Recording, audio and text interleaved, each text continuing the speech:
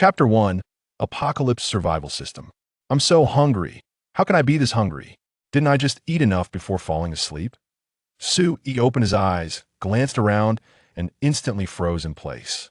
He found himself surrounded by corpses and congealing blood, the air filled with a nauseating stench of decay and the smell of blood. Is this the end of the world? He woke up to a global disaster. He felt like he might throw up, but his body showed no reaction, as if it had gone numb. Beep, Apocalypse Survival System activated successfully, merging with Soul. As a voice echoed in his mind, he lost consciousness. When he came to, he realized he had crossed over to another timeline. In this timeline, the global disaster occurred 7 days ago, plunging the world into an apocalypse. The disaster struck on a Saturday evening around 7 or 8 o'clock, while he was doing cleaning work at the cafeteria on the second floor of his school, hiding in the kitchen with a few classmates and cafeteria workers to survive the initial chaos, thus avoiding being bitten to death by the infected. However, food ran out, and they had to venture out to find more.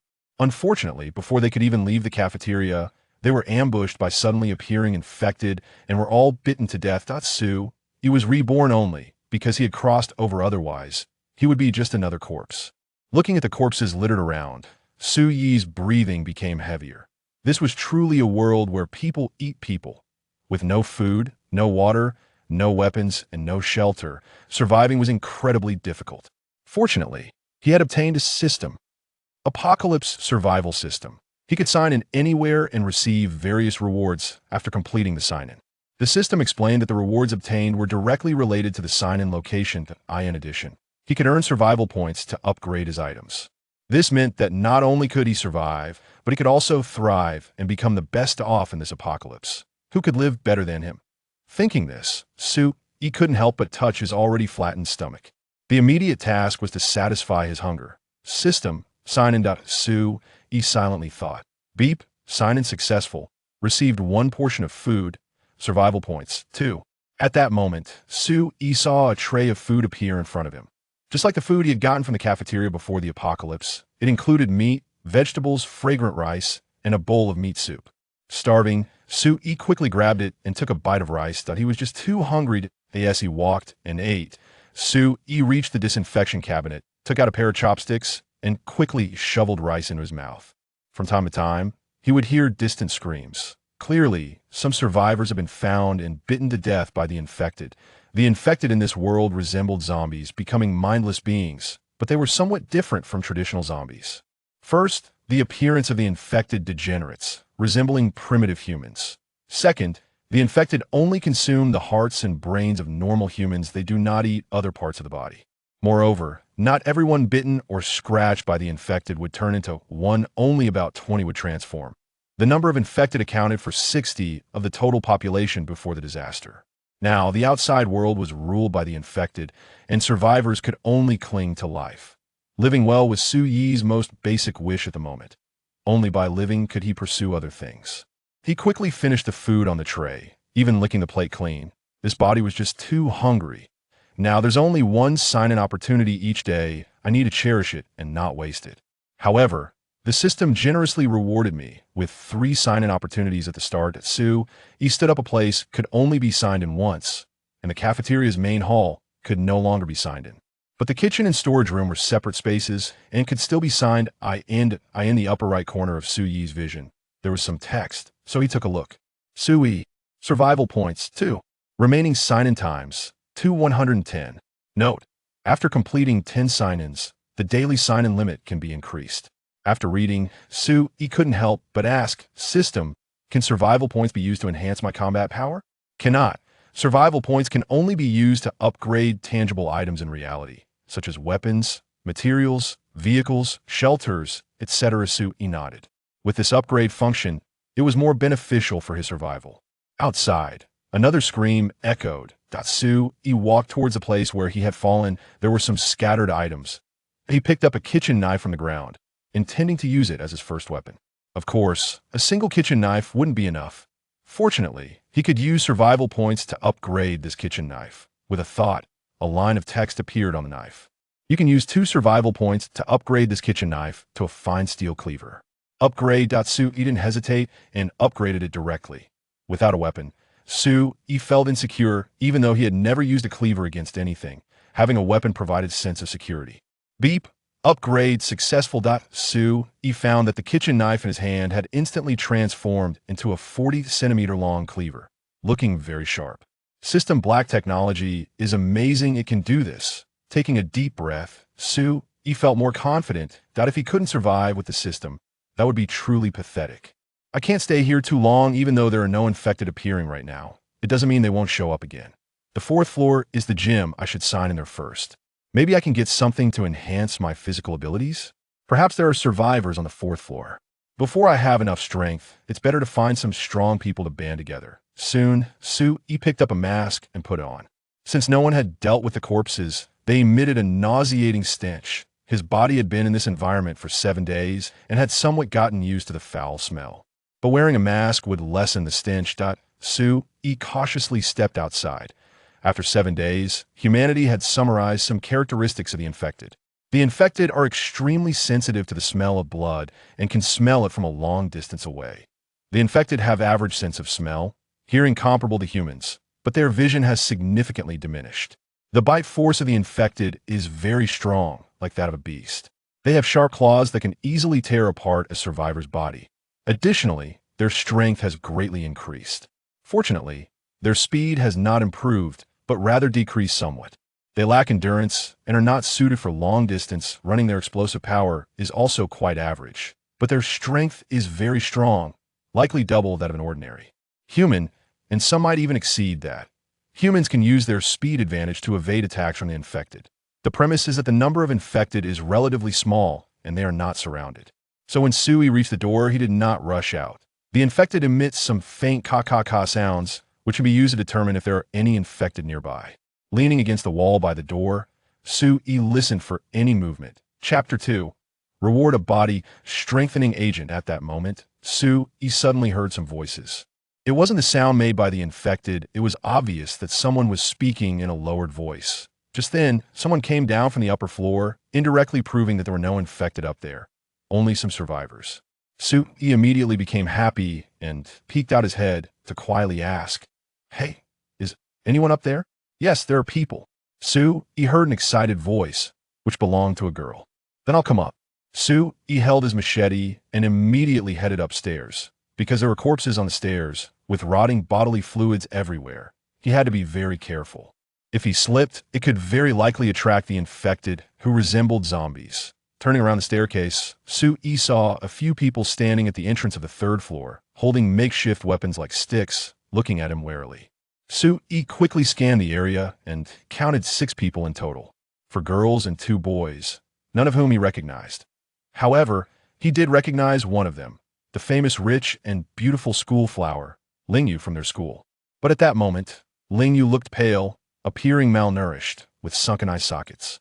It was clear that in these 7 days, they had very little food. Of course, this was quite normal. The gym probably only had some snacks, protein powder, and milk, but definitely no staple food. Unlike the kitchen where Su Yi and the others had stayed before, which had rice, potatoes, and some vegetables, allowing them to fill their stomachs in the first few days. Are there infected in the cafeteria downstairs? A boy noticed that Su Yi didn't look particularly starved, and his eyes lit up. "No, I just came from the cafeteria," Su Yi replied and continued to walk upstairs. Those people did not stop Su Yi. "There's no food upstairs. It's useless for you to go up," Ling Yu kindly reminded him. "It's okay. I just want to go up to observe and take a shower." Saying this, Su Yi continued upward. "Wait, is there still food in the cafeteria on the second floor?" Another girl asked. "No, you could try looking for food in the cafeteria on the first floor." After saying that, Su Yi went straight up, not wanting to waste words with them. These people didn't even have food and looked so weak that they didn't seem worth teaming up with. Su Yi gave up the idea of teaming up with them and placed his hopes on signing in at the gym. Soon, Su Yi arrived at the gym. There was some equipment and corpses piled up at the entrance, clearly the handiwork of those people from earlier. Su Yi squeezed through a gap and entered the gym. He quickly scanned the room and then silently recited in his heart, "System, sign in. Ding, sign in successful. You have received a body enhancement potion. Survival points, 3. Upon hearing that he had obtained a body enhancement potion, Su Yi was overjoyed. The body enhancement potion came just in time. This body was already quite weak, which seriously affected survival in the apocalypse. System used the body enhancement potion. In an instant, Sue-Yi felt countless warm currents surging through his body. After a while, he noticed some black impurities appearing on his skin. Sue-Yi felt that his body had become much lighter, and he seemed to have gained significant strength. His hearing and vision also seemed to improve. Not wanting to rush to test his strength, Sue-Yi just wanted to take a shower. He felt sticky and uncomfortable. Following the signs, he found a bathroom. Additionally, Sue-Yi found a clean set of sportswear in a pried-open locker and went straight to take a shower. After not showering for 7 days, combined with the impurities he had just expelled, Sue-Yi became unbearable to smell.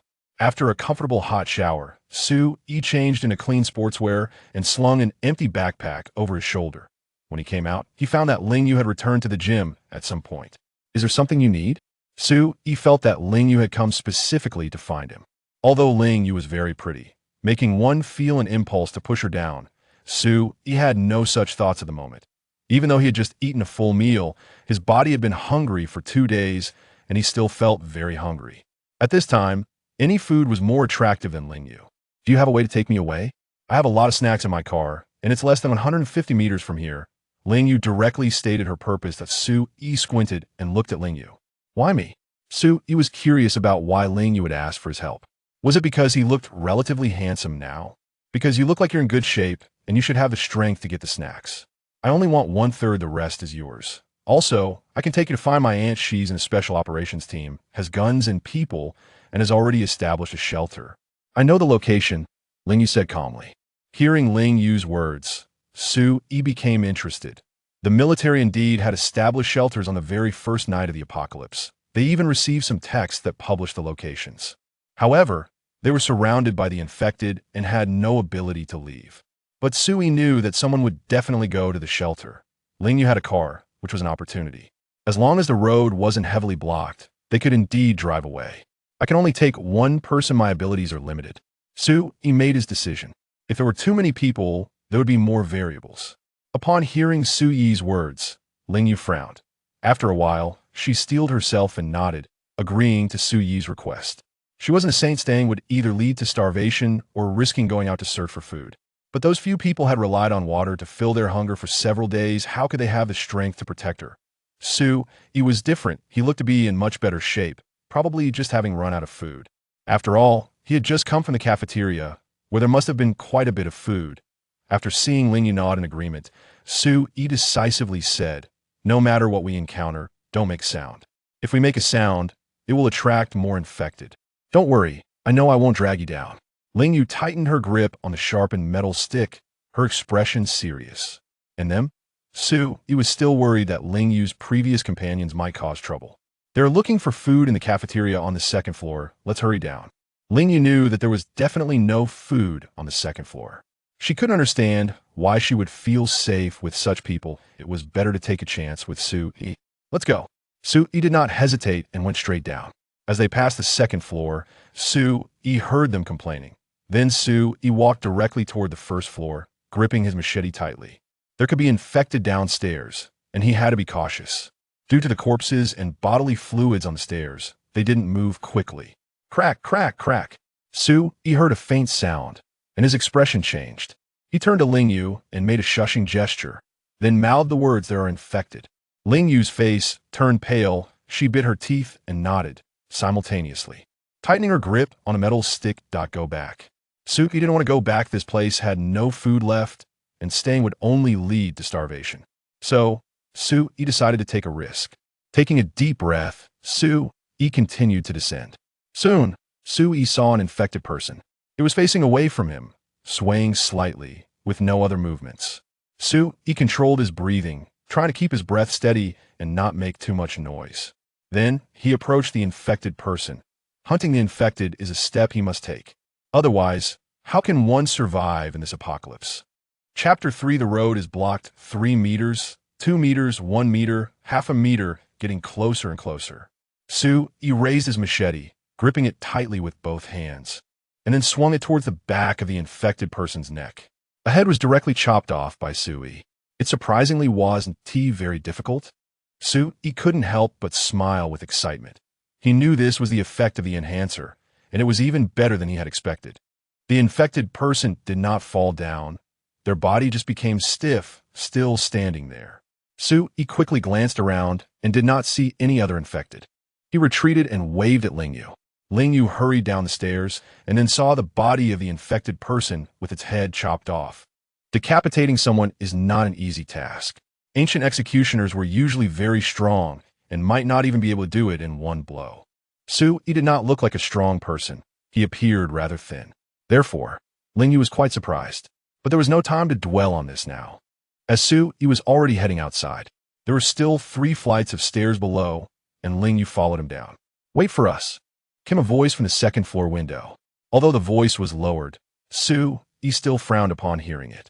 "Hurry," he urged Lingyu, worried about being delayed. This way, Lingyu started running. She didn't want to be dragged down by others either. This was the apocalypse, and she wasn't a savior. It was already good enough for her to stay alive. He quickly caught up with Lingyu. After all, his stamina was better than Lingyu's, who hadn't eaten for days. "They're coming down, hurry," he said as he grabbed Lingyu's hand and ran towards the parking lot. A red Audi R8. He knew that was Lingyu's car.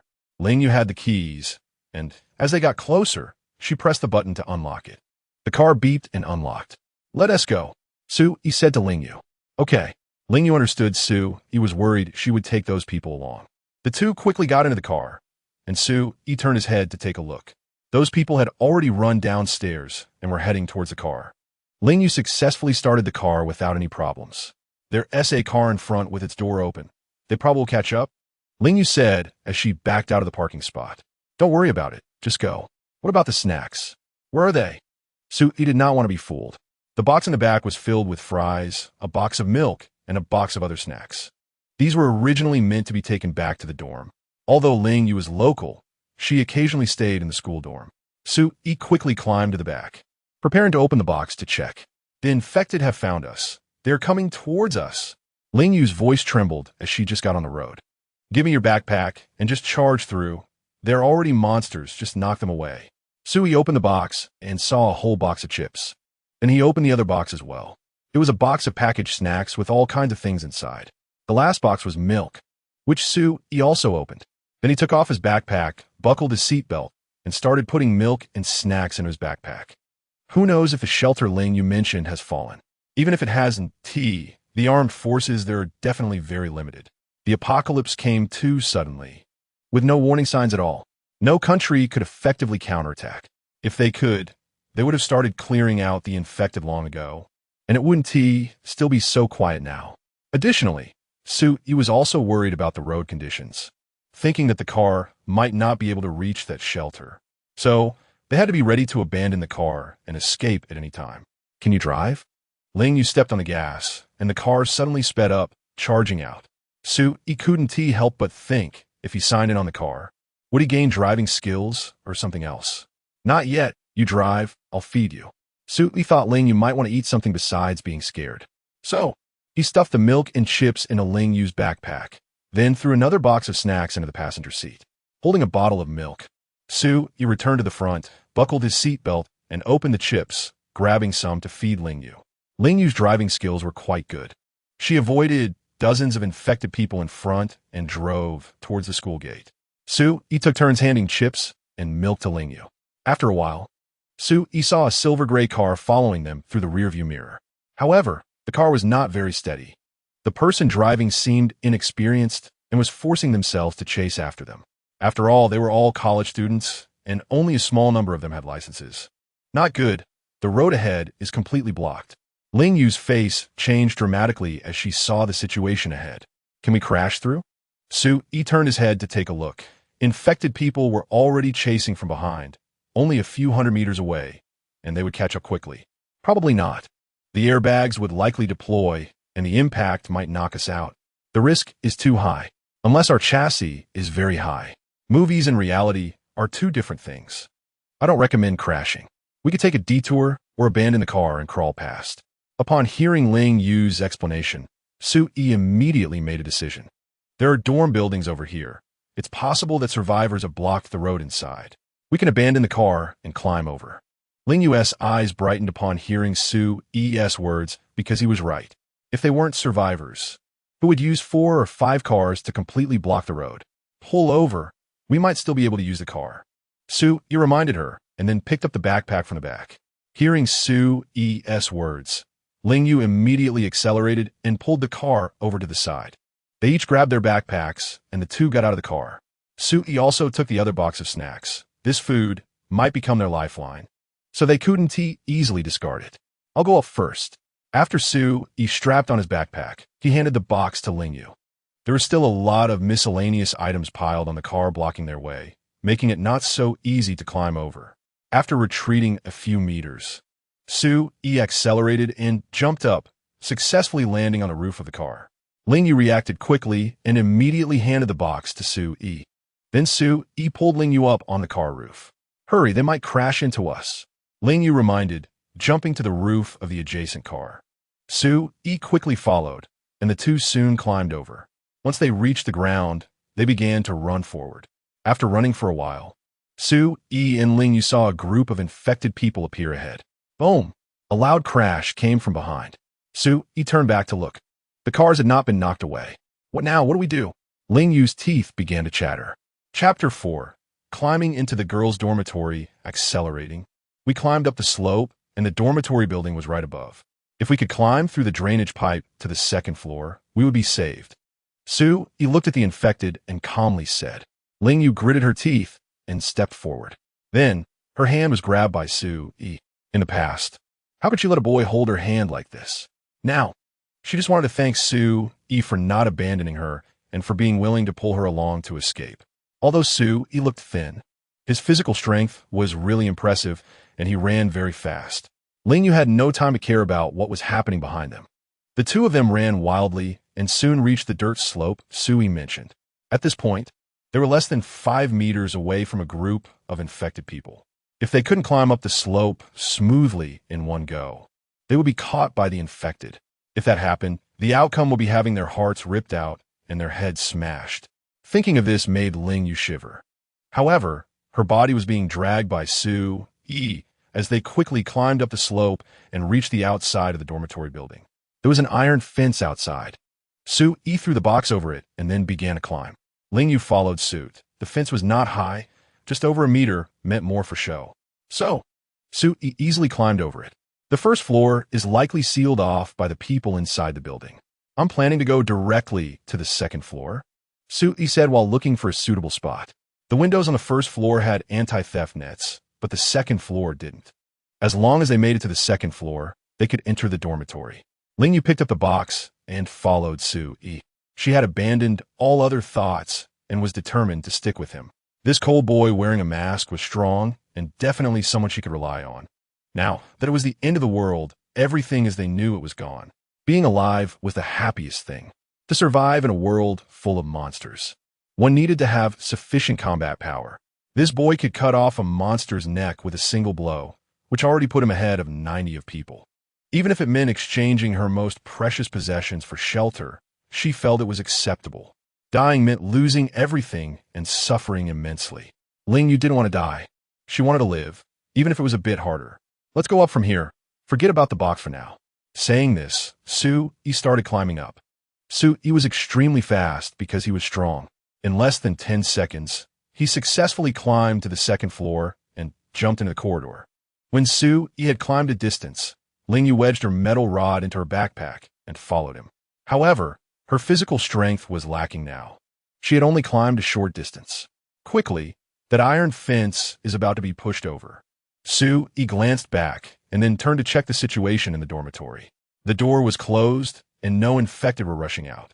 Sue-E then lay down in the corridor and reached out his hand to Ling-Yu. Ling-Yu had climbed halfway, and the infected had already pushed part of the fence down and were rushing towards her. Don't panic, just a little higher and I can grab you. Sue-E looked at the approaching infected with some worry. Could they climb? If they could, then the dormitories with anti-theft windows on the first floor would be the safest. Ling-Yu was using all her strength to inch her way up. Mainly because she hadn't eaten for several days, she was severely lacking in strength. On a normal day, she could have climbed to the second floor quickly. After all, Ling-Yu was someone who exercised regularly, and her physical fitness was much better than that of an average girl. I've got you. Su-yi grabbed Ling Yu's backpack and pulled her up. With Su-yi's help, Ling Yu found it much easier and quickly climbed to the second floor. After Su-yi dragged Ling Yu into the corridor, she collapsed onto the ground. Su-yi observed the infected below, watching them angrily reach out with their heads tilted back, and he sighed in relief. They couldn't climb walls, so they were temporarily safe.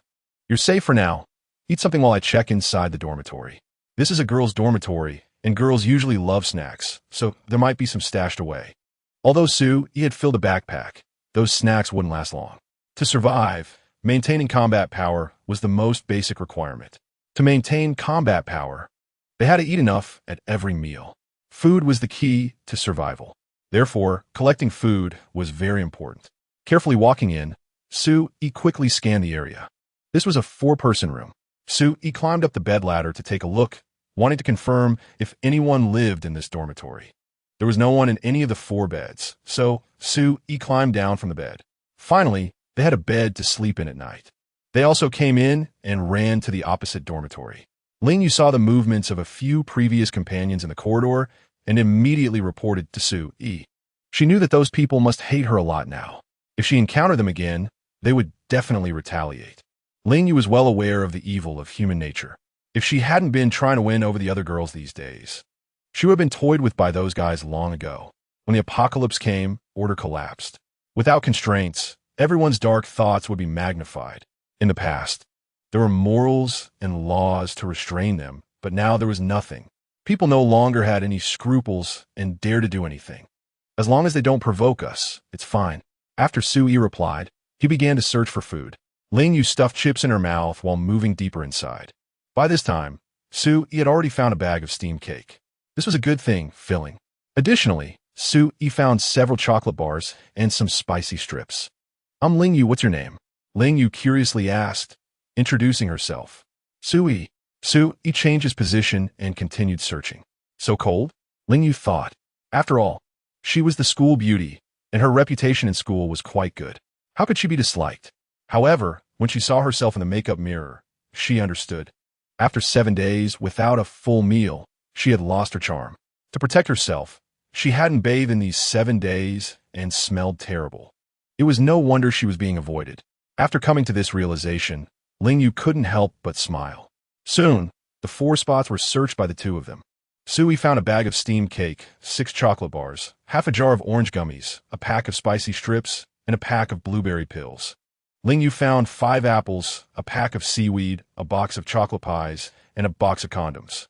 Chapter 5, I and the archery clubs. The dormitory has lost power, and these power banks are out of battery too. Otherwise, I could charge my phone and see if I can contact my aunt.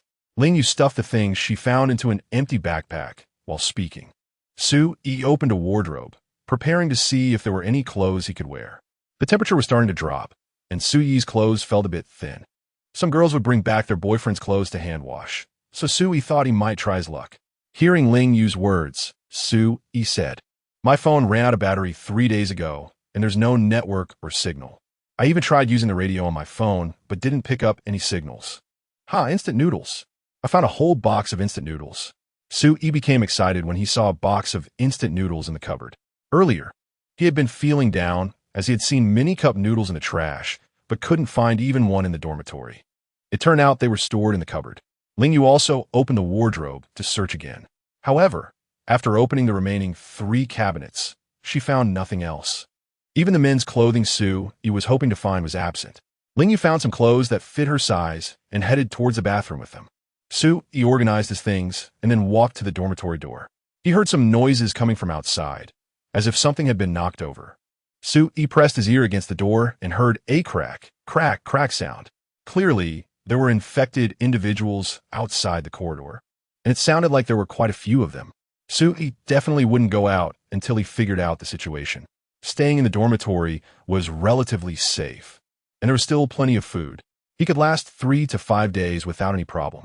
Hearing the sound of water from the bathroom, Su-yi opened another drawer and found a box containing a men's watch. It seemed to be a gift a girl had prepared for her boyfriend, but hadn't had the chance to give it yet. Su-yi discovered that the watch had quite a few functions, so he put it on his wrist and glanced at the time. It was 16:38 in the afternoon, and it wouldn't be long before dark. He quickly scanned the dormitory building, his face showing curiosity. He wondered what he would get by signing in at the girls' dormitory. A pretty girl? Or some feminine products? Of course, wouldn't waste the chance to sign in here. The sign-in opportunities could accumulate, and he didn't want to spend them in a girls' dormitory. Right now, the places he most wanted to sign in at were the armed police team, the archery range, the boxing gym, and the gym, places that could enhance his weapon and combat skills. However, he couldn't go out for the time being and didn't know if the school's roads were blocked. Additionally, it seemed there was an archery club at the school, which he didn't know much about, so he planned to ask Lingyu about it when she finished her shower. Perhaps there were other martial arts clubs as well. With this in mind, he started to form some ideas for his next actions. He opened a pack of cigarettes and walked towards the balcony. Normally, he rarely smoked unless offered by his roommates. However, in this world, the original owner of this body didn't smoke. After lighting a cigarette, he noticed that some of the infected below had dispersed. The remaining infected crouched down, their heads swiveling as if they were sniffing something. He felt they must be detecting the scent of blood. His expression changed involuntarily. Women are creatures that bleed every month. Therefore, coming to the girls' dormitory wasn't a wise choice. He needed to leave here as soon as possible. If there were many female survivors, it would continuously attract infected individuals to surround the place. If there were too many infected, escaping would be impossible, unless there was something that could neutralize the scent of blood. Otherwise, the female physiological period could be deadly, attracting large numbers of infected to launch an attack. After smoking a few cigarettes, Lingyu finished her shower and came out. There was a full-length mirror on the balcony, and while drying her hair with a towel, she looked at herself in the mirror. She looked much more refreshed after the shower, but her skin condition was quite poor. During the shower, she had noticed she had lost a lot of weight, with several areas having shrunk. Do you know that our school has an archery club? He didn't turn around, but flicked the ash off his cigarette. I know. I'm the vice president of the archery club. Unfortunately, my bow is at the club. Lingyu shook her long hair and continued to dry it with the towel. He was greatly surprised. He didn't expect Lingyu to be the vice president of the archery club. Moreover, the previous owner of his body didn't know this. Lingyu was the talk of the school. Being the vice president of the archery club should be common knowledge. Actually, I just joined half a month ago and haven't played with the bow much. Lingyu continued the conversation. Is the archery club far from here? Besides the archery club, are there any other martial arts clubs at our school? Suyi's previous self was a comic book fan, only interested in fictional characters, and participating in school clubs had nothing to do with him, so he knew very little. Yes, they're all over by the gym. It's a bit of a distance from here. Do you want to go get a bow? Lingyu thought he suddenly brought this up because he wanted to get a bow as a weapon. Indeed, a bow is a very good weapon. It can attack from a distance without making much noise. Yes, long-range attacks are less risky than close combat. These infected are much slower than us in speed and reaction. He naturally wouldn't reveal that he had a system. Besides, the bow indeed had many advantages. Just like the crossbow guy in The Walking Dead. How cool is that?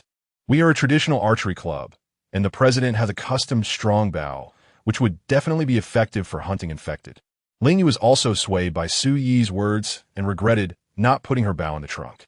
Otherwise, she could use it now. All right, let's see if we can drive to the gym tomorrow. After saying that, He flicked away the cigarette, but there were many other martial arts and sports clubs in the gym. If he signed in there, he would definitely gain a lot of benefits. Back in the room, He climbed straight into bed, preparing to sleep. Lingyu saw He lie down and immediately breathed a sigh of relief. Originally, she thought He would ask her to do something. After drying her hair, Lingyu went inside to grab some food for the balcony, quickly eating more while it was still light outside, so she could go to bed soon. Without electricity, it was difficult to find any light at night, making it hard to climb into bed. What if she accidentally climbed into Suyi's bed? She was quite resistant to that kind of thing, unless it was mutual affection. Chapter 6. The apocalypse is so dark, however, when the sky darkened, the moonlight poured into the dormitory through the glass door of the balcony. Lingyu, hugging her knees, felt a little more at ease upon seeing this.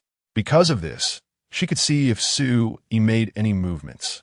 Being alone in a room with a boy, she had never thought about it or accepted it before. But who would have thought that she would end up sleeping in the same dormitory with a complete stranger in such circumstances? Even though they were sleeping in diagonally opposite beds, it was already the farthest distance possible in the dormitory. She had originally wanted to hold her knees like this to sleep, so at least if Sue-E came over to make a move, she could still react. But seeing Sue-E sleeping soundly, she gradually gave up on that thought. If she didn't sleep now, it would be even more dangerous when Sue-E woke up in the middle of the night. So, she decisively lay down and tucked herself under the blanket. After not having slept in a bed for 7 days and not getting a good night's sleep, Lingyue fell asleep within a minute of lying down.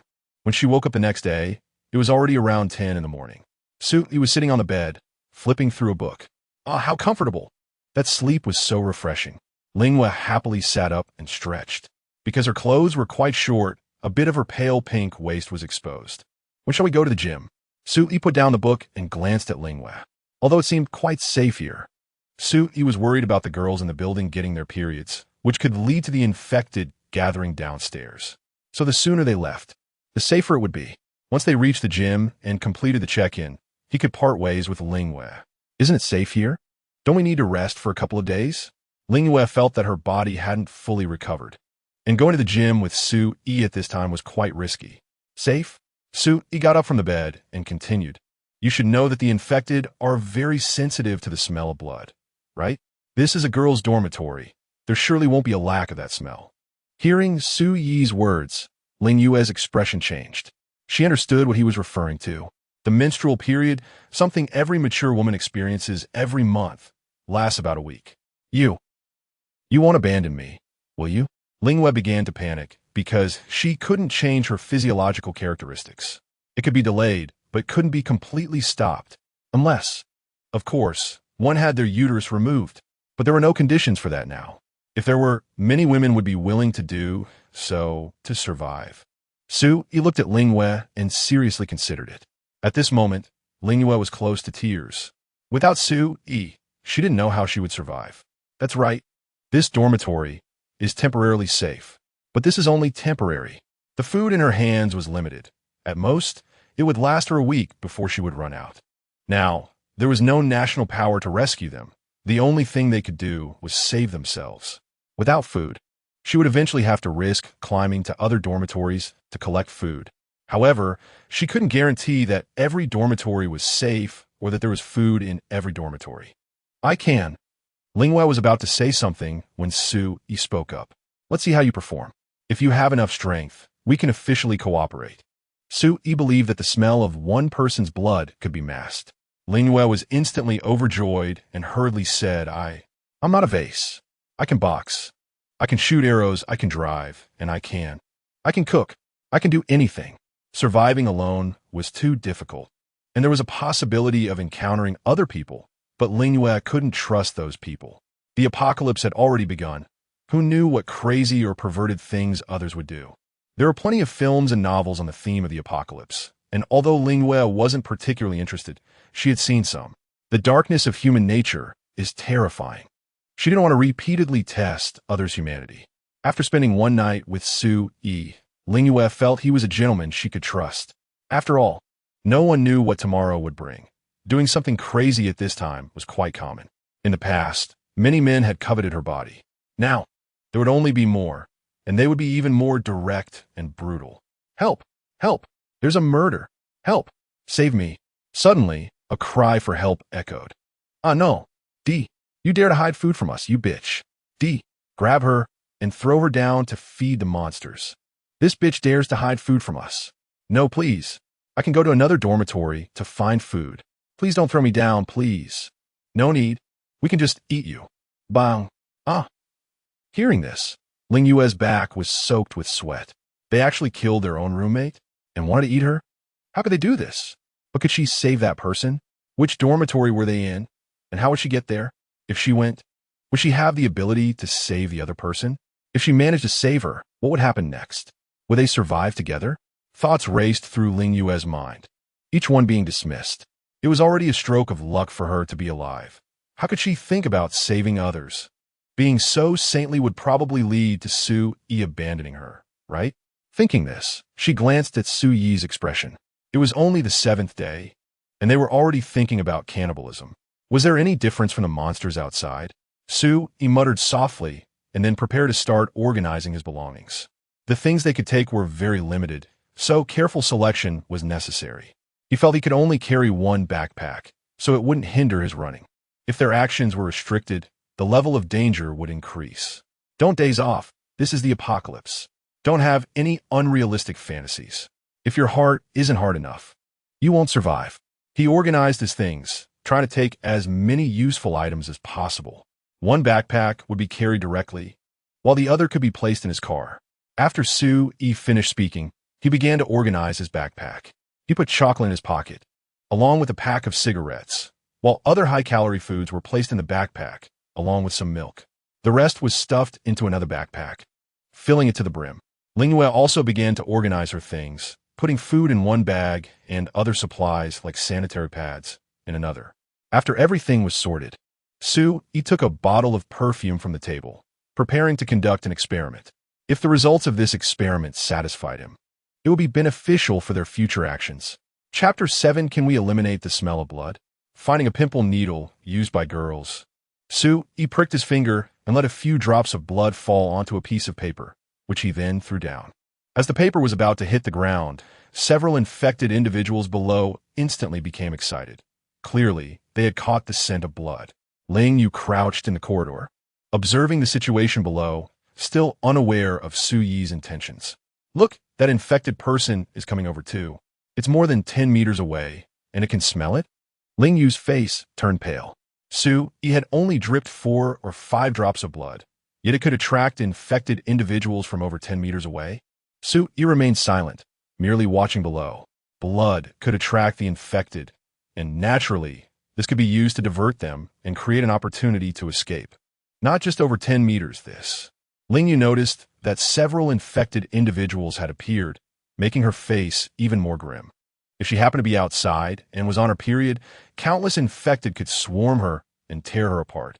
Sue-yi kept his eyes on the situation below, observing the reactions of the infected. As time passed, the excitement of the infected gradually calmed down. Sue-yi glanced at the time and calmly said, 18 minutes. The attraction of the blood lasts. Moreover, this was just a few drops. If the amount were larger, the effect would likely last longer. After saying this, Sue-yi took out the pimple needle again and handed it to Ling-yu. She took the needle and, without hesitation, pricked her own finger. Sue-yi held the paper and instructed Ling-yu to squeeze out some blood. Squeeze out more, Sue-yi said coldly. Meanwhile, screams echoed from upstairs. They're coming in. It's all your fault for smashing that bitch and creating the smell of blood. Now, they're coming in. What to do now? Are we going to die here? I don't want to die. I can't die. Climb to the next room, quick. Let us go to the next room. Maybe there's food there. How do you know the door next door is closed? What if there are man-eating monsters there too? Shut up. They want to come in. Our dorm door is iron and very sturdy. Stop making noise. Carry the person into the bathroom and wash away the blood. They want to break the door. Sue-yi felt that those people should be in the dormitory on the 3rd or 4th floor. The infected below hadn't caught the scent of blood, but many of the infected upstairs had. Sue-yi heard some commotion in the corridor outside and noticed movement on the stairs. Clearly, they had been attracted by the smell of blood to the upper floors. Is that enough? Ling-yu glanced at Sue-yi, the paper already soaked with blood. That's enough. Sue-yi took a bead and placed it in the paper, then rolled the paper into a small ball. He threw it towards another corner of the building, about 10 meters away. Soon, nearby infected began to approach the blood-soaked paper. The infected below also caught the scent and immediately moved towards it. They've been diverted. Should we leave now? Ling-yu looked at the situation below and instantly felt happy. This place is too terrifying. The girls here have gone mad. Wait, don't rush. The experiment isn't finished yet. Sue-yi still wanted to know if perfume could cover up the smell of blood. This is also why he initially looked for perfume. He wanted to see if it could solve the blood scent problem. After all, he couldn't avoid injury forever. To survive in the apocalypse, one must prepare for various scenarios, including when injured. Sue-yi said the experiment wasn't finished, and Ling-yu obediently closed her mouth. In the apocalypse, obedient women were generally more favored. Sue-yi calculated the time, wanting to know how long the blood paper could last this time. Hey, handsome, do you have any food? A voice suddenly came from the 3rd floor. Sui looked up and saw a girl peering out. Just a little bit of food. I don't care how you get it, as long as it's something to eat. I'm really starving. Go take out all the chips inside. Sui told Lingyu. He had no intention of taking the chips with him, since both his and Lingyu's backpacks were already filled with other food. If he wanted to bring the chips, he would need another bag, which would hinder his movement and pose too high a risk. It was better not to. Using food that couldn't be taken to help others, without taking any risks, Sui was still okay with that. The other party was right next door on the 3rd floor, so Sui easily threw the chips up, 6 cans in total, all tossed up. Thank you. If you want to come for me, feel free to come anytime. Lu Ran, keep my word, the girl said gratefully, opening a can of chips and stuffing them into her mouth. Lu Ran? Sui felt the name was somewhat familiar, but couldn't remember where he had heard it before. Because she was weak, her voice wasn't very loud. Sui didn't respond. He had done what he could, and he didn't actually intend to take advantage of her by giving her those chips. 29 minutes. The duration is quite long. Sui glanced at his watch, revealing a hint of relaxation. I'll do the last experiment. You go cut the sheets and tie them together. We'll slide down using the sheets in a bit.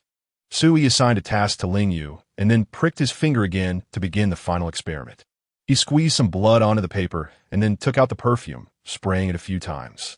After spraying, Sui crumpled the paper into a ball and threw it toward the nearby, infected individual. The infected kept sniffing but didn't show any particular excitement. It works. It seems the perfume has some effect. I just don't know how long it will last, Sui muttered to himself. Sui continued to observe, knowing that Lingyu needed time to tie the sheets. 15 minutes, and that infected didn't catch the smell of blood, indicating that the scent of blood was suppressed or eliminated by the perfume. This reassures me. At least it has some effect. Currently, his resources were limited, and he could only conduct such experiments. Hey, handsome, where are you going? Lu Ran asked curiously. Staying in the dorm is much safer. Why is this handsome guy leaving here?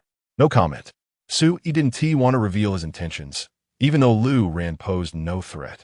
However, being cautious was never a mistake. Making a mistake could be fatal.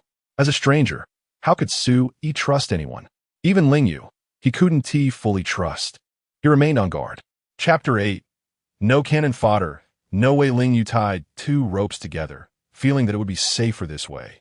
Soon, Sui secured the 2 ropes over the railing, confirmed they were sturdy, and then threw the ropes down. You go down first, be careful, and then I'll throw the stuff down for you to catch. Sui said as he put on his backpack. By letting Lingyu go down first, she would have a chance to cut the rope midway.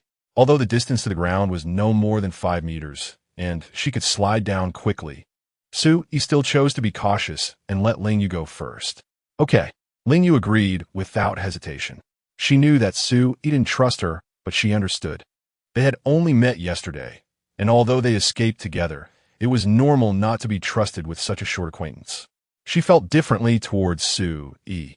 From the beginning until now, she had been accepting his help, so she trusted him. Now, the infected below had been diverted, and the risk of going down wasn't very high. If there was really a risk, she could still climb back up. With Sui's help, she climbed out onto the balcony and decisively slid down. Although it made some noise, it didn't attract the infected. After landing safely, Sui threw the backpack down. Lingyu skillfully caught it. The 2 of them had good teamwork.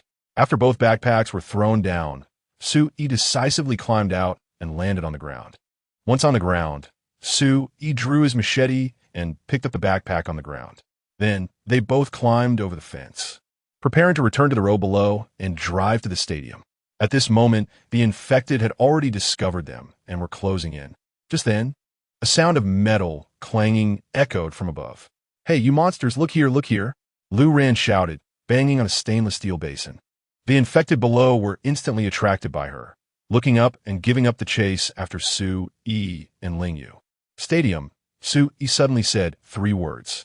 Lu Ran's eyes lit up, realizing Sui was telling her their destination.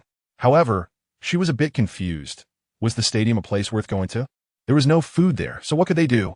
Although the stadium was large, how long could they survive without food? There's a river behind the stadium. Are they planning to leave the city through the river? Yes, it must be that way. Lu Ran felt she understood Sui's purpose and became happy. Wait for me to regain my strength. I'll leave from there too. Su, Yi, and Ling Yu had already disappeared from her sight, as her position was low and blocked by trees. Su, Yi, and Ling Yu had climbed over vehicles blocking the road and saw no infected on the other side. Her car was still parked by the roadside and had not been damaged. The two of them got into the car smoothly and placed their things inside. Let us go to the stadium. There shouldn't be too many people there. Su, he pulled out a cigarette, lit it, and took a deep drag. Earlier on the road, he had taken down an infected, and it was a direct hit. So, he needed a cigarette to calm his nerves. At the same time, Su, he realized his machete was still a bit short and needed an upgrade. Upgrading to a 1.2-meter tang knife required 6 survival points. But Su, he only had 3 and couldn't upgrade yet. However, once they reached the stadium, he could check in. Completing the check-in would not only provide rewards, but also survival points, allowing him to upgrade the machete to a tang knife. Today, he had 3 check-in opportunities. As long as they reached the stadium, he could use all 3 check-in opportunities. Naturally, he would have enough survival points to upgrade the machete to a tang knife. On the way, they encountered some infected, and Ling Yu avoided them directly. After about 20 minutes, their car arrived directly at the entrance of the stadium building. Our archery club is on the 7th floor, but the door is blocked. Ling Yu glanced at the glass door of the stadium building, which was filled with debris, clearly indicating that there were survivors inside. We can climb in from the back. I've done it before. It's not hard. Just drive the car over. It's easier. Su, he pointed in that direction. Soon, Ling Yu drove the car around to the back of the building. The car scraped quite a bit, but she didn't care at all. After all, it was the apocalypse. Who cared about scratches on a car? Climbing onto the roof of the car, Su, he threw the backpack inside before climbing in himself. There were bloodstains on the floor of the hall, but no bodies were seen. You two, raise your hands, otherwise, we'll have to shoot. A voice suddenly rang out. A group of people appeared at the corner of the hall, all holding bows, watching Su, Yi, and Ling Yu warily. Wang Fong, you have some nerve pointing about me. Ling Yu suddenly shouted. Ling Yu? It's really you, you're alive? That's great. Put it down. Everyone lower your bows. Wang Fong said happily as he ran toward Ling Yu. Let's find a way to join them. Oyi spit it. His goal was to check in. As long as he completed the check-in, he would find a way to leave. These people didn't look like they had gone hungry at all. They seemed to be in good spirits. The key point was that they were all men. There wasn't a single woman among them. So, Su Yi was still quite wary of them. Ling Yu heard Su Yi's words and quickly responded, they don't seem right. I don't like them. Her voice was low. Only Su Yi could hear it. Wang Fong, it's really great that you're okay. We have some food in our backpacks. You can share it. Ling Yu smiled, as if genuinely happy. Su Yi couldn't help but admire Ling Yu's acting skills. She was doing it too well. He couldn't help but wonder if what she showed in front of him was real or just an act. That's great. Our food just ran out. Where this is? Wang Fong glanced at Su Yi, his eyes betraying some hostility. This is Su Yi. He was with me hiding in the 3rd cafeteria. We barely escaped here. There are monsters outside that eat people. The more survivors, the better. That's how we can gather food. Ling Yu introduced Su Yi. Hearing Ling Yu's words, Wang Fong fell into thought. He had to admit that what Ling Yu said made a lot of sense.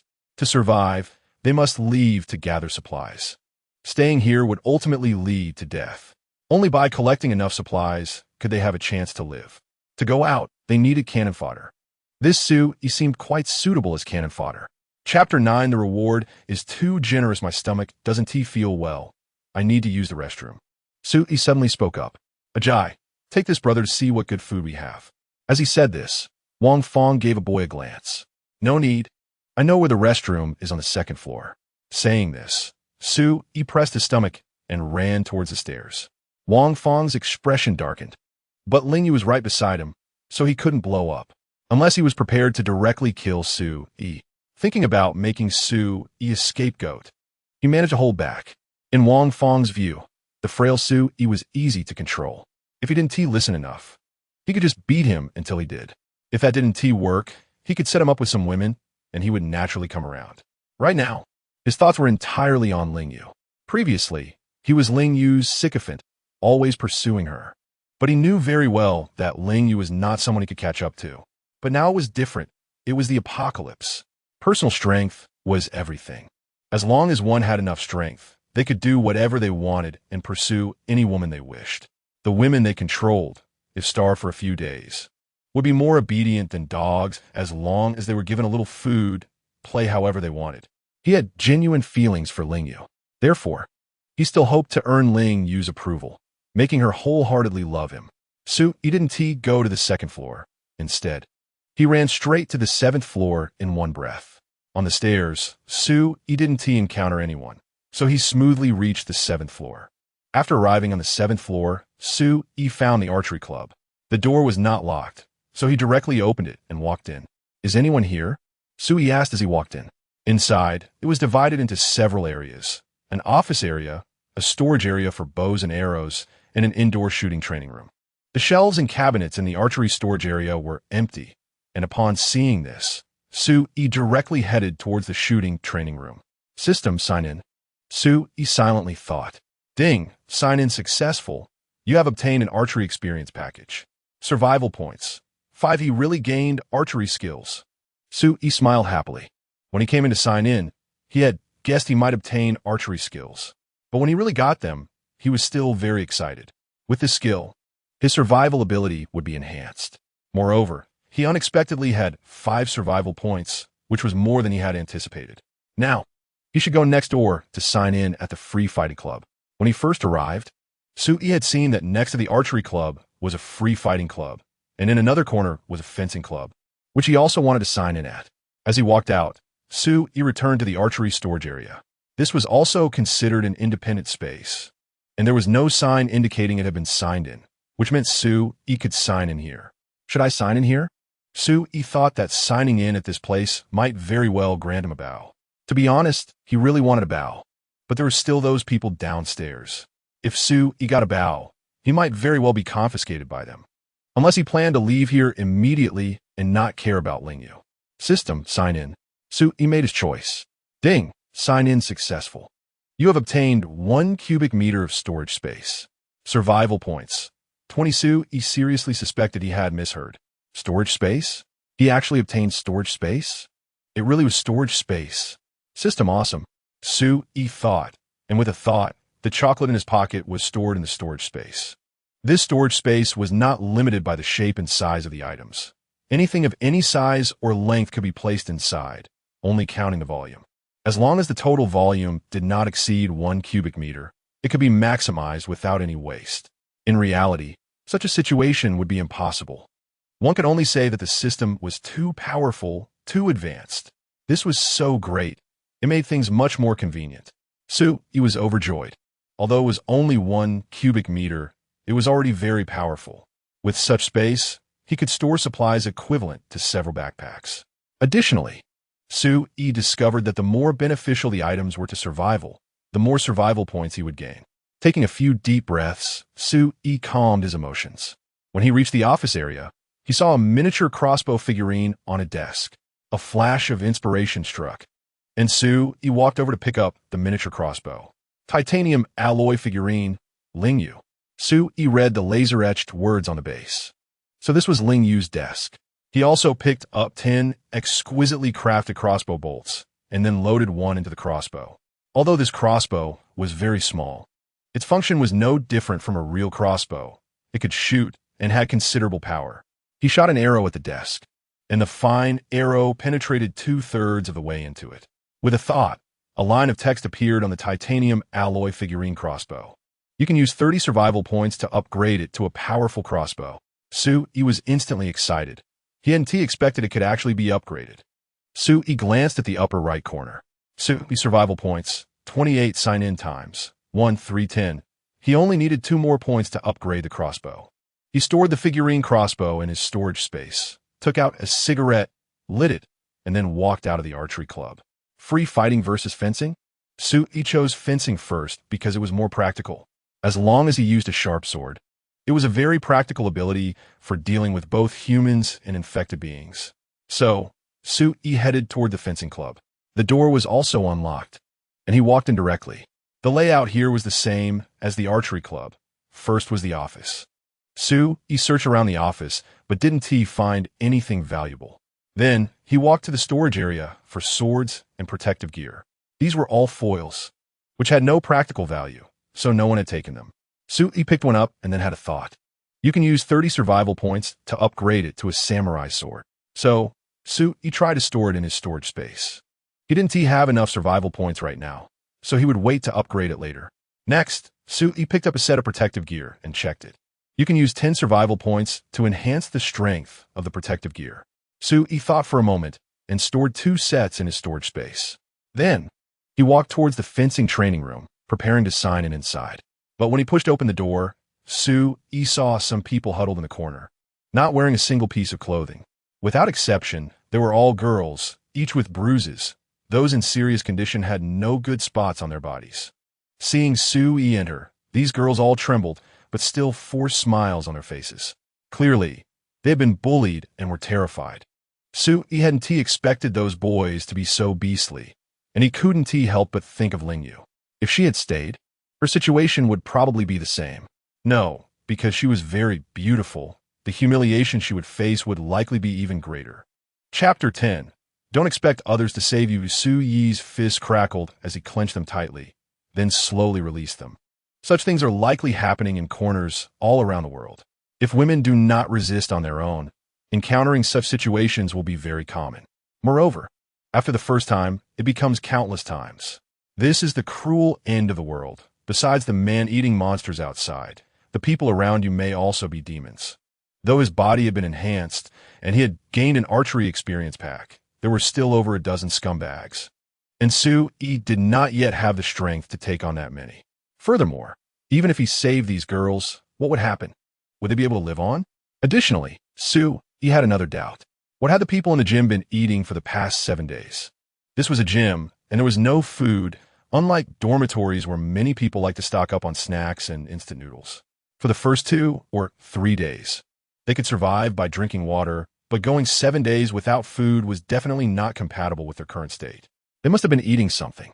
Su-yi did not dare to ask, fearing the answer he dreaded. System, check-in. He closed his eyes and silently recited.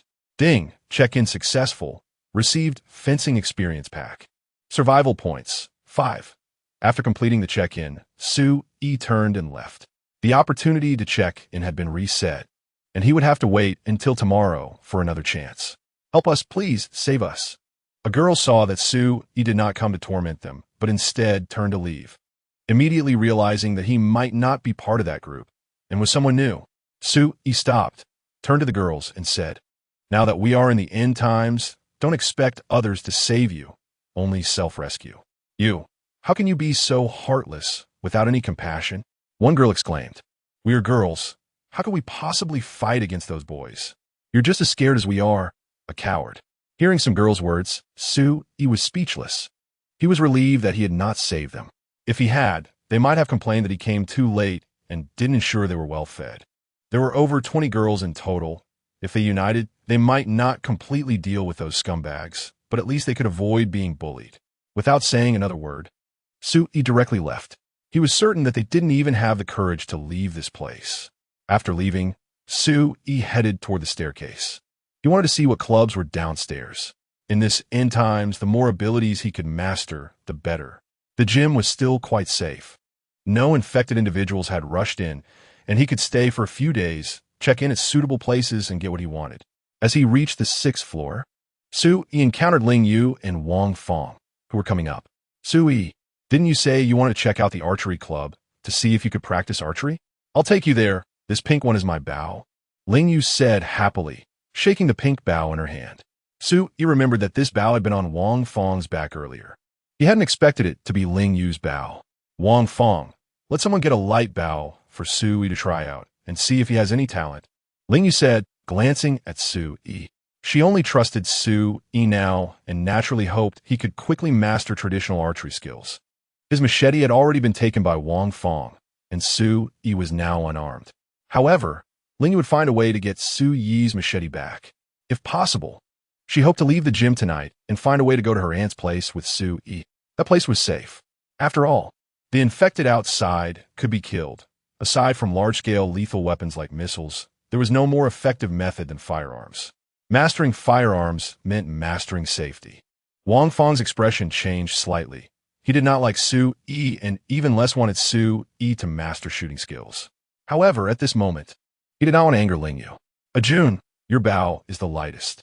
Let the new brother try it and teach him how to shoot while we go to the yoga club on the 6th floor. The 7th floor has a group of women, and Wang Fong did not want Ling Yu to find out. All right, you all go ahead. Ling Yu agreed immediately, but she felt something was off about the 7th floor. After all, she still had an office in the archery club. Yet Wang Fong wanted her to go to the judo club. Then I'll trouble you, Su Yi said with a slight smile, making a gesture to invite them. Yi Junbin expressionlessly led Su Yi upstairs toward the archery club. Upon entering the archery club, Yi Junbin did not notice anything unusual. After all, they had already taken everything they could from the archery club. As fellow alumni, let me advise you that Ling Yu is our leader's woman. So don't have any unrealistic fantasies, he said. Su Yi was slightly taken aback and replied, I understand, and right now, staying alive is the most important thing. That's good to know. Now, try and see if you have any talent for archery, Yi Junbin said as he handed the bow to Su Yi. He didn't even demonstrate, just stood silently behind Su Yi. Su Yi pretended for over 10 minutes, claiming he really had no talent, and then followed Yi Junbin back downstairs. Taking this opportunity, Su Yi checked out the clubs on the 6th floor. Aside from Taekwondo, the rest were dance, art, photography, yoga, and the like, which held no value for Su Yi. Thus, he currently felt that the only valuable options were freestyle fighting and Taekwondo. Not having a traditional martial arts club left Su Yi feeling frustrated. How was it? Could you shoot accurately? As soon as they entered the yoga club, Ling Yu quickly asked about Su Yi's situation. Not at all. He has no talent whatsoever. After shooting for so long, not a single arrow hit the target, and his hand is a bit strained, Yi Junbin preemptively said, not giving Su Yi a chance to speak. What a pity. It seems you're more suited for a machete. Here, I'll return this machete to you. Wang Fong pretended to be regretful as he handed Su Yi his machete back, then patted Su Yi on the shoulder. Thank you, Brother Wang. Su Yi happily accepted his machete. Let's go. I'll take you to rest. I just discussed with you that tomorrow we will go out to gather supplies. We can't keep hiding in the gym like this, Wang Fong said, wrapping an arm around Su Yi to lead him out. It was obvious that Wang Fong intended to separate Su Yi and Ling Yu, not allowing them to stay together. Moreover, Wang Fong planned to send Su Yi out as cannon fodder to gather supplies tomorrow. If necessary, he would take the opportunity to get rid of Su Yi. Wang Fong believed that once Su Yi was out of the way, he could more quickly deal with Ling Yu. Chapter 11. Who Can Act? Su Yi was brought to the corner anime club, which was quite clean but not very spacious. After entering, Wang Fong threw Su Yi a disdainful glance. Su Yi, have you ever slept with a woman? The food was brought by Su Yi and Ling Yu. He wasn't foolish enough to try to entice Su Yi with food. Regardless of the era, power, beauty, wealth, and fame are what most men pursue. Wang Fong couldn't offer much else at the moment, but he could offer women. After all, he had locked up over 20 women in the fencing club on the 7th floor. Picking one to win over Su Yi wouldn't be a loss for him. He had already had his fun with them. In Wang Fong's view, those superficial women were only good for venting. After a few uses, they became uninteresting and were most suitable for luring subordinates. Moreover, once sent out, they would be taken care of by the other party. If Su Yi had decent abilities and could gather supplies, he wouldn't mind having Su Yi stay and work for him. No. Su Yi swallowed hard, looking quite greedy. Acting? Who can't do that? Those pretty boys can just Photoshop themselves. With my good looks, I should have decent acting skills. Perform well tomorrow, and when you come back, I'll arrange for a woman for you. You can sleep with her however you want. As he spoke, Wang Fong patted Su Yi's shoulder, his gaze becoming increasingly lewd. Don't worry, Brother Wang. I'll definitely gather more supplies tomorrow. Su Yi patted his chest, looking eager. You'll definitely do well. You look particularly bold and meticulous. There are monsters outside, and you even dare to take her to the gym to gather supplies. It must be easy for you. Wang Fong smiled happily. Though it was just a facade, it was hard for him to truly believe in Su Yi. After all, going outside was very dangerous and could cost lives. Some people, out of fear of going outside and being bitten by monsters, had even committed suicide by hanging themselves. At this time, It was hard for Wang Fong to believe anyone would willingly go outside to gather food unless there was a huge benefit to gain. Then you rest well. These 2 buckets of instant noodles are your meals for today. Tomorrow morning, I'll arrange for someone to go out with you to gather supplies. When he came over, Wang Fong had brought 2 buckets of instant noodles to test Su Yi's reaction. Brother Wang, these instant noodles are too small. They won't fill me up. Su Yi immediately expressed his displeasure. Wang Fong maintained a smiling face, suppressing his inner anger, and said softly, "This is just lunch. It should be enough, right? Don't worry. There are 2 more buckets for dinner. I'll have someone bring them over shortly. I'm always generous to my people. I would never let anyone go hungry. I can be the president of the archery club because of this quality. That's why everyone voted for me." Only then did Su Yi nod in satisfaction and say, "That's enough. 2 buckets will be enough for 1 meal. Given the current conditions, I understand." Wang Fong patted Su Yi in satisfaction and said, "You're reasonable and straightforward. Good, then rest more, gather your strength. Tomorrow we'll go out to gather supplies. With more supplies, we won't have to worry about being hungry." After Wang Fong left, a shadow crossed his face. After leaving, he had someone send instant noodles to Su Yi and keep an eye on him to prevent him from running away. Su Yi checked the time. It was only 11:32, and lunch would be ready soon. Without electricity, there was no way to boil water for the noodles, so he could only eat them dry. Su Yi had a window, so he could see the situation outside. There were more than 30 infected individuals loitering in the square outside the stadium. They clearly hadn't caught a whiff of any blood. Overall, there were relatively few infected in this area. Su Yi thought of another direction and decided to check the river behind the stadium. He wanted to climb over the wall and leave the school, then escape along the river. The resources in the school were quite limited. The city's resources were abundant. Now that the population had sharply decreased, the stores and supermarkets in the city had plenty of supplies. If one was bold enough, they could acquire a lot of resources. Without enough resources, survival was impossible. If the survivors in the school didn't leave soon, they would eventually starve to death. Perhaps some people could survive for a while by eating meat, but that could easily lead to infighting and make people see those around them as food, driving them to madness. Su Yi certainly couldn't accept eating the flesh of his own kind, so he had thought it through. After signing in tomorrow morning, he would leave while everyone was distracted. Staying with a group of demons made Su Yi uneasy. After finishing the 2 buckets of small instant noodles, Su Yi laid down to rest. He definitely couldn't sleep, but he lay quietly in the corner. This place was not easy to be attacked from the shadows. If anyone wanted to attack him, it would be easy to notice. Su Yi had no trust in Wang Fong, so he naturally had to be on guard against him and the others. However, the most troubling was Ling Yu. She wanted to be with Su Yi, but Wang Fong completely disagreed. He was counting on Ling Yu not daring to confront him, testing her patience. Ling Yu indeed did not dare to confront him, as all the boys here had been subdued by Wang Fong, and she couldn't win them over in such a short time. Additionally, she noticed that the boys looked at her with direct and aggressive eyes. If it weren't for Wang Fong, those boys might have already laid their hands on her. She deeply realized how dangerous it was for girls in the apocalypse. Not only did they have to guard against the biting infected, but they also had to be wary of men who openly displayed their desires. In the meantime, she seized the opportunity to go to the bathroom to find Su Yi. Seeing that Su Yi was safe, Ling Yu let out a sigh of relief.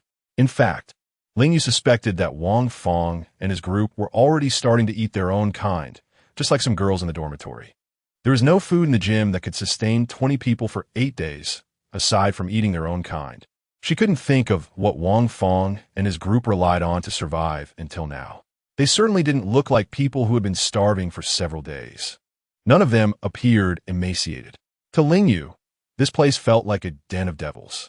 Unfortunately, she and Su Yi had no way to communicate. Whenever they spoke, others would be present. So Ling Yu had made up her mind to sneak away at dawn tomorrow. If Su Yi was perceptive enough, he should also escape from here.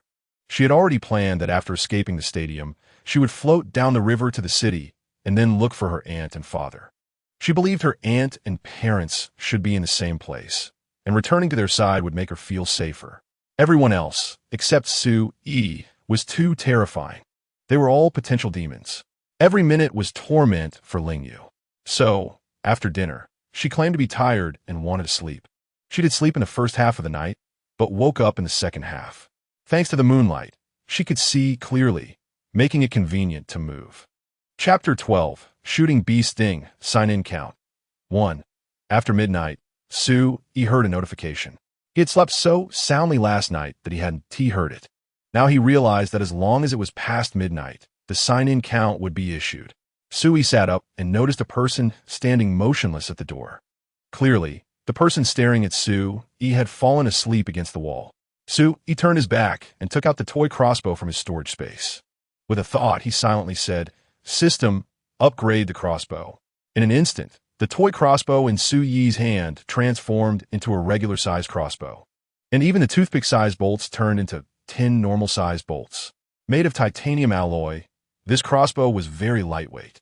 It also had a standard scope, making it a powerful weapon. At the very least, it could instantly kill most traditional bows. Sue examined the bolts, which were extremely sharp and should easily penetrate both human and infected bodies. Kill someone? To be honest, Sue wasn't mentally prepared for that yet, unless it was for self-defense. He couldn't bring himself to actively kill someone. Cocking the crossbow was somewhat strenuous, but this crossbow had a foot pedal to assist with the cocking. Given that Sue Yi's body had been enhanced with a strengthening agent, he naturally didn't need the foot pedal.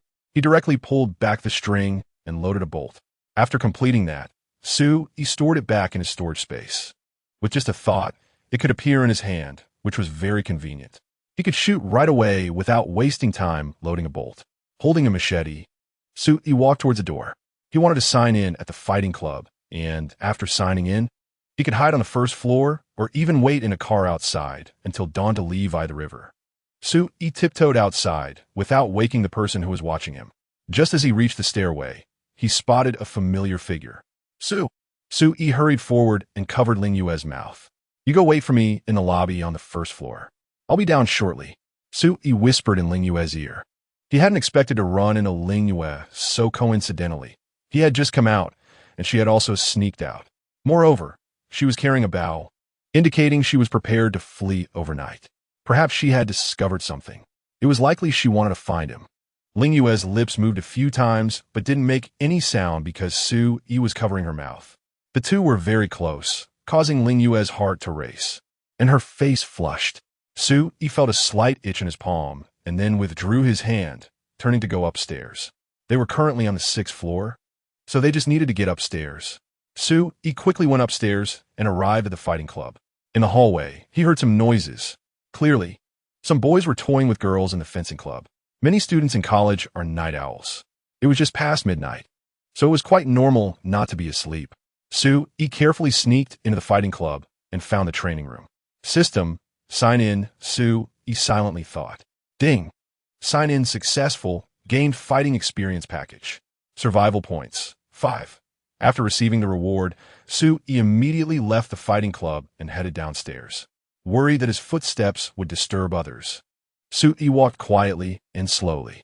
Ling Yue was pacing under the window where they had entered, looking somewhat anxious. After all, she didn't know why Sue had gone upstairs and was worried that he would be discovered by Wang Fong and the others. "Ling Yue, what are you doing here alone?" A voice suddenly rang out, causing Ling Yue's body to stiffen. "Wang Fong, do I need to report to you what I'm doing?" Ling Yue retorted. After all, she had already decided to leave, so there was no need to maintain a facade of politeness with Wang Fong. Just as she was about to grab the longbow on her back, Wang Fong and his two subordinates had already drawn their bows, aiming at Ling Yue. "Don't move, or I'm afraid their arrows will pierce your body. You want to run? Why not stay with me? I can protect you." Wang Fong didn't understand why Ling Yue wanted to run. He felt he hadn't shown any flaws that would make Ling Yue fear him. "Protect me? Cool. You just want to sleep with me. Don't say it so nicely." Ling Yue shot Wang Fong a glare, knowing she had no chance to grab an arrow now. "I've liked you for a long time. Everyone in school knows.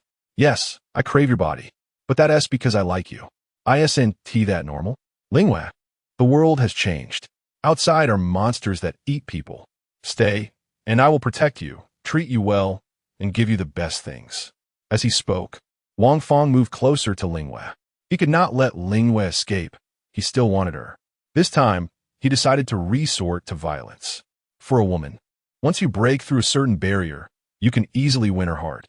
If Ling Yue stayed, he would be willing to spend time slowly winning her over. Unfortunately, he could only use the most direct and brutal methods now. The monsters outside eat people. Don't you eat people? Lingwei retreated a couple of steps. She was waiting for Su Yi to appear. After all, Su Yi had told her to wait downstairs, so he should be down soon. These people were definitely not Su Yi's match. Wang Feng's body stiffened, and his pupils involuntarily contracted. How do you know? This was a secret they dared not tell Lingwei. Yes, we have eaten some meat, but we didn't kill anyone. She committed suicide. We just did it to survive. Should we all starve to death here? Wang Feng's face twisted in rage as he lunged at Lingwei. She had discovered this secret, and he either had to make her eat human flesh or tame her like he did with other girls. Wang Feng now only wanted to capture Lingwei and tie her up to have her body. Crouch. Suddenly, Su Yi's voice rang out in the lobby. Lingwei instantly reacted and crouched down. A bolt shot through Wang Feng's neck with a whoosh. Wang Feng covered his neck, making a kekekek sound. His two subordinates quickly turned around and saw someone rushing towards them. They immediately shot their arrows at Su Yi, but Su Yi suddenly slid, not only avoiding the arrows, but also knocking one person down. As the other person tried to draw their bow, Su Yi delivered a punch to their head, snatching away their bow. Quick, jump out the window. The infected will soon smell the blood. Su Yi saw Lingwei picking up his bolt and immediately reminded her. Chapter 13. Aren't you tempted? Without saying a word, Ling Yu climbed up the concrete base, threw her bow out, and then flipped out after it. After Su Yi knocked down the other person, he took their quivers and bows, including the longbow and quiver on Wang Feng, and stored them all in his storage space. Su Yi, hurry up, hurry up. Infected are coming, Ling Yu urged while getting into the vehicle. Su Yi quickly flipped out and then squeezed into the car. As soon as she got in, Ling Yu stepped on the gas and accelerated towards the wall. They actually eat their own kind. It's terrifying. Thankfully, we escaped. Ling Yu thought, still shaken, and shivered at the thought of Wang Feng's horrifying face. Su Yi, thank you. You saved me again. If it weren't for you, I would have been caught by that beast. That kind of cannibal is despicable. Su Yi felt that as humans, there should be some bottom line. Eating one's own kind. What difference is there from beasts? Su Yi was actually very anxious about killing someone for the first time. Everything fell off. His mind kept replaying the scene of the crossbow bolt piercing Wang Feng's neck, blood spraying everywhere. After Wang Feng fell, his body kept twitching. These images kept assaulting him. Su Yi, we're getting out. Hurry up. Ling Yu parked the car behind the wall and noticed Su Yi was still dazed inside, so she shouted. Infected were already approaching, and under the moonlight, she couldn't see clearly. She was worried there might be hidden infected nearby. Hearing Ling Yu shout, Su Yi finally reacted. After getting out of the car, he jumped onto the car's hood and quickly climbed up the wall. Outside the wall was a river. Come up. Su Yi reached out to Ling Yu and pulled her up. There were sharp stainless steel pipes sticking out from the top of the wall, and it was easy to get hurt if one wasn't careful. With Su Yi's help, Ling Yu also climbed up onto the wall. Should we jump into the river now, or wait until dawn? Ling Yu glanced at Su Yi, seeking his opinion. She felt that her strength was much weaker compared to Su Yi's, so she naturally should listen to his command. Let's wait until dawn. The situation in the river is still quite complicated. Those cowardly trash in the gym definitely won't dare to come out. As long as we aren't attacked by the infected, we'll be safe. Su Yi thought it was more dangerous to jump into the river now. If they picked the wrong spot and got injured when jumping down, it would be troublesome. If they accidentally broke a bone, it could cost them their lives. Injuries take 100 days to heal. This is the apocalypse. If our mobility is restricted, surviving will be too difficult. Su Yi, if humans infected with the virus become infected, will animals also have this situation? Ling Yu turned to look at the river behind her, asking with some concern. They shouldn't, should they? Su Yi replied somewhat sheepishly. Who knows if animals could be infected or mutated? Regardless of whether they could or not, there was no choice left. As long as something threatened his life, Su Yi would kill it without hesitation. I wonder if any of us humans will mutate and gain superpowers. In movies and novels about the apocalypse, that's often how it's portrayed. Watching the infected slowly approach, Ling Yu especially wished she had extraordinary powers. Upon hearing Ling Yu's words, Su Yi couldn't help but touch his nose. Although he wasn't a mutant or anything, He had obtained a system that was more powerful than superpowers. Of course, I know this is actually a kind of hope humans cling to when facing the apocalypse. But right now, I really wish I could have that kind of extraordinary ability. That way, I could survive in this world. Ling Yu looked up at the moon in the sky. Experiencing what happened with Wang Fong made her realize more and more that relying on oneself was the most reliable option. It's hard to guess what people are thinking. Moreover, not only was it impossible to trust others completely, but others also couldn't fully trust her. Just like Su Yi, he had always been wary of her, hadn't he? In fact, these infected, in their current state, weren't particularly frightening and were still quite easy to deal with. Su Yi looked at the infected below and felt they were no longer that scary. Ling Yu rolled her eyes and said, "It's easy for you, Master Fan Shui, but it's a different story for others. Not everyone can easily cut off an infected's neck with one stroke. Even with targeted training, it's not something that can be achieved in a short time. You're getting arrogant." Su Yi awkwardly touched the back of his neck. After all, he had injected himself with body enhancement drugs. Now, in terms of strength, speed, reaction time, and other aspects, he was much stronger than ordinary humans. With such strength, the infected were indeed not very scary to him. But for ordinary people, it was completely different. Killing an infected might require several strikes to the neck. If they hadn't severed it yet, another infected might leap up and pierce their chest. Was that easy? That's why Ling Yu had such complaints.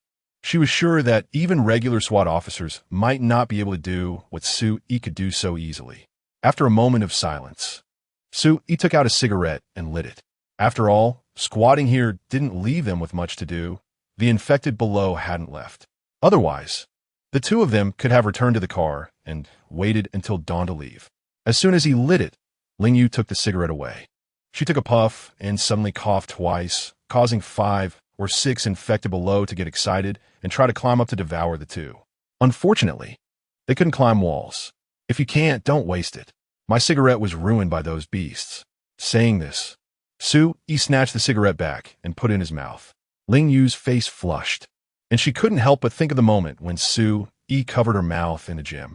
At that time, they were very close, like a pair of intimate lovers. She had never had such an experience with a boy before. "Su Yi, if I keep following you, would you agree?" Ling Yu suddenly spoke up. Su Yi was taken aback for a moment and tilted his head. He noticed that the curve of Ling Yu's hips was particularly enticing while she was squatting. "Aren't you going to find your aunt and family?" Su Yi blew out a smoke ring, pondering Ling Yu's suggestion in his heart. Was he tempted by this woman's body? Of course he was. Not only was she beautiful, but her skin was also particularly good, and her figure was top-notch. Her title as the school flower was recognized by everyone, not just a small group of boys entertaining themselves. There were countless boys in the school who were tempted by her body. Ordinary boys couldn't help but be drawn to her, and Su Yi was no exception. But being tempted was one thing. Everyone knew Ling Yu was hard to pursue. As difficult as an ordinary person trying to chase a top-tier female star, only realizable in dreams.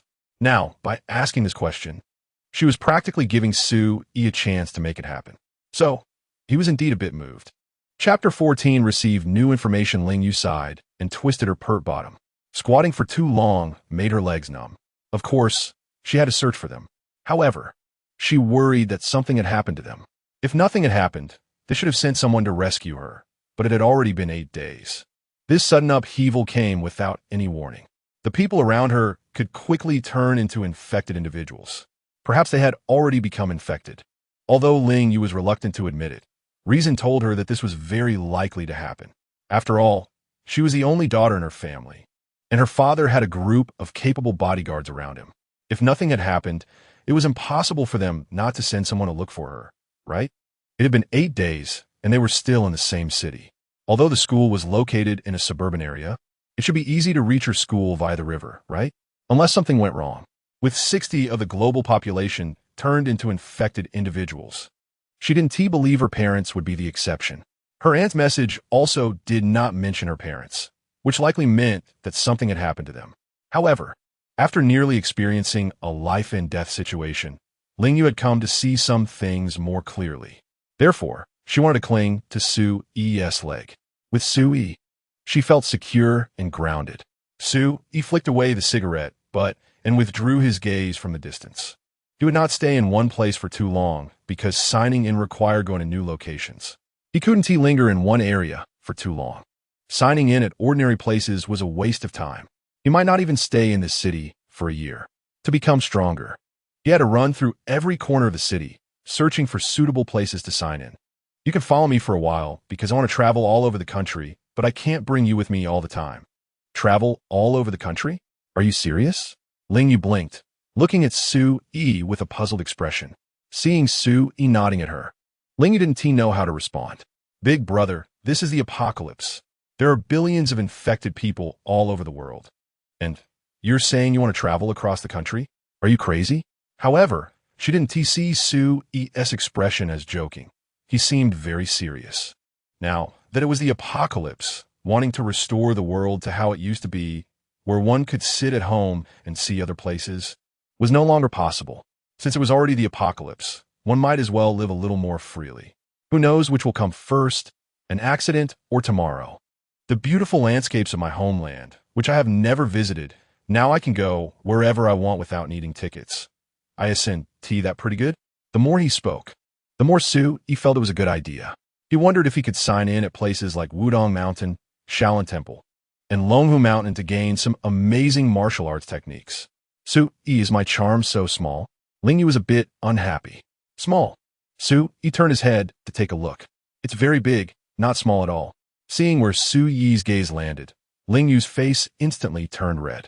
Then why did you refuse me? Don't you want to? Ling Yu felt that after saying this, she had almost socially died. She had actually said such bold and shameless words. Su Yi suddenly leaned closer to Ling Yu, startling her and almost causing her to fall. What are you doing? Ling Yu panicked, her heart racing. What do you think? What do you see me get? Of course I do. Hee, so tempting. Su Yi looked at Ling Yu under the moonlight. Her face slightly flushed, making her look exceptionally alluring. He was indeed tempted. However, he could only think about it now. There were still infected individuals below, eager to devour their hearts and brains. Teased by Su Yi, Ling Yu didn't dare speak. She felt so embarrassed that she wanted to hide underwater. She understood Su Yi's intentions. After a while, Ling Yu gradually regained her composure, her gaze becoming more determined. It was already the apocalypse. Did she still need to live like before? As Su Yi said, who knows which will come first, an accident or tomorrow. Live freely, leave no regrets, and maintain one's bottom line. After coming to this realization, Ling Yu boldly glanced at Su Yi. To be honest, Su Yi was quite handsome, although he was more delicate. However, the strength and capability he displayed were completely unrelated to his delicate appearance. Having developed feelings for Su Yi and feeling grateful, Ling Yu found him even more attractive. Additionally, there was a mysterious aura about him that made him even more appealing. The more she looked, the more her heart fluttered. Who says only men desire women? Women can also desire the men who make their hearts race. At this moment, Ling Yu found herself somewhat attracted to Su Yi. Su Yi, they left, as if they were drawn away. Ling Yu noticed that the infected below seemed to have caught a scent and suddenly turned towards the gymnasium. Su Yi naturally saw this and casually said, maybe they smelled blood. There might have been infighting over there, or someone might have disposed of Wang Feng's body. In any case, it's a good thing these infected individuals are leaving. We can hide back in the car and wait until dawn to leave. Otherwise, squatting on the wall for a whole night wouldn't be pleasant. After more than 10 minutes, Su Yi jumped onto the car roof and then back to the ground. You should sleep for a while. I'll keep watch. Su Yi said to Ling Yu, then took out his phone to start charging it. Since they were going to abandon the car anyway, it didn't matter if the battery was drained. Seeing this, Ling Yu quickly took out her phone too. I can't believe I forgot that the car can charge. I'm really so silly. Seeing Ling Yu complain about herself, Su Yi couldn't help but smile. In fact, this was quite normal. The world had changed drastically, causing life to deviate from its original track. It was perfectly normal to not react immediately. When the charging indicator on her phone lit up, Ling Yu couldn't sleep anymore. Many mobile phone base stations now operate on solar power, maintaining low power consumption. While making calls might be impossible, it was likely she could still receive messages. 2 minutes later, Ling Yu's phone turned on. Ding, ding, ding. I received a message. It might be from my aunt. Lingyu immediately perked up. However, she didn't shout too loudly. She still had some awareness. He was also curious about what message Lingyu had received. While he was turning on his phone, Lingyu had already opened the text message. She quickly glanced at it. There were 3 messages in total, all with the same content. Therefore, she handed her phone to Su-yi to let him see the message. After seeing it, Su-yi's expression changed. The message revealed a new crisis. Chapter 15. Someone set a trap to catch people. The animals have mutated and are much stronger than the infected. Su-yi, can we still walk through the river? Lingyu frowned, growing worried. Didn't it say above that only a small number of animals had mutated? Don't panic. Besides, the survivor camp is still expanding, right at the city government. We can still go there. Maybe your aunt and family are in the survivor camp. Unlike me, my family is back home, and I can no longer contact them. Su-yi is a time traveler. How much affection could he have for the parents of this body? Moreover, they are ordinary people, and the probability of survival should be very low. If animals have mutated, then humans might also mutate, right? Lingyu avoided the previous heavy topic. After all, her parents likely also became infected. Discussing this topic has no practical significance other than making herself sad. Mutated creatures are now the variable affecting their survival. Theoretically, that's the case, but who can guarantee that such mutations are a good thing? What if they become very aggressive like those infected? It's really hard to say. After all, they themselves have not mutated and have not encountered mutated humans or animals. Don't think too much. Let's sleep. We have to travel tomorrow. He said as he put his phone in front of him and lowered the chair. If Lingyu didn't sleep, he was going to sleep. For now, the car is still relatively safe. If something really happens, they can also start the car to escape immediately. Lingyu bit her lip and glanced at Su-yi. Is your heart really that small? Can you really sleep? After looking at her phone for a while, Lingyu also lay down. There was really nothing else to do. The app on her phone had no network, so she couldn't do anything. Unknowingly, Lingyu also fell asleep. When she woke up, it was already bright outside. However, Su-yi was not in the car. Lingyu immediately panicked, glanced at the empty back seat, and quickly got out of the car to look for Su-yi. She only breathed a sigh of relief when she saw Su-yi on top of the wall.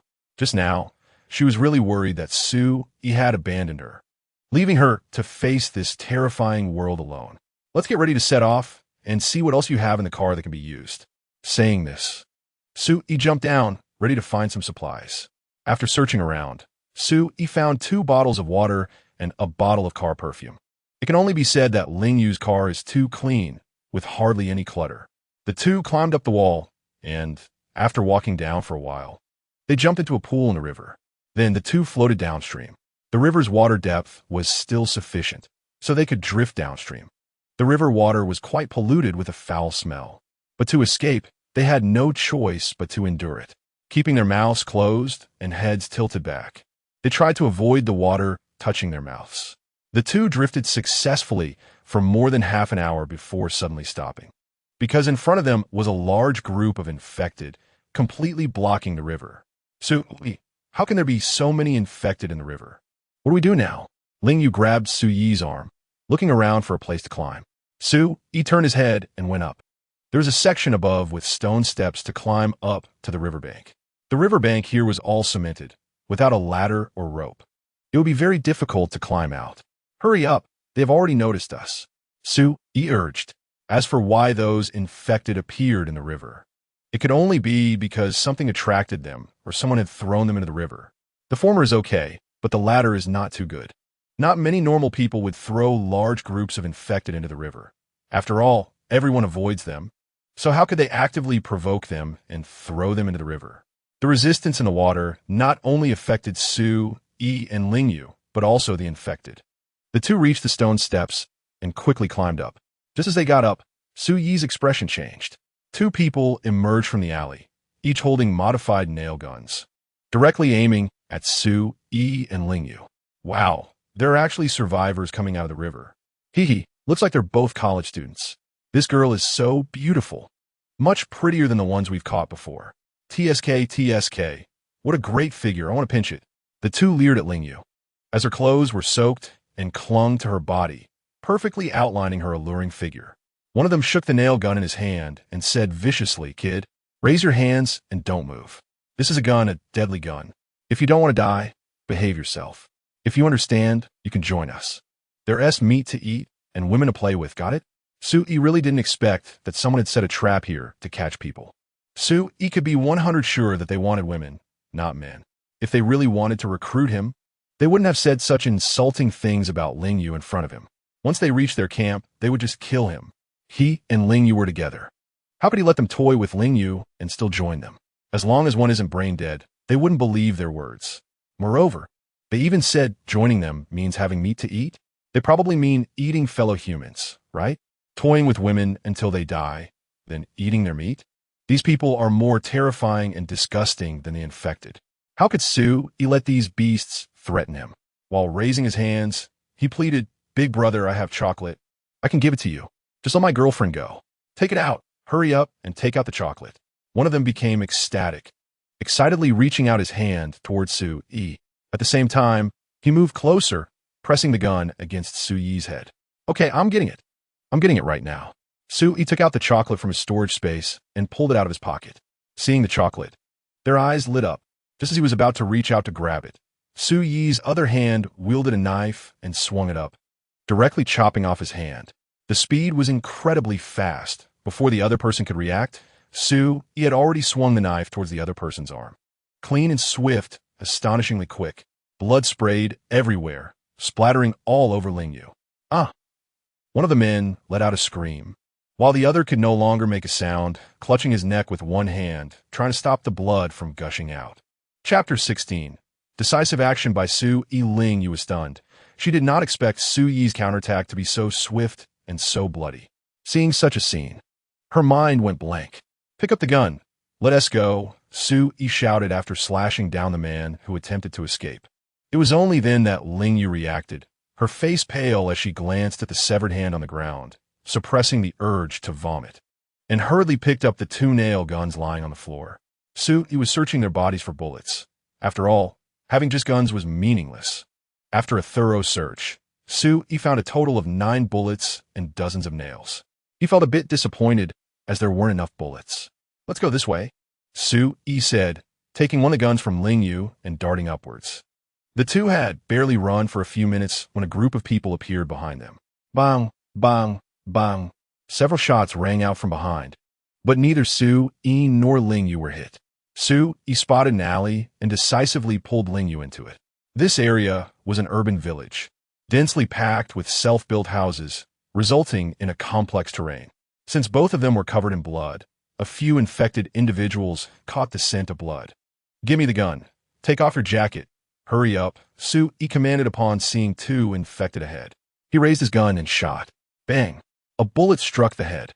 Thanks to gaining an archery experience package, Soo-ee's shooting accuracy was quite high.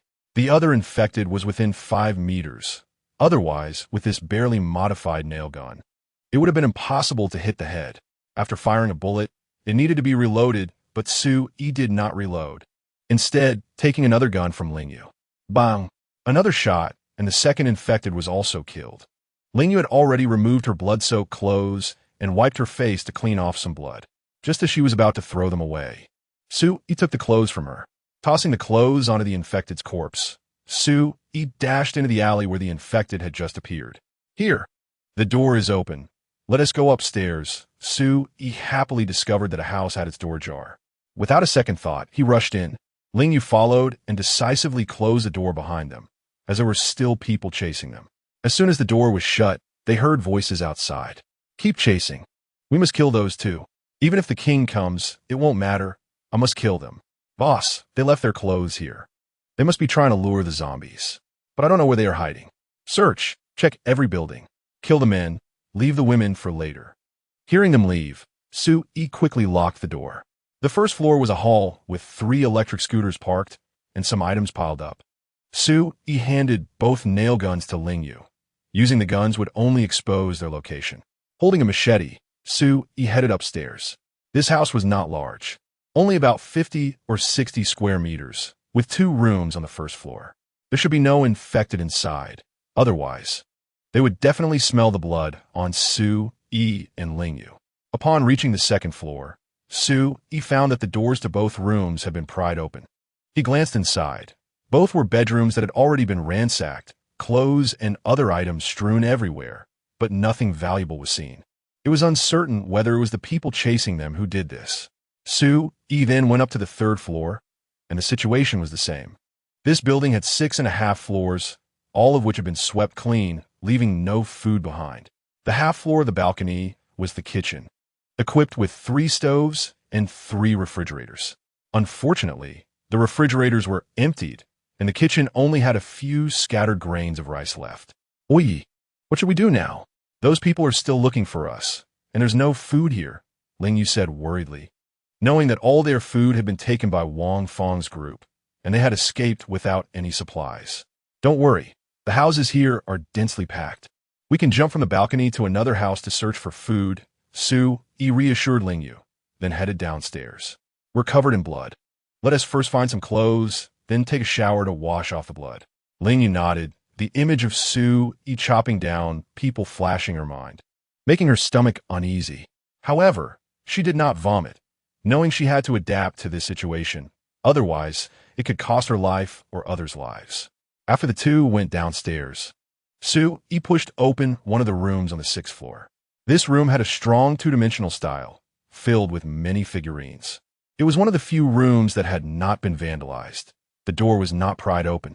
A rack was filled with various cosplay costumes, and the walls were adorned with photos of the owner in those outfits. The photos were indeed beautiful, showcasing excellent editing skills. She really is a girl. The wardrobe is full of normal clothes. Ling Yu, you find some clothes to wear here. I'll go downstairs to find clothes and take a shower.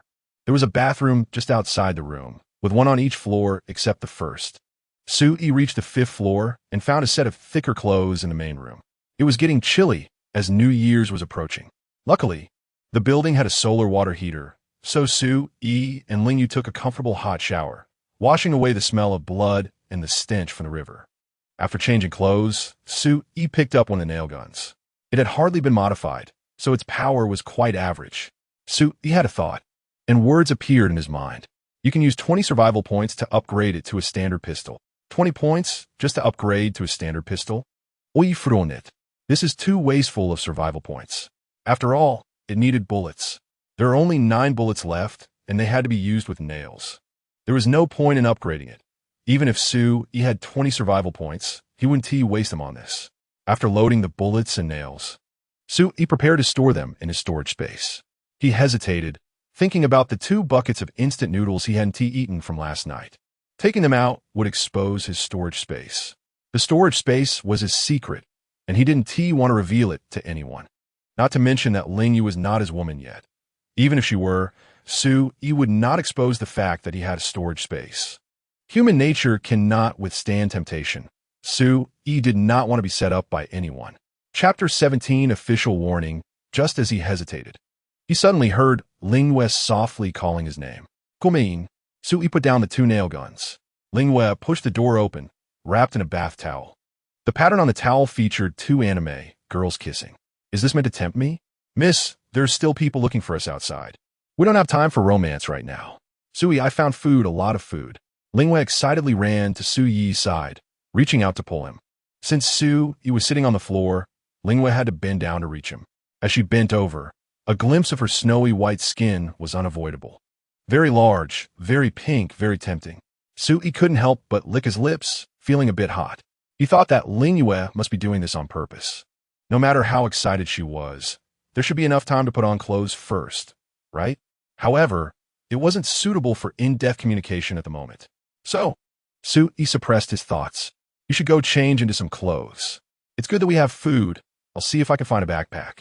He said, tucking the gun into his lower back, then began searching for a backpack. Sneaking a peek at Ling Yue? That wouldn't do. Her legs were particularly long. While others could wrap the towel around their knees, she could only cover halfway up her thighs. Moreover, her skin was exceptionally fair with a rosy white hue. Her legs were particularly straight, the kind that would make one unable to stop once they started playing. Ling Yue bit her lip, her face flushed. She didn't expect Yi to have such strong self-control. However, this only strengthened her resolve to win him over. If she didn't seize such a man, Someone else might take him away. She turned around and happily skipped upstairs. She already understood Su Yi's attitude. As long as the timing was right, she could push him down. Just thinking about it made Ling Yue excited, feeling her heartbeat quicken and her body become more moist. Back upstairs, Ling Yue glanced at the two large drawers pulled out from under the bed. They were all instant noodles from various parts of the world, different brands. Bag, cup, and boxed noodles were all there. It was practically an instant noodle shop. One could say that the girl living here, well, she might also be a cross-dresser. In any case, he or she definitely loved instant noodles, collecting different brands and flavors from around the world. She had just taken a rough look and saw at least 30 kinds. She found a brand new pair of stockings and some sexy lingerie. The inside was supposed to be sexy, while the outside should be plain. Being beautiful and well-dressed outside would easily attract trouble. She found a lightweight ski suit, which not only kept her warm, but was also particularly convenient. Its fabric was waterproof and windproof. She didn't even close the door. Not worried at all about Su Yi suddenly barging in. Perhaps she was even hoping for that. Unfortunately, Su Yi didn't do that. Su Yi searched a few rooms and found 3 backpacks, then went up to the 6th floor. Su Yi, what do you think of this outfit? It's from an Assassin's Creed character, and it's made pretty well. Do you want to try it on? Ling Yue excitedly said as she pulled out an outfit. Su Yi glanced at Ling Yue and couldn't help but ask, do I look like a middle schooler? He was a traveler, not the original owner. How could he wear that outfit outside? I think it's cool, and you look cool too. You definitely look great in it. Why not give it a try? Ling Yue believed Su Yi would look particularly good in it. After all, she also had a bow for him to use, which would make him look even cooler. Pack the food into the backpack. We need to be ready to move. Su Yi tossed a backpack to Ling Yue, then walked towards the instant noodles. With so many instant noodles, Su Yi felt much more at ease. He didn't want to waste the opportunity to sign in on food. It would be best to collect a batch of food and store it in his storage space. A 1 cubic meter space could hold quite a bit of food. For one person, it was completely fine to last 10 days to half a month. Unfortunately, there was no electricity, otherwise they could just eat instant noodles. The kitchen upstairs has a gas cylinder that can be used to boil water or directly cook instant noodles, Ling Yue said while packing things in her backpack. Is there gas in the gas cylinder? Ling Yue was immediately surprised. Su Yi couldn't help but feel speechless upon hearing this. But then he thought about it and could understand. After all, Ling Yue's family was very wealthy. She probably had never seen a gas cylinder before. You go upstairs and check if there are people on the balconies of the other houses. I'll finish packing this backpack and come up, Su Yi said, handing a nail gun to Ling Yue. Ling Yue nodded, not thinking too much. After Ling Yue went upstairs, Su Yi quickly filled another backpack with instant noodles. There were still half of the instant noodles left in the drawer, which Su Yi stored in his storage space. Only then did Su Yi carry the 2 backpacks upstairs. I've checked. There's no one. Maybe they went searching elsewhere. Ling Yue reported as soon as she saw Su Yi come up. That's good. You keep an eye out. I'll cook the instant noodles. Su Yi also brought a few more packs of noodles upstairs. He hadn't eaten dinner last night and was already hungry. Ling Yue was a bit better off. She just hadn't eaten breakfast. After about 10 minutes, a pot of delicious instant noodles was ready. It smelled so good that for the first time, she felt instant noodles could smell this good. Ling Yue swallowed, already craving it. When people are hungry, anything will seem delicious. Su Yi served a large bowl to Ling Yue. Although she had food in the past 2 days, she had lost weight and still looked a bit out of shape. Half an hour later, Su Yi and Ling Yue had polished off a whole pot of instant noodles. Su Yi noticed his appetite had increased quite a bit. He had eaten what would normally be 2 meals for him in one sitting. He suspected it might be due to the body enhancement agent he had injected. After all, with greater strength came greater consumption. With increased consumption, the energy needed would also rise. Ding, ding, ding. Suddenly, both their phones rang. Text messages. Su Yi and Ling Yue decisively took out their phones to check the newly received messages. Attention, all survivors. Do not eat the flesh of the infected. Consuming it will cause transformation into an infected. The #1 shelter in Yuntian City is open to every survivor. We welcome everyone to join us in fighting against the disaster.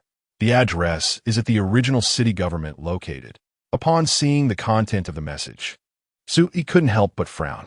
People are actually eating the flesh of the infected? That meat had turned black and looked severely dehydrated. How could anyone eat the flesh of the infected? Don't they fear getting infected? Chapter 18. Have you ever thought about taking in a younger brother? Feeling complicated, he switched his phone to silent mode and then put it away.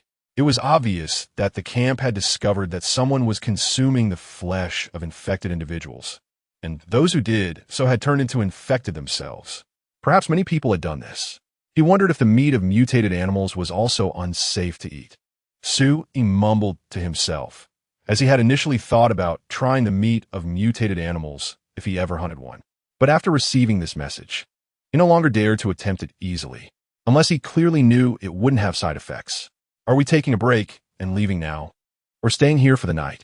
Ling Yu also switched her phone to silent mode, although her phone's battery would only last 3 to 5 days.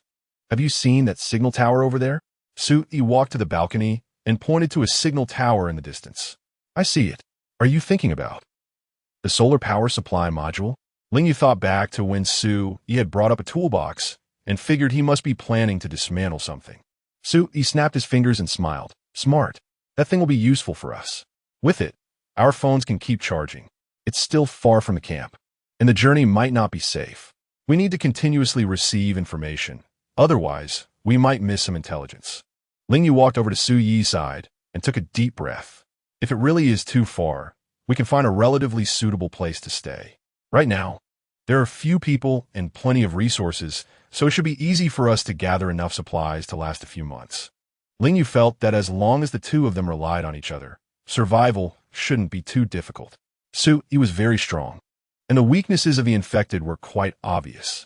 Furthermore, since the infected needed to eat, if they went hungry, they would likely die.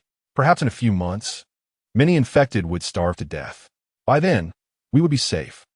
He shook his head at Ling Yu's words. She was too optimistic. She was underestimating the severity of this global disaster. Since he received the information about animal mutations, He knew that returning to the way things were before the apocalypse was no longer possible. However, there was no need to dampen Ling Yu's spirits. Doing so would only affect her mindset. If her mentality collapsed, it wouldn't benefit Su either. The two of them had experienced several life-and-death situations together and had slowly built some trust. Naturally, He hoped Ling Yu could live well. In life, one cannot go without friends. The world had collapsed, and both friendship and love needed to be rebuilt.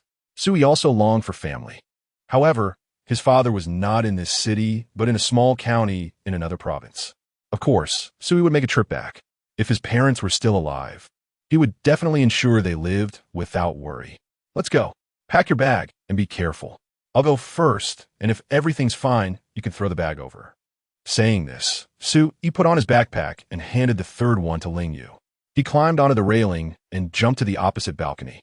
The distance was only a little over a meter, so it was easy to jump to the other balcony. The houses here were all like this, with no obstacles.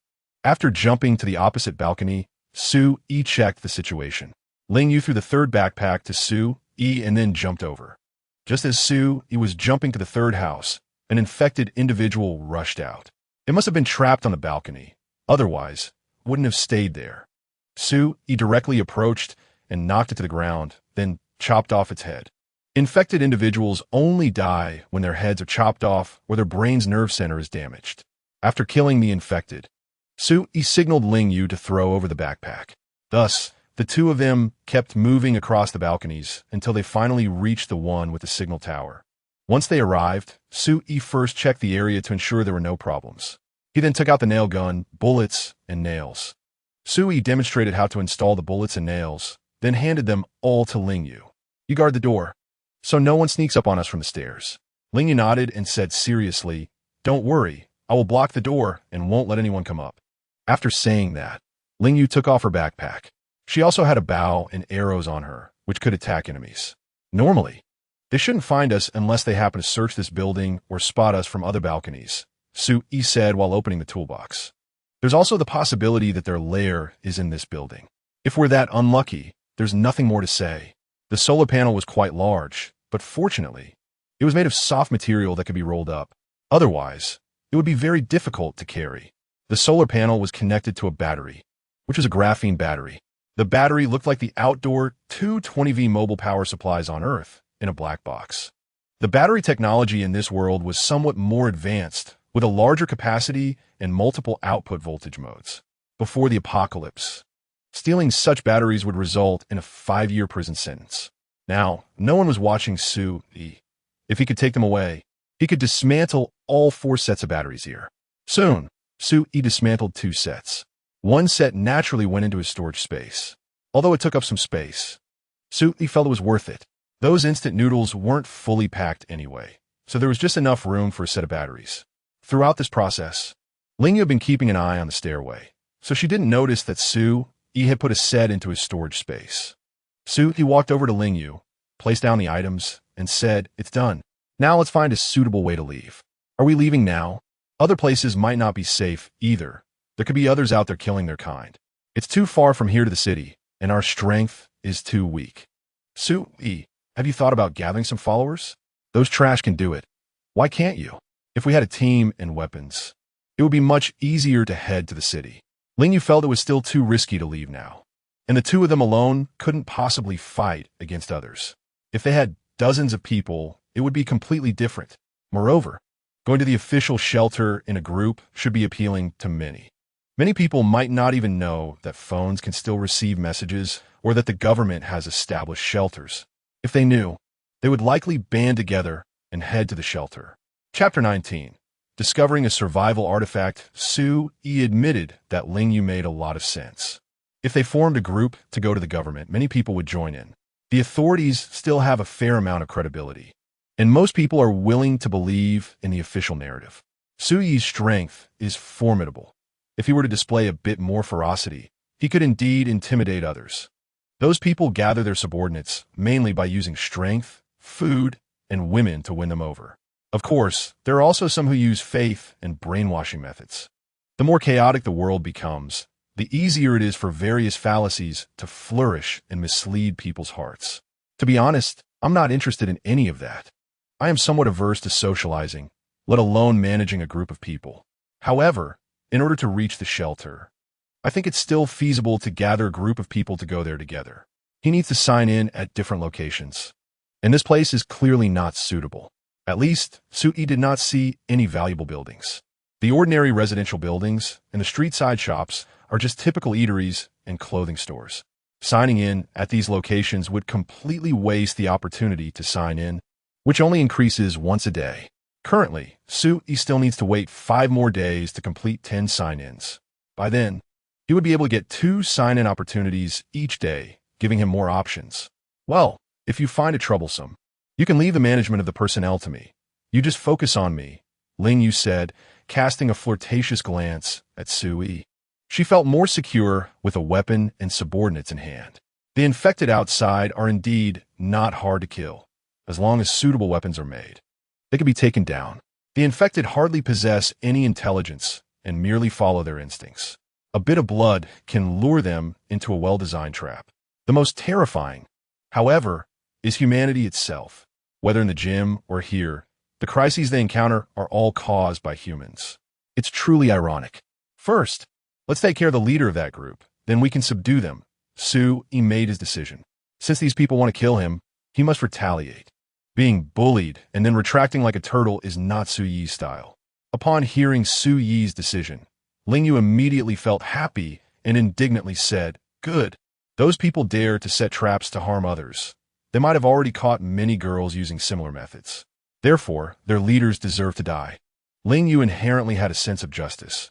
She could not stand seeing those who commit crimes bully the weak. Back in school, she loved to stand up for those who were bullied. Because her family was wealthy and powerful, no one dared to challenge her when she stood up for others. In the past, she relied on her parents' influence to help others. Now, she could help others entirely based on her own strength, which made her eager to try. Sue-E turned to look at Lingyu and said, "You observe here and be careful. I'll go downstairs to see if there is anything useful." Lingyu nodded and handed one of her guns to Sue-E, but he shook his head in refusal. Lingyu took off her hunting bow, set it aside, and walked to the edge of the balcony. She didn't recklessly stick her head out to look, but listened first. If there were people searching nearby, there would definitely be some noise. Seeing Lingyu's cautious demeanor, Sue-E was pleased and turned to go downstairs, ready to gather some supplies to deal with that group. As he went down the stairs, he took out his crossbow, loaded an arrow, and then proceeded downstairs. Finding their camp during the day wouldn't be easy, but it would be easier at night. They may not have power equipment, but it's unlikely they wouldn't have a fire. As long as there is light, it would be easier to spot them. Once downstairs, he heard movement coming from a room.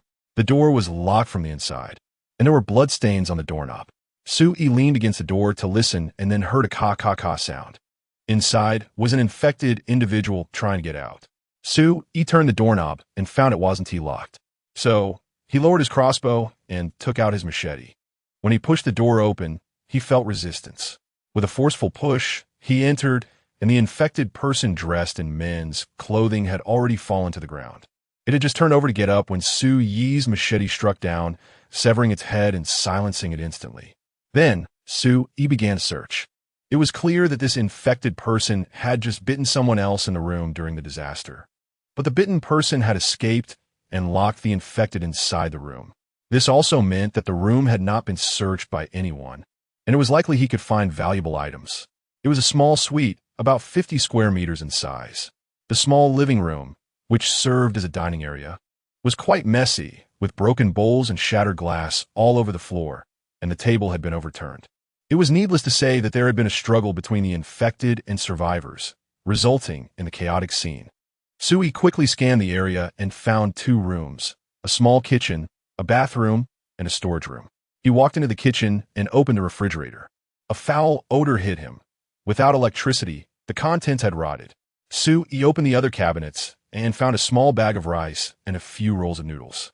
These were good items, so he moved them to the living room.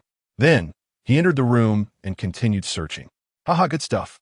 I didn't expect to find a drone. After entering a room, he discovered an open black box containing a drone.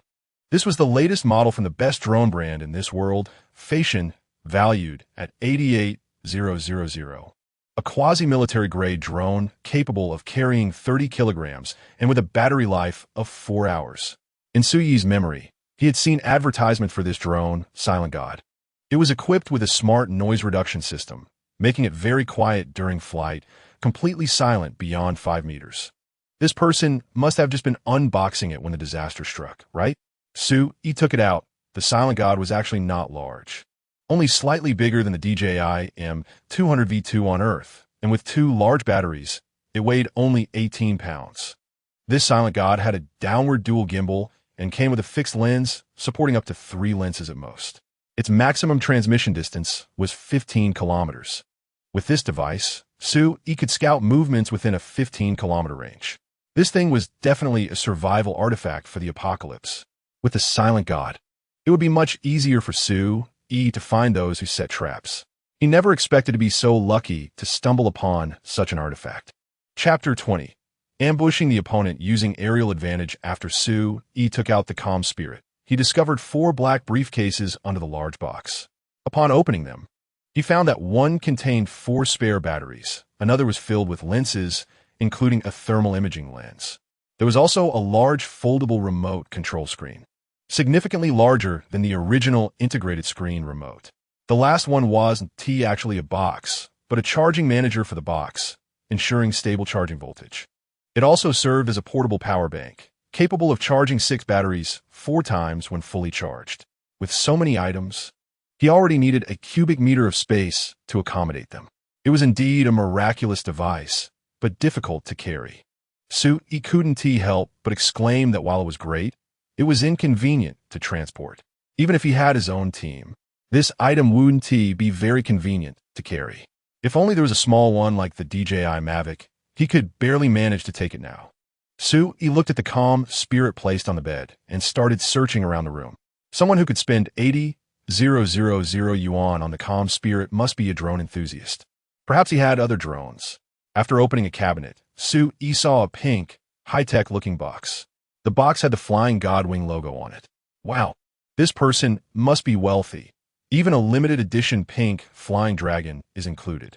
The Flying Dragon is similar to the DJI Mavic 2, but is more advanced, being a flagship product of Flying God. Without hesitation, he pulled out the pink Flying Dragon box. It weighed no more than 10 pounds, relatively light. The box was made of pure titanium metal, so it wasn't too cheap. Therefore, the official price of the limited edition pink Flying Dragon was 66,000 yuan. Inside, there was a pink drone, 6 batteries, a remote control, a charger, and 2 sets of propellers. The pink Flying Dragon came with 2 lenses, 1 fixed thermal imaging lens and 1 detachable HD lens. Its image transmission distance was 8 kilometers, which was quite impressive, while the calm spirit was hard to carry. The pink Flying Dragon posed no problem. Su-yi took the pink Flying Dragon to the hall and closed the door. He really wanted to take the calm spirit because it was incredibly powerful. Especially if he wanted to venture out alone in the future, the calm spirit would be very valuable. Unfortunately, Su-yi's storage space was limited. Therefore, he planned to check in at the storage room of this small suite at night to see if he could gain storage space. If possible, he could take the calm spirit with him.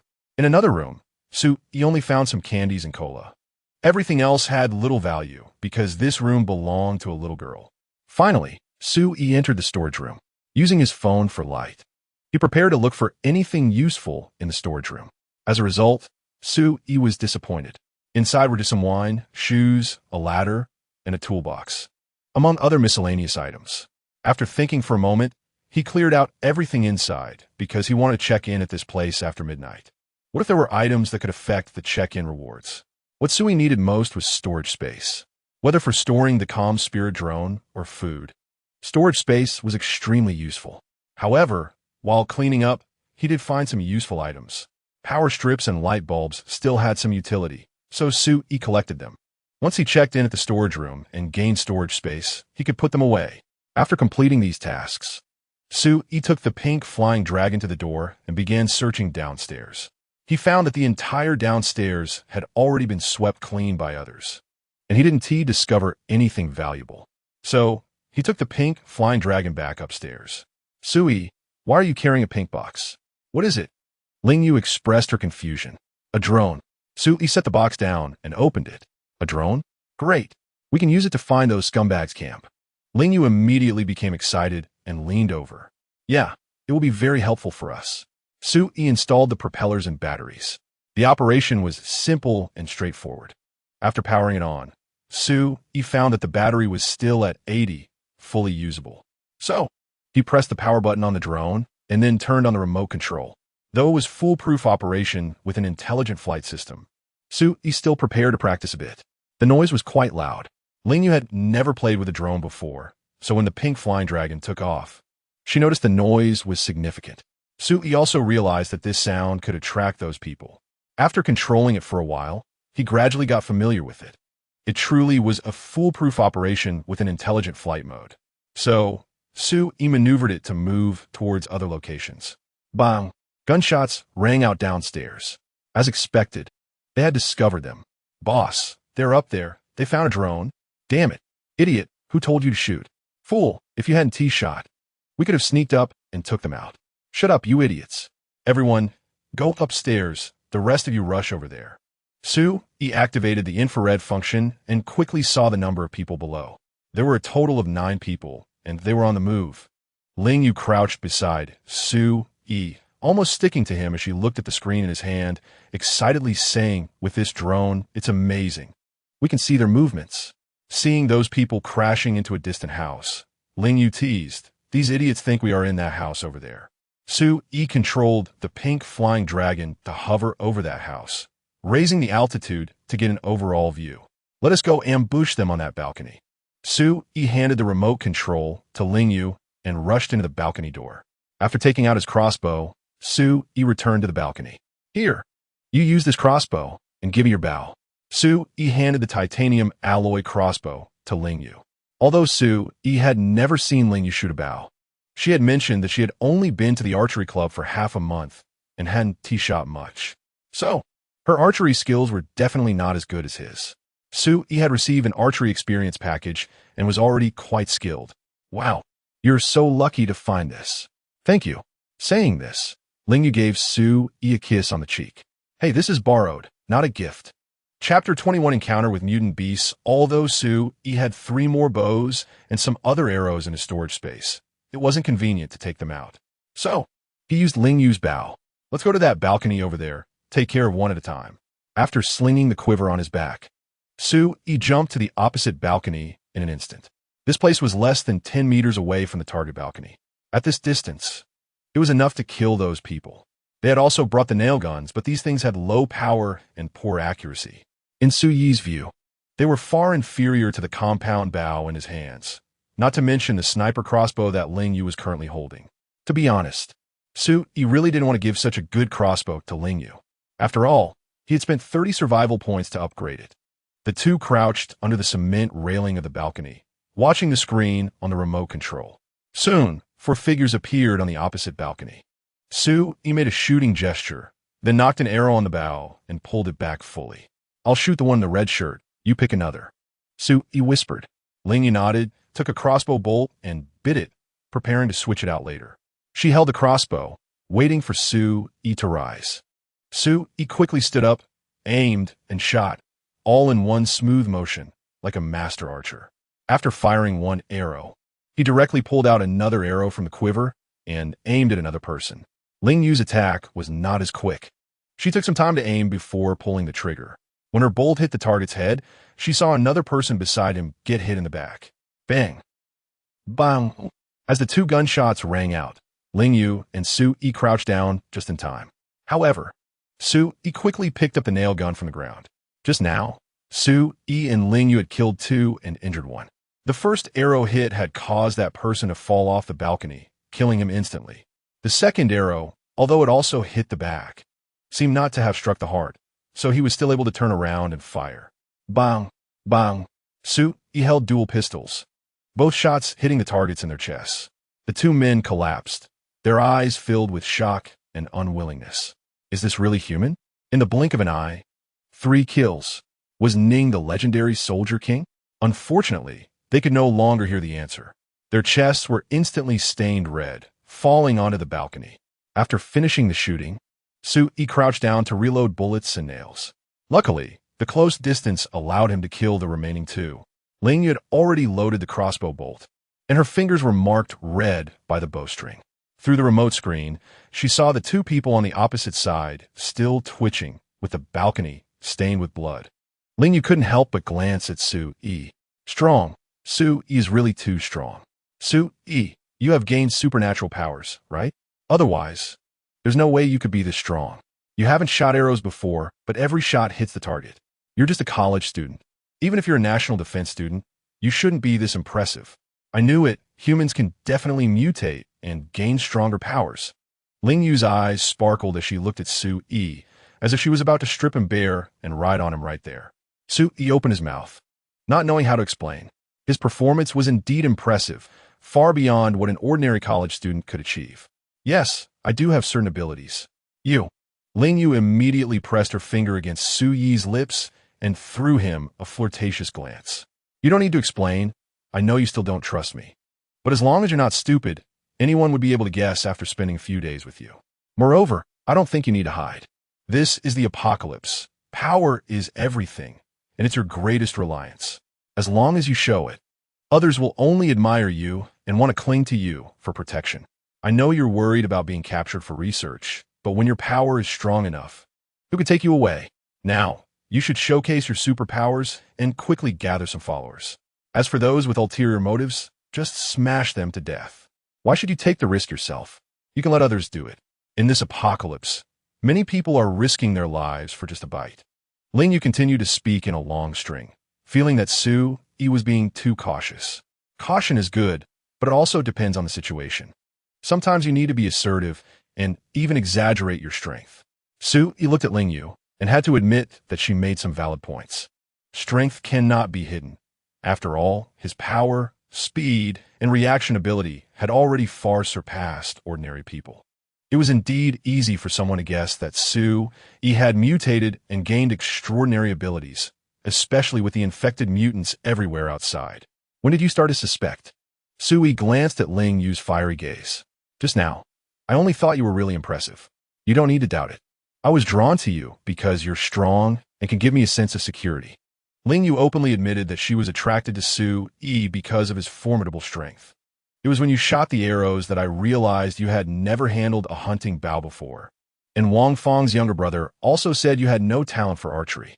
The only explanation is that you have mutated or awakened. He rubbed his nose, feeling a bit embarrassed. He had underestimated how simple-minded others could be. However, he wasn't awakened or mutated. He simply had a system. Mew. Suddenly, a cat's meow startled Yi, sending chills down his spine. The sound was too loud, far beyond what a cat could produce. On the remote control screen, Yi saw a black cat the size of a tiger biting one of the corpses on the opposite balcony. Mutant beast. Yi's pupils constricted as he covered Ling Yu's mouth. At this moment, Ling Yu also saw the remote screen, her eyes widening in shock. A cat the size of a tiger? The two dare not move, cold sweat running down their backs. This thing was clearly not easy to deal with. Just then, the door of another balcony was kicked open, and several people rushed out from inside. Old Lu, Xiao Yi, a Bing, glasses, where you guys? Responding to them was a massive shadow. The black cat hunched its body and leaped toward them, launching an attack immediately. Bang, bang, bang, bang. The continuous gunfire erupted as those people decisively fought back. Chapter 22. Cutting off the mutated cat's head, however, what followed were only screams. Yi and Ling Yu witnessed the entire process, watching as the mutated black cat easily killed the 5 people. The whole process took less than a minute. The 5 were bitten in the neck and their bodies were torn apart by claws. The mutated black cat had also been shot multiple times, with blood holes all over its body. One of the people had a homemade shotgun that sprayed numerous steel pellets, and another had a standard pistol firing 6 shots, all of which hit the mutated black cat. Even so, they were unable to kill the mutated black cat. It was strong, very strong. This mutated black cat was even stronger than a tiger. If a tiger had been shot with a nail gun, a homemade shotgun, and a standard pistol, it would have been knocked down long ago. But the mutated black cat did not fall. Instead, it killed all those people. It was too brutal. Yi and Ling Yu dared not move, fearing it would attack them. Although Yi had considerable strength, he felt he still fell short when facing a mutated beast. Perhaps he could luck out and kill it, but he would certainly be seriously injured. In this apocalypse, there was no medical help to speak of. Being seriously injured was equivalent to receiving a death sentence. Ling Yu looked at Yi, not daring to make any other moves. After all, animals have keen hearing and can easily detect sounds. Yi could only communicate with Ling Yu through his eyes, silently asking what they should do next. Yi opened his mouth but did not make a sound, using lip movements to say, "Wait for it to leave. Once it's full, it should go away. If all else fails, they could use the drone to lure it away." Thinking this, Yi glanced at the screen. The battery level was at 53. If they kept hovering, it might not last long. Yi planned to control the drone to fly over other balconies. It would be even better if they could directly lure the mutated black cat away. As the drone moved, the black cat merely glanced up and then ignored it, continuing to tear apart the corpses. Yi saw blood flowing from the mutated black cat's body through the screen and immediately showed a look of relief. It might bleed out and collapse, right? If it died from blood loss, that would be the best outcome. Soon, under Yi's control, the drone stopped on top of a cement water tower on another balcony. From this spot, they could still see the mutated black cat. To save power, Yi turned off the high-definition camera and left the infrared camera on. Using the infrared camera, they could clearly determine if the mutated black cat was dead. As long as its temperature dropped, it would mean it was dead. To that end, Yi activated the temperature measurement function. One must admit, the power of technology is formidable. Given enough time, perhaps in just a decade, humanity could eliminate the infected and mutated beasts, restoring peace to the world. Ling Yu sat beside Yi, resting her head on his shoulder and wrapping her arms around his arm. The two looked like a couple. Ling Yu felt particularly at ease holding on to Yi like this. In the past, she had fantasized about finding a boyfriend, going on romantic outings to picturesque places to watch sunrises and sunsets together. She never imagined she would be snuggling with Yi in such a situation, with a terrifying mutated black cat behind them, capable of taking their lives at any moment. However, Ling Yu was not afraid because Yi was by her side. Suddenly, Yi restarted the drone. A few minutes ago, the mutated black cat had finished eating and lay down to sleep. Its temperature had only dropped by 3 or 4 degrees. He thought it might really be okay. But unexpectedly, just now, the black cat's temperature began to drop rapidly. So, you want to test it. If the black cat was truly dead, they would be safe and could escape this crisis. The power of the mutated beast made reconsider some things. Should he leave in a hurry, or should they stay here and hide for a few days? He could indeed sign in and needed to go to some special places to do so. However, since the sign-in opportunities only increased once a day, it was too little. Even if he reached some special places now, the number of sign-in opportunities would still be severely insufficient. It was better to stay and accumulate some sign-in opportunities and survival points. Moreover, they could also recruit some people to form a small team. Lingyu was right. Desperate tasks could be left for others to do. As the drone approached, the temperature of the mutated black cat continued to drop. It had fallen from an initial 45 degrees to 15 degrees. With such a sudden drop, Su-Yi believed it must be dead. Lingyu had already released her grip on Su-Yi's arm, but she did not move away, still leaning against Su-Yi and staring at the screen. She also saw the originally red, mutated black cat gradually turning green, its temperature plummeting. Soon, the drone got close to the mutated black cat. When it was about a meter away, the black cat raised its head slightly, as if wanting to stand up. However, it did not stand, it merely shifted its body. It was dead. It was about to die. Su-Yi exclaimed with joy. Su-Yi handed the remote control to Lingyu and took out his machete. "Oi, be careful," Lingyu said, holding the remote while aiming her crossbow at the mutated black cat. Su-Yi nodded and jumped to the opposite balcony. He quickly approached the mutated black cat and then swung his knife at its neck. The mutated black cat twitched a few times and then made no further movements. Su-Yi let out a sigh of relief and then swung again, directly severing the mutated black cat's head. Only by completely decapitating it could Su-Yi feel at ease. Lingyu also came over, glancing at the head of the mutated black cat. She did not expect that a cat could become so large after mutation, nearly comparable to a tiger. Lingyu examined the wound and then said, "Su-Yi, this meat looks very normal and fresh. It should be edible, right? Maybe eating it could enhance our strength." Lingyu wanted to become stronger. Only by becoming stronger could she have the right to stay by Su-Yi's side. Beauty was the least valuable asset in the apocalypse. Ability and strength were what truly mattered. Su-Yi certainly did not like mere decorations, as that girl Lu Ran from the girls' dormitory was a bit prettier than her. Lu Ran was a new student at their school, also the new generation of campus beauty. Lingyu actually knew her, but she did not mention at the time. After all, she could barely look after herself, let alone have the ability to save others. Su-Yi, on the other hand, had the capability, but he did not have feelings for Lu Ran and did not try to save her. He merely gave her some chips that couldn't be taken with her. This further proved that beauty meant nothing in Su-Yi's eyes. Lingyu did not want to be abandoned by Su-Yi, so she had to become stronger. The corpse of the mutated black cat sparked some thoughts in Lingyu. Chapter 23. Crazy Lingwei, not necessarily. What if eating it turns someone into an infected or causes other side effects? Su-Yi wouldn't take that risk. After all, this is a mutated beast, not a normal animal. Su-Yi jumped to another balcony and searched for their nail guns, bullets, and nails. Although he couldn't use them, they could be useful for others. Since he needed to recruit followers, having weapons was essential. Finally, Su-Yi arrived in front of a corpse holding a standard handgun. The person was still wearing a bulletproof vest and a blast helmet. However, Su-Yi didn't believe this gear belonged to him. He guessed it must have been stolen. Without hesitation, Su-Yi took off the bulletproof vest and blast helmet. They were covered in blood and needed to be soaked and cleaned before he could wear them outside. After searching the body thoroughly, Su-Yi found no bullets. So, the police handgun was no different from scrap metal. He also found a hunting shotgun, some gunpowder, and steel balls. However, if not handled properly, those could explode, making them quite dangerous. Unless Su-Yi was willing to use survival points to upgrade. "Lingwei, what are you doing?" After searching for items, Su-Yi returned to find Lingyu gnawing on the head of a mutated cat.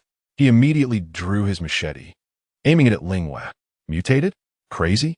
I want to see if eating this meat can make me stronger. That's what the books say." Linghua chewed on the raw meat a few times and swallowed it. Eating raw meat made her want to vomit, but she held it in, forcing herself to endure it for the sake of becoming stronger. Are you crazy? Did you forget that text message? Do you want to become a monster like the infected? Novels are novels. Reality is reality. You're insane. Linghua wiped the blood from the corner of her mouth, revealing a hint of a happy smile. Oi, you care about me. You're concerned about me, right? You're starting to have feelings for me, aren't you? I want to be strong. I want to live. I want to live. If I stay like this, it's too hard to survive. I'll just be a burden to you. Yes, I might become a monster, but I believe my luck, Linghua's luck, isn't that bad. Maybe I can get stronger? Look at this meat. It's very fresh. No different from normal animal meat. Ugh, it smells too strong. You should go back. I'll stay here. If I really become a monster, you can kill me. Saying this, Linghua lifted the cat's head again and tore off another piece of raw meat. Seeing Linghua's crazed appearance, Suyi's lips moved, but he didn't say anything. Without the system, maybe he would be like Linghua. There were some ways to deal with infected humans, but facing mutated beasts was truly daunting. Even with a gun, they were helpless, which was despairing. Needless to say, Linghua was stimulated. System, can the meat of these mutated creatures be eaten? Oi silently pondered it, hoping the system would respond. Unfortunately, half a minute passed, and the system didn't reply. Can you help me split this head open? I want to eat some brains. After eating some of the meat, Linghua felt nothing and thought maybe eating the meat wasn't enough. Took the head of the mutated cat and placed it on the ground. After all, Linghua had already eaten. If anything happened, it was unavoidable. Might as well let her experiment to the end. With both hands gripping the knife, he struck down hard. The bones were very hard. He struck it more than a dozen times before splitting it open. The knife had bent and had several notches. Linghua pried open the brain of the mutated cat and took out its brain. Oh, this bead. Linghua discovered a yellow bead. She squeezed it. It was somewhat soft. With a glint in her eyes, Linghua popped the bead into her mouth. She thought this bead might be something that could change her fate. You should leave first. You can change the batteries of the drone and observe me from a distance. If I become a monster, just kill me. Said nothing, silently took the drone, leaped over several balconies, and returned to the building where he found Jingshun. After changing the batteries, gathered all his belongings and returned to the small suite. He used the solar-powered mobile charger to charge the batteries he had taken from the drone and also plugged in Jingshun's battery to charge. After finishing these tasks, remotely started the drone and sent it to land near Linghua. In the footage, Linghua lay beside the body of the mutated cat. She made a V gesture at the camera, then donned her hat, adjusted her posture, and closed her eyes. Wait for a result. Silently. Then took some rice from the rice jar and cooked a pot of rice porridge in a pressure cooker. He rummaged through the fridge and found a few unopened packs of pickled vegetables. After rinsing the packaging, he brought them back to the living room. After tidying up briefly, he took out his phone to check, hoping to receive information about whether the meat of mutated beasts could be eaten. He indeed developed feelings for Linghua. Throughout their journey, her performance had been excellent, far from just a pretty face. Having a capable and beautiful girl like her was not an easy feat in any world. He naturally hoped Linghua would be fine. As long as she was safe, he didn't mind if she didn't become stronger. She lay there without any incidents occurring. After the porridge was cooked, it was 5 p.m. when finally had dinner. There was still no movement from Linghua. If he couldn't see her temperature remaining stable, he would have worried something had happened to her. He also lost interest in understanding the survivor camps. After eating his fill, he took the remote into the small room, crawled into bed, closed his eyes, and began to sleep. At midnight, after 12 o'clock, he could get up to sign in. Linghua was very calm. Perhaps the meat of mutated animals really could be eaten without side effects. After all, she had been digesting it for several hours and had absorbed it already. If something were to happen, it should have happened by now. Perhaps. When woke up from his sleep, Linghua would still be the same. If the meat of mutated animals could be eaten, it would indeed be good news. After all, meat is very important as it provides ample protein and energy. Needed meat right now, but he hadn't even found canned meat. So, He genuinely hoped that the meat of these mutated creatures could be consumable so he could collect some and store it. This answer might be revealed by dawn. Chapter 24. Has she really gained superpowers? In the middle of the night, Su-Yi was suddenly awakened by a piercing scream. Ling-Yu. Su-Yi sat up straight, thinking that the one who screamed might be Ling-Yu. He quickly grabbed the remote control, only to find the screen was pitch black. The battery was dead, and it had automatically shut down. Su-Yi checked his phone and saw it was already 3:25 a.m. He hurriedly turned on the flashlight and rushed to another room. The propellers of the silent spirit drone were already installed. Su-Yi took 2 batteries and the remote control from the charging station. After installing the batteries, he grabbed the silent spirit drone and prepared to go to the balcony. Then used the drone's night vision mode to check on Ling-Yu's situation. The drone's built-in camera had a night vision mode, and the lens was very expensive, which is why it's referred to as a quasi-military drone. Before going out, Su-Yi suddenly turned and entered the storage room. System sign-in. The sign-in process was quick. Just a few seconds. Sign-in successful. Gained 3 cubic meters of storage space.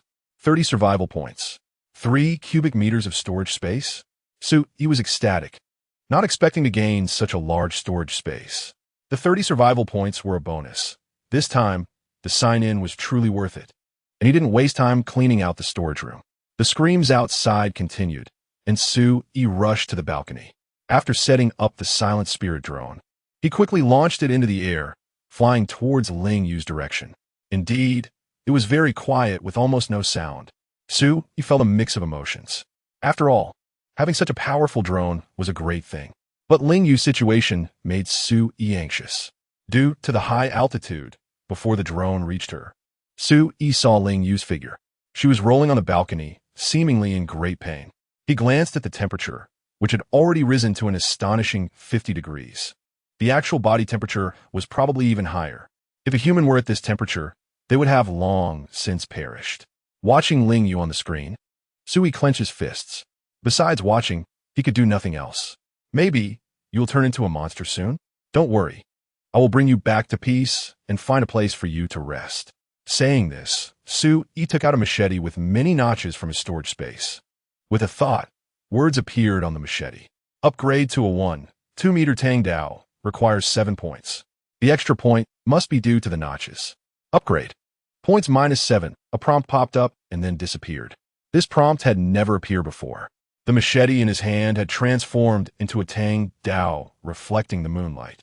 Looking quite extraordinary, Su-Yi flicked it with his finger, producing a crisp sound. Then, Su-Yi glanced at the system interface. Su-Yi survival points. 31 sign-in times. 0, 610. With 31 points remaining, should he spend 20 points to upgrade the nail gun? After some thought, Su-Yi decided against it. It was too expensive and wasteful. Returning downstairs, he now had 4 cubic meters of storage space, enough to store many items. He packed all the components of the silent spirit drone into a box and stored it in the storage space. Additionally, he stored the food from the 3 backpacks they had collected, along with rice, noodles, power strips, light bulbs, and wires. He also put away the second solar charging system. He directly wore the clean, bulletproof vest from the bathroom and put on the anti-explosion helmet. Upon reaching the balcony, Su-Yi also stored away the box of the powdered flying dragon, planning to put it away after dealing with Ling-Yu. After confirming nothing was left behind, Su-Yi leaned against the balcony, continuing to watch Ling-Yu on the screen. She was still screaming and rolling, although there was still some moonlight. Su-Yi dared not take action. It was best to wait until dawn before acting. As time passed, Ling-Yu's screams grew quieter. Su-Yi noticed that the intensity of her rolling decreased, and eventually, her screams subsided, and Ling-Yu sat up.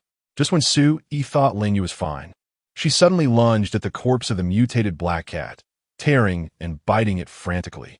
Moreover, Su-Yi noticed her nails seemed to have become extremely sharp, easily slicing through the mutated black cat's skin and starting to eat its flesh. Had she completely turned into a monster? Su-Yi felt a chill run down his back, hesitating whether to leave while the mutated Ling-Yu hadn't noticed him. In the end, Su-Yi remained still. After eating for about 10 minutes, perhaps feeling full, Ling-Yu stopped. She looked at her nails, and after a while, she walked towards the powdered flying dragon.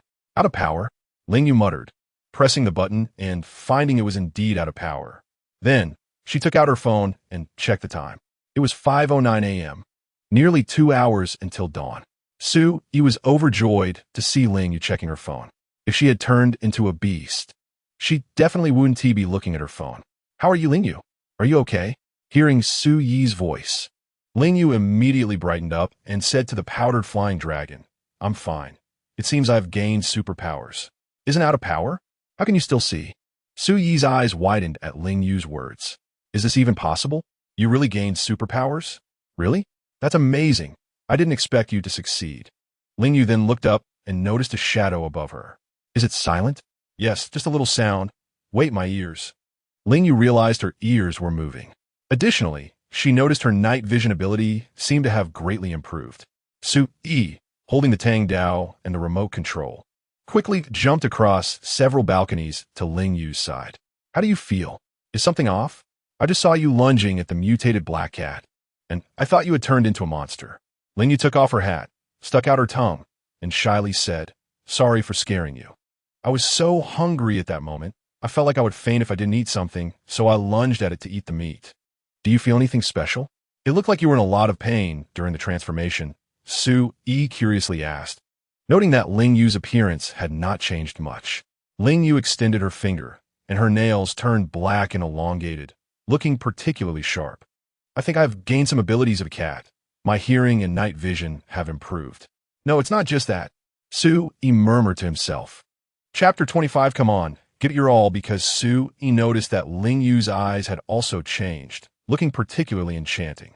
Fortunately, her ears were still normal, and she hadn't grown a tail. Otherwise, she would have turned into a cat girl. Of course, if she did turn into a cat girl, Su-yi would be quite happy as well. Additionally, he felt that his reaction ability, strength, and speed had all improved. Ling Yu appeared very excited when she said this. "It seems you really succeeded. Perhaps the key to making you stronger is that orb," Su-yi said while preparing to cut up the corpse of the mutated black cat. It turned out that the meat of mutated creatures was mostly safe. After cooking, it should be even safer. "Su-yi, are we going to take this meat?" Ling Yu guessed Su-yi's intention upon seeing his actions. "Yes, this meat should be safe. Right now, meat is a good thing and very precious," Su-yi explained, using a tang knife to cut open the mutated black cat's fur. "Indeed, it's a pity we can only take a part of it." Ling Yu naturally knew that this meat was very valuable. "No, I can take it all. My ability is related to my storage space, and I can probably store 3 to 4 cubic meters of things," Su-yi explained. His real reliance was on the system, the sign-in system. The storage space was just one aspect, and exposing it to Ling Yu was acceptable. After all, she already knew that Ling Yu had gained supernatural powers. Letting her know he had storage space was also beneficial. Ling Yu's eyes widened in disbelief. "This ability is so exaggerated. I'm envious. Storage space can carry supplies with you. No wonder, sometimes I didn't see where you put your machete." Ling Yu didn't continue. This was Su-yi's biggest secret, but now Su-yi had already told her. So, did Su-yi completely trust her now? Thinking of this, a smile appeared at the corner of Ling Yu's mouth. Su-yi's storage space was incredibly useful. He could store food in it. 3 to 4 cubic meters was enough to last for a long time. Moreover, he could consume and replenish at the same time. This ability, no matter the era, was extremely powerful. The operational space was vast. It depended on how one utilized this storage space. "Can the space increase?" Ling Yu suddenly asked. Su-yi shook his head and replied, "Probably not. That's still very impressive." "Storage space? I really want to have one." Ling Yu looked at Su-yi with envy. "Go downstairs and see if there are any induction cookers, and collect some smaller pots and pans." Su-yi assigned Ling Yu a task. He currently had 2 sets of solar charging devices and planned to dismantle the other 2 sets of solar charging devices and throw them into the storage space. Needless to say, the storage space would still increase. To cook, Su-yi was worried about not having enough power without 4 sets of batteries. Anyway, there was enough space now, and he didn't need to use too much space for food. Since it was still the early days of the apocalypse, resources were still plentiful. The reason there was nothing nearby was that it had been searched by others. The residential building they were in should not have been collected. While Ling Yu went to gather supplies, Su Yi began to cut up the corpse of the mutated black cat. The skeleton took up too much space. So Su Yi cut off the meat instead of putting the whole thing in his storage space. After half an hour, Su Yi had stored all the meat in his storage space, not even leaving out the brain matter. Then, Su Yi replaced the battery of the Quiet Spirit drone and put it back in a box. If he needed it next time, he could just take it out. The Quiet Spirit drone still needed to be used, and its battery was quite durable, so it could be used temporarily. There were other survivors nearby, so Su Yi had to be cautious. Su Yi, no one has searched downstairs. There are quite a few things. Should you go downstairs to collect them into the storage space? Or should I carry them up? Ling Yu, holding a crossbow effortlessly, walked up to Su Yi. After glancing at the mutated black cat skeleton, she realized all the meat had been taken into Su Yi's storage space. I'll go down. You go over there and dismantle those 2 solar charging systems. Saying this, Su Yi handed the remote control of the Quiet Spirit to Ling Yu. After going downstairs, Su Yi saw that the door to the room was open. The induction cooker, pots, and other utensils were packed in a plastic box, and there were some seasonings inside, all neatly organized. Su Yi directly stored them in the storage space, then also put the rice, oil, and flour nearby into the storage space. After leaving that room, Su Yi turned to other rooms. They contained food, seasonings, and so on. Su Yi didn't take much, only grabbing a kitchen knife to upgrade it for Ling Yu's use. By the time he reached the first floor, he only took a small rice cooker aside from that. Space was limited. He needed to keep some space in reserve and couldn't really fill the 4 cubic meters of storage space completely. Now, Su Yi had already used more than 3 cubic meters. Once he stored the Quiet Spirit drone and those 2 solar charging systems, only a little space remained. The storage space was severely insufficient. Su Yi decided to find a larger storage room to sign in, hoping to obtain a larger storage space. It must be said that this kind of storage space that could be upgraded was indeed very satisfying. When he returned to the balcony, the sky had already brightened. Ling Yu had also dismantled the 2 sets of solar charging devices and brought them over. Su Yi took out the box containing the kitchenware and the small rice cooker.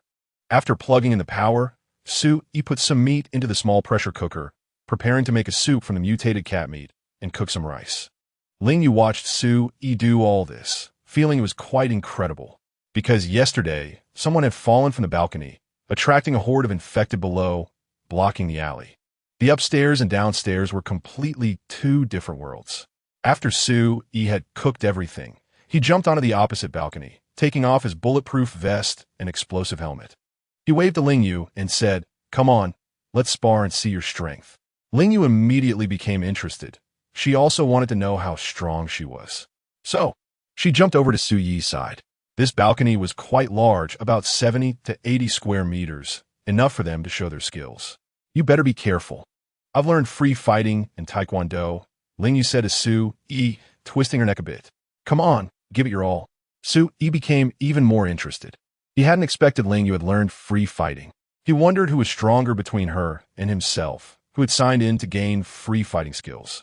Chapter 26. Delicious mutant beast Ling Yu took off her jacket, assumed an offensive stance, and then took a deep breath. With a push of her leg, she leaped into the air, her fist aiming for Su Yi's head.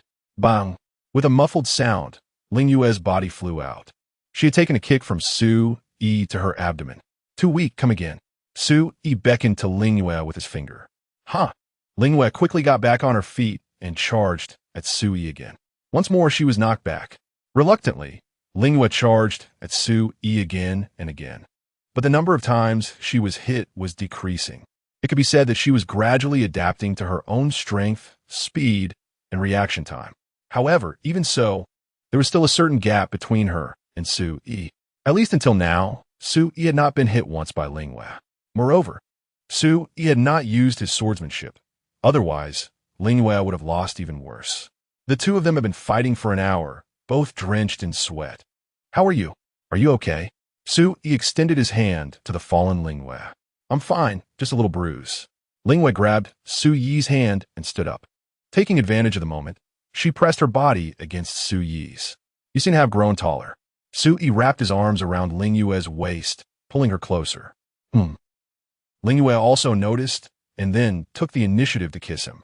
The 2 exchanged saliva for a while before separating. They had to separate, otherwise they would suffocate. You seem quite experienced. Do you have a story? Lingyue pinched her tingling lips. Yes, I could talk for 3 days and nights without finishing. But you seem inexperienced. Su-yi smiled proudly. Of course, this is my first kiss. Lingyue pouted.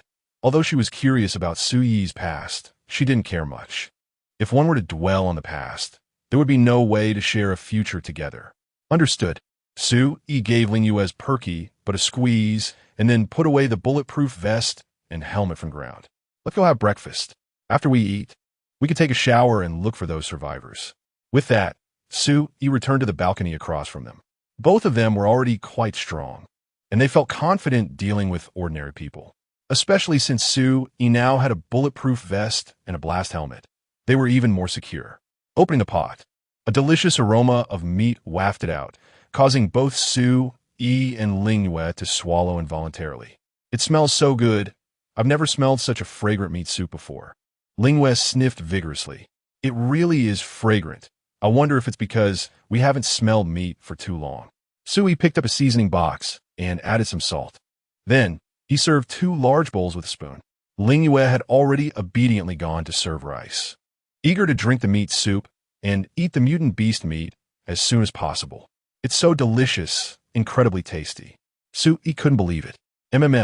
This meat is especially good. It feels like my tongue is going to swallow it. Su-yi, we are so lucky. In a world full of monsters, we can still drink such delicious soup and eat meat with fragrant rice. Lingyue instantly became chatty, talking nonstop. Oh my gosh, I'm eating so much now. I've actually eaten 3 big bowls of rice and drunk 2 bowls of soup.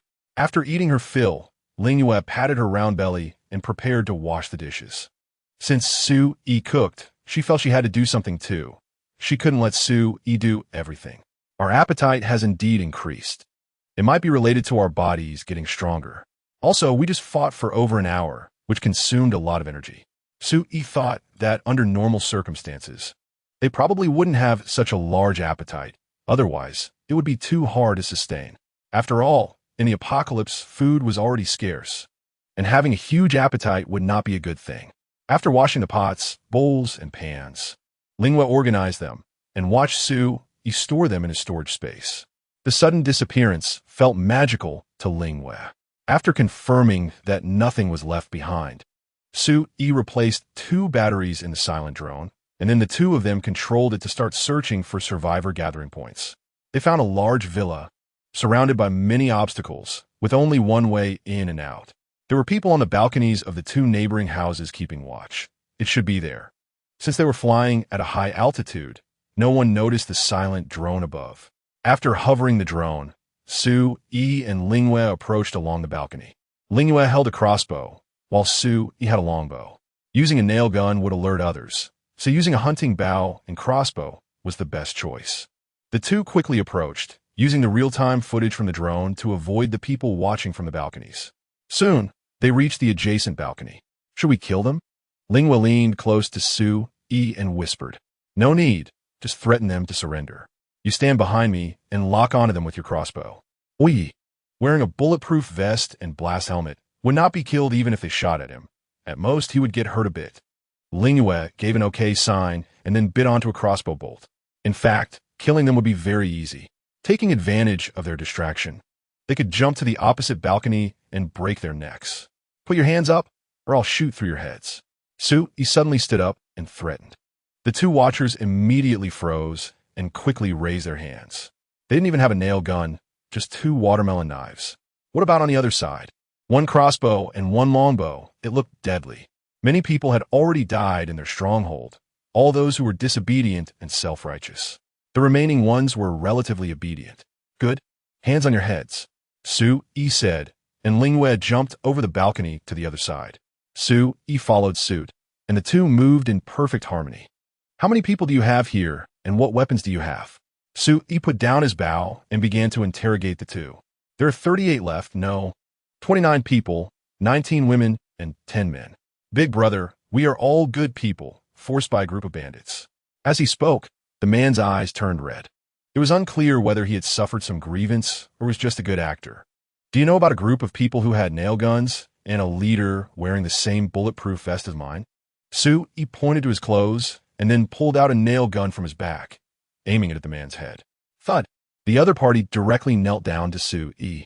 Chapter 27. Infiltrating the villa's stronghold, the kneeling man trembled, thinking that since this bulletproof vest had been worn by Su Yi, it must have been Su Yi who killed him. That's right, it was Boss Zhuang. He forced us to be here. Otherwise, we would have gone to the official shelter.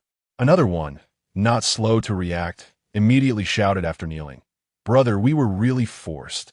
That Zhuang is not even human. He uses his gun to search for survivors everywhere, even threatening a beautiful policewoman, stealing her gun, and killing many people, harming countless girls. He is simply inhuman.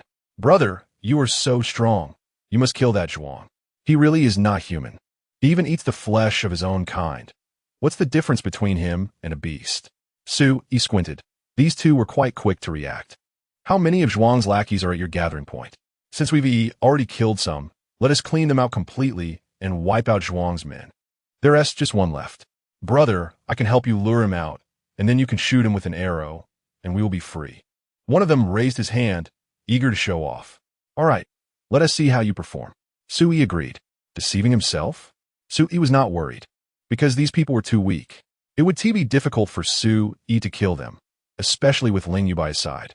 "Don't worry, brother. The only one left here with a nail gun is that person, and the others are all coerced, not Zhuang's subordinates." The man smiled obsequiously at Su Yi, then took a few steps back and turned to go downstairs. "Keep an eye on him. I'll go down and kill that person."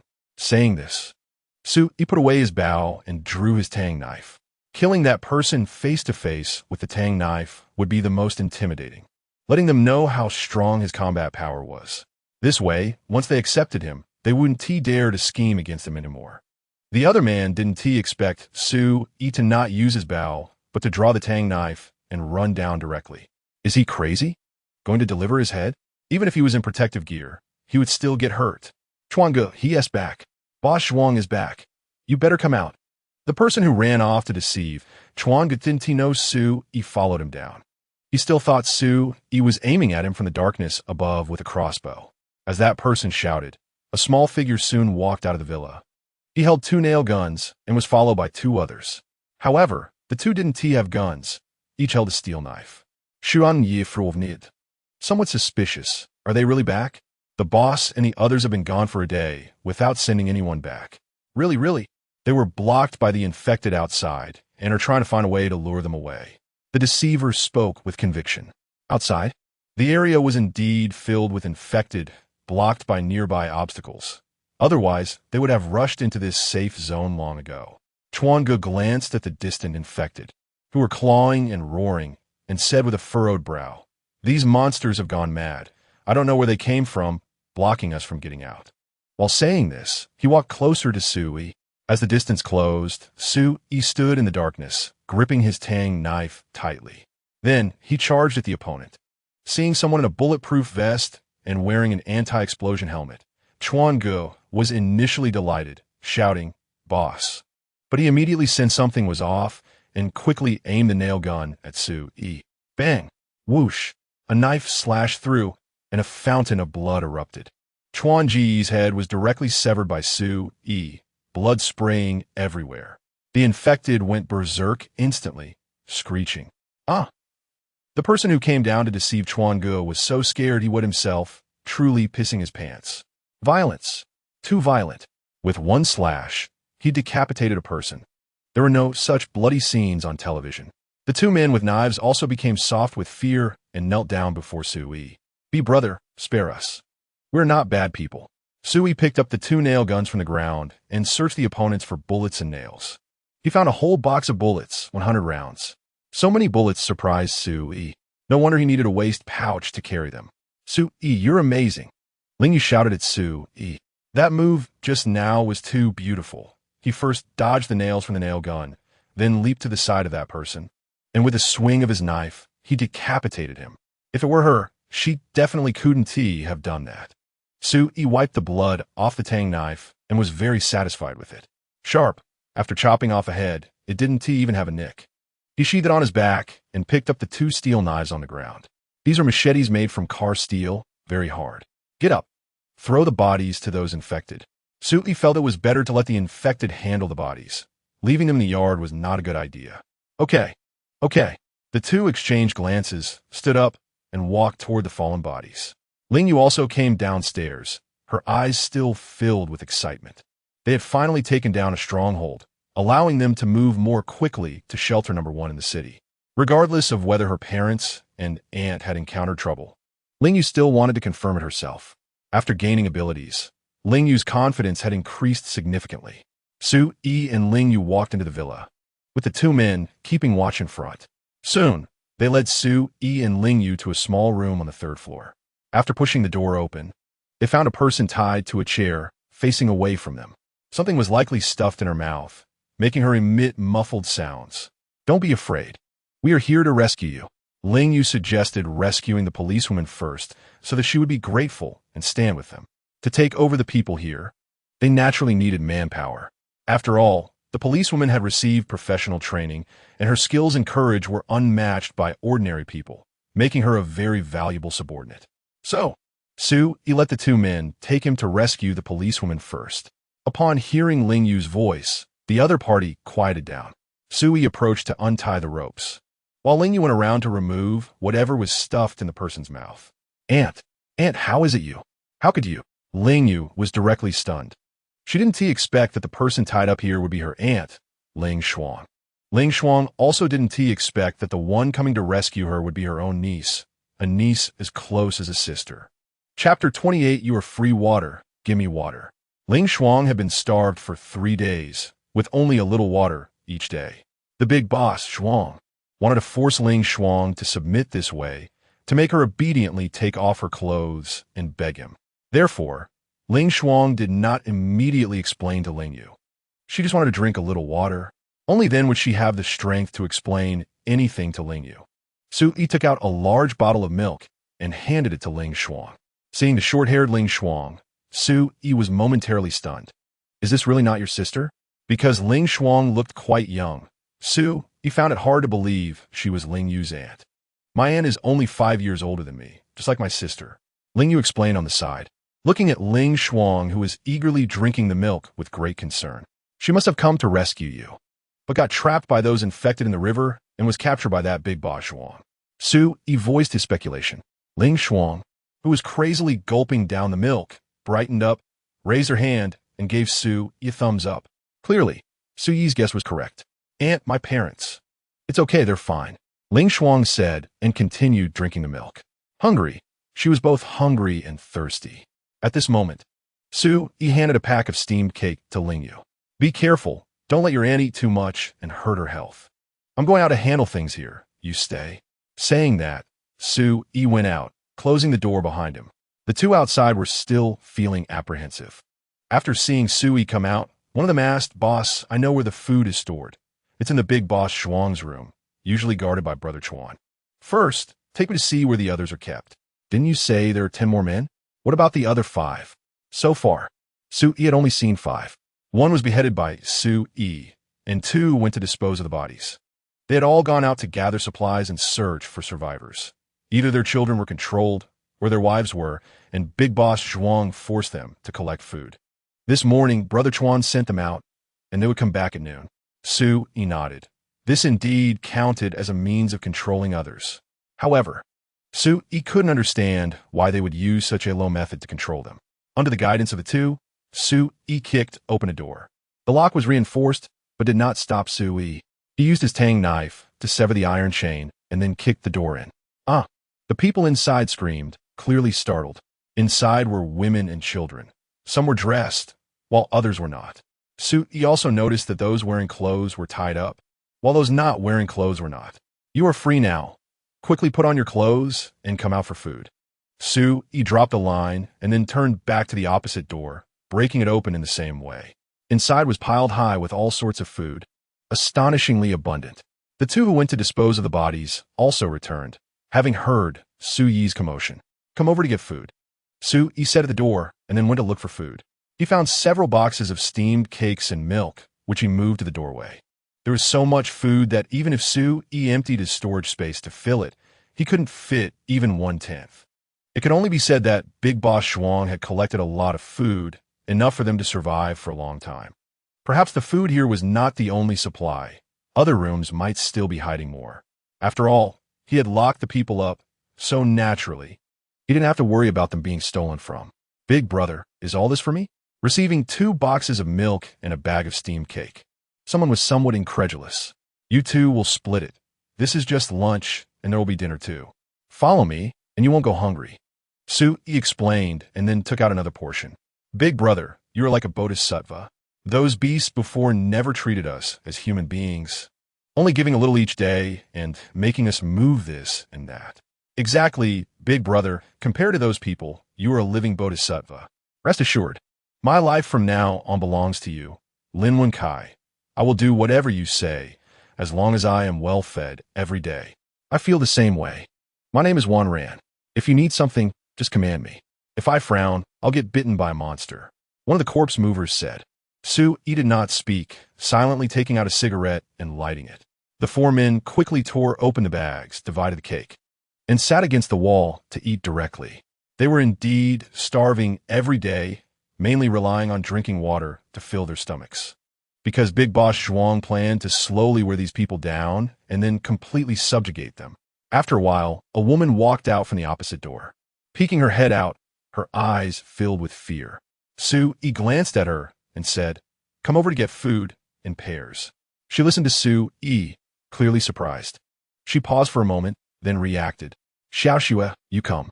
After a while, she walked out holding a 6 or 7-year-old child and stood in front of Su. 1 half each. Su handed her a bag of steamed cake and 2 bottles of milk. The woman quickly glanced at the several men sitting on the ground, who were devouring their food. She swallowed hard and took the items. "Thank you, boss." The little girl followed up. "Thank you, brother. All right, go eat over there. Don't eat too fast, or you'll choke." Saying this, Su patted the little girl's head.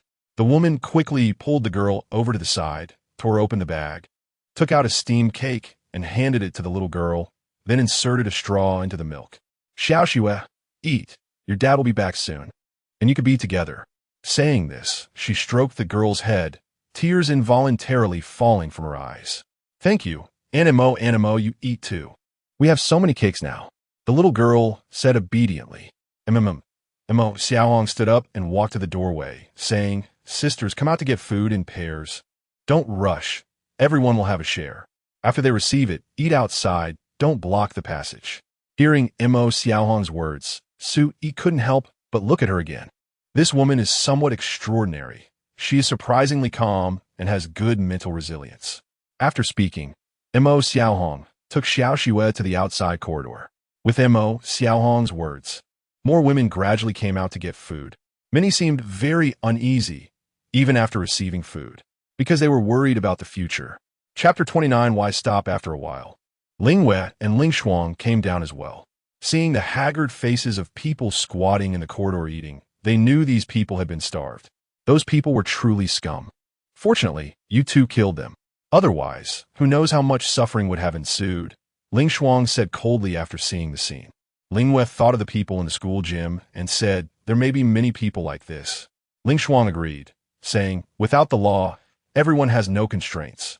Things that were once unthinkable are now being carried out with even more severity." Su, thank you for saving our little you. I won't say much in gratitude. From now on, I, Ling Shuang, will follow your lead, Ling Shuang said to Su after seeing Ling Wei. "No need to be polite. We're helping each other." Su smiled slightly, still very happy for Ling Wei. Not only had she reunited with her aunt, but she also knew that her parents and family were safe. At the same time, Su realized that it was highly likely Ling Wei would not venture out with him anymore. He also knew that the two of them could only have a short-term relationship before parting ways. "Sister Shuang, what's the situation at the official shelter?" Su asked directly in front of everyone. Upon hearing Su Yi's words, everyone stopped and stared at Ling Shuang. "The situation is good. There are now over 6,000 survivors in the shelter. The management is relatively stable, and the survivors are also stable. Nobody is going hungry. I was just thinking about how to lead everyone to the shelter. I came along the river, and it was relatively smooth until I encountered those perverts here, who blocked the river by leading the infected into it. So, we can still take people to shelter number 1 via the river. Ling Shuang finished her explanation in one breath and looked at Su Yi. She knew that her niece Ling Yue's heart was already tied to Su Yi. Just a moment ago, while chatting upstairs, Ling Yue's eyes lit up when she mentioned Su Yi. Do you want to go to the official shelter? Su Yi glanced at the few men squatting in the corner. Big brother, whatever you decide, we support you, Lin Wenkai said ingratiatingly. Yes, we follow Big Brother. Wanan nodded vigorously and added, the people in the official shelter might not be as generous as Big Brother. I want to follow Big Brother. Lingwei, come with me for a moment. Sister Shuang, I leave this to you, Su Yi said, handing 2 nail guns to Ling Shuang. For food, some people would do anything. So Su Yi had to be cautious. Just now, Su Yi caught other meanings in Ling Shuang's words. The management being relatively stable indicated that it wasn't truly stable. There must have been struggles. In this apocalypse, are they still fighting for power and profit? Is such a shelter really safe? Ling Shuang took the nail guns from Su Yi and said, you all pay attention to safety. With that, Su Yi headed downstairs directly. Ling Yue quickly followed, and the two reappeared on the balcony where they had entered. Have you told your aunt about our abilities? Su Yi stared into Ling Yue's eyes. This answer would determine Su Yi's next decision. No, it's our secret, our means of survival. I wouldn't easily say it even to my parents. Su Yi, I'm not stupid. Now that the apocalypse has come, human nature has become darker. My experience with you proves this. How could I foolishly reveal everything? I didn't even mention the drone. I only said you are with the Archery Club and the Free Fighting Club and that you train in martial arts from a young age and are very strong. Hearing Ling Yue's words, Su Yi stepped forward and wrapped his arms around her slim waist. I suspect the official shelter isn't stable. Internal conflicts might be quite intense. Moreover, survival is not easy. Otherwise, why would your aunt come out alone to look for you? Also, I found 2 submachine guns in a room, but they were out of bullets. They should belong to your aunt. Our secret indeed shouldn't be disclosed.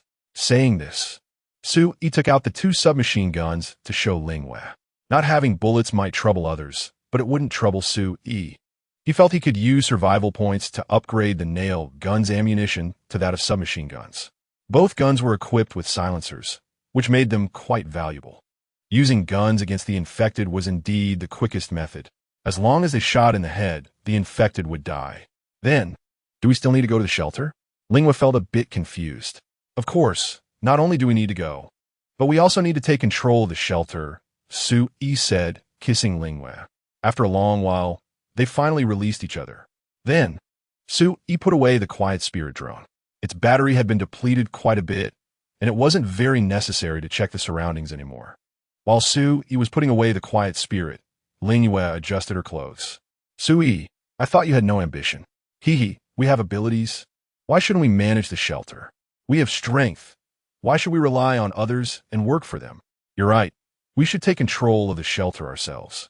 Following us can at least ensure everyone has enough to eat, and women won't be treated like slaves. They can at least live with some dignity. Ling Yue was not a ruthless person, nor had she changed because of the apocalypse. Perhaps it was because her luck was relatively good, and she hadn't encountered any bad situations. Later, she met Su Yi, and with his protection along the way, she felt that humanity should still exist. One shouldn't live like a beast. So, you need to control the people here first. I'm not good at these things, so I'll leave it to you, okay? Su Yi said, pinching Ling Yue's cheek. He could not stay in one place for too long. With the ability to keep getting stronger, why stop? Moreover, having powerful strength allows one to come and go freely and to protect those they want to protect. Once they completely took control of shelter number 1, it would be time for Su Yi to leave this city. 3 months. Su Yi would stay in the city for almost 3 months. After 3 months, his strength should be sufficient for him to return home and see if his parents were still alive in this world. I'll give it a try. It should be similar to managing a company, Ling Yue said, just as she was about to kiss Su Yi when she heard a noise. She decisively picked up the crossbow placed on the railing and aimed at the distance. Come out. I've already heard you. You few come out. Or we want to be polite. Ling Yue's ears twitched, and Su Yi couldn't help but think of cat ears. Chapter 30. Join our team indeed. It felt very much like being a cat. Moreover, Su Yi didn't hear any sounds. So, It was very likely that Ling Yu had acquired the abilities of a mutated cat. Her footsteps were particularly light, almost inaudible. It wasn't that she was deliberately controlling it. It seemed to be an instinct. He couldn't help but wonder if he could also gain such abilities by eating the bead in the brain of a mutated beast if he encountered one. Sure enough, a few people emerged from a spot 3 balconies away, all raising their hands. Who are you? How did you get to our stronghold? Are you new recruits? We are responsible for collecting supplies, one middle-aged man with a scruffy beard shouted as he raised his hands. He lowered Ling Yu's crossbow and shouted back. We have already killed Boss Shuang and his gang. Now, we are in charge of this stronghold. If you want to see your families, bring the supplies over. The expressions of those people changed instantly. They hadn't expected 2 young people to be so powerful that they had killed Boss Shuang and his scum. After all, Boss Shuang had not only a nail gun, but also a shotgun and a police handgun. Did they really kill Boss Shuang? Was the gunfire yesterday during the battle with Boss Shuang? Did these 2 do it all by themselves? That was terrifying. He speculated that these people probably didn't have any guns. At most, they had knives. Soon, they carried 5 burlap sacks in front of and Ling Yu. Opened a sack and took a look. It was all food, rice, flour, and some snacks. The middle-aged man bent over, trying to curry favor, and said, Big brother, this is the food we collected over the past 2 days. We've cleared everything nearby. If we want to collect more, we'll have to go further away. Boss Shuang promised us that once we collected this, he would let our families go. He scoffed and said, What he said has nothing to do with me. Do you want to go down and chat with Boss Shuang? I can facilitate that. Saying this, he pulled out a handgun and cocked it. It's a misunderstanding, big brother. That's not what I meant. The middle-aged man immediately knelt down. Is it? You know in your heart. He waved his hand. All right, get up. Our way of doing things is different from that scum. With that, turned and left, without even instructing how to handle the food. Ling Yu followed thinking that Su's previous claim of not being good at these things was just to comfort himself. He had clearly done very well, establishing authority without revealing his thoughts, thus making them reluctant to act rashly. A gun without bullets could achieve this. How could someone like him not understand how to manage these people? He must be too lazy to care, leaving the 5 people staring at each other. And Ling Yu went downstairs. Old Meng, what should we do now? A man in his 30s looked at the middle-aged man, uncertain. What else can we do? Are you not concerned about your families? Meng Qitong replied. Let us go, move the supplies down. No matter where we go, there will always be people collecting food. The infected out there aren't that scary. They're easier to deal with. Saying this, Meng Qitong tied up the sacks and threw them over his shoulder. The other few people nodded silently, agreeing with Meng Qitong's words. The infected seemed terrifying, but they weren't difficult to handle. As long as one was bold and careful, and everyone cooperated well, they could always use the terrain to deal with them. But humans were another matter altogether. Daddy, daddy. As Meng Qitong reached the ground floor, he heard a voice calling for him. Xiao Xue. Meng Qitong dropped the sack to the ground and shouted excitedly. Then, Meng Shui ran down from upstairs and jumped into Meng Qitong's arms, overjoyed. Meng Qitong tightly embraced his daughter. Looking up to see standing on the 2nd floor, lighting a cigarette, seemingly indifferent to his daughter running downstairs. Brother, Mo Xiaohong shouted and quickly ran downstairs. Husband, uncle, Hui Ge. Several people shouted as they rushed downstairs to reunite with their families. The rest silently came to the corridor, watching the 10 people embracing below. Envy. In the apocalypse, having one family was a truly happy thing. Their families were already gone. Some had been bitten to death by the infected.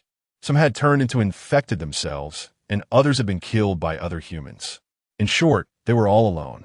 Seeing this scene, the women couldn't help but shed tears. He felt a bit emotional as well, thinking of his parents in another world and then of parents in this world. Taking a hard drag from a cigarette, Ling Yu noticed Su Yi's gaze and then picked up a loudspeaker. This loudspeaker was found by Ling Shuang in the room where supplies were stored.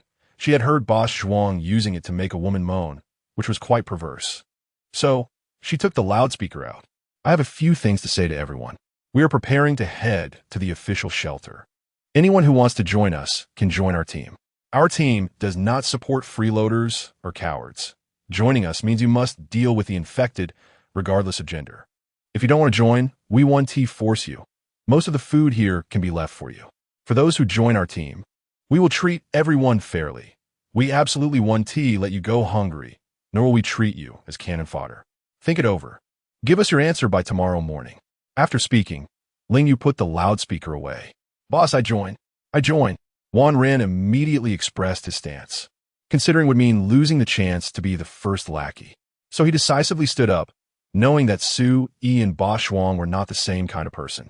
Following Su Yi meant at least he wouldn't go hungry. After so many days of hunger, Wan Ren felt he could no longer endure it. The other three also expressed their intentions, all determined to follow Su Yi. Just 2 people could take down 11. How strong must that be? Why wait here to die without latching on to such a powerful figure? There was plenty of food here, but how long could it last? Sooner or later, it would run out. After it was gone, Wu and Ti, they still have to go out to find food? Going to the official shelter would surely be more stable than staying here, right? The number of infected outside was increasing. If they stayed any longer, perhaps one day, the barriers outside would be breached, and they would ultimately be torn apart by the infected. Wouldn't they? Chapter 31. Nothing is more important than being alive, all right. You all come with me to the basement and clean out the storage room. Su-yi agreed to let them join and then assigned a task. Tonight, Su-yi also planned to sign in again. After all, the storage space was severely lacking, so he wanted to sign in for additional storage space. The storage room in the villa was quite large, and Su-yi hoped to obtain an even bigger space so he could carry more supplies, essentially turning it into a mobile warehouse. No one knew why Su-yi wanted to clean out the storage room, nor did anyone raise any questions. Everyone was contemplating their own future. Stay or join Su-yi and leave together. Is staying really safe? What will happen when the food runs out? If they join, they will have to confront the infected. It was a very difficult choice for them. Xiaoyu, come here. Ling Shuang called out and walked towards the bedroom where the food was stored. Ling Yu followed, guessing that her aunt, who was like a sister to her, wanted to talk about something. Once inside, Ling Shuang closed the door directly. Xiaoyu, have you and Su-yi?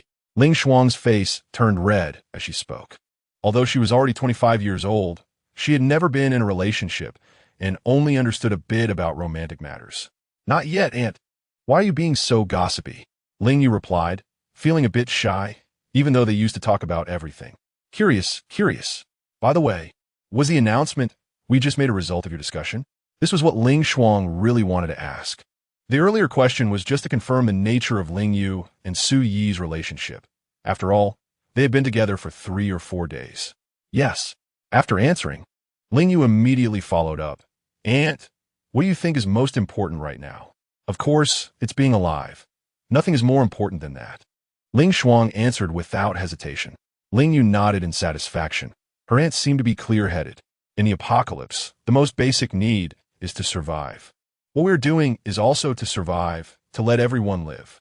Staying here will definitely lead to death in the end, whether it's being bitten to death or harmed by those around them. Aunt, you must know that the infected are very sensitive to the smell of blood, right? The smell of blood stimulates them, making them excited. Do you know why there's so many infected gathering outside right now? Ling Shuang thought for a moment, and then her expression changed. After all, she was also a woman. Because of their periods. Ling Shuang provided the answer. Ling Yu nodded, tearing open a bag of QQ candy, putting one in her mouth, and said, Exactly. I've observed that there are only 2 or 3 now. Once they spend more time together, their cycles will gradually sync up. By then, the infected will definitely rush in.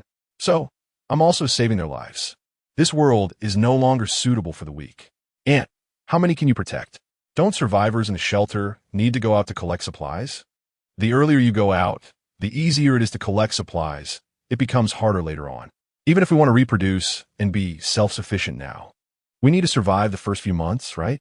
Moreover, I suspect the infected are gradually becoming stronger and will become increasingly difficult to deal with.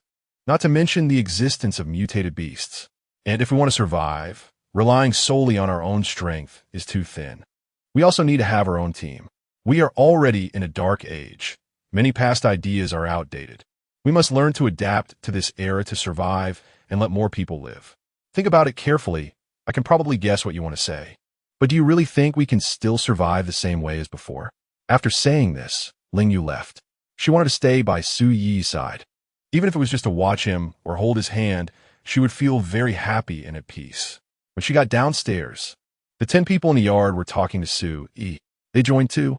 Ling Yu glanced at the little girl next to Su Yi and asked happily. The fact that those 5 dared to collect food outside indicated that they had the ability to deal with the infected. This was something she lacked. At least, she had never killed an infected person. With their addition, the team now had core members. Yeah, they're not stupid. Staying here means certain death, Su Yi said, rubbing Meng Shue's little head. What is your name? Ling Yu squatted down and offered a QQ candy to Meng Shue. My name is Meng Shue.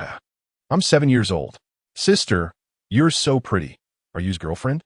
Meng Shue blinked her big eyes and asked curiously. Yeah, how do you understand these things? Ling Yu didn't know what to say. Su Yi smiled and said, kids these days are understanding early, but it's not a bad thing. It's the ones who don't understand that are troublesome.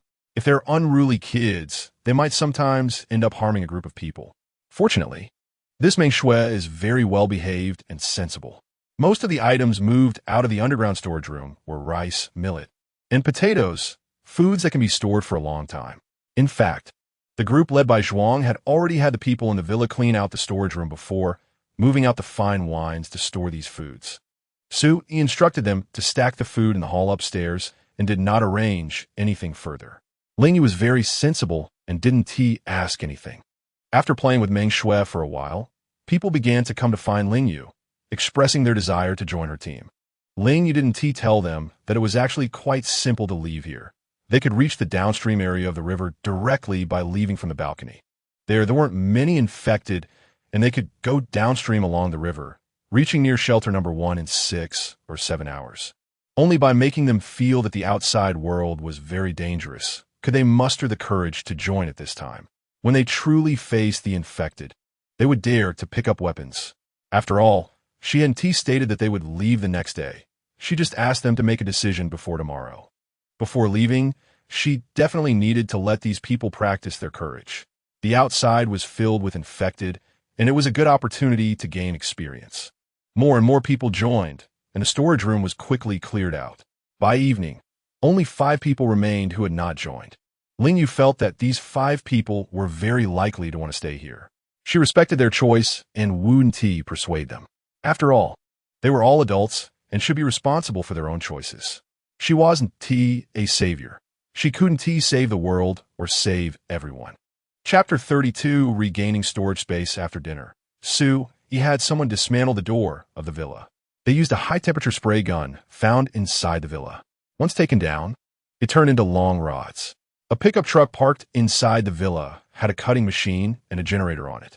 Wanran said that this was brought by Boss Zhuang and his crew. Before the apocalypse, Boss Zhuang was in the renovation business, and his subordinates were his workers. After moving the cutting machine and generator to the storage room, Su Yi began cutting the long rods, modifying them into weapons with more suitable lengths and sharpening them in the process. At this point, everyone understood why Su Yi wanted them to clear out the storage room. He was making weapons. In just one night, Su Yi processed 30 sharp iron spears. After finishing the weapons, Su Yi had everything cleared out of the storage room again. Then, he told everyone to go to sleep. Ling Yu looked at the iron spears and felt they would be very effective.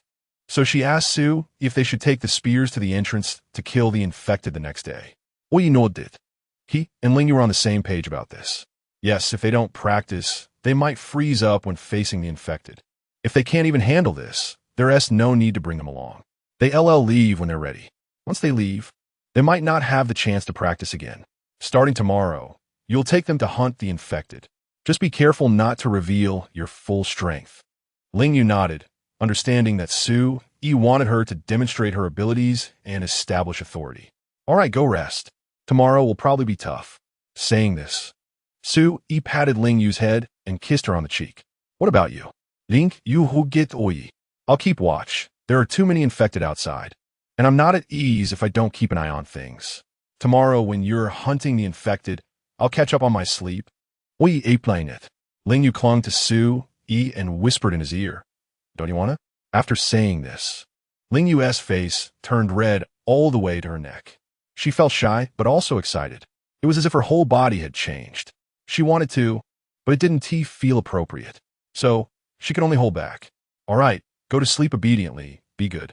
Saying this, Su Yi playfully slapped Ling Yu's cat-like rear, feeling its bounce. Indeed, it was hard to resist. However, the safety of the base was more important. He didn't feel comfortable letting others keep watch. Okay, I'll go to sleep. You stay safe. Ling Yu decisively pecked Su Yi on the lips and then went upstairs. Ling Shuang had already gone to sleep, and the others in the base had also rested. After all, they hadn't had a good time before, often waking up hungry or startled. Now that they were full, they could sleep peacefully. How could they still be wandering outside? Anyway, Su Yi and Ling Yu hadn't asked them to keep watch or do anything else. The night wasn't quiet. Outside, there were the sounds of the infected. Su Yi waited for midnight, keeping an eye on the infected outside. They were gathering more and more, and it was indeed possible that they could break through. After dinner, Su Yi also had the people in the base move some things to reinforce the barricades. As long as they got through tonight, Ling Yu would start taking people to clear out the infected tomorrow. Su Yi didn't mind staying here for a few days. After all, he hadn't accumulated enough opportunities for sign-ins yet. With nothing to do, Su Yi could only smoke to pass the time. Ding, sign in, count 1. After midnight, Su Yi heard a notification. Smiling, he turned on a flashlight on his phone and walked towards the storage room. Before entering, he took a deep breath. System, sign in. I wonder if I will get storage space? Sign in successful. Obtain 6 cubic meters of storage space. Survival points 60. 6 cubic meters of storage space? Su Yi couldn't help but smile upon hearing the reward. 10 cubic meters. He actually had 10 cubic meters of storage space now. How awesome. This meant his speculation was correct. The larger the space of the sign-in location, the greater the storage space obtained. Su Yi stepped out of the storage room and returned to the hall. He wasn't in a hurry to put food into his storage space. 6 cubic meters was enough to store a lot of food. Next, he needed to use the sign-in opportunities to improve his strength. Although having more storage space was good, improving strength was even more important. Without strength, just having storage space wasn't enough. This world had not only the infected, but also mutated beasts. Right now, even if Su Yi used all his means, he might not be able to escape unscathed if he encountered them. Strength was everything. Time passed slowly, and the sky gradually brightened. Although he hadn't slept all night, Su Yi didn't feel tired. He was still very energetic. He thought this must be the benefit of his strength improving. After a while, Ling Yu and the others began to wake up one after another. After washing up, receiving food, and finishing breakfast, it was already 7:30. Ling Yu urged Su Yi to go sleep, saying he didn't need to worry about other matters. In the base, except for Meng Shui, everyone else received an iron spear. The last 5 people were also persuaded by others and ultimately chose to join. After all, with only 5 women, how long could they survive? The infected were not that scary. This was something they 5 were qualified to say. Let me demonstrate for you. It's actually not that hard to stab an infected. Saying this, Ling Yu thrust the iron spear in her hand, piercing directly into an infected person's forehead. Their muscle and bone strength are slightly weaker than that of humans. As long as you apply force, you can do this. Come on, you try first. Ling Yu pointed to a girl. What are you afraid of? They're all blocked off and can't hurt you at all. If you can't even face the infected like this, you won't survive long. Stab, aim, and thrust with force. If you don't even dare to look, how could you possibly kill it? One by one, they gradually overcame their fear and began to raise the iron spears, stabbing at the infected. They discovered that the infected were indeed not hard to deal with. If one stab didn't work, just stab a few more times and they could kill the infected. By nightfall, everyone was busy stabbing the infected, taking turns. Overall, Ling Yu was quite satisfied with their performance. Throughout the day, they had killed over 100 infected. However, the number of infected outside hadn't decreased. Instead, it continued to increase. More infected were moving towards them. Chapter 33 upgrades are controllable. Su Yi slept until around 2 p.m., and after waking up, he ate some bread and then took a shower. With the solar water heater, Su Yi enjoyed a hot shower.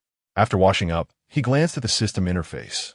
Su survival points, 91 sign-in times, 0, 710. He then took out a box of bullets. With a thought, Su saw 2 lines of text. You can spend 10 survival points to upgrade to 5, 8mm bullets. You can spend 20 survival points to upgrade to 5, 8mm armor-piercing rounds. It really can be upgraded based on my thoughts. Su shifted his thoughts again. You can spend 50 survival points to upgrade to regular grenades 10. You can spend 300 survival points to upgrade to rockets without a launcher. You can spend 500 survival points to upgrade to precision-guided bombs. The system is impressive. A single bullet can be upgraded to a missile. However, accumulating 500 survival points might take me 10 years. Su quickly made his choice. Survival points, minus 10, the 100 small bullets for his nail gun transformed into standard bullets. Both the submachine gun and the pistol he picked up could use this caliber of bullets. Moreover, it only cost 10 survival points, which was quite affordable. Su also found 5 more boxes in Boss Shuang's room, but he didn't rush to upgrade. He decided to upgrade only when necessary. There was plenty of time for that. Survival points shouldn't be spent recklessly.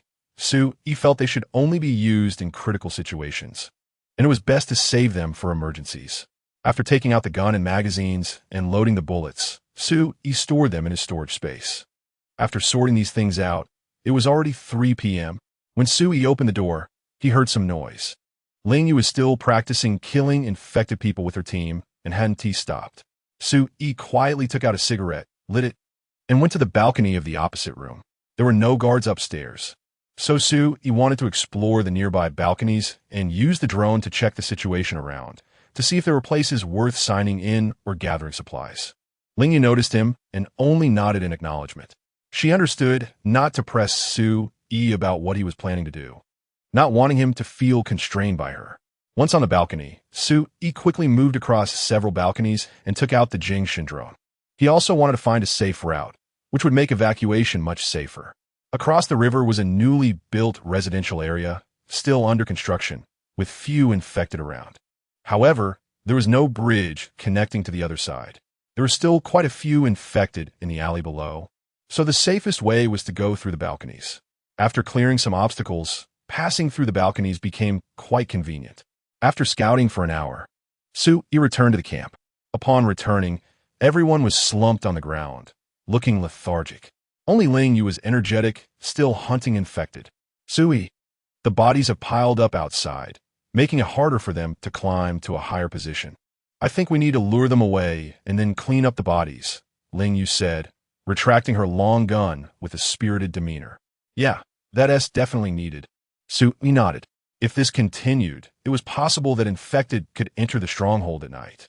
Who has a bloody sanitary pad? Take it off and throw it far away to attract them. Su scanned the crowd. 2 women blushed and raised their hands. You 2 go find a plastic bag and pack it for me. The rest prepared to go out and move the bodies to block a few passages and control the number of infected. After a while, Su took the plastic bag to the balcony. A few minutes later, the infected began to turn and move towards the distance. Ling Yu jumped out first, with others following suit.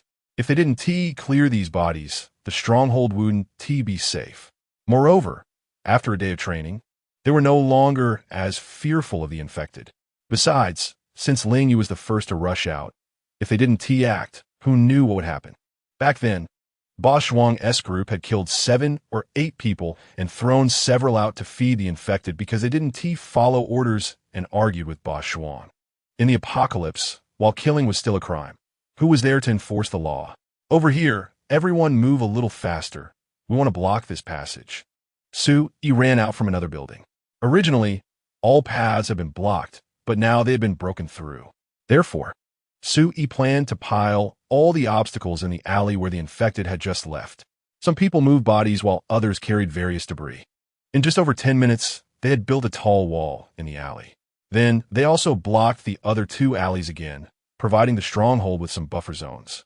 After completing these tasks, it was getting dark. Everyone returned to the villa, slumped on the ground, completely exhausted. Su distributed food to everyone, besides bread and milk. Each person also received a pack of ham sausage. Not eating meat just wouldn't do. Given their heavy consumption today, They definitely needed to eat meat. After distributing the food, Su Yi took Ling Yu to the balcony, claiming they were going to keep watch. In reality, the two of them went upstairs to eat.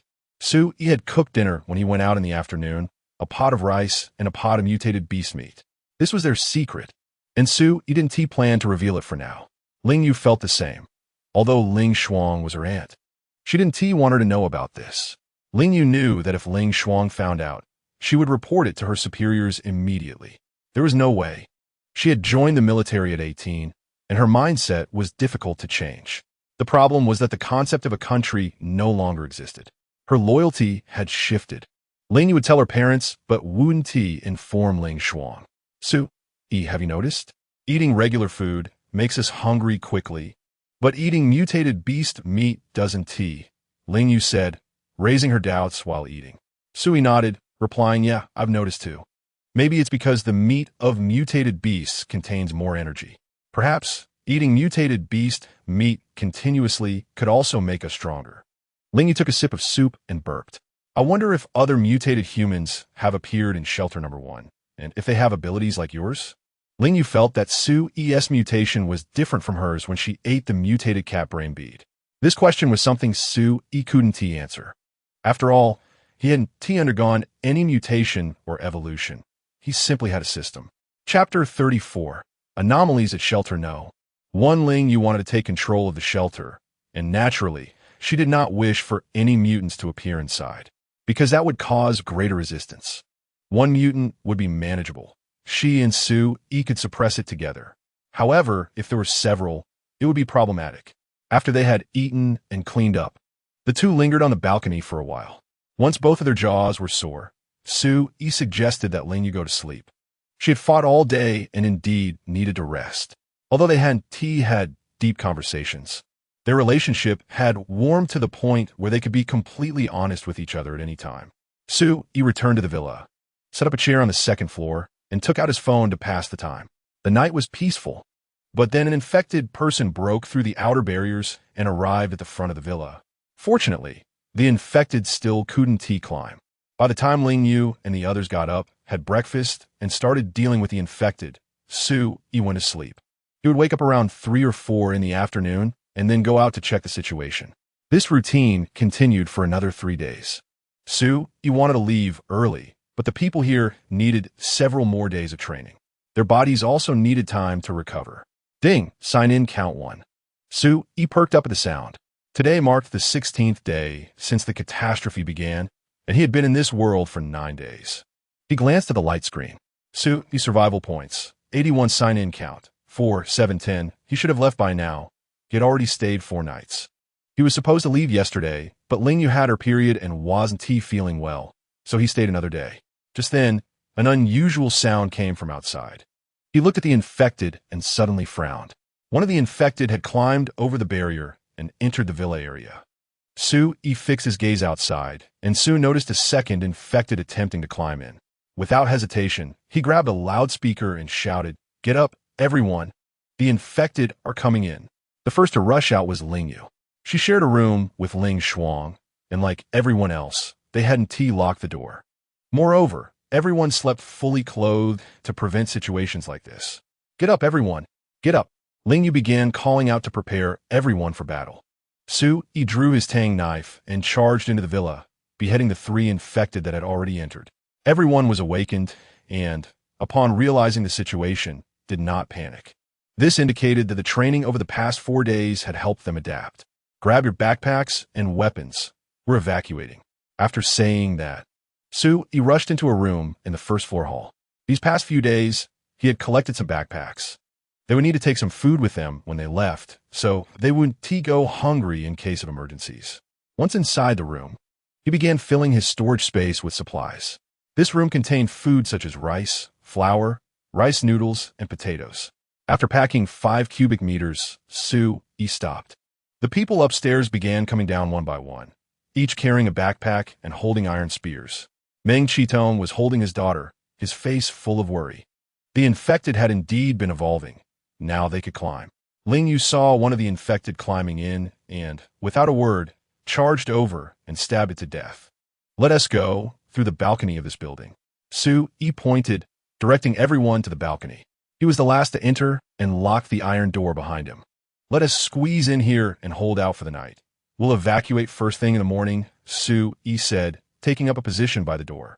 The moonlight was already weak at night, making it impossible to evacuate under the cover of darkness. So, they had to wait until dawn. Xiaoyu, you should rest too. I'll guard here with Su Yi. Ling Shuang stood behind Su Yi. Sister Shuang, you should rest. I can handle it here. If anything happens, I'll call everyone.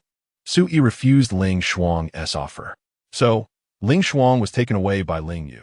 Throughout the night, although infected continued to scale the villa, they could not breach the door in front of Su Yi. As soon as they got close, Su Yi would stab them to death. The next day, sunlight dispelled the darkness. Around 7 o'clock, everyone began to rise. After breakfast, they gathered on the balcony. I've already scouted the route. Everyone follow me. With that, Su Yi crossed the balcony and began to move. Everyone followed in Su Yi's footsteps, heading downstream towards the river. They had long wanted to escape this place, which felt like a nightmare to them. Every day, hunting infected left them exhausted, and the smell was particularly nauseating. Since Su Yi had already found a safe route and set up some obstacles, the journey was particularly safe. Soon, they reached the riverbank from a building and quickly entered the river using a ladder. The water was very cold, but everyone's hearts were burning with determination. The official shelter was definitely safe. Half walking, half floating, they quickly moved downstream. Along the way, they encountered some infected, all of whom were killed.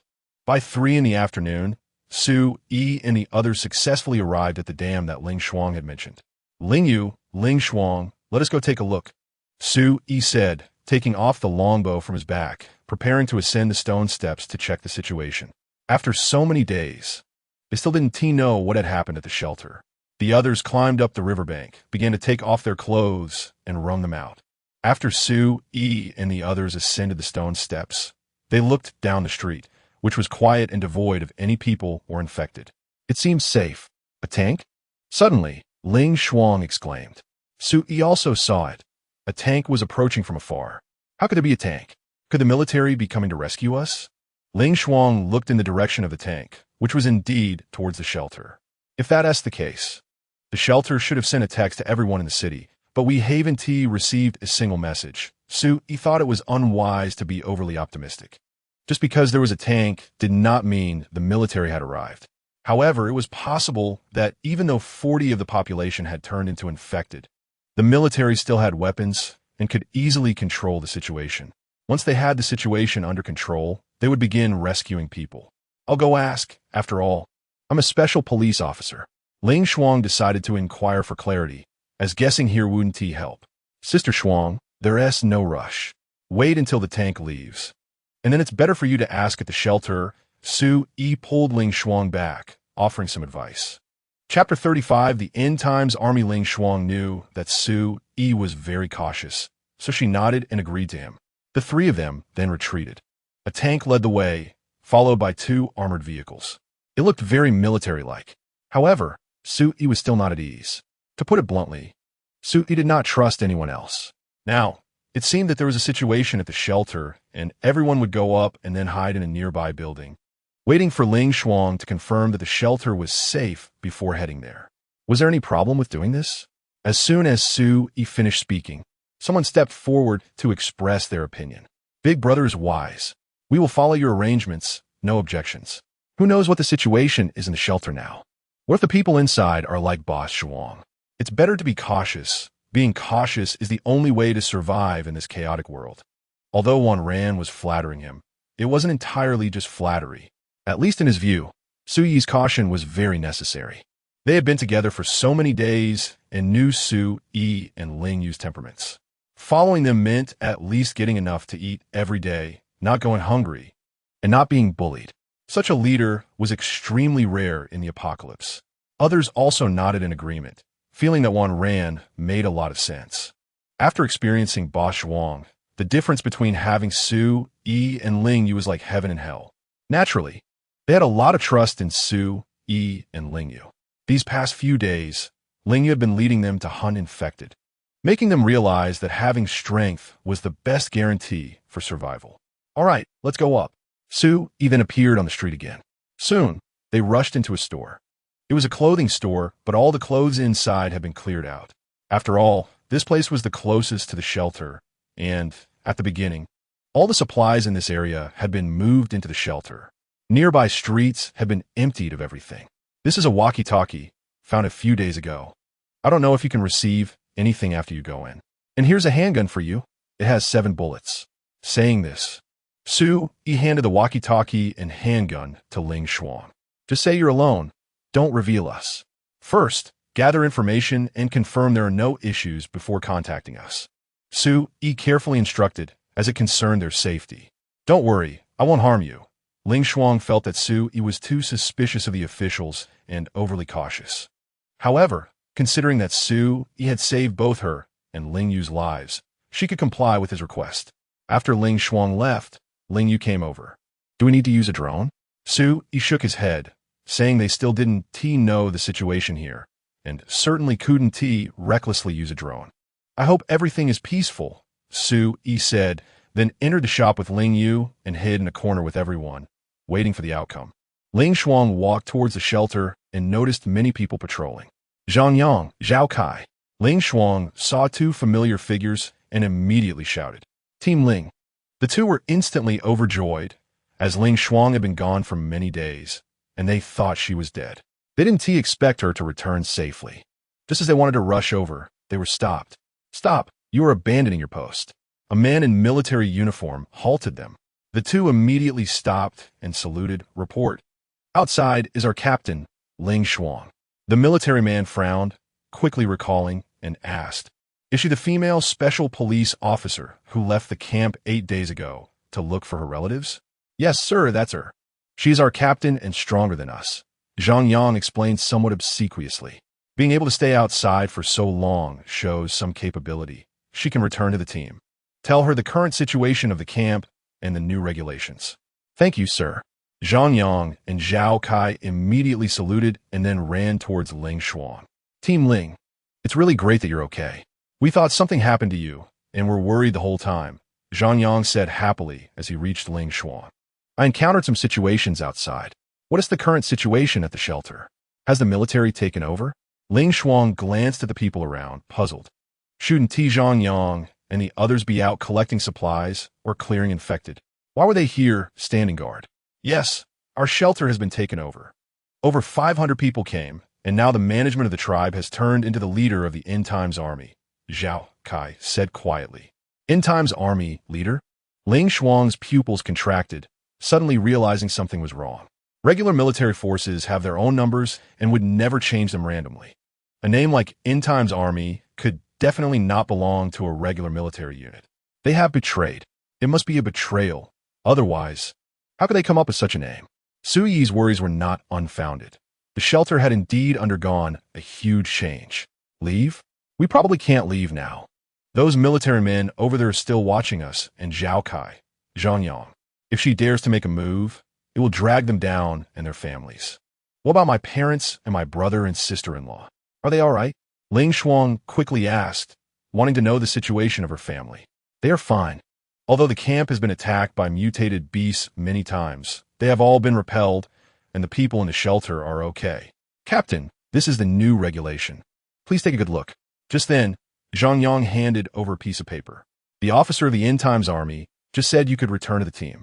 After returning, you can be responsible for guarding. At least you can get a ration, enough to support a family. Ling Shuang took a look at it and then frowned even tighter. She didn't pay much attention to the rest. She only saw the word kill. Although it's not wrong to use severe penalties in chaotic times, this was too harsh. Possessing weapons privately, kill. Possessing food privately, kill. Forming cliques privately, kill. Not obeying orders, kill. After reading it, Ling Shuang felt an overwhelming heaviness in her heart. Joining such a shelter was simply becoming a tool for those people. Therefore, she regretted it. However, her family was still inside, and now she had no choice but to compromise. So, she took out the gun she had on her and handed it to Zhang Yang. Zhang Yang quietly took Ling Shuang's sidearm and then led her through the door. Outside the shelter, there was already a low wall added. Once the supplies were sufficient, it would only get taller. In their view, Although the end times army was very strict, at least their firepower was strong enough to repel powerful mutated beasts and ensure everyone has safety. Eating less and living more exhaustively was nothing. As long as they could endure, they would get through it. Once the end times army cleared all the infected in the city, everyone could return to a normal life. Chapter 36. Evolver's Report, Commander. I only have a pistol with me. The other weapons have been lost. Ling Shuang stood before the man and saluted. I am Li Rue, the deputy commander of the Apocalypse Army. Welcome back. Saying this, he handed her a military rifle and continued. Now, this is your weapon. You are now the captain of Security Team 3, and you can receive 4 rations a day. You will report directly to me from now on. It was clear that Li Rue wanted to win Ling Shuang over. After all, surviving in the apocalypse was not possible alone. One needed many subordinates to survive and live well. Moreover, although Ling Shuang wore a bomb-proof helmet, her beautiful face could not be hidden. He had never dealt with such a beautiful woman before. Ling Shuang did not expect that the person in front of her was a high-ranking officer in the Apocalypse Army. His gaze revealed a bothersome possessiveness. Was this really a soldier? Ling Shuang felt that these people were not soldiers at all. What could she ask? No, because her family was still in the shelter. Everyone else had compromised. What could she change alone? Now she finally understood the deeper meaning of what Su Yi had said. Not only was the world changing, but so were people's hearts. Thank you, Commander. I will definitely use the gun in my hand to protect those behind me. Ling Shuang accepted the rifle and saluted. Zhang Dafu, take Captain Ling to see her family and also get her 4 rations. After finishing these tasks, take her to Security Team 3 and let her familiarize herself with the job process. After speaking, Li Rue turned and left because he still needed to patrol the entire camp. Yesterday, they had just repelled several mutated beasts, and there was a gap in their defenses that needed to be closed quickly. Otherwise, his violent leader would not spare him. Ling Shuang knew that the other party wanted to separate her from her former subordinates. But for now, she had no other choice. Follow me. A dull voice rang out. Ling Shuang did not hesitate and followed the person into the inner part of the shelter. Now, she just hoped that her family was safe. Brother, I just returned from outside and am not very familiar with the current camp. I don't know how strong our commander is, Ling Shuang inquired, as she had indeed just come back from outside. Very strong. The commander is an evolver. No one can match him, Zhang Dafu said with some envy and admiration. Evolver? Ling Shuang did not expect to hear such a term. That's right. After the disaster, very few people evolved and gained great power. Our commander is one of those. Zhang Dafu said proudly. This is not a secret. On the contrary, it needs to be widely promoted. Ling Shuang took a deep breath and immediately asked, how strong? Can he hunt mutated beasts? Zhang Dafu glanced at Ling Shuang, seemingly a bit unhappy. The commander can fend off mutated beasts with his bare hands. It's very difficult to kill them. They're not afraid of bullets at all. When shot, the bullets are pushed out by their muscles. Ling Shuang's pupils constricted, and then she said, when I left, the mutated beasts weren't this terrifying. Have they become stronger now? That's right. The commander also said that the strength of the mutated beasts is increasing. So, we need to invest more combat power to eradicate them. Today, the commander went out in a tank to deal with the mutated beasts. Fortunately, there aren't many mutated beasts. Otherwise, this camp would be scattered in just a few days. After hearing this, Ling Shuang's frown deepened. If the mutated beasts were not eliminated, the safety of a shelter could not be guaranteed. The strength of the mutated beasts was too great. Bullets couldn't harm them. No wonder they had to use tanks to deal with the mutated beasts. Along the way, Zhang Dafu talked a lot. Now, there were already 13,000 survivors in the camp, most of whom they had brought back. Ling Shuang then realized why the management of the shelter had changed. It turned out that the Apocalypse Army had more people and greater power, so it was normal for them to take over the shelter. After all, in a confrontation, they had no chance of winning. Ling Shuang never expected that such significant changes could happen in such a short time since she left. Soon, Ling Shuang was brought to a busy area. Many people were digging the ground with their hands, while many others in bulletproof vests were watching with guns at the ready. This is land reclamation. This area has very fertile soil, and the commander thinks it is suitable for planting vegetables. Zhang Dafu explained, and then began calling out the names of Ling Shuang's parents.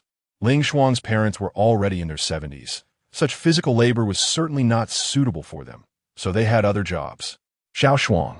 Ling Chun saw Ling Shuang, and his eyes immediately turned red. He originally thought that Ling Shuang had sacrificed herself since she had left alone, with no one else around. Elder brother. Ling Shuang ran over and hugged Ling Chun. Xiaoyu is fine, but I can't say anything right now. Ling Shuang quickly whispered. Only Ling Chun could hear. That's good. That's good. As long as our family is okay. Ling Chun happily patted Ling Shuang's back, not expecting his daughter to be safe. As for why she couldn't say, Ling Chun had guessed part of it. The current shelter implemented a high-pressure system, and they had also lured many children to serve those people. With his daughter being so beautiful, if she entered here, how would it be any different from entering a den of wolves? Yi Ji, who was beside them, initially did not react, but from her husband's words, she caught on to the implications. Her daughter was safe, but she could not say it, so she also stepped forward, excitedly hugging Ling Shuang and confirming the news from her. Where are Mom and Dad? Ling Shuang asked when she did not see her parents. They're doing cleaning work so they can get some food, Ling Chun explained somewhat shamefully. After all, he was unable to provide food for his elderly parents and felt embarrassed to face his sister. I am now the captain of Security Team 3, and I can receive 4 rations a day. They shouldn't need to work anymore, right, Brother Zhang? Saying this, Ling Shuang turned to ask. Now she had no say. The power was in the hands of the Apocalypse Army. Zhang Dafu shook his head and said, This matter is not up to me. It needs the commander's approval. In the camp, everything is decided by the commander. Zhang Dafu felt that with Ling Shuang's beauty, entering the management's upper echelons should not be a problem. After all, she had not only beauty but also strength. A woman like her would definitely attract the commander's appreciation and special treatment. Chapter 37 Inside the Shelter News. My stomach feels a bit uncomfortable. Can I go to the restroom? Please wait for me here. I still need to see my parents. Ling Shuang rubbed her stomach and tested the waters. Zhang Dafu hesitated for a moment and then nodded. Considering that Ling Shuang's parents and family were here, there shouldn't be any problems. Make it quick. I have other tasks, Zhang Dafu stressed. Thank you, I'll be back soon. Saying that, Ling Shuang covered her stomach and quickly walked towards the distant building. Since everyone was busy working, there was no one around the restroom. After entering, Ling Shuang decisively took out her walkie-talkie. Su-Yi, can you hear me? Received, loud and clear, came Su-Yi's voice from the walkie-talkie. This area is under the control of the Apocalypse Army. Their control over food is very strict. Anyone caught hoarding food will be executed. The control over people is also extremely harsh. Even those in their 70s or 80s must work to support themselves. Additionally, the status of women in the shelter may be very low. Beautiful women are likely to become someone else's playthings. Also, the leader of the Apocalypse Army is an evolved being. He can fight mutated beasts and force them away. Today, they went out in tanks specifically to deal with mutated beasts. Xiaoyu, your parents are safe. I will take good care of them. My time is limited, so weigh your options. I will act as if I never met you. After saying this, Ling Shuang flushed the toilet. Received, take care, Su-Yi's voice came again. Ling Shuang took a deep breath and opened the door to go outside. Once outside, she took off her helmet and washed her face. Then she patted her cheeks. Ling Shuang, this is the apocalypse. You must abandon the way you used to live. You can do it. Keep going. After motivating herself, Ling Shuang left. Did everyone hear that? Su-Yi looked around at everyone. After all, the sound from the walkie-talkie was not small. Boss, no matter what decision you make, I will follow you, Wan Ran stated decisively. Seeing him raise his hand, others also expressed their support. They came to the shelter seeking a stable life. However, from Ling Shuang's words, it seemed that things weren't as rosy as they hoped. After she returned, she wouldn't be able to come out again and could only sneakily find opportunities to relay information. If it weren't for the walkie-talkie, they might have to wait several days for Ling Shuang's intel. Executing people for hoarding food? That's too cruel. Are they any different from Leader Zhuang? The Apocalypse Army doesn't sound like the good guys. Let us evacuate this neighborhood and find a community to hide in. They must have searched this area thoroughly. Although there won't be food, Safety should be guaranteed. Ling Shuang just went in, and the situation isn't fully understood yet. Let's wait a couple of days to see how it goes. Agree with my decision? Raise your hand. If you disagree, you can go to the shelter and seek refuge there, but you must not disclose our situation. Su Yi looked around, and everyone raised their hands. Good, let's go now. Everyone follow closely and move quickly. After saying that, Su Yi quickly walked to the door. He and Ling Yu didn't communicate and made a direct decision. Ling Yu didn't express her opinion throughout, even though she was just a few kilometers away from her parents. However, she knew that if she showed up, it wouldn't be easy to meet her parents.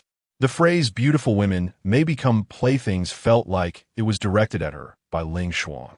Moreover, Su Yi's decision was sound. Hiding in a nearby community could provide opportunities to gather more information. The food they had on hand would last them for 3 to 4 days without any problem. That lengthy time would be enough to think clearly about whether to seek refuge at the shelter. The group circled around to the back of the neighborhood and entered a community. As Su Yi guessed, the community had already been swept through. Aside from the doors that were open, the others had all been smashed open.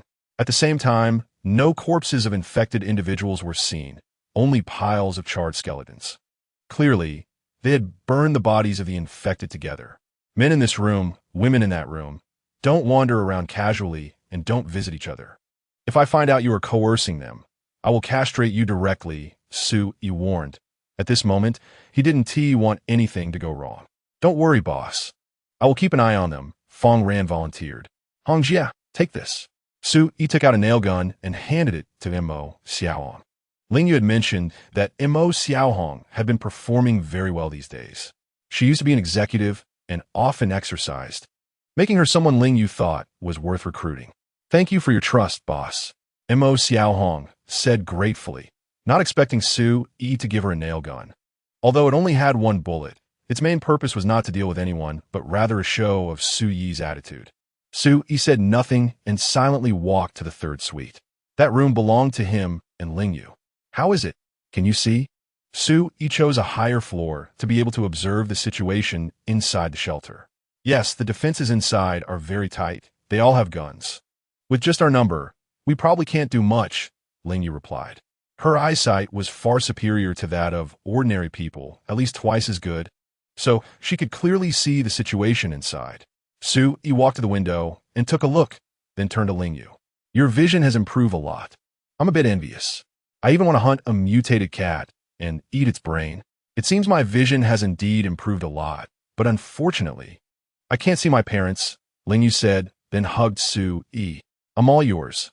What is there to be envious of? At worst, we can hunt other mutated beasts so that you can have this ability too. Saying this, Ling Yu hugged him even tighter.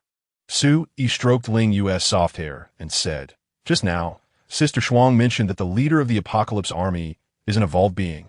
He should not have gained his abilities from mutated beasts. Maybe no one else has obtained abilities from mutated beasts like you. Through Ling Shuang's intel, Su Yi confirmed that someone had indeed evolved and gained powerful abilities. They could fight mutated beasts and drive them away. Such strength, he likely didn't possess yet. It seemed he needed to sign up at a suitable place as soon as possible. I wonder if anyone can gain power this way. Ling Yu turned around and touched Su Yi's cheek. Chapter 38, they are dealing with the mutant dog. Su Yi did not discuss this issue with Ling Yu. After all, it was not something that could be concluded through discussion. Boom! A loud explosion sounded from a distance. Are they dealing with mutant beasts? Ling Yu glanced at the door. Su Yi rubbed Ling Yu's head and said, I'll go check it out. You stay here. Ling Yu nodded. Be careful and come back early. Su Yi took out a submachine gun and handed it to Ling Yu, along with 30 rounds of ammunition. Ling Yu accepted it without thinking much. Su Yi gave Ling Yu a kiss, quickly went downstairs, and then ran wildly towards the street. If those people didn't know that mutant beasts could grant abilities, Su Yi might have been able to take advantage of the situation. After running for some distance, Su Yi took out the spirit drone. Once it reached a certain height, he could see the situation on the nearby streets. He saw it. Su Yi spotted the silhouette of a tank, and inside, it was controlling the spirit drone to fly over there. Meanwhile, Su Yi quickly accelerated towards the area where the tank was located. The street was clearly cleared, with vehicles pushed onto the sidewalks. This was likely done by the apocalyptic military and had nothing to do with the previous shelter number 1. After running for over 10 minutes, Su-E arrived near the tank. Along the way, the tank was still firing. Clearly, the mutant beasts had not been taken down yet. Su-E hid in a convenience store, which had also been cleared out. Only some shelves, counters, and a floor covered in paper money remained. Everything else had been taken away. Su-E sat behind the counter, controlling the drone. Fortunately, he had such a device. Otherwise, things would have been really difficult. I wonder if I can upgrade it to have an invisible feature, Su-E murmured, then zoomed in with the camera. Is it a mutant cow? No, it's a mutant dog. Ridiculous, a mutant dog the size of a cow. Su-E frowned as he saw the mutant dog on the screen. Such a powerful mutant beast. No wonder they needed a tank to deal with it. Additionally, Su-E noticed that its hind legs were bound with iron chains. Not far away, a person was standing with a large knife, staring at the mutant dog. Su-E observed that this person was very tall, probably over 2 meters, and muscular all over. This person must be the leader of the apocalyptic military, Su-E thought, surprised by his imposing figure. Boom! The tank fired again.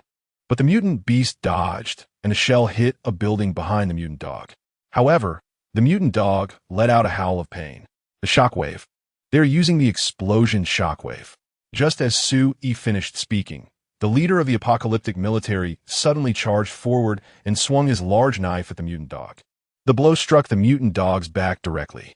The mutant dog emitted a series of screams, clearly suffering fatal damage from the attack. Hey, beast.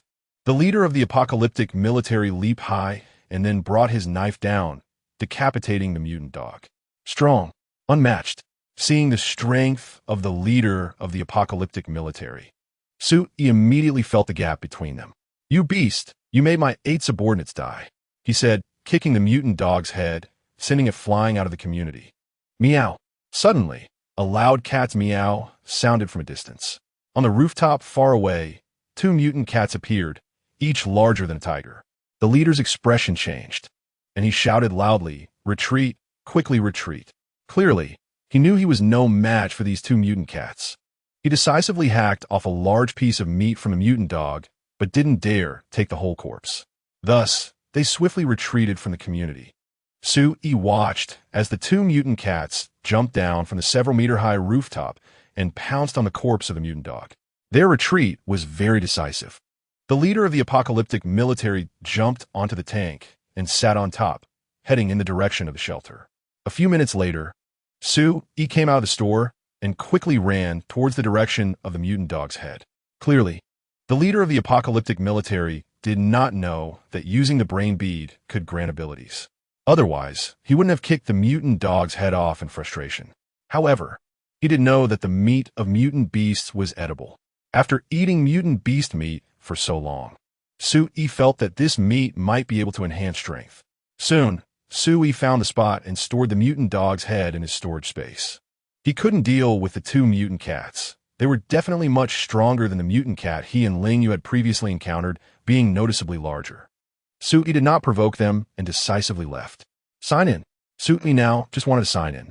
Only by enhancing his strength would he have enough power to deal with these mutant beasts. Su-E took out his phone and opened the navigation app. Since he had the city's offline map, it was still usable. The satellites above were still operational. Su-E's goal was to find places like boxing gyms, fitness centers, or taekwondo studios. Su-E directly searched for boxing gyms and many options popped up. 5-star taekwondo, 147-17, Weiye Road. High Dog Boxing Gym, for 7784A, Tiananmen Road. Flying Man Muay Thai Gym, 1232, Xinshin Road, 5th floor. 3rd section, Lu Fuqiang Boxing Gym. Building 6, Wudong Community. Lu Fuqiang Boxing Gym. Wudong Community? Su-E remembered seeing this name on the map's positioning just now. So he chose it. Sure enough, it was only over 300 meters away. Su-E quickly followed the navigation to Lu Fuqiang Boxing Gym. The gym was located on the basement level, and Su-E saw many photos on the wall. There were mostly pictures with various celebrities, which Su-E did not examine closely. Internal martial arts, 9 extremes collapse. The collapsed fist seems like an arrow leaving the bow, relying entirely on the back foot's push. It nourishes the kidney water to honor the liver wood, relaxing the shoulders and lowering the elbows for balanced energy. The 9 Extremes Collapse combines 9 schools of collapse fist, utilizing breathing techniques to maximize the power of collapse fist. After reading the introduction, Soo-Yi found it quite impressive.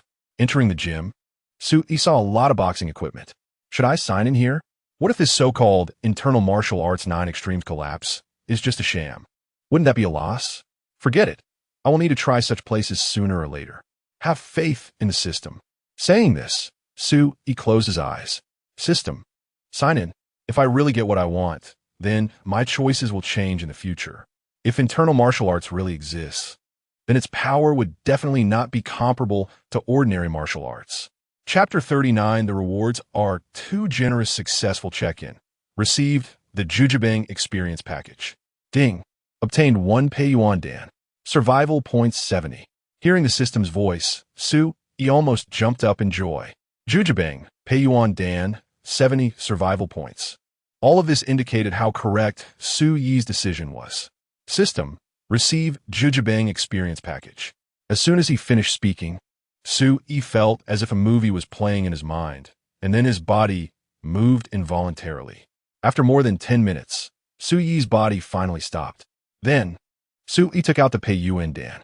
It was a green pill, and as soon as Soo-Yi took it out, he knew its function. It increases vitality and energy, which can enhance strength, a good thing. Soo-Yi directly put the Peiyuan Dan in his mouth and swallowed it. The Peiyuan Dan does not take effect immediately. It needs some time to absorb the medicinal properties. Soo-Yi went to a sandbag and then punched it with a bang. The sandbag was directly shattered by Soo-Yi's punch, exploding with several cracks as sand flew out. So strong. Soo-Yi was very satisfied with this Jujubang, not expecting its power to be so formidable. Unfortunately, it was getting dark, and he couldn't check in too far away. He decided to check in 2 more times nearby. Otherwise, after midnight, he would only get 1 more check-in opportunity, which would be too wasteful. Soo-Yi survival points, 151 check-in times, 3, 8, 10. After glancing at the light screen, Soo-Yi took out his phone again. Muay Thai Gym, over 5,000 meters, that's the one. Soo-Yi immediately turned on the navigation and started running quickly. My speed has increased again, so refreshing. Soo-Yi noticed that his speed had improved again, and as he ran, the sound of wind rushed past his ears, feeling particularly exhilarating. He felt that his speed was probably as fast as an electric bike. Therefore, in less than 10 minutes, Soo-Yi appeared at the entrance of Muay Thai Gym. Before he even went in, he saw several infected individuals inside through the glass door. They seemed very excited upon seeing him. Soo-Yi took out his tang knife and opened the glass door. The infected individuals immediately rushed out, lunging at Soo-Yi. What welcomed them was Soo-Yi's sharp tang knife. His movements were clean and swift. In the blink of an eye, several infected individuals' heads rolled off their bodies. Soo-Yi felt like a master from those martial arts movies on Earth, looking incredibly cool. Holding the knife, Soo-Yi walked up the stairs. Soon, he reached the 2nd floor. There were still infected individuals inside the door, and Soo-Yi easily dealt with them and walked in. Looking around, Soo-Yi found that this was a gym. System, check-in. Soo-Yi silently thought. Ding, check-in successful. Received a medium-level body enhancement potion. Survival points 30. With a thought, a green potion appeared in Soo-Yi's hand. This one is medium level. Did I get a beginner one last time? Is it because this gym is bigger and has more facilities? Soo-Yi wondered, then temporarily stored the potion. It was getting dark quickly, and if he injected this potion, Soo-Yi's body would expel a lot of impurities. He wouldn't be able to go back without taking a shower. Exiting the gym, Soo-Yi headed upstairs. The upstairs also belonged to the Muay Thai Gym. The door was open, but there were no infected individuals inside. Soo-Yi walked straight in and observed. He found that this place was not marked, indicating he could check in here. If it were marked, he would see a symbol, indicating he couldn't check in. This should be a place for teaching Muay Thai. Besides the 2 boxing rings, there were other facilities. After confirming, Soo-Yi silently thought. System, check-in. Ding, check-in successful. Received a Muay Thai experience package. Ding, obtained a strong bone Dan. Survival points 40. Soo-Yi smiled happily and then silently thought.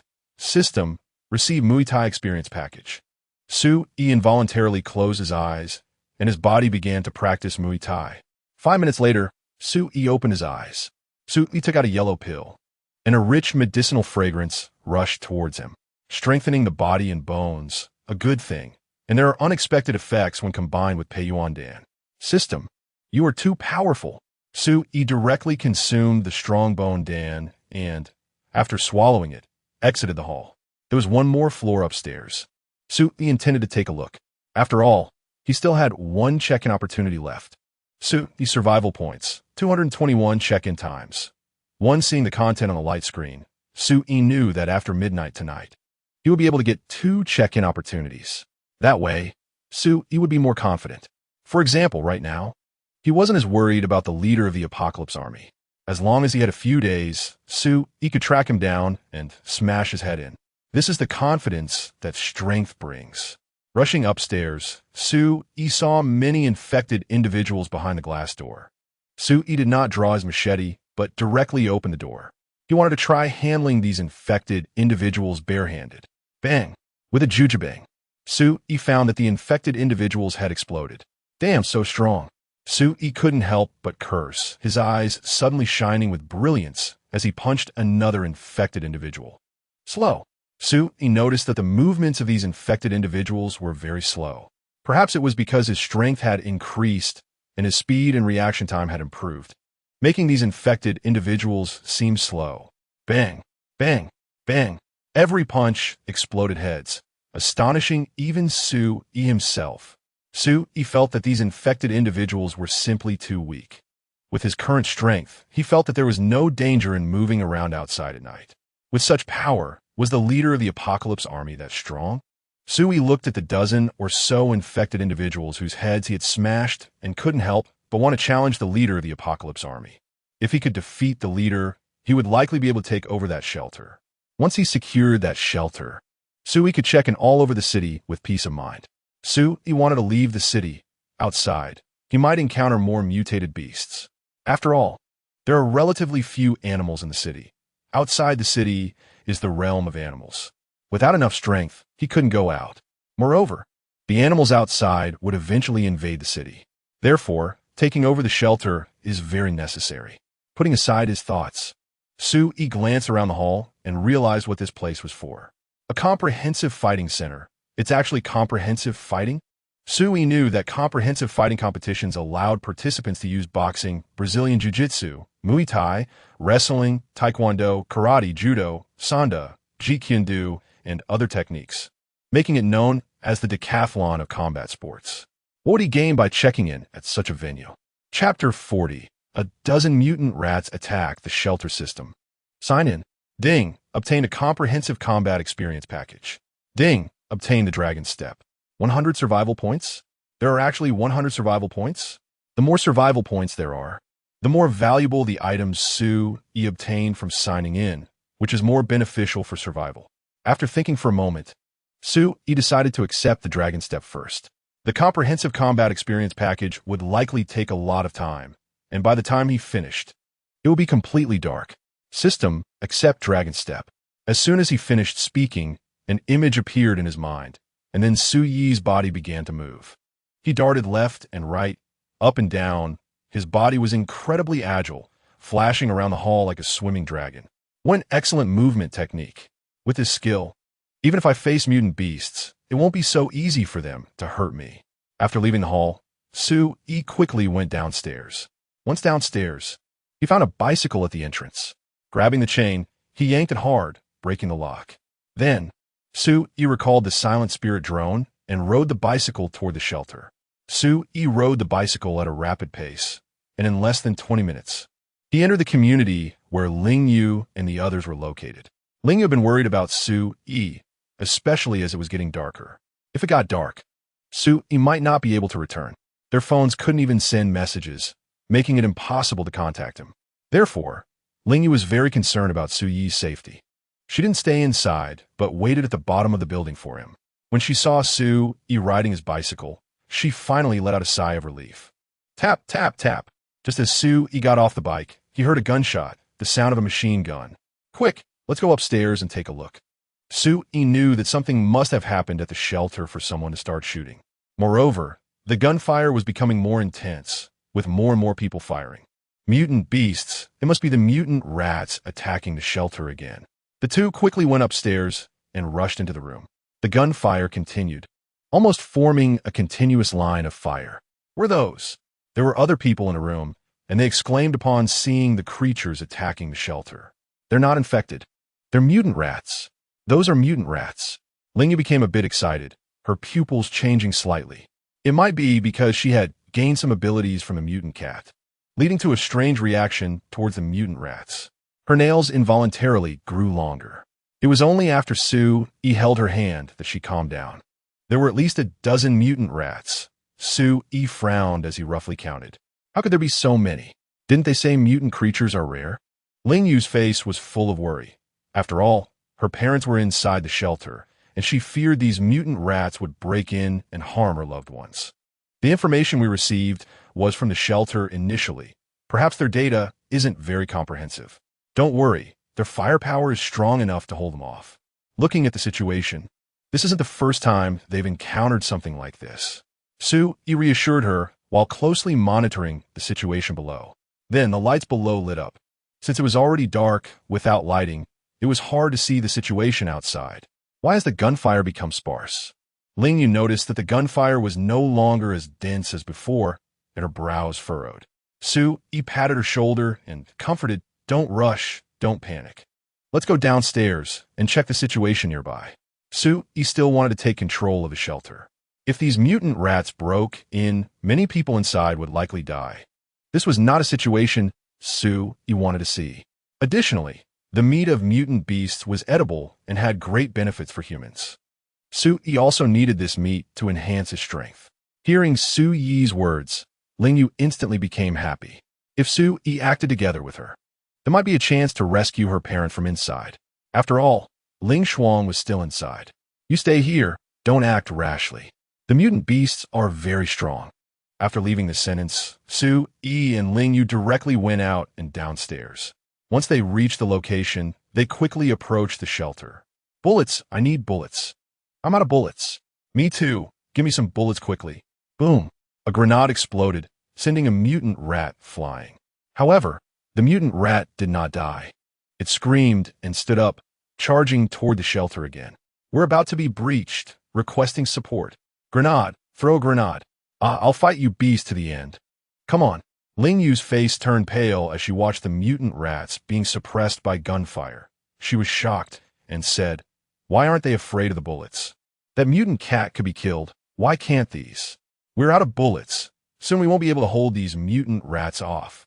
If they charge in, then my parents will be in danger." It might be due to different directions of mutation, or perhaps evolution had occurred. After all, the infected could evolve. Su-yi drew his tang knife and then handed the walkie-talkie to Lingyu.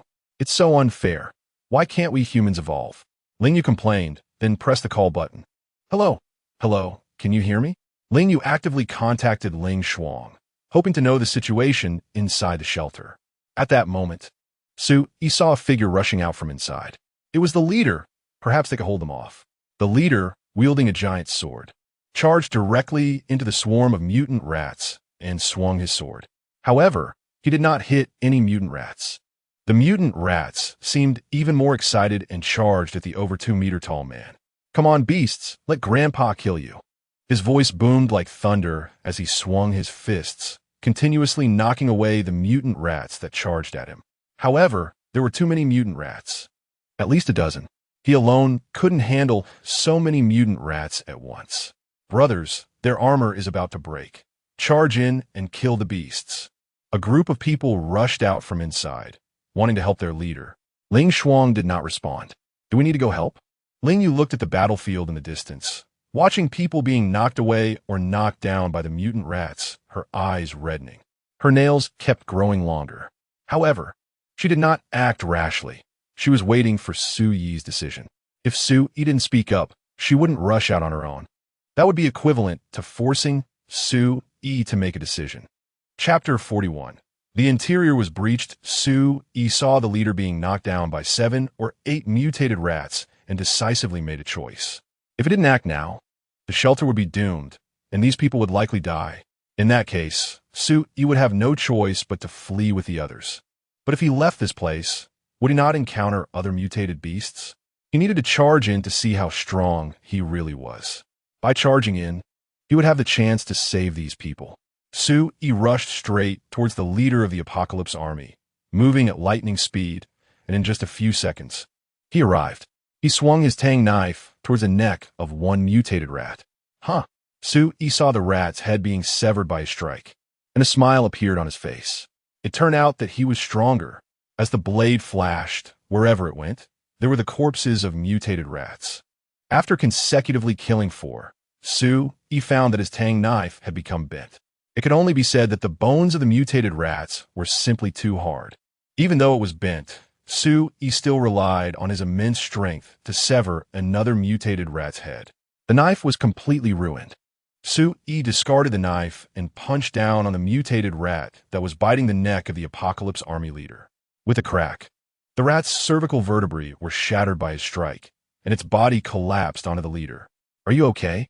Su-yi asked as he pried open the rat's mouth and extended his hand towards the leader. Thank you.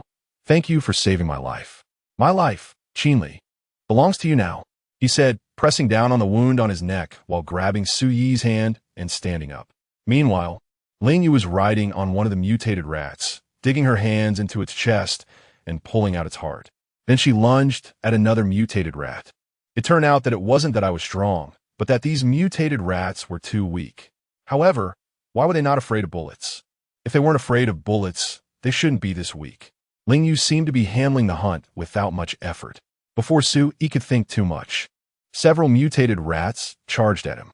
Su-yi decisively struck, using the 9 extreme burst. The rats that lunged at him were all blasted away, lying on the ground and howling in agony. 2 minutes later, all the mutated rats lay on the ground. Some were dead, while others were still alive but had lost all combat capability. So, there are actually evolvers out there who are so much stronger than me. Qinli looked at Su-yi with reddened eyes. Although the hard shells of the mutated rats had disappeared, their attack and defense capabilities were still extremely abnormal. Yet Su-yi alone had killed more than 10 mutated rats. If it had been him, he certainly wouldn't have had that strength. He felt that if Su-yi wanted to kill him, it would be very easy. We won. We won. This group of despicable mutated rats has finally been wiped out. Some members of the Apocalypse army cheered. They had been fighting these mutated rats for 4 days. They originally thought they would all perish here today. But then 2 powerful evolvers appeared and saved their lives. It could be said that Su-yi and Lingyu were their saviors. Benefactor, you are the savior of our Apocalypse army. From now on, we will follow your orders, Qinli said, looking at Su-yi with admiration and gratitude. First, treat your wounds. Those who are uninjured, clean the battlefield, and move these mutated rat corpses inside. With that, Su-yi picked up Qinli's giant sword and began to chop off the heads of the mutated rats. He wanted to collect these heads. After all, there might be brain pearls inside these heads that could grant abilities. Xiaoyu. Suddenly, Ling Shuang's voice came from the crowd as she ran up to Lingyu and hugged her. Aunt, what about my parents? Are they okay? Lingyu asked anxiously. Ling Shuang nodded quickly and replied they're fine. Everyone is well. There haven't been any mutated beasts attacking from other positions. The camp is very safe. The Rat King is not here. Damn it, it escaped again. Qinli suddenly shouted in anger. Su-yi frowned and asked, what Rat King? I can assure you that all the mutated rats attacking you are right here. Just then, a commotion suddenly erupted from inside the camp. Help, help. Someone please. A rat. A huge rat. Ah, help. Everyone's expressions changed. They hadn't expected that more mutated rats had breached the interior of the shelter. You stay here, Lingyu go. With that, Su-yi directly stored the heads of the mutated rats into his storage space, hoisting Qinli's giant sword and charging towards the interior of the shelter. Lingyu said nothing and sped up. She realized that her original speed advantage had been surpassed by Su-yi. You all continue to clean the battlefield, and be on the lookout for new mutated rats. Qinli dropped a sentence, not caring about his injuries, which were only half bandaged, and decisively chased after Su-yi. Clearly, Su-yi did not know about the existence of the Rat King. As long as the Rat King was still out there, it would gather the mutated rats again and attack the shelter once more. When Su-yi charged in, the crowd was in chaos. Many people were trampled, and the scene was extremely chaotic. Su-yi utilized his jumping ability to get closer to the center. Each jump was about 2 meters high. When Ling Yu ran in, she also saw Su-yi's method of advancing. She wanted to learn it, but found that she could only jump a little over a meter high, making it difficult to directly leap over other people's heads. Ling Chun, Yiji, where are you? Ling Yu shouted her parents' names as she rushed in, only wanting to save and protect them. She couldn't care about anything else. Xiao Yu at Xiao Yu's voice. Wife, where are you? Ling Chun exclaimed, realizing that his wife had been swept away by the crowd. Ling Yu, with her exceptional hearing, naturally heard her father's voice. She jumped up, stepping on someone's shoulder, and bounced towards her father's direction. She found that she could agilely step on other people's shoulders like a nimble cat. Yiji, where are you? Ling Chun shouted loudly, trying to find his wife. Suddenly, Ling Yu heard a faint voice. She quickly ran towards the source of the sound and saw a person curled up on the ground, hugging their head. She jumped beside them, quickly pushing everyone away. Mom. After clearing the crowd, Ling Yu directly picked up her mother. At that moment, Qinli also rushed to the scene. Seeing the panicking crowd, his brow furrowed immediately. Chapter 42. The abilities of the mutant rats. Everyone stop. No one is allowed to run. If anyone dares to run, I'll smash their head with a punch. Stop. All of you stand still. Don't move. He had a strong presence in the shelter, and his loud voice immediately silenced everyone. Help those who have fallen. Someone is already dealing with the mutant rats, so why are you running? If anyone moves again, I'll smash them, and I mean it. Saying this, Qinli suddenly ran forward, grabbed a person, and lifted them high before slamming them to the ground. That's right, he smashed them directly. The others were instantly terrified, completely afraid to move. Good. Everyone stand properly. Clear a path for me over here. If anyone moves recklessly, I'll kick you out of the shelter to feed the infected. So, you better keep an eye on each other. When Qinli first arrived at the shelter, he had already killed a few uncooperative people in front of everyone, so everyone knew how brutal he was. Moreover, he was a man of his word. If he said he would smash someone, he would definitely not use a gun to do it. Are you okay, Mom? Ling Yu stopped in an open area, holding her mother. I'm fine, dear, I'm fine. Yiji hugged Ling Yu, her emotions running high. She never expected her daughter to miraculously appear and save her. Mom. Ling Yu also embraced her mother tightly for a while. Nothing was more exciting and joyful than a reunion. In this apocalypse, having loved ones alive was such a blessing. Ling Yu felt incredibly lucky. After a while, the two released each other. Ling Yu naturally heard Qin Li's words. Mom, stay here and don't move. I'm going to help Su-yi. I'm worried he might be in danger alone. Without waiting for her mother's consent, Ling Yu dashed out. In the crowd, everyone was watching each other, ensuring no one moved recklessly. Because Qin Li was someone who could back up his threats. If someone's movement caused everyone to be kicked out of the shelter, they would all die. No one wanted to be kicked out, nor did anyone want to die. Moreover, there was no danger now. No mutant rats were charging in. When Qin Li arrived at the scene, he found a pile of human corpses stacked together. There were also 7 or 8 mutant rats attacking Su-yi, and several had already fallen nearby. Su-yi was continuously throwing punches, sending the mutant rats flying. However, they did not collapse like the mutant rats outside, which Su-yi had broken bones. Their bodies were covered with something like scales, seemingly able to absorb most of the force. Now, Su-yi understood why so many firearms couldn't deal with these mutant rats. Because the defensive capability of these scales was astonishing, bullets couldn't harm them at all. However, the lethality of his 9 extremes burst was still quite strong. As long as a mutant rat was caught by Su-yi and he continued to deliver punches for a dozen times, it would still be killed by him. The few that had fallen outside were taken down this way. Later, these mutant rats adopted a guerrilla tactic. Unfortunately, Su-yi possessed the dragon step. They couldn't bite him at all and would be caught by him, allowing him to take the opportunity to grab one and unleash a flurry of punches, killing it. Ling Yu also arrived and, without saying a word, lunged at one of the mutant rats. Her Her sharp claws scraped against the mutant rat's body, producing sparks. Then, she changed her strategy and kept attacking. Qinli did not join the battle. He stood on the sidelines, searching for the Rat King's presence. Su-Yi could actually withstand these mutant rats alone. He realized that Su-Yi had a unique ability, so finding the Rat King was key to solving the problem.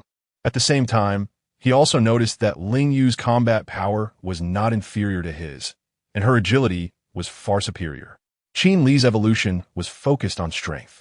In terms of reaction speed and agility, he was about the same as an ordinary person, but because of his large physique, he appeared even less agile than an ordinary person. So, he envied Su-Yi's type. A full-type evolver, as the military said, was the king among evolvers. However, he found it hard to understand Ling Yu. She seemed like a cat. Was there really a cat-type evolver? Although he felt his strength surpassed Ling Yu's. In a real battle, Ling Yu could exhaust him. Qinli noticed a pile of corpses moving slightly and immediately rushed over. He flipped all the corpses away. Boss, over here.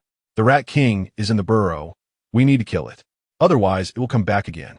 Qinli shouted and charged towards Su-Yi, wanting to hold off the mutant rats attacking Su-Yi to give him a chance. At that moment, Su-Yi noticed that the mutant rats attacking him began to flee, quickly burrowing into the hole. What does the Rat King look like? The mutant rats could dig burrows and had organized some to draw fire, indicating that it had high intelligence and used strategy.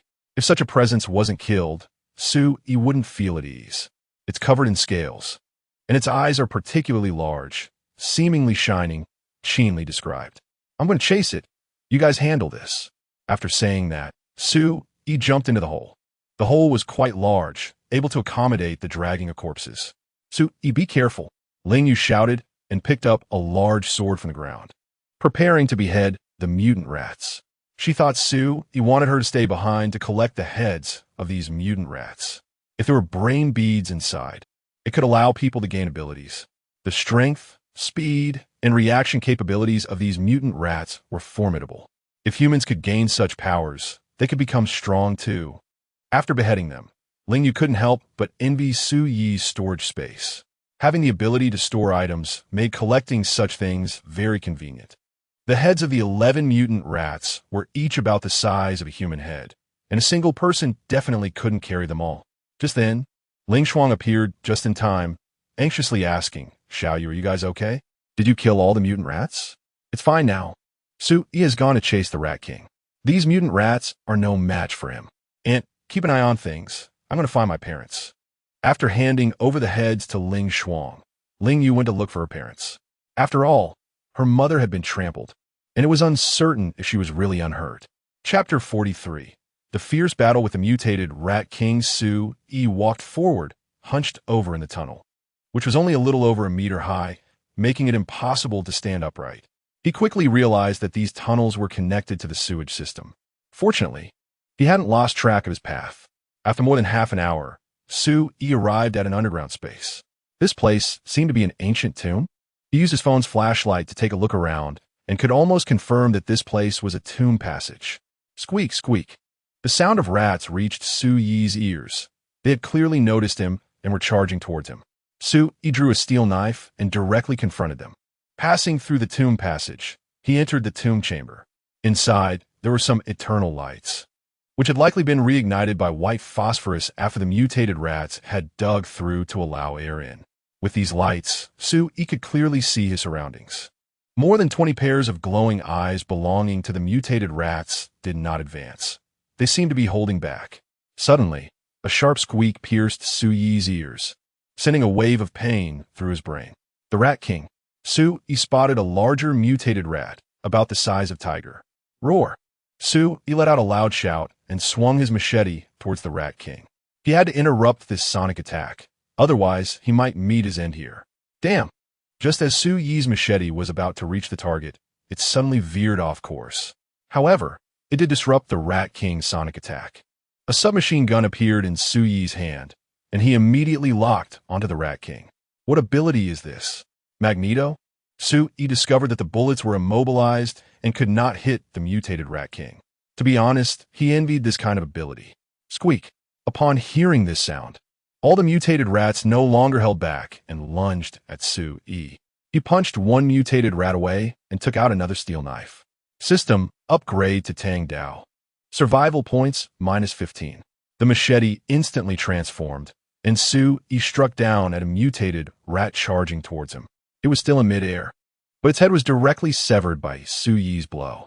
After slashing and hacking down 6 mutated rats, the Tang Dao in his hand was rendered useless again. So, Su-E took out another machete, which directly upgraded to a Tang Dao. With the Tang Dao, Su-E slaughtered the remaining mutated rats. He had sustained some injuries, with several bites on him. Fortunately, none of the flesh had been torn off. Now, only the mutated Rat King remained in the tomb chamber. After discarding the second broken Tang Dao, Su-E took out his last steel knife. With a thought, new text appeared on the screen. You can use 15 survival points to upgrade to a fine steel Tang Dao. You can use 100 survival points to upgrade to a super alloy Tang Dao. Upgrade to super alloy Tang Dao. Su-E made his choice directly, regretting not even glancing at the option for the ordinary Tang Dao earlier, wasting 30 points. He noticed that the Tang Dao in his hand was dark and thicker, with increased width. Come on, let's try my new knife. Su-E beckoned to the Rat King. Throughout the whole time, it just observed, and Su-E felt its gaze was somewhat contemptuous, as if it looked down on him. Hee-hee. Huh? A mutated rat actually made a hee-hee sound? Su-Yi's pupils contracted, and he charged forward. It was too bizarre. Su-E felt as if he were facing an invisible wall. Is this your reliance, so you look down on me? Su-E felt blocked by an invisible wall. No matter how much strength he used, he couldn't get any closer. I don't believe that my knife can't break through your defense. Su-E, unconvinced, swung the alloy machete, chopping continuously. Each strike was made with all his strength. Su-E lost count of how many strikes he had made. His body was drenched in sweat, with no dry spot left. The mutated Rat King sat on a bronze chair, remaining in that position without moving at all. Its eyes, however, lost their contempt and took on a serious expression. Su-E knew this was absurd, but he could clearly see that its gaze was almost human-like, hardly different from that of a person. Its eyes were large, even bigger than those of a human. Strength? Su-E had little energy left, feeling as if all his strength had been drained. If it weren't for the warm flow in his stomach, he wouldn't have been able to hold on. He felt his body rapidly absorbing the medicinal properties. Hesitating for a moment, Su-E took out the intermediate body enhancement potion and injected it into his chest. Strength returned instantly. Su-E let out a loud roar, leaping up and striking down towards the mutated Rat King. Squeak! The mutated Rat King let out a shriek as Su-Yi's machete struck it, inflicting a wound. However, Su-E was also knocked back by an invisible force. Su-E stood up, wiping the sweat from his face. I thought your defense was truly impenetrable. Hee, you're hurt now. Don't worry, you'll die soon. As soon as Su-E finished speaking, he shot towards a mutated Rat King like a cannonball. Chop! Su-Yi's Tang Dao swung wildly at the Rat King. Although he was still blocked, the distance to the Rat King had shrunk to within 5 centimeters. The intermediate body enhancement agent had restored Su-Yi's surging strength. Meanwhile, the warm flow in his stomach intensified. He knew his body was frantically absorbing the medicinal properties to nourish himself and strengthen his bones.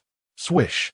Another wound appeared on the mutated Rat King's body, causing it to squeak in pain and begin to flee. Su-E would not give it the chance to escape, blocking its path and continuing to chop. Gradually, it had more and more wounds. The two of them darted around, not knowing how long they had been fighting in the tomb chamber. Su-E suddenly erupted, swinging a knife toward the mutated Rat King's head. This blow met no resistance and directly split open the Rat King's head. The mutated Rat King was dead. Su-E felt utterly drained and collapsed to the ground. Hunger. Extreme hunger. Su-E dragged his body over to the Rat King. He pried open its head and extracted its brain matter. A purple orb was found, and he stuffed it into his mouth. The mutated Rat King's extraordinary power was likely directly related to this purple brain orb. Ling Yu gained the abilities of the mutated cat after consuming its brain orb. Perhaps he could also obtain the abilities of the mutated Rat King through this brain orb? Chapter 44 Sign in times 2 after swallowing the bead. Su-Yi took out his set of kitchen utensils and then cut some meat from the mutated Rat King. After rinsing it with mineral water, Su-Yi directly stewed a large pot and cooked some rice as well. He hadn't had dinner and had been fighting for several hours. Then, Su-Yi took out milk and bread and started eating by the corpse of the mutated Rat King. After eating his fill, Su-Yi felt drowsy and fell asleep. Xiaoya, have you found Su-Yi? Crackle, crackle. No, he's not in this passage. I don't know where he chased after. Ling Yue's eyes were red as she tried hard not to let her tears fall. Xiaoya, don't worry. Su-Yi is so strong. He can easily kill the mutated rats. He definitely won't be in trouble. Ling Shuang's comforting voice came through the walkie-talkie. However, this did not ease Ling Yue's mind. Su-Yi was indeed strong, but the mutated Rat King had not shown up, and she didn't know its strength. How could Ling Yue feel at ease like this? To make Ling Yue feel secure, they had to find Su-Yi. Suddenly, Ling Yue smelled a fragrant aroma. The smell of meat? Ling Yue's nose was very sensitive, so she immediately discerned that the aroma was that of a meat stew. The smell of mutated beast meat. It must be Su-Yi cooking the meat of the mutated beast. He hadn't even had dinner and had fought with the mutated rats for so long. He must have been very hungry to cook something underground. Ling Yue immediately felt delighted and pressed the call button, saying, I think I've found Su-Yi. Xiaogu, you should return to the shelter to take care of Grandpa, Grandma, and my parents. I might be back a bit late. Are you sure? The walkie-talkie transmitted Ling Shuang's doubts. Yes, I can smell the aroma of Su-Yi cooking. Yes, it's definitely the smell of cooking. He must have killed the mutated Rat King and cooked it. Ling Shuang looked at a tomb passage, which was quite large, and felt that Su-Yi should be in this place. Additionally, the meat aroma had become much stronger. Sizzle. When Ling Yue walked into the tomb passage, the walkie-talkie could no longer receive signals. It might be because the distance was too far. After all, its communication range was limited. Ling Yue used the headlamp she brought from the shelter to illuminate her surroundings and felt that this place resembled an ancient tomb. Following the passage, she entered the interior of the ancient tomb through an opening. Then, she saw a ground full of corpses. Su-Yi, Ling Yue shouted because there was only the sound of the pressure cooker steaming and no other sounds. This indicated that Su-Yi was definitely here. Ling Yue did not hear Su-Yi's response and searched the inside. Oi! Ling Yue saw Su-Yi leaning against the corpse of the mutated rat and rushed over. Oi! Just when she thought something had happened to Su-Yi, she heard snoring. Is he asleep? Ling Yue was overwhelmed with joy. Upon a closer look, she found that Su-Yi's chest was rising and falling. This indicated that Su-Yi was indeed asleep. The ground was littered with plastic wrappers and 3 milk cartons, confirming that Su-Yi was asleep. So, Ling Yue turned around and walked back outside. Xiaogu, can you hear me? I can hear you. How is Su-Yi? Ling Shuang asked anxiously. It's fine, he wasn't injured. The mutated Rat King has already been killed by Su-Yi. However, he is too exhausted. He ate some food and fell asleep. Xiaogu, you go back and inform them. I'll stay here to take care of Su-Yi, and when he wakes up, we will come back. Okay, take care of yourselves. I will head back first to avoid worrying Qin Li and the others. Ling Shuang let out a sigh of relief. After all, Su-Yi was the benefactor of the shelter, especially to the military group in the apocalypse, who were very grateful to Su-Yi. Therefore, Ling Shuang wanted to bring this good news back as soon as possible. After ending the call, Ling Yue returned to the tomb room. It smells so good. I'll have a little. Ling Yue first opened the rice cooker and scooped out a bowl of rice. It was already past 9 at night, and Ling Yue had only eaten a little before coming to find Su-Yi. Now the tomb room was filled with the enticing aroma of meat, which was hard for Ling Yue to resist. She picked up some water from the ground and poured it over the pressure cooker for a while to lower its temperature. After opening it, the aroma became even richer. She placed the headlamp on the ground, the light shining on the tomb ceiling, making the tomb room much brighter. After adding some salt, she scooped out a large bowl of soup. She took a spoonful, blew on it to cool it down, and took a sip. Delicious. It tasted even better than the soup made from mutated cat meat. Ling Yue's eyes turned into crescent moons, and she instantly felt happy. Cooking and eating in an ancient tomb. I guess it's only you who would do that. As she spoke, Lingyue glanced at Su Yi, who was sleeping soundly. He was sleeping so well, occasionally letting out a snore, so Lingyue couldn't bear to interrupt him and wake him up. After finishing a large bowl of rice and a large bowl of mutated beast meat soup, Lingyue felt her body warm up. Indeed, it was the mutated rat king. The energy from this meat was even more powerful than that of the mutated cat meat. She touched her belly, placed her hands on her knees, rested her chin on her hands, and stared at Su Yi. Emptying her mind, Lingyue thought of nothing and just watched Su Yi. Her heart was filled with sweet feelings. In the past, she had heard people talk about the feeling of liking someone and thought it was nonsense. How could one feel happiness just by looking at someone? Isn't he just a man? No matter how good-looking he is, can he still bring happiness? Now, she experienced it. It turns out that it can really make a person feel very happy and sweet. Although it seemed absurd, it was indeed her own personal experience. Ding. Sign in ×2, a voice rang in his mind, startling Su Yi awake. He opened his eyes and sat up. Su Yi, you're awake. Lingyue blinked her big eyes. Huh? Su Yi glanced at Lingyue, then stood up and said, How did you find this place? Are your parents okay? Yes, they're fine. Only my mom's foot is a bit sprained, but Dad and Grandpa and Grandma are all good. Now Xiaogu is taking care of them. You must be hungry. I prepared rice and soup for you, and it's all warmed up. Saying this, Lingyue got up to serve Su Yi rice and soup. Su Yi picked up the alloy tang knife from the ground, and when Lingyue finished serving, he handed the knife to her. Eat the mutated rat king's brain bead I gave you, and split open the remaining mutated rat's head to see if there are any brain beads. After saying this, Su Yi began to eat. In fact, he was also awakened by hunger. The bread and milk were now not enough for their consumption, and they would soon be hungry again. Only the meat of mutated beasts could sustain them for a long time. Chapter 45, The Amazing Reward of 10,000 Survival Points. Su Yi, why can't I find the brain pearl? After Lingyue split open the head of a mutated rat, she found no brain pearl inside. Let's check the others, Su Yi said, then picked up a piece of meat and stuffed it into his mouth. Lingyue proceeded to split open the head of the second mutated rat and then pulled out a milky white brain pearl. This one has it, but it's milky white and a bit smaller than the one I ate last time. As she spoke, Lingyue showed it off. Maybe different mutated beasts have different brain pearls. The one I ate was light purple and about the size of an egg. These brain pearls probably aren't present in every mutated beast. Only some have them.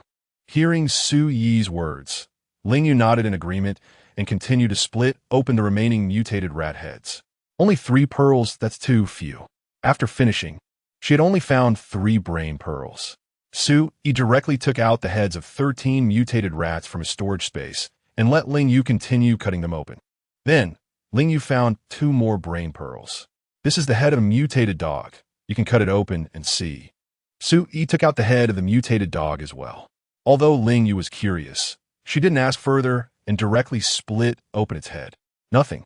After finishing the last sip of soup, Su Yi said, It seems not all mutated animals have brain pearls. Only some do. I wonder what the mechanism for their formation is. It would be great if we could grasp some patterns. Lingyue handed all 5 brain pearls to Su Yi and then started to clean up the pots and bowls. I'll check out this tomb chamber, Su Yi said, picking up the headlamp from the ground, preparing to look around. This place doesn't seem to be the main tomb chamber. There should be side chambers as well. I wonder what kind of rewards I will get for signing in here. Previously, he had never thought about signing in at a tomb chamber. Since he was here, Su Yi naturally couldn't miss the opportunity. Now, he could sign in twice a day. Even if the rewards were lackluster, he could accept it. After all, trying different places would lead to more choices in the future. Soon, Su Yi arrived at the main tomb chamber. Once inside, he was captivated by a long spear standing in the center of the main tomb. The light shone on it, causing the spear to shimmer with a ghostly glow. Unconsciously, Su Yi walked up to the spear and pulled it out. So heavy, Su Yi realized that the spear was very heavy. The Overlord's spear? He saw the word Overlord inscribed on the spear.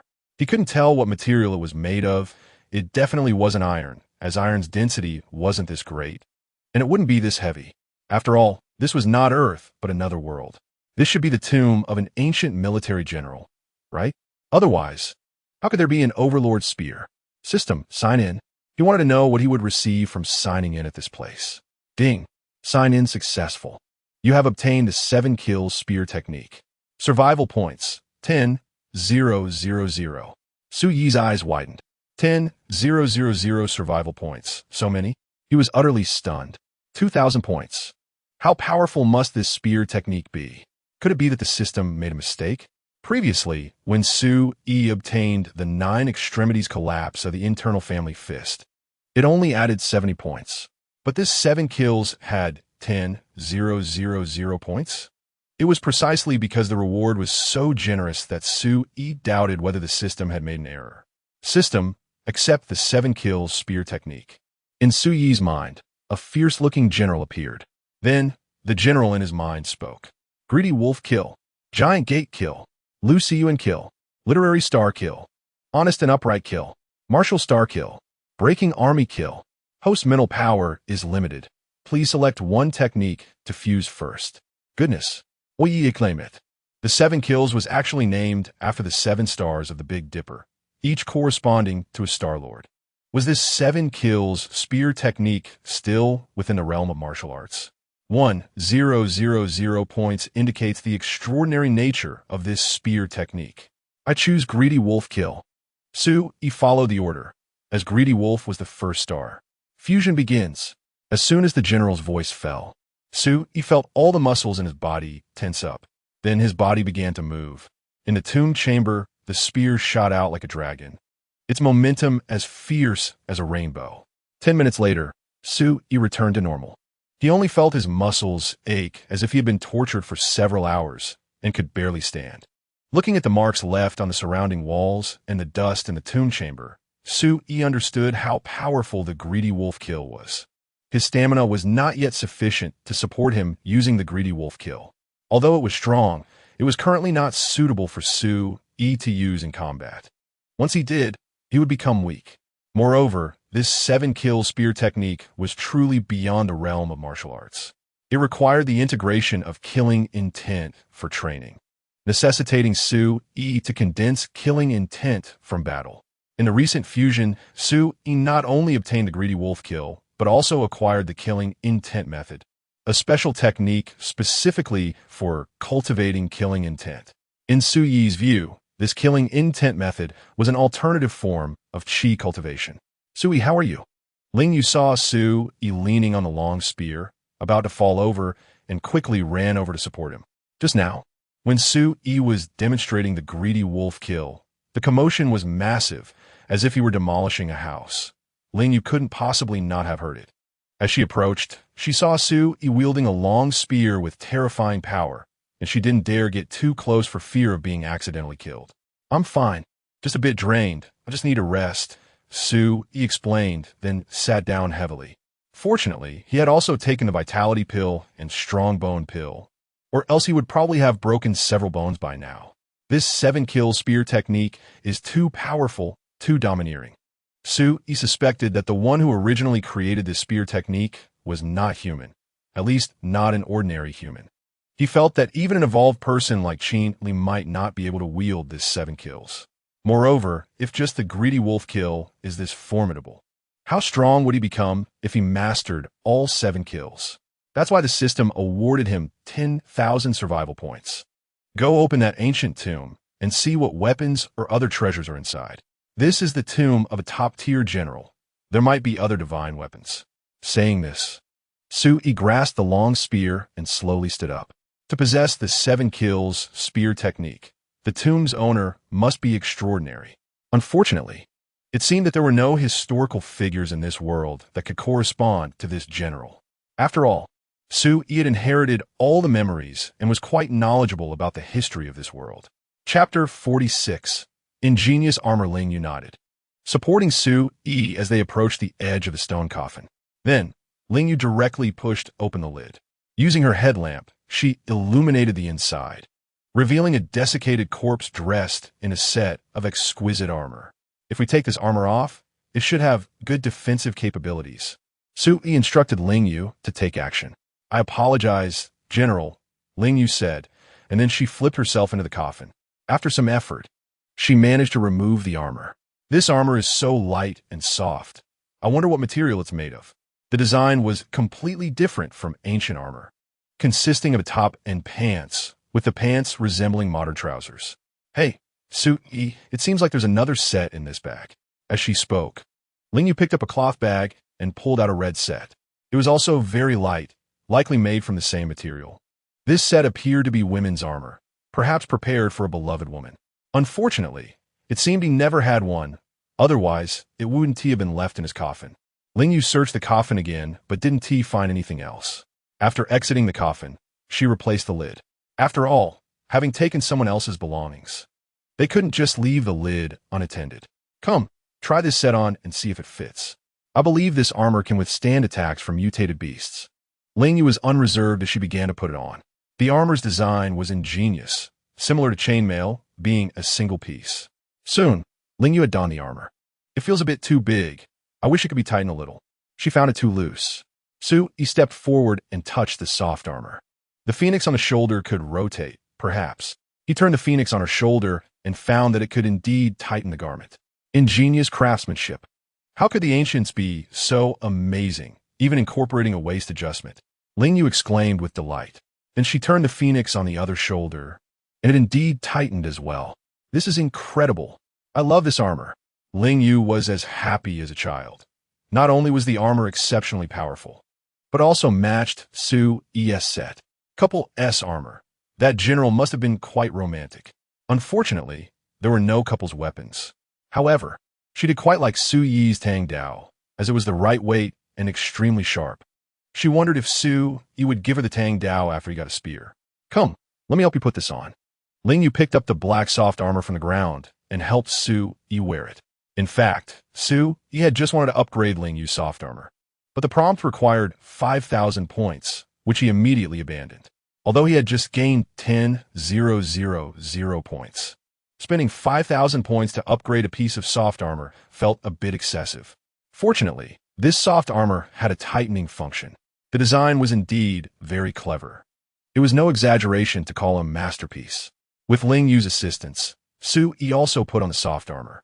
After slightly adjusting the twin dragons on his shoulders, the soft armor fit him snugly. This soft armor is amazing. It fits closely but doesn't hinder movement at all, and it's particularly light. Plus, there's a hood that can protect my head. It feels more convenient than a helmet. After putting on the hood attached to the suit, Ling Yu moved around a bit.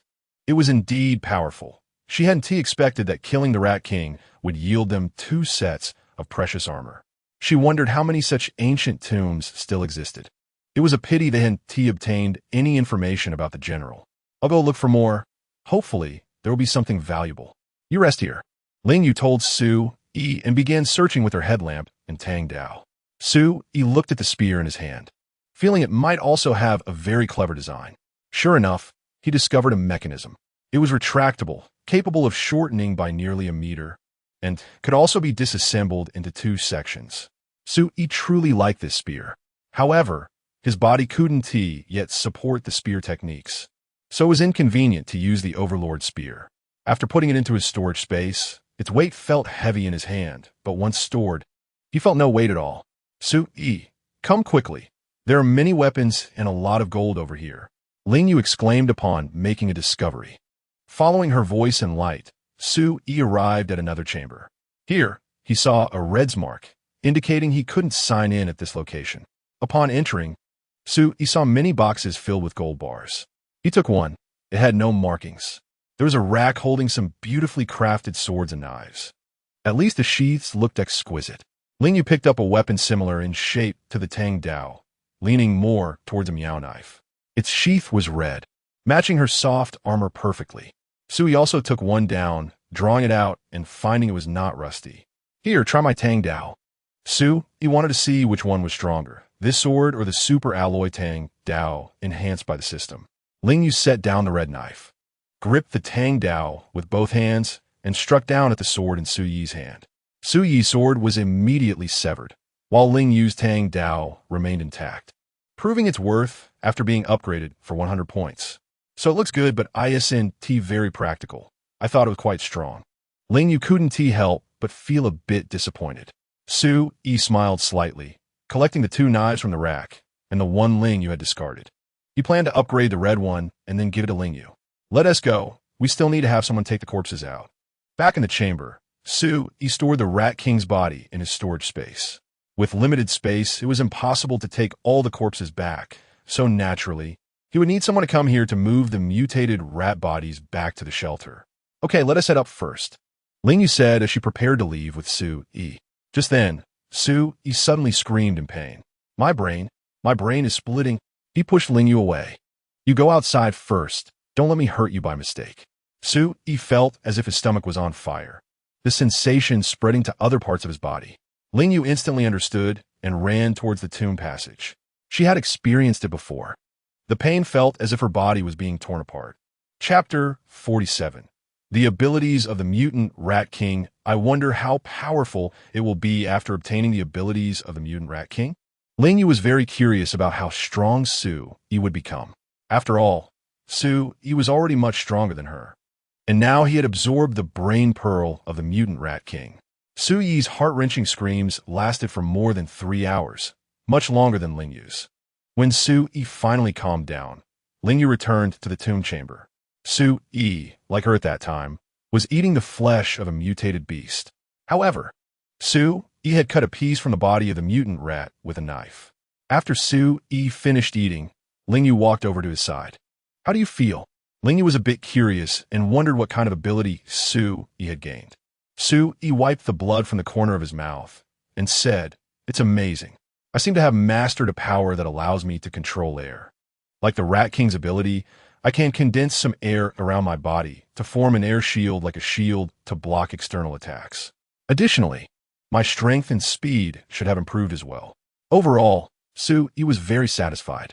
It seemed that everyone could use brain pearls.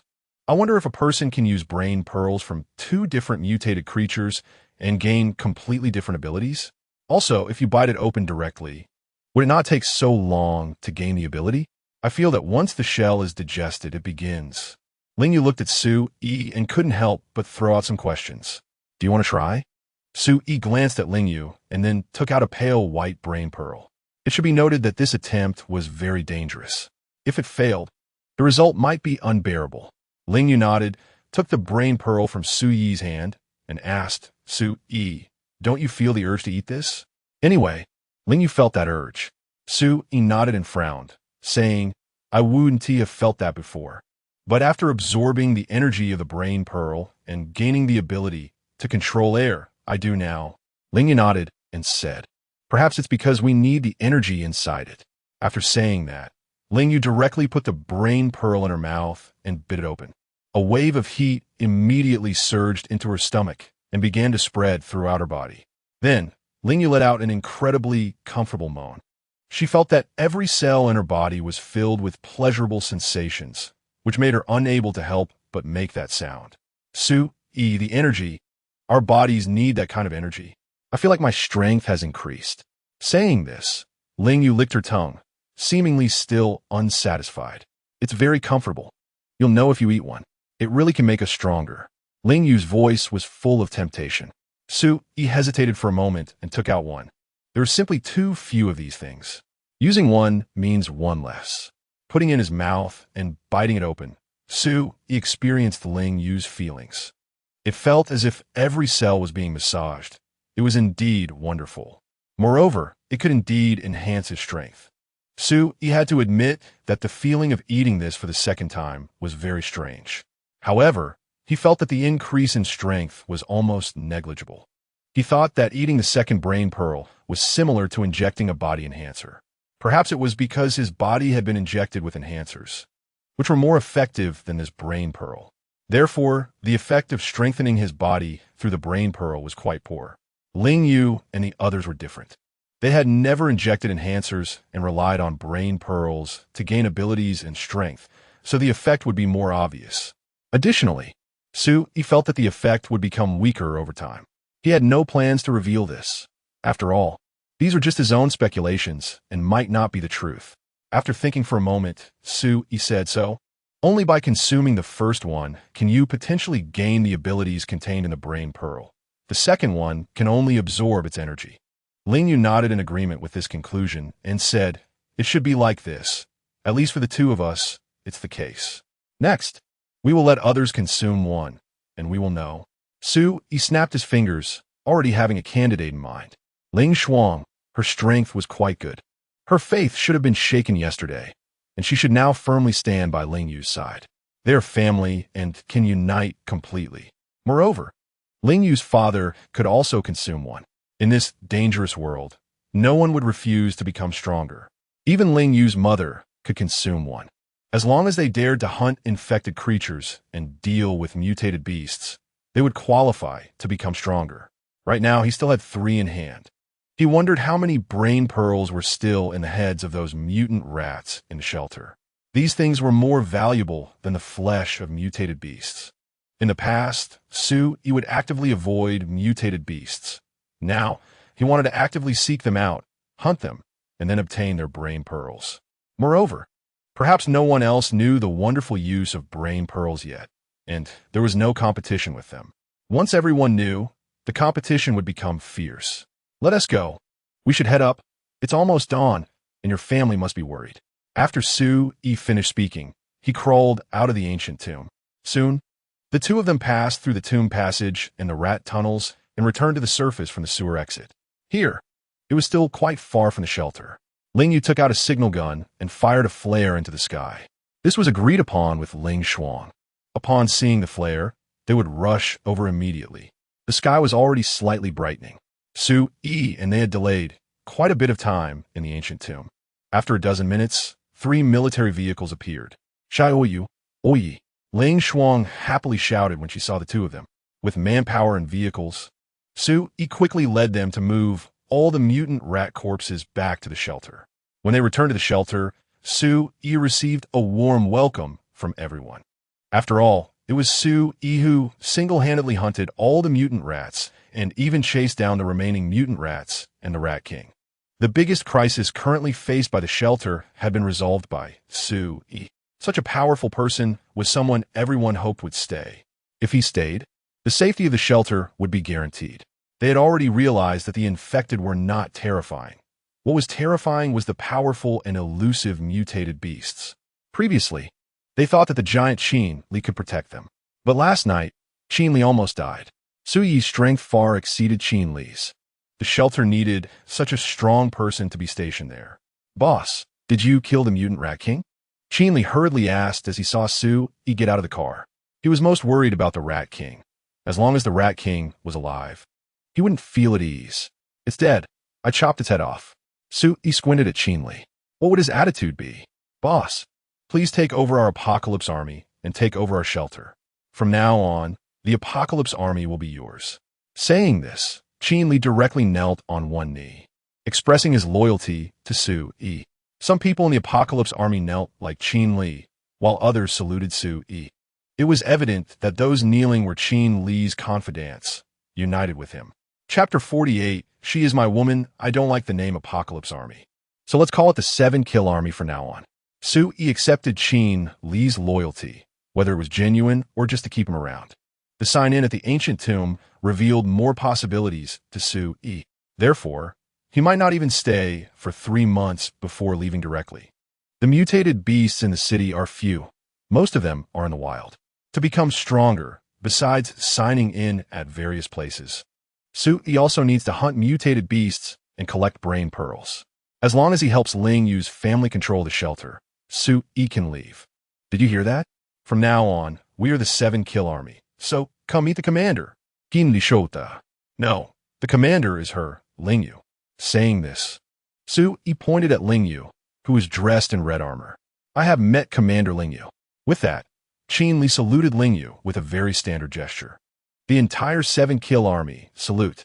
Watching this scene, Ling Yu couldn't help but feel her blood boil, sensing something sprouting in her heart.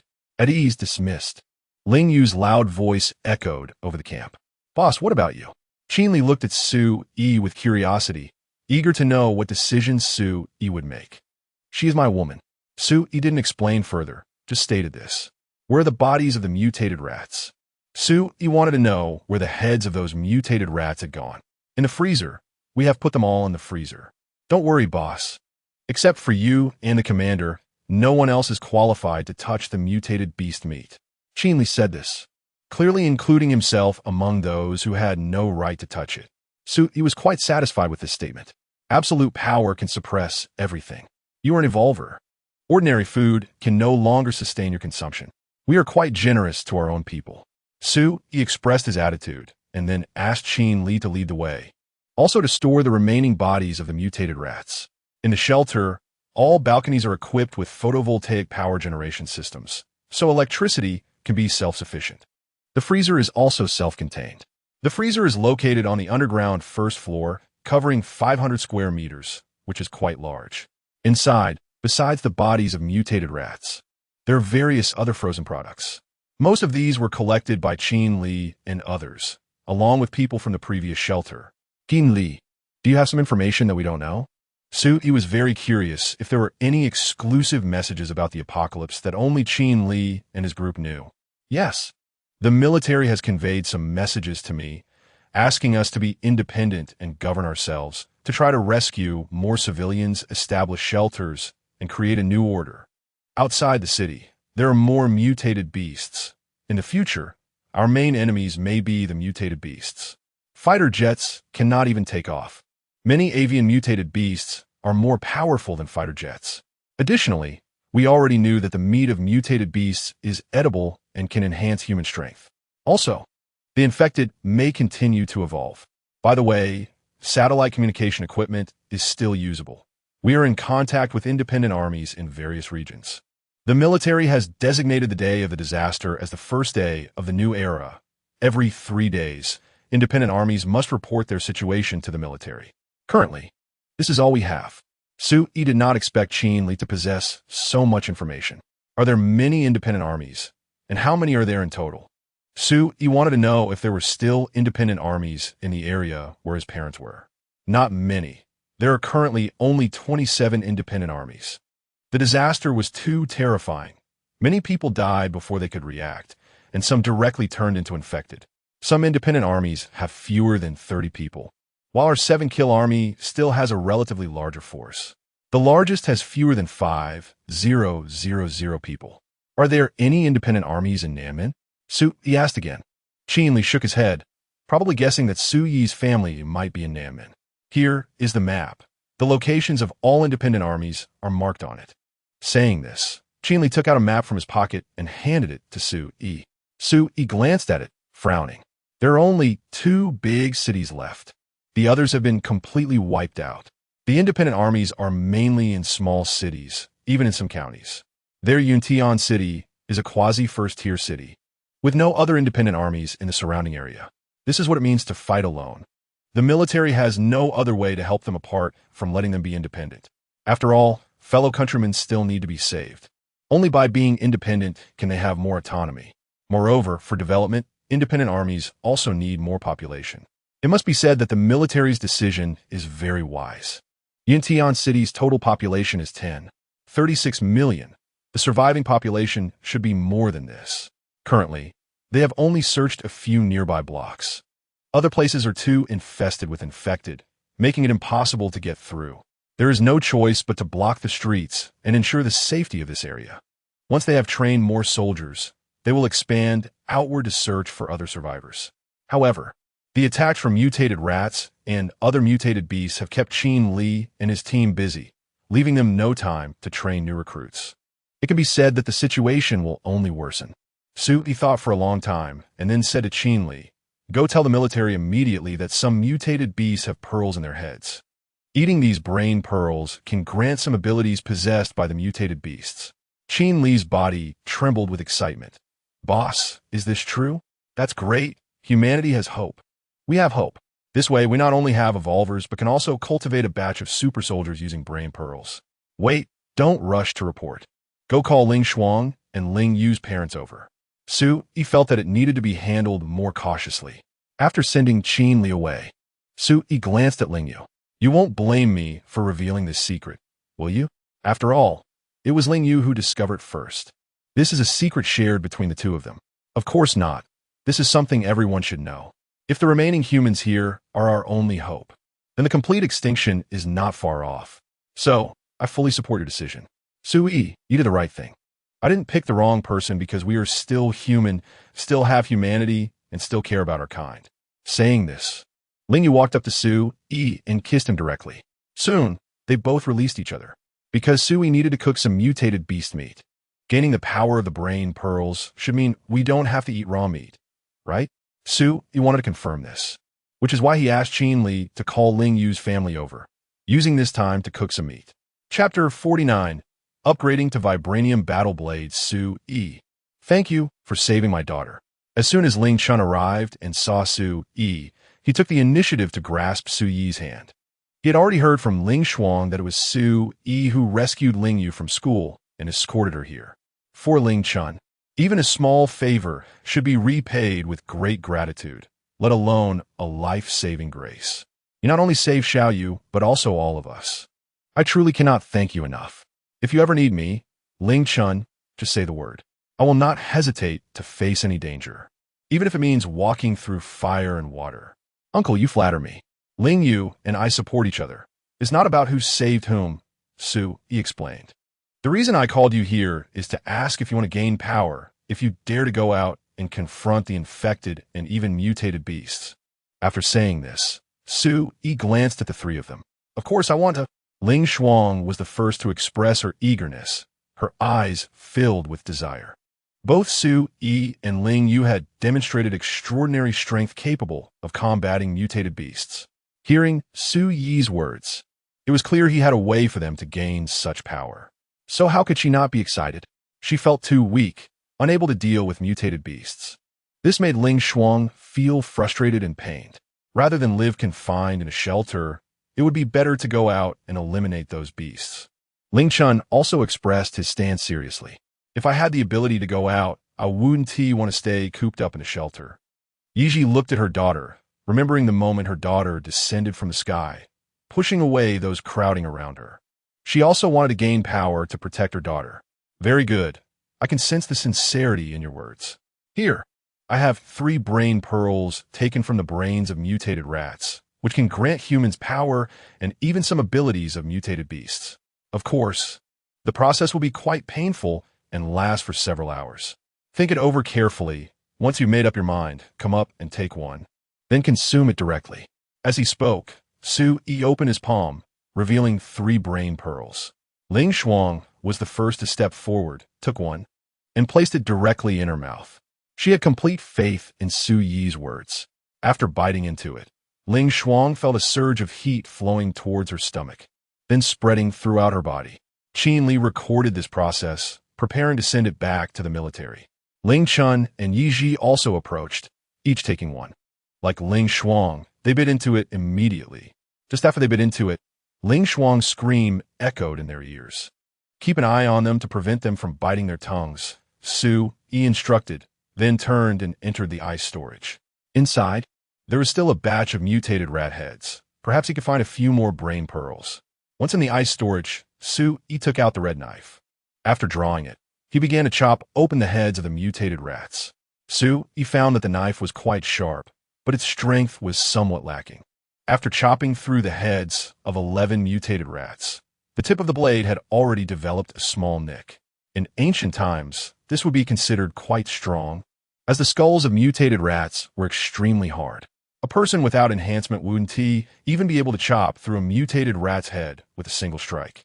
To his delight, he managed to collect 4 brain pearls. Su Yi was very pleased and stored the 4 pearls away, then checked the knife in his hand.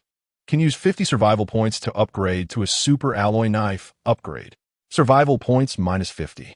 Seeing the knife blade turn black with no change in appearance, Su Yi was satisfied and flicked the blade. He then took out the remaining 2 knives. He decided to upgrade them to super alloy material as well. These 2 were slightly weaker, costing 80 survival points each. Afterward, Su Yi glanced at the display in the upper right corner to check his survival points.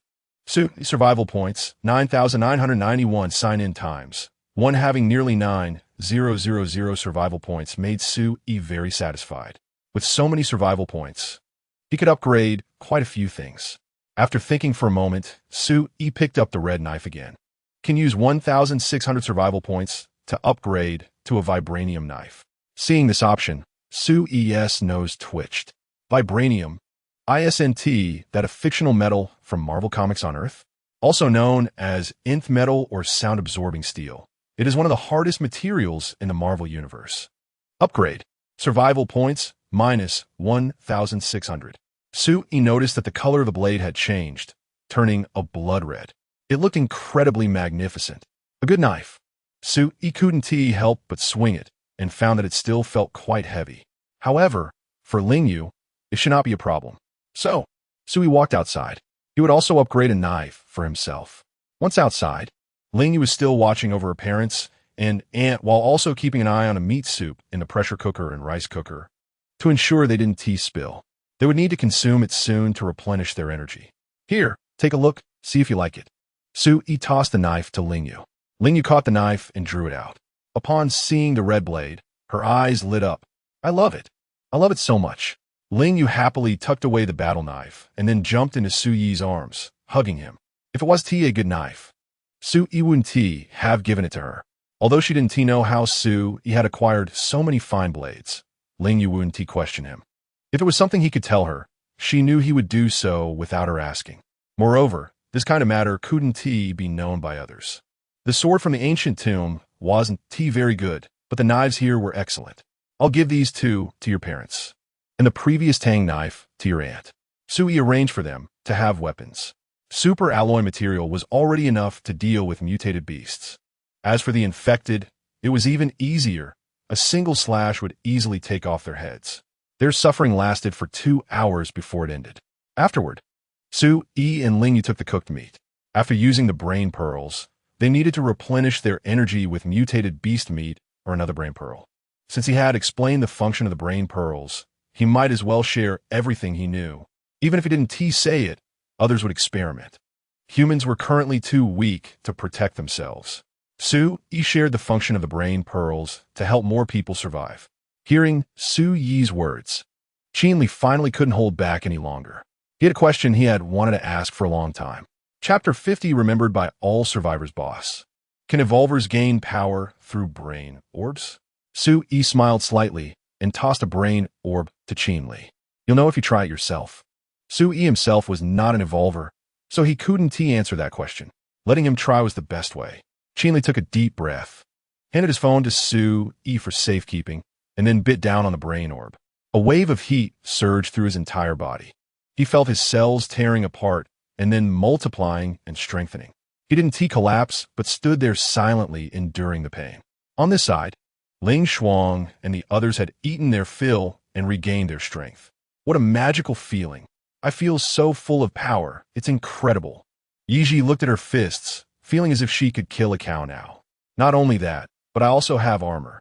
When Ling Shuang exerted herself, a layer of black scales covered her surface. This is the ability of the mutated rat. You should have it too. Saying this, Lingyu glanced at her older brother and sister-in-law. Sure enough, black scales appeared on Ling Chun as well, followed by Yiji. Although it looked ugly, Ling Shuang felt very secure. The scales from this mutated rat could block bullet attacks, indicating how strong their defense was. I don't know how long it will last. The mutated rat's ability doesn't seem to last long.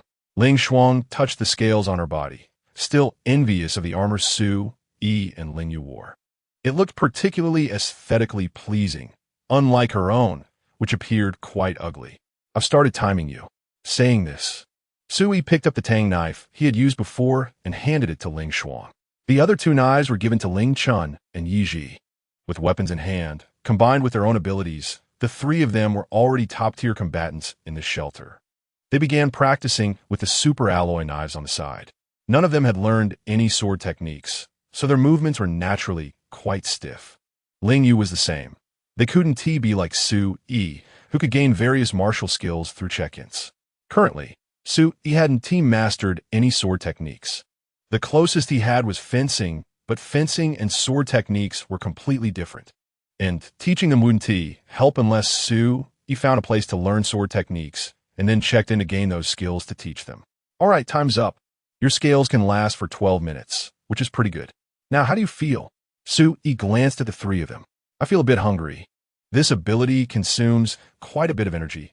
Ling Shuang was the first to express her feelings. Your ability is much better than mine.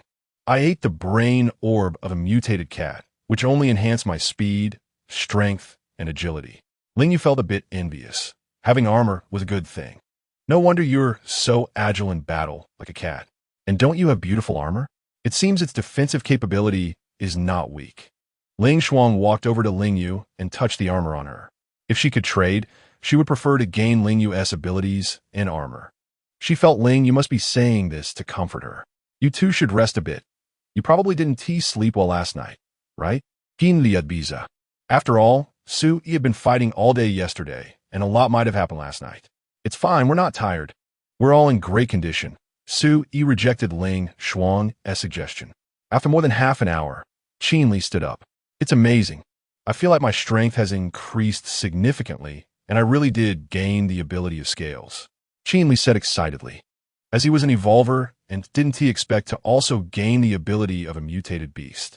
He just didn't know if he could only obtain one type of mutated beast ability. After realizing the wonders of this brain orb, he would definitely try other mutated beast brain orbs if he had the chance to see if he could gain other abilities. In this monster-infested world, no one would complain about having too many abilities. The more, the better. Your physique has shrunk a bit more. You look even more robust.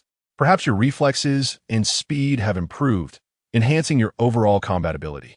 Su Yi glanced at Qin Li and noticed the noticeable difference compared to before. I'll give it a try. Qin Li smiled happily and then took the pressure cooker Su Yi handed him, grabbing a piece of meat to eat. After a while, they went up. Su Yi tidied up, then followed them back to the surface. Qin Li took Su Yi and Ling Yu to the communication vehicle. It was the only one they had. Contact the military. Inside, the communications soldier immediately dialed a satellite video call, and a high-ranking military official appeared on the screen. Report.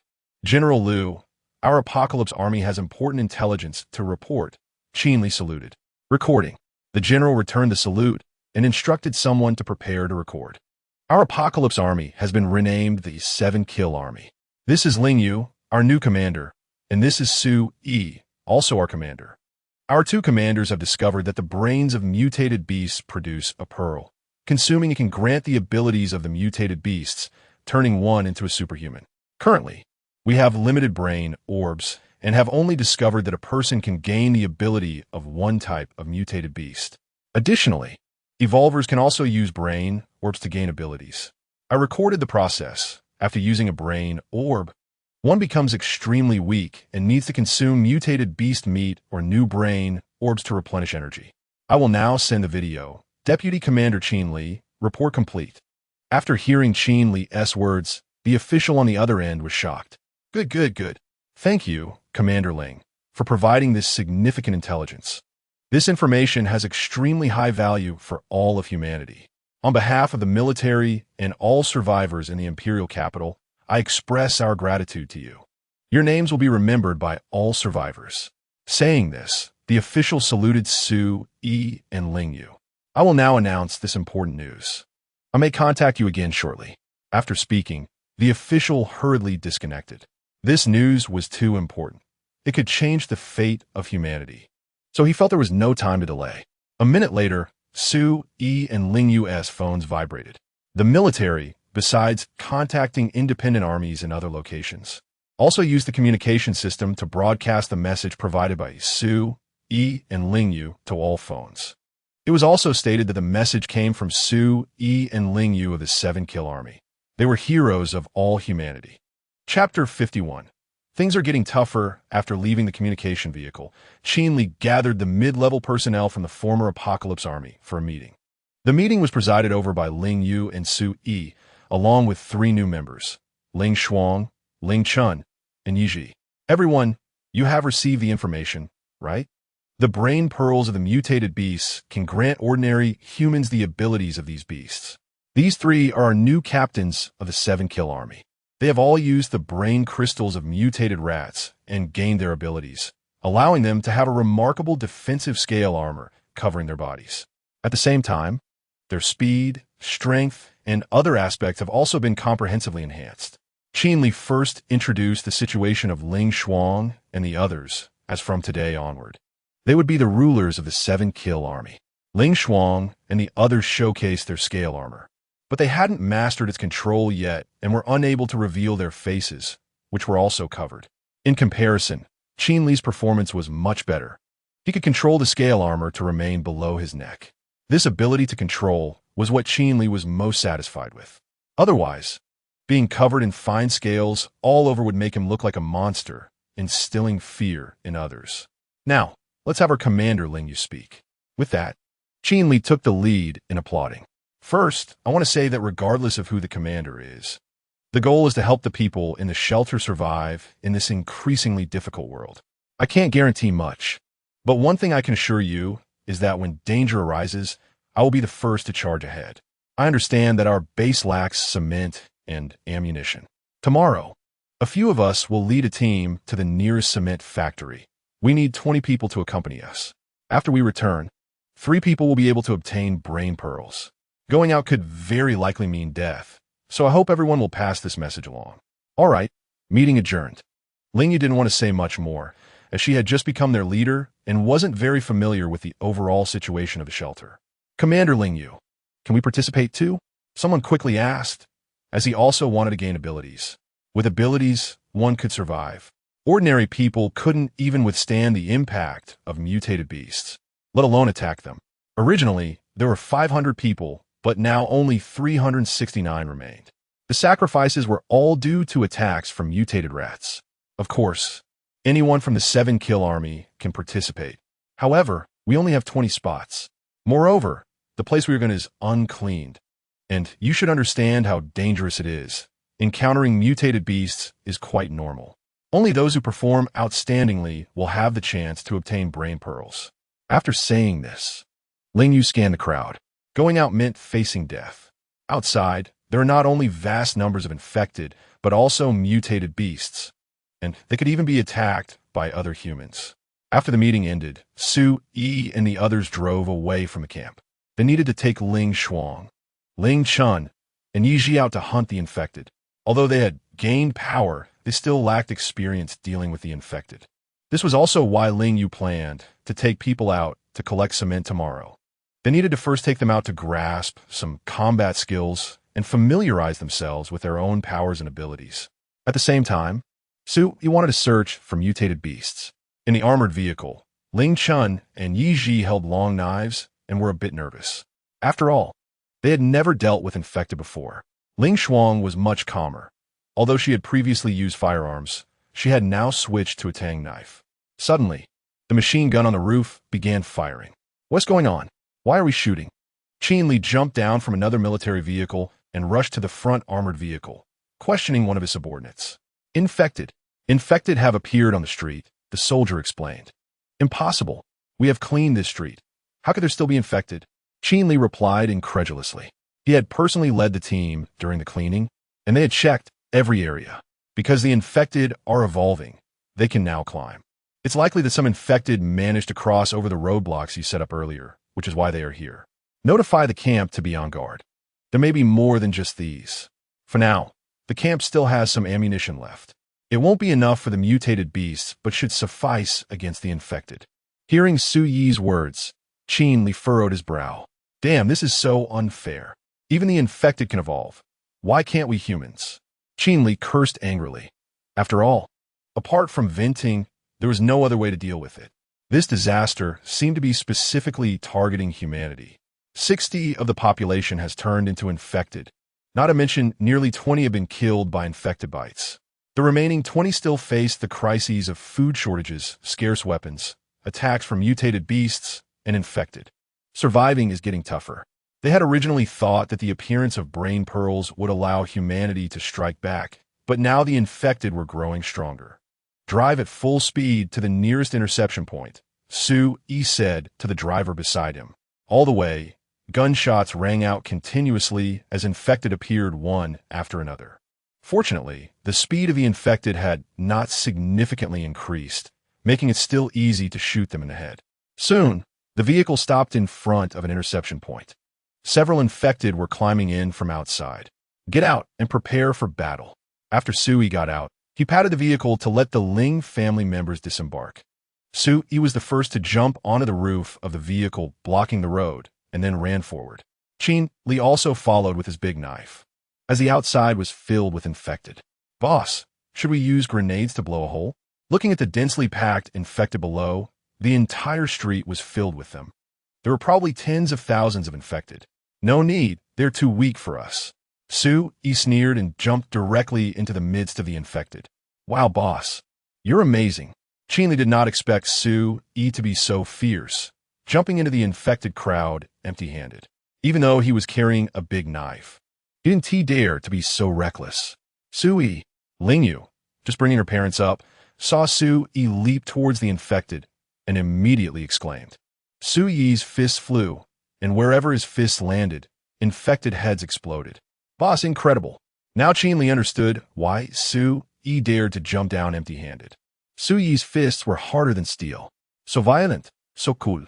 Fist shadows filled the sky, and bodies fell in heaps. Kill. Boss, I'm coming too. Qin-Li felt his blood boiling and jumped to Su-Yi's side.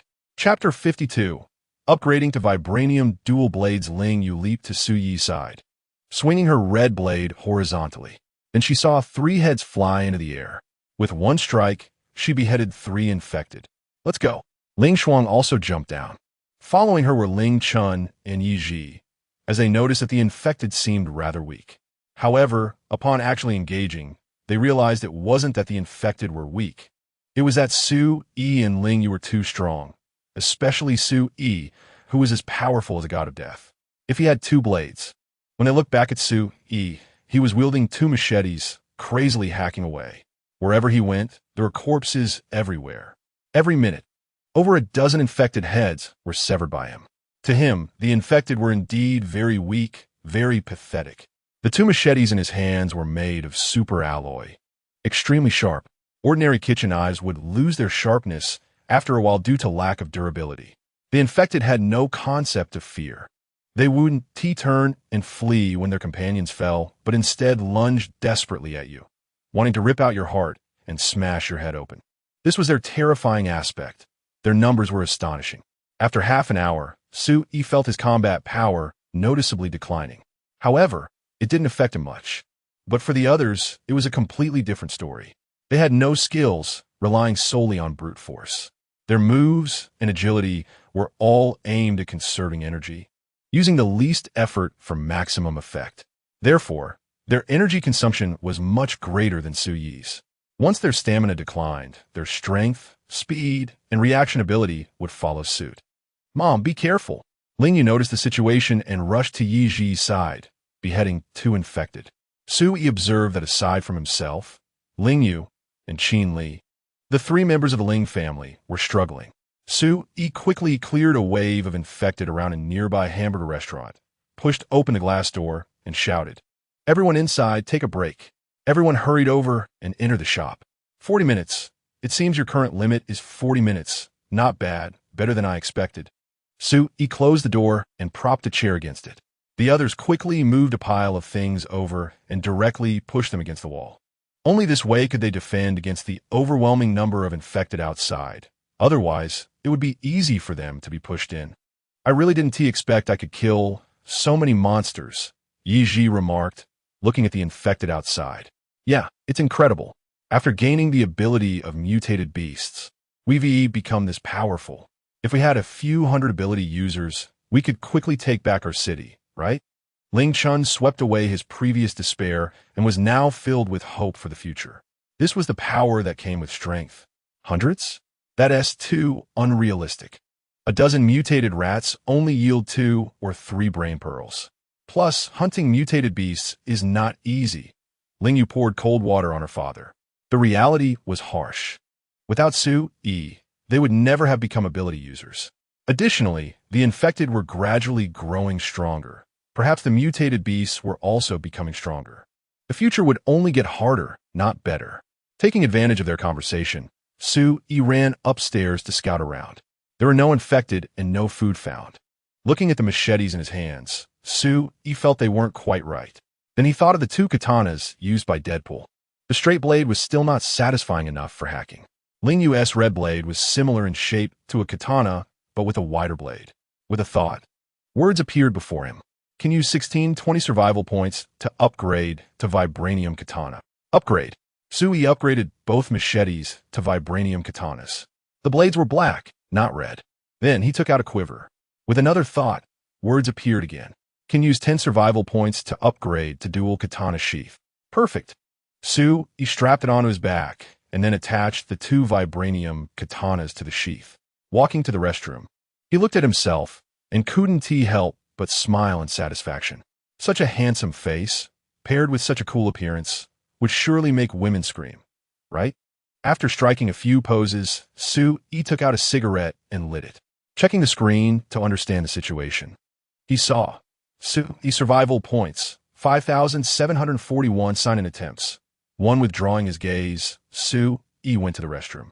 After coming out, he returned downstairs. What luck!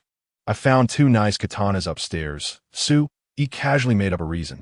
So cool. Sui, your look is so stylish. Is this like a ninja-esque gear?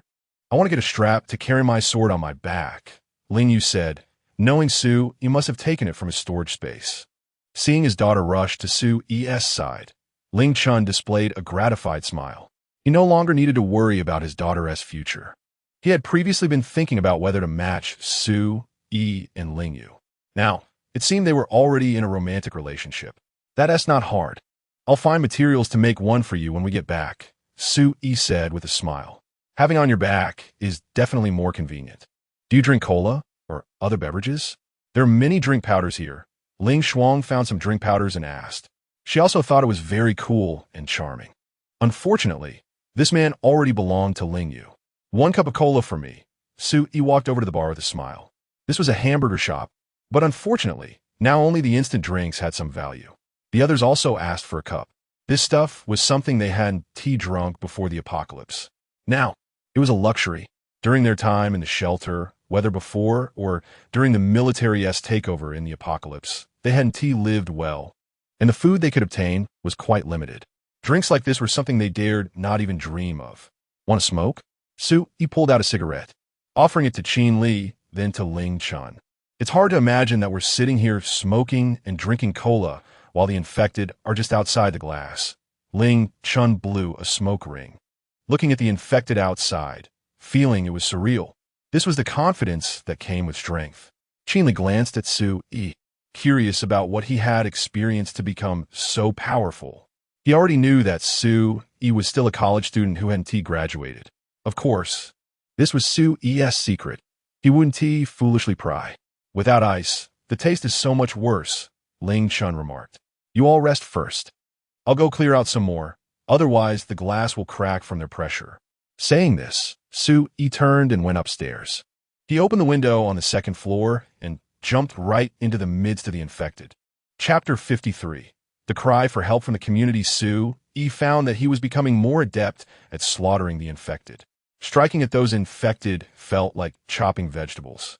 The vibranium knife was on a completely different level compared to the super alloy Tang Dao he used before. No wonder Ling Yu seemed to be in better shape than himself. It turned out that the divine weapons helped her save a lot of energy. The 1620 points, although expensive, were truly worth it. Sui swung his knives wildly, cutting down one infected after another. He charged through, effectively clearing a path down the street. Ridiculous. The boss's combat power was too outrageous. This level of combat power was godlike. The boss must be the most formidable existence in the world. Qin Li's eyes turned red with envy. If he had such power, there would be no place in this world he couldn't go. Such capability could easily allow him to hunt mutated beasts and obtain brain pearls from them. The strong remained strong. It was that simple and brutal. After a few rounds of slaughter, Sui reached the end of the street. On another street, there were just as many infected swarming around.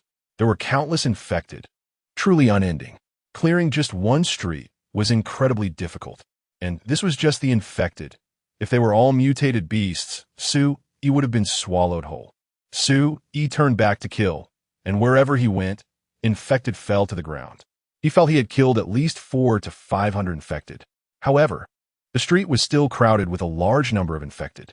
Unfortunately, Qin Li and the others had very limited grenades. When they escaped from the military camp, their ammunition was scarce. After all, The military's base was mainly in the suburbs, where mutated beasts were most prevalent. At that time, the greatest threat to them was the mutated dogs. Many had been killed by them. That he could lead over 500 people out was already impressive. However, he felt there should be other forces in the city. They occasionally heard explosions, likely from bombs. But due to communication failure and lacking drones or similar devices, they had no way to contact others. In such a large city, there were still many survivors. "Help! Great One! Save us!" Suddenly, cries for help rang out from a distance. He looked up to see a dozen people waving their hands from a balcony, calling for help.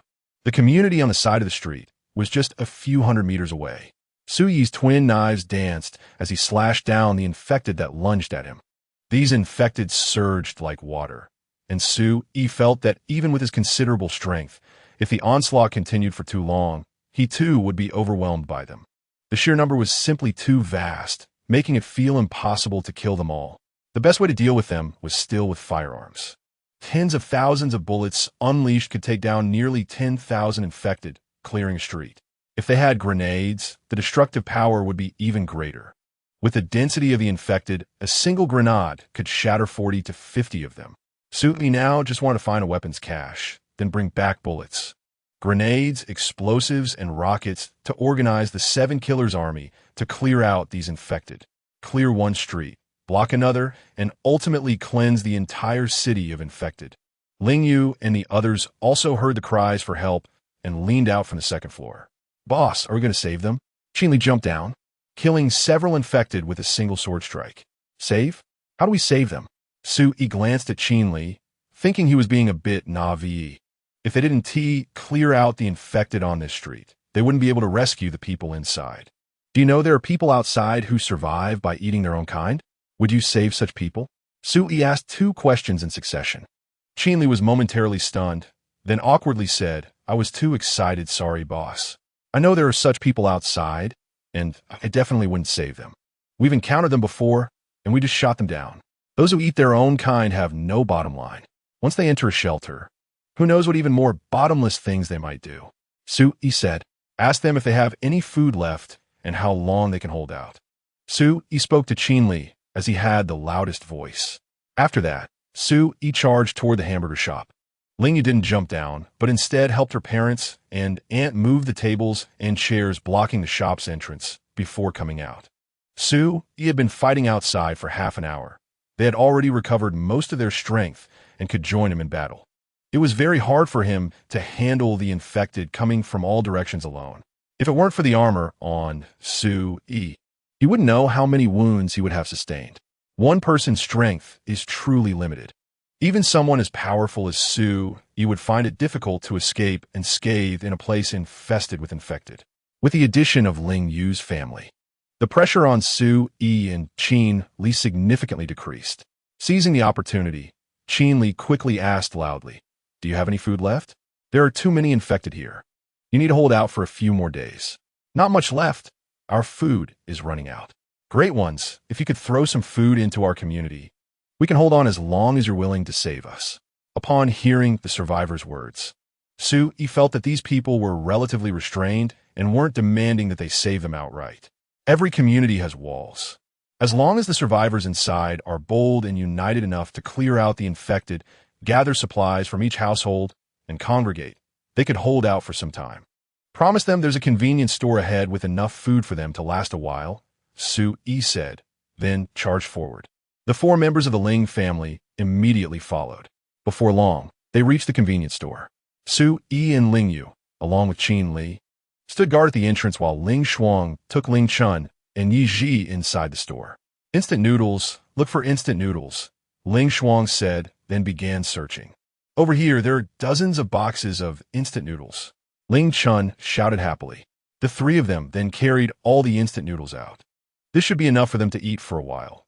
Let's go," Ling Shuang said happily. "You 3 stay in the middle. We'll protect you as you go," Suyi said, quickly taking position. Ling Yu and Qinli immediately followed, forming a triangular formation to escort Ling Yu and her family towards the community. Chapter 54. Help yourself. As they approached the community, Ling Yu and the others threw the box into the neighborhood. At that moment, someone jumped over the wall from inside. What is going on? How did you get out? Hurry back. They eat people. They are devils. We can't save them. They kill people. They have killed many. The girl exclaimed. Please save my brother. He has no strength left. He can't climb up. The girl knelt down in front of Su, Yi, and the others, repeatedly bowing her head. Qinli, break down the wall. Those inside, please step back. Qinli glanced at Su, Yi, then took a deep breath. Scales appeared on his body, and he stepped back a few paces before crashing into the wall. Damn, I really can do it.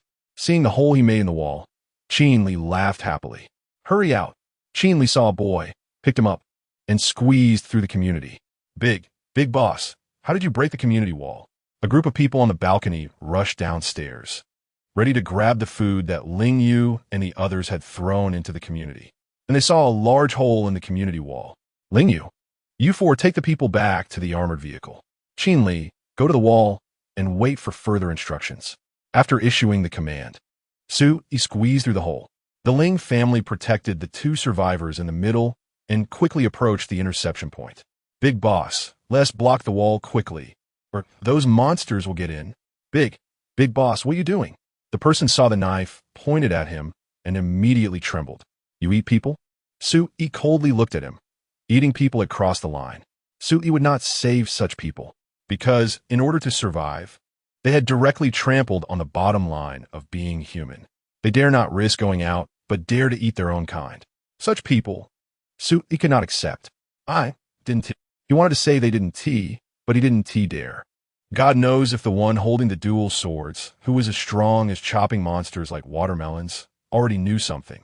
We had no choice when we ate. They were already hanging. He confessed part of it. After all, killing and eating flesh was not acceptable, and he didn't dare to say more. Sure enough. Then you can help yourselves. Su Yi moved the knife to his arm and directly sliced off a large piece of flesh. Blood gushed out instantly.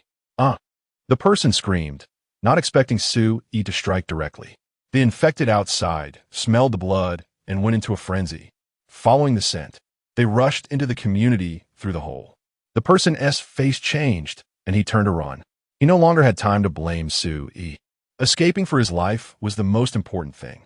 A few people had already grabbed instant noodles, and, seeing the infected rush in, decisively ran deeper into the community. Upstairs.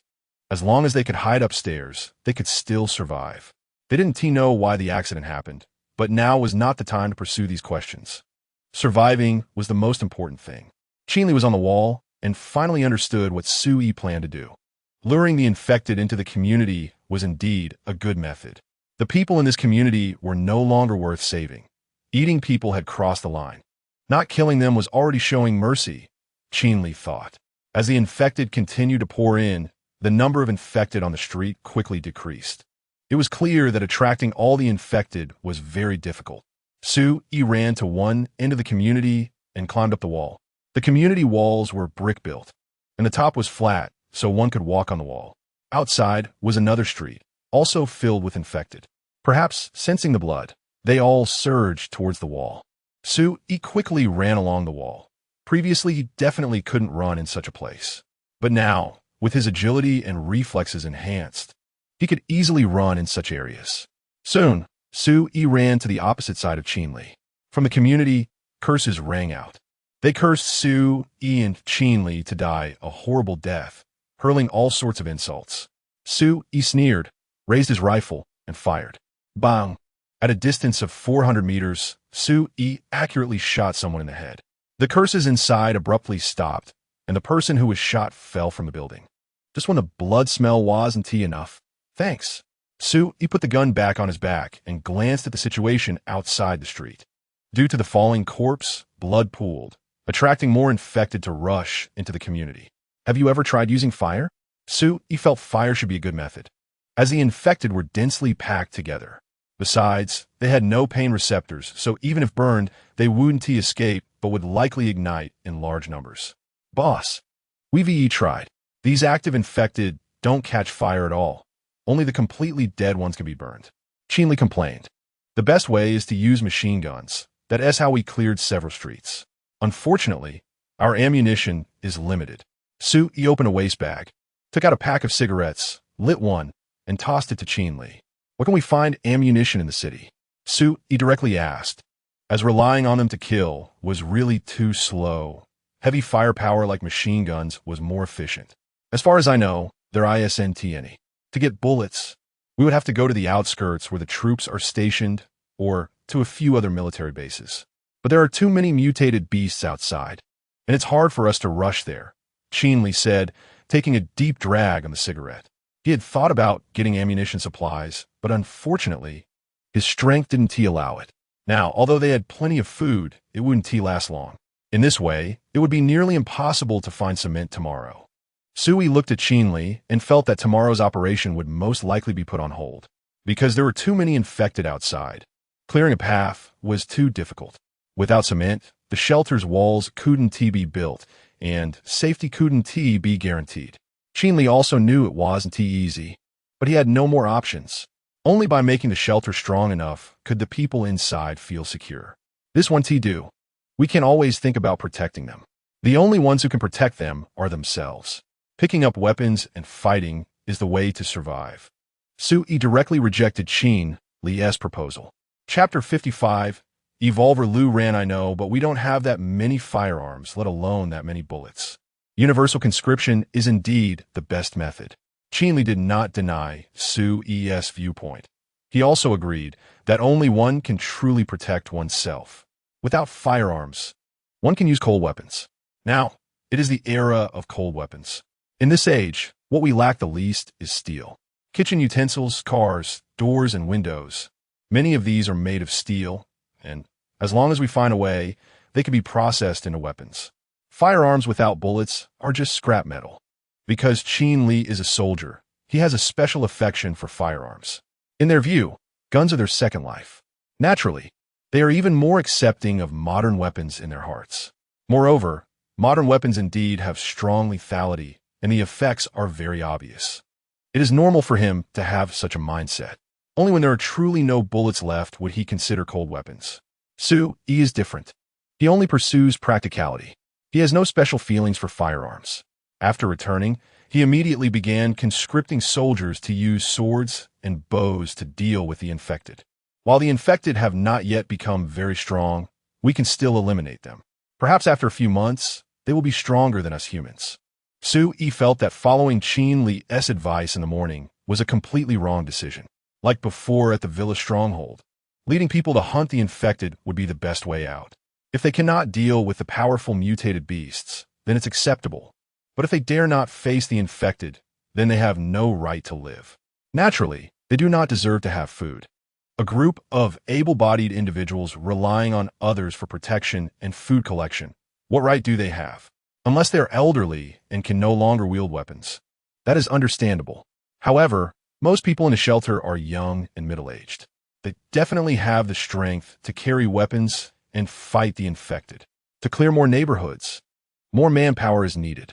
Otherwise, even if Sui and his group work for a year, it would be impossible to clear out the millions of infected in the city. Only when everyone is involved in the fight can there be a possibility of clearing the urban area and gaining a larger living space.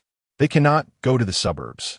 To survive, they must produce and cultivate in the city. Without land, nothing can be done. Additionally, there may be survivors in every community, and the population will likely increase in the future. Qin did not question Sui's words. He knew Sui was right. Relying solely on soldiers like them was not enough. In such a short time, they had already sacrificed around 200 people. If this continues, will there be any combat personnel left? Recruiting soldiers to clean up the infected is imperative. Only after cleaning can they transport materials like cement and sand to the shelter to build high walls. All right, let us seal the gaps. Seeing only a few scattered infected on the street, Sui instructed Qin to block the gaps directly. Qin jumped down from the wall and ran towards the hamburger shop they had been at before. The tables and chairs inside were more suitable for blocking that gap. Lingyu also brought her family back to the street and worked with Qin to quickly seal the gap. Sui chopped off the heads of the remaining infected on the street, then piled them together, preparing to set them on fire later. Thousands of corpses piled up like a small mountain. Let South go block the road at the end of the street, then come back to burn these bodies. Su Yi led his group towards the end of the street. Along the way, they looked for suitable items to block the street. Shelves, tables, cash registers, and vehicles were all quite suitable. They pushed the cars to the intersection of the street and quickly blocked that section of the road. After completing this, they returned to ignite the corpses and decisively withdrew from the neighborhood. Two siblings who had run out of the community were eating something. Get in the car. Let us retreat, Su Yi said, jumping onto the roof of the car. This height was nothing for him. The others also got on the car, including the brother and sister who had just come out of the community. When the car returned to the shelter, there was a crowd outside, seemingly wanting to enter. Entering the shelter is not that easy. Many questions need to be answered, and inspections must be cooperated with. Su Yi noticed that nearly 100 people, mostly girls, looked very young. Su Yi. Suddenly, someone in the crowd shouted his name. Ding Yin? Su Yi did not expect to encounter his classmate. Su Yi jumped down from the car and went to Ding Yin's side. Without a word, Ding Yin rushed into Su Yi's arms and hugged him tightly. To her, Su Yi was now the person she was most familiar with. Su Yi's body stiffened. He did not expect Ding Yin to be so excited and hug him directly. Their relationship hadn't reached that level. That's great, Su Yi, you're alive. We're the only two left from our class. Sob, sob, sob. As she spoke, Ding Yin began to cry. At that moment, someone walked out of the crowd and waved at Su Yi. Benefactor, we meet again. Do you remember me? Su Yi looked at the other person and shook his head. He did not remember saving such a beautiful girl, even prettier than Lingyu.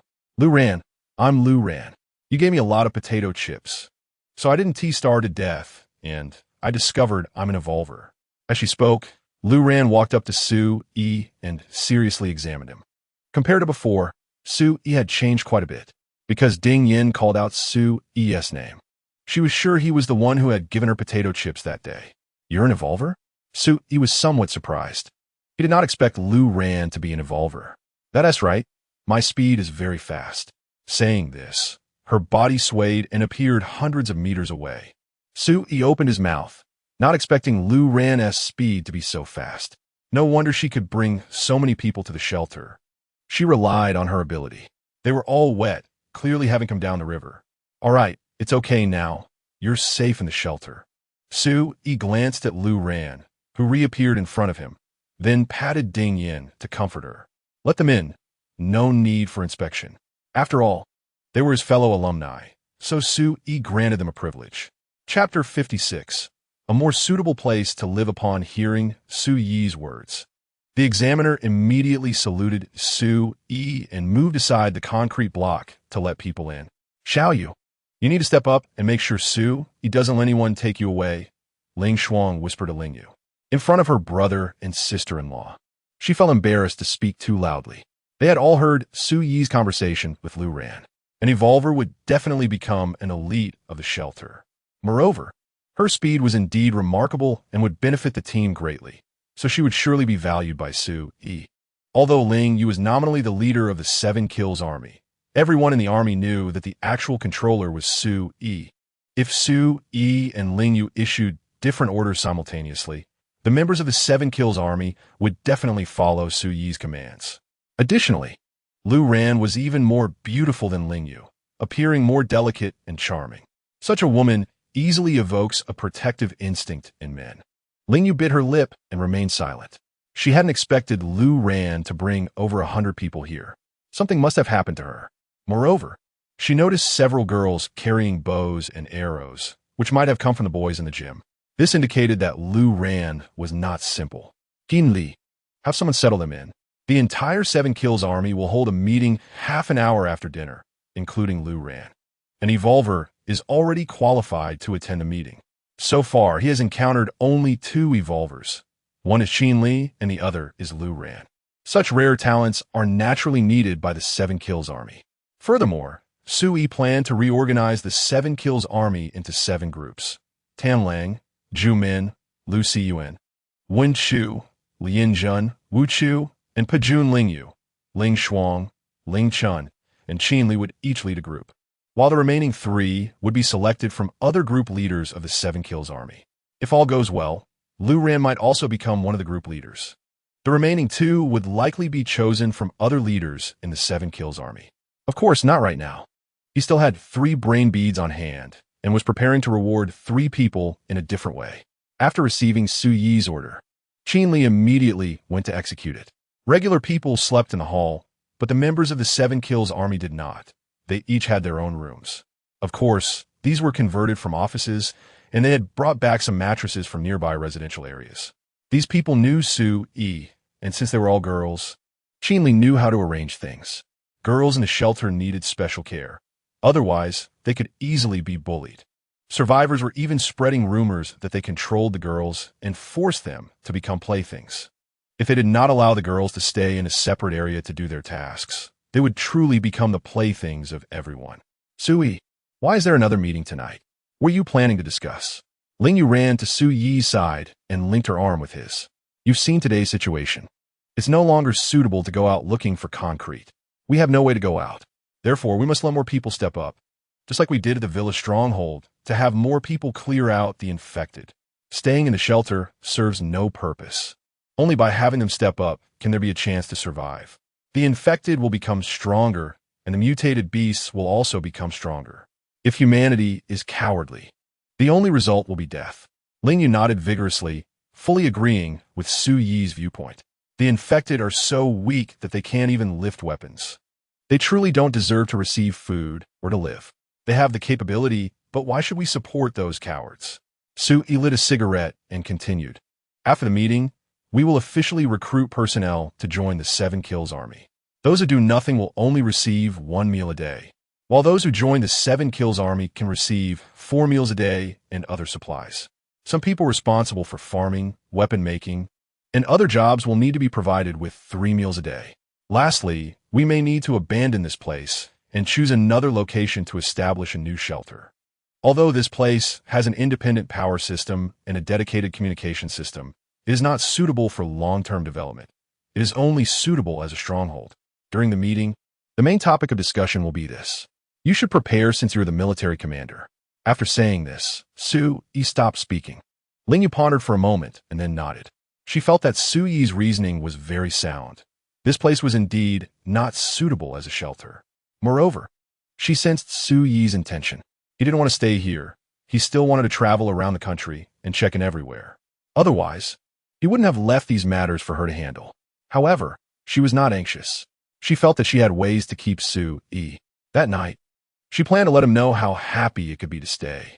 Let's go get a map and see where it is suitable to establish a shelter. After Lingyu came to this realization, she linked her arm with Su Yi and walked toward the camp of the 7 Kills army. There were maps and sand tables there, which they had seen in the morning. Upon entering the battle analysis room, everyone inside stood up and saluted Su Yi and Lingyu. Do we have a detailed map of the entire city? Su Yi walked to the sand table and took a glance.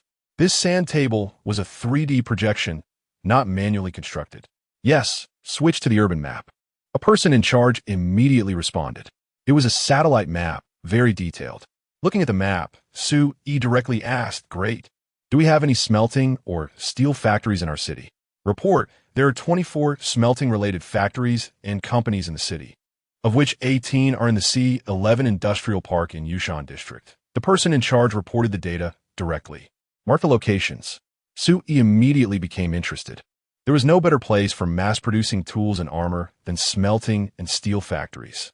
On the map, red dots began to flash. Moreover, it provided the route and distance from here to those locations. Su Yi took a look, then picked up a stick and gestured.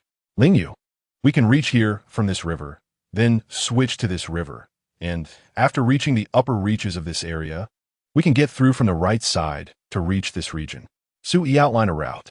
Currently, the only way to go was through the rivers. Zoom in on the C11 Industrial Park. Su Yi had never been to this area, but he had visited Yushan Lake Park nearby twice. There were quite a few green areas there, indicating good landscaping. After zooming in, Su Yi saw many factories and open spaces.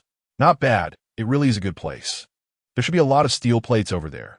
We can completely use the steel plates to build walls to prevent the infected from entering. After looking at it, Su Yi selected this location. This place was not lacking in water or land, and more importantly, there was a large amount of steel. He felt there was no more suitable place. Chapter 57, Is This Classmate Normal? Chief, there are mutated beasts active in this area. And a few days ago, we received satellite maps. As he spoke, the person pointed to the wall, and several photos immediately appeared.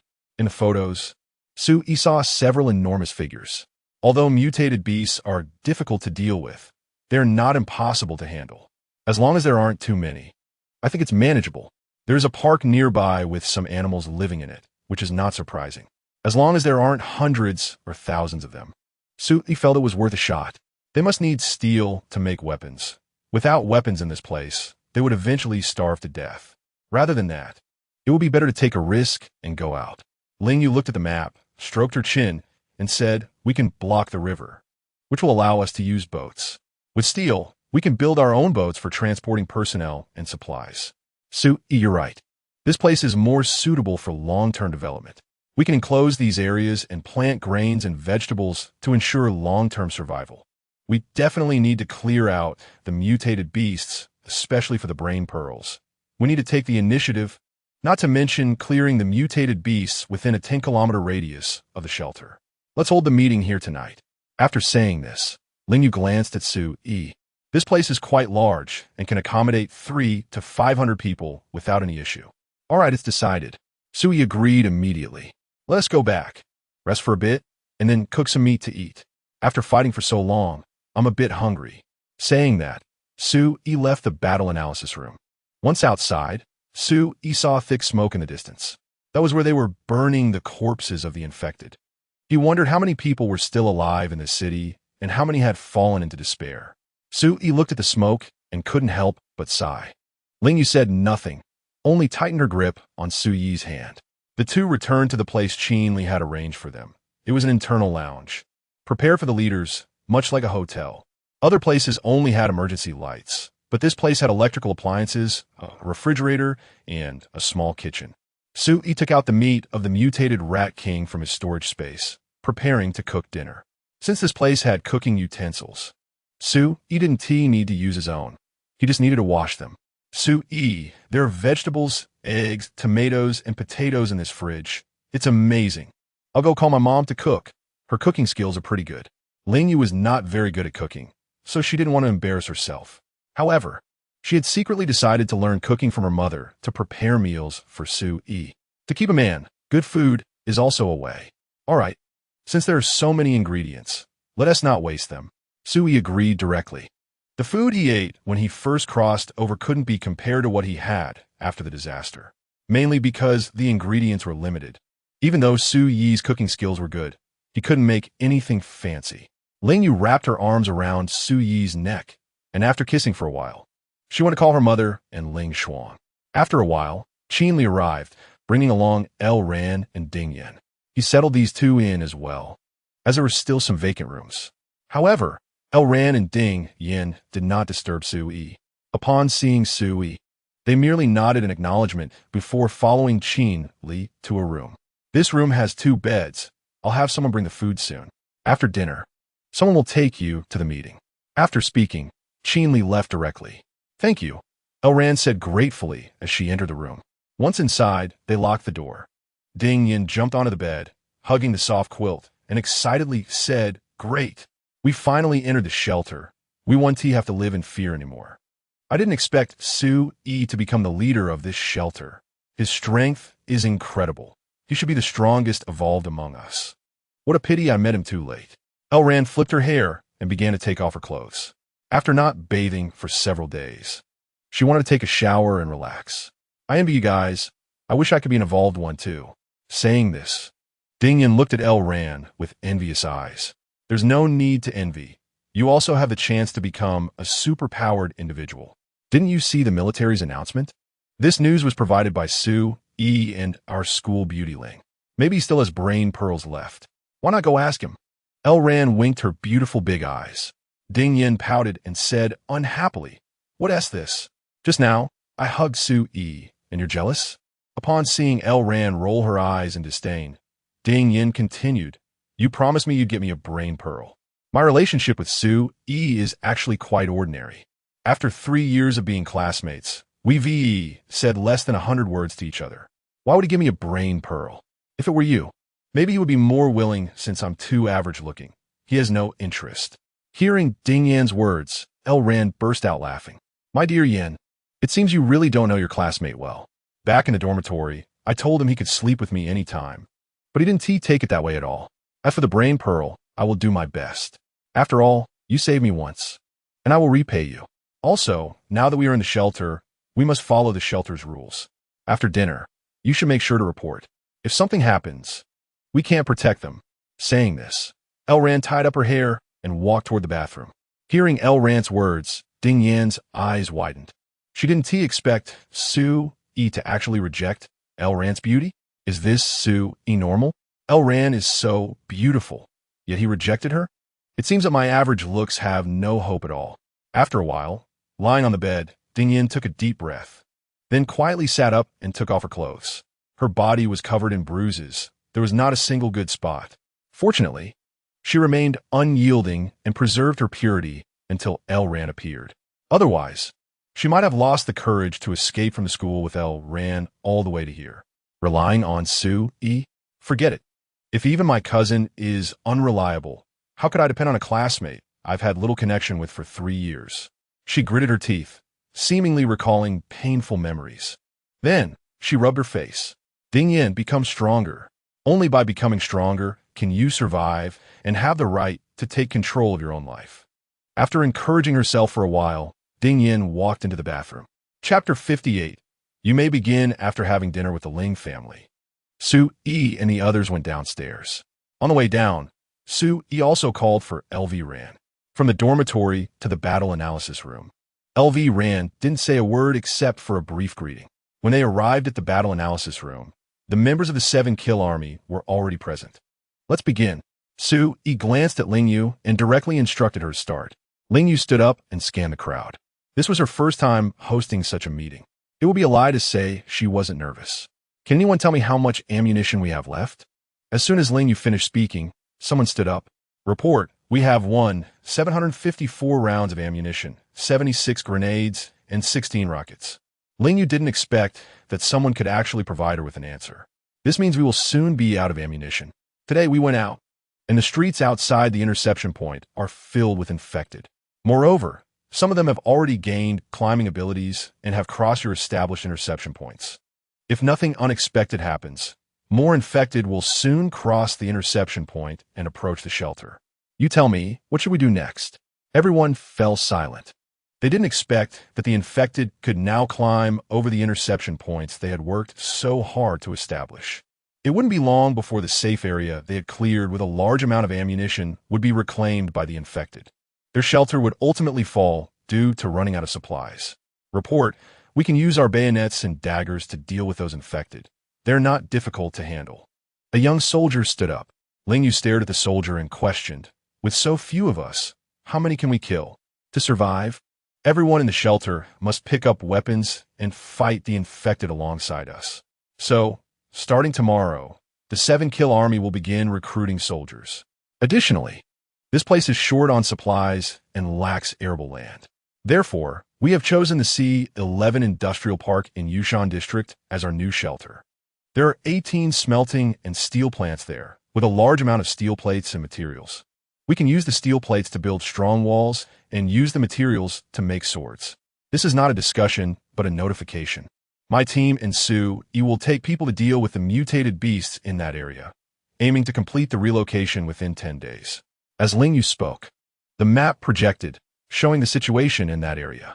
Furthermore, the 7-Kill Army will establish 7 regiments: Tamlang, Juming, Lutzen, Wenxiu, Lianjin, Wuqing, and Pejun. I am a captain of Pejun. This is my father, Ling Chun, the captain of Tamlang. This is Deputy Commander Qin Li, the captain of Juming. And Ling Shuang is the captain of Lutzen. Wenxiu, Lianjin, and Wuqing will have 2 captains chosen from among you. Here are 2 brain beads from mutated mice. Anyone who can withstand 3 moves from me will qualify to win one. In this apocalypse, strength is paramount, and the person who obtains a brain bead can become one of the remaining 3 captains. Now, do you have any questions? After speaking, Ling Yu scanned the crowd. Then, she saw Su-E giving her a thumbs up. Clearly, Su Yi was very satisfied with her performance.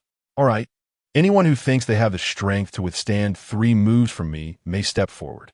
With that, Ling Yu stepped out, drew her combat knife, and effortlessly drew a circle on the cement floor. Whoever can stay within the circle for 3 moves will pass. After finishing, Ling Yu tossed the knife to Su Yi. Only then did Su Yi remember that he had promised to make a few knife slings for them. I'll go. One person, unable to hold back, stepped forward first and cupped their fists at Ling Yu, saying, "Commander, I'm sorry." With that, their fist flew toward Ling Yu. Bang! Ling Yu kicked the opponent out, but did not injure them. Continue. Ling Yu looked around. I'll go. Another person rushed forward. Soon, countless individuals were eliminated. After over 100 had been eliminated, finally, one person managed to dodge Ling Yu's 2 attacks and block one, still standing in the circle. Very good. What's your name? Ling Yu handed over a brain bead, smiling as she asked. Report, Commander. My name is Chu Jun. Chu Jun saluted. Congratulations. You can choose a regiment and become its captain. Ling Yu smiled. Wuching. I choose Wuching. Chu Jun decisively made his choice. Thus, Qin Li called Chu Jun aside to have him consume the brain bead. The competition continues. After a while, all the remaining people were eliminated. Surprisingly, there was no one else in the 7-kill army who could withstand 3 moves from Ling Yu. LV Ran, do you want to become one of the captains? Su Yi suddenly asked. I do. LV Ran answered without hesitation. All right, defeat Qin Li. If you win, you'll be one of the captains. Su Yi smiled at LV Ran, eager to see if she truly had the strength. Boss, isn't this a bit inappropriate? My strength has improved quite a bit now. If I accidentally hurt him, that would be bad. Qin Li scratched his head, feeling a bit embarrassed. He could accept fighting Su Yi, but facing a delicate girl like LV Ran was another matter.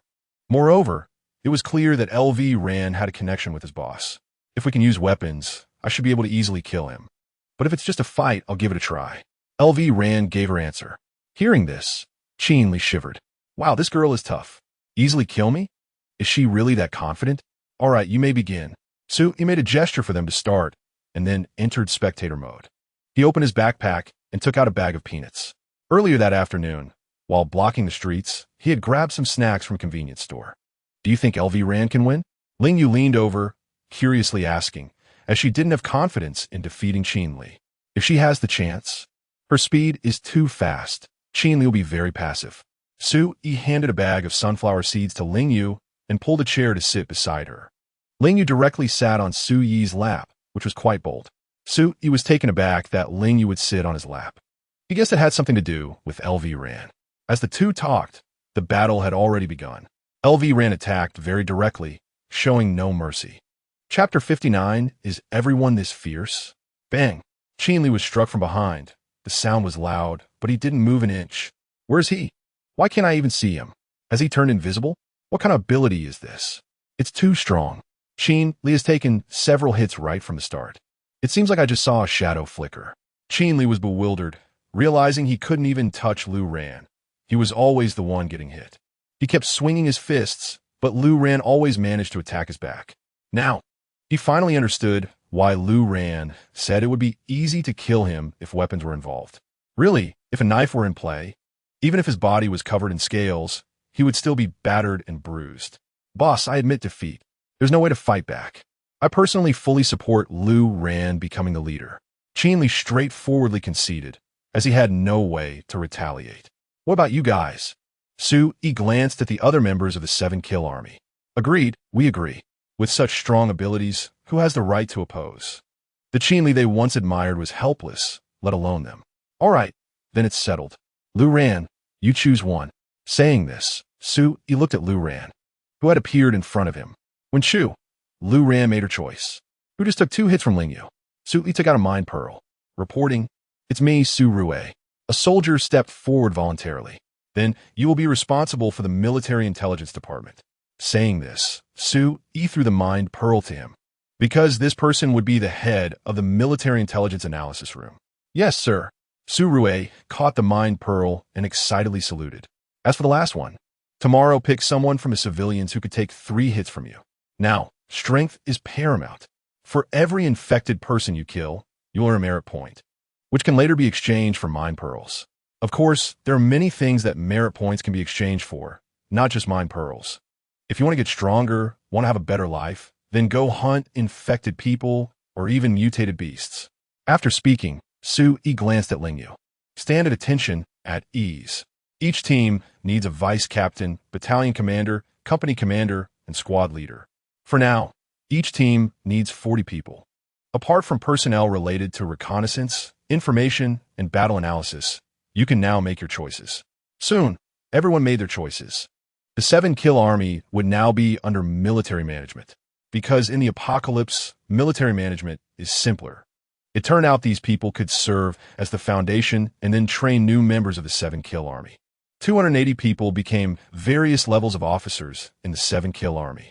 Aside from the original few team leaders becoming vice captains, everyone else got promoted. There were still 89 people left, with 68 assigned to the military intelligence department by Su-yi. Most of these people had reconnaissance experience, some were related to communications. The remaining 21 became part of the logistics department. The military intelligence department will be headed by Lingyu and the logistics department by Yiji. However, Su-yi planned to have Mo Xiaohong from the villa stronghold assist Yiji. This way, Lingyu's family could firmly control the 7-kill army. After the restructuring and reorganization, everyone got familiar with each other and then dispersed. However, those at the battalion commander level and above needed to stay for a continued meeting. The meeting's content was to discuss the future implementation of the system, which relates to the future development of the 7-kill army. After discussions, it was decided that in addition to merit points, soldiers could also receive salaries, which could be used to purchase supplies. Ordinary people could also earn salaries through work to buy supplies. All supplies collected by the military organization would belong to the logistics department. Supplies collected privately could be kept or sold at fair prices to the logistics department. The specifics of salaries for various positions had not yet been determined, as this is not a simple discussion and requires careful calculations to provide suitable data. These matters were too complex, so Su-yi didn't dwell on them. After the meeting, Su-yi went back to rest. Continuous fighting was indeed exhausting. Lingyu had many matters to attend to, especially regarding logistics and intelligence. She still had to learn a lot. After Su-yi returned to the dormitory, people from the logistics department brought him new clothes. After taking a shower, he went to the balcony to light a cigarette before going to sleep. At night, mutated beasts often attacked, so he needed to be ready to fight at any moment and had to seize the time to rest. Just as he reached the balcony, he saw Lu Ran on the neighboring balcony. Lu Ran was wrapped in a towel, sunbathing her little underwear on the balcony. Upon seeing this, Su-yi calmly lit his cigarette. Su-yi, my promise still stands. Will you come to fulfill it? Lu Ran said playfully, winking at him. Cough, cough, cough. Su-yi was immediately choked by the smoke and began to cough violently. Are girls nowadays all this fierce? No wonder they say boys need to protect themselves when going out. I'm serious, not joking. But it seems like you, like me, have no experience. So, I don't mind if you practice with Sister Yu a bit more before coming to me. Unlimited times, valid for life. After saying this, Lu Ran threw Su-yi a flirtatious glance. Su-yi stared at Lu Ran for a few seconds before averting his gaze. This woman wasn't joking. She was serious. Just as Su-yi was about to jump over, he heard Ding Yan's voice. Ran, what are you and Su-yi chatting about? Why are you having a meeting so late at night? I already took a nap. Saying this, Ding Yan also walked onto the balcony. Su-yi immediately breathed a sigh of relief, glad he didn't jump over. That would have been so awkward. Nothing, just chatting a bit. I should go rest now. You guys continue talking. Saying this, Su-yi flicked the cigarette butt and turned back into the room. At night, Lingyu also didn't come to disturb Su-yi. Or rather, she was busy until very late. The next day, when Su-yi woke up, he learned that more than a dozen infected had appeared outside the shelter last night and were killed by the night watch soldiers with bayonets. With more than a dozen infected appearing outside the shelter, those who broke through the blockade must be more than just these. There must be some on the streets or on the way to the shelter. So upon receiving this news, Su-yi immediately ordered people to carry these infected into the shelter and hang them up for display. These people had become accustomed to being protected in the shelter. Without some stimulation, it would be hard for them to choose to pick up weapons to fight for survival. In this society, refined egoism was too prevalent. Many people were unwilling to take risks themselves, thinking of others to fight and sacrifice instead. Therefore, Su Yi had mentioned to Ling Yu that they might have to abandon many people. Chapter 60, I don't want to build a manure machine because many people may be unwilling to take up arms and then request to maintain a previous food supply. If they are unwilling, there is no longer any value in protecting them. Why should the 7-kill army risk their lives to collect resources for a group of manure machines? Those who are older may not be able to wield a knife, and that is understandable. Such people also need to do things within their capabilities. After Su Yi and the others had breakfast, they arrived at the open space in front of the shelter. They then turned on a loudspeaker to notify everyone to come out for a meeting. One by one, it took nearly half an hour to gather together. After all, there are nearly 13,000 people, and it is indeed a bit cramped for so many people to be in one place. Everyone, as you can see, the infected have reappeared outside the shelter. They are evolving, and some of them have already developed climbing abilities. As Ling Yu's words fell, the crowd erupted. They were worried that the infected would rush into the shelter. Moreover, our ammunition will soon run out. We can no longer guarantee the safety of a shelter. If you want to survive, you must join the 7-kill army and take up arms. Those who want to join the 7-kill army, please step forward to register your information. After speaking, Ling Yu put down the microphone and looked at the crowd. I, Wan Ran. Want to join the 7-kill army. I want to take up arms. Wan Ran from the villa stronghold shouted out immediately, showing great enthusiasm. And me, I want to join too. Mo Xiaohong also raised her hand in time. They would not miss this opportunity to show their support. They had spent so many days with Su Yi and knew he was very reliable. Additionally, they felt they could handle the infected. So, all the people from the villa stronghold stood up. These people were all incorporated into the breaking army. Ling Yu said to the crowd that these villa stronghold members were trained by her and could be trusted. Gradually, more people joined in. However, the total number of people was still less than 200. Sisters, if you want to avoid being bullied and toyed with, join me in the 7-kill army. The infected are not scary. Even someone like me can kill them. Ding Yin suddenly shouted from the crowd. Then, those girls who appeared from a school also voiced their support. Soon, some women were persuaded and joined them, moving forward to register for military service. Su Yi glanced around. There were about 300 or 400 people. Most of these people would become members of the Wenshu troop. Ling Yu silently watched below, hoping more people would step forward to join the 7-kill army. However, after several minutes, only a few scattered individuals came forward. Excuse me, Commander, I want to ask, what will happen to us ordinary people if we don't join the 7-kill army? A man stepped forward and asked sincerely. Finally unable to hold back, Ling Yu picked up the microphone again and said, "Nothing will happen. This camp belongs to you. The 7-kill army will soon withdraw." As soon as Ling Yu's words were spoken, the crowd erupted again. How can you withdraw? You are soldiers. You should protect us. We are just unarmed, ordinary citizens. And we have been participating in labor to reinforce the shelter during this time. How can you leave us behind and run away, you cowards? No, you cannot leave. You must stay and protect us. On what basis can you do this? You have no right. You must protect us. You cannot be so selfish. Everyone, don't be fooled. They just want to force us to become cannon fodder. What joining the 7-kill army? Nonsense. This is to trick us into confronting those man-eating monsters. Yes, we cannot join the 7-kill army. They definitely have ulterior motives. We need to unite. Looking at the crowd, Ling Yu suddenly didn't know how to respond. These people are clearly so ordinary. Why are they so confident? However, after saying a few words, they fell silent. Because they were pulled out by Lu Ran. Throw them out of the camp. Those who dare to intrude will be shot on the spot. Su Yi looked coldly at the men and women thrown forward by Lu Ran.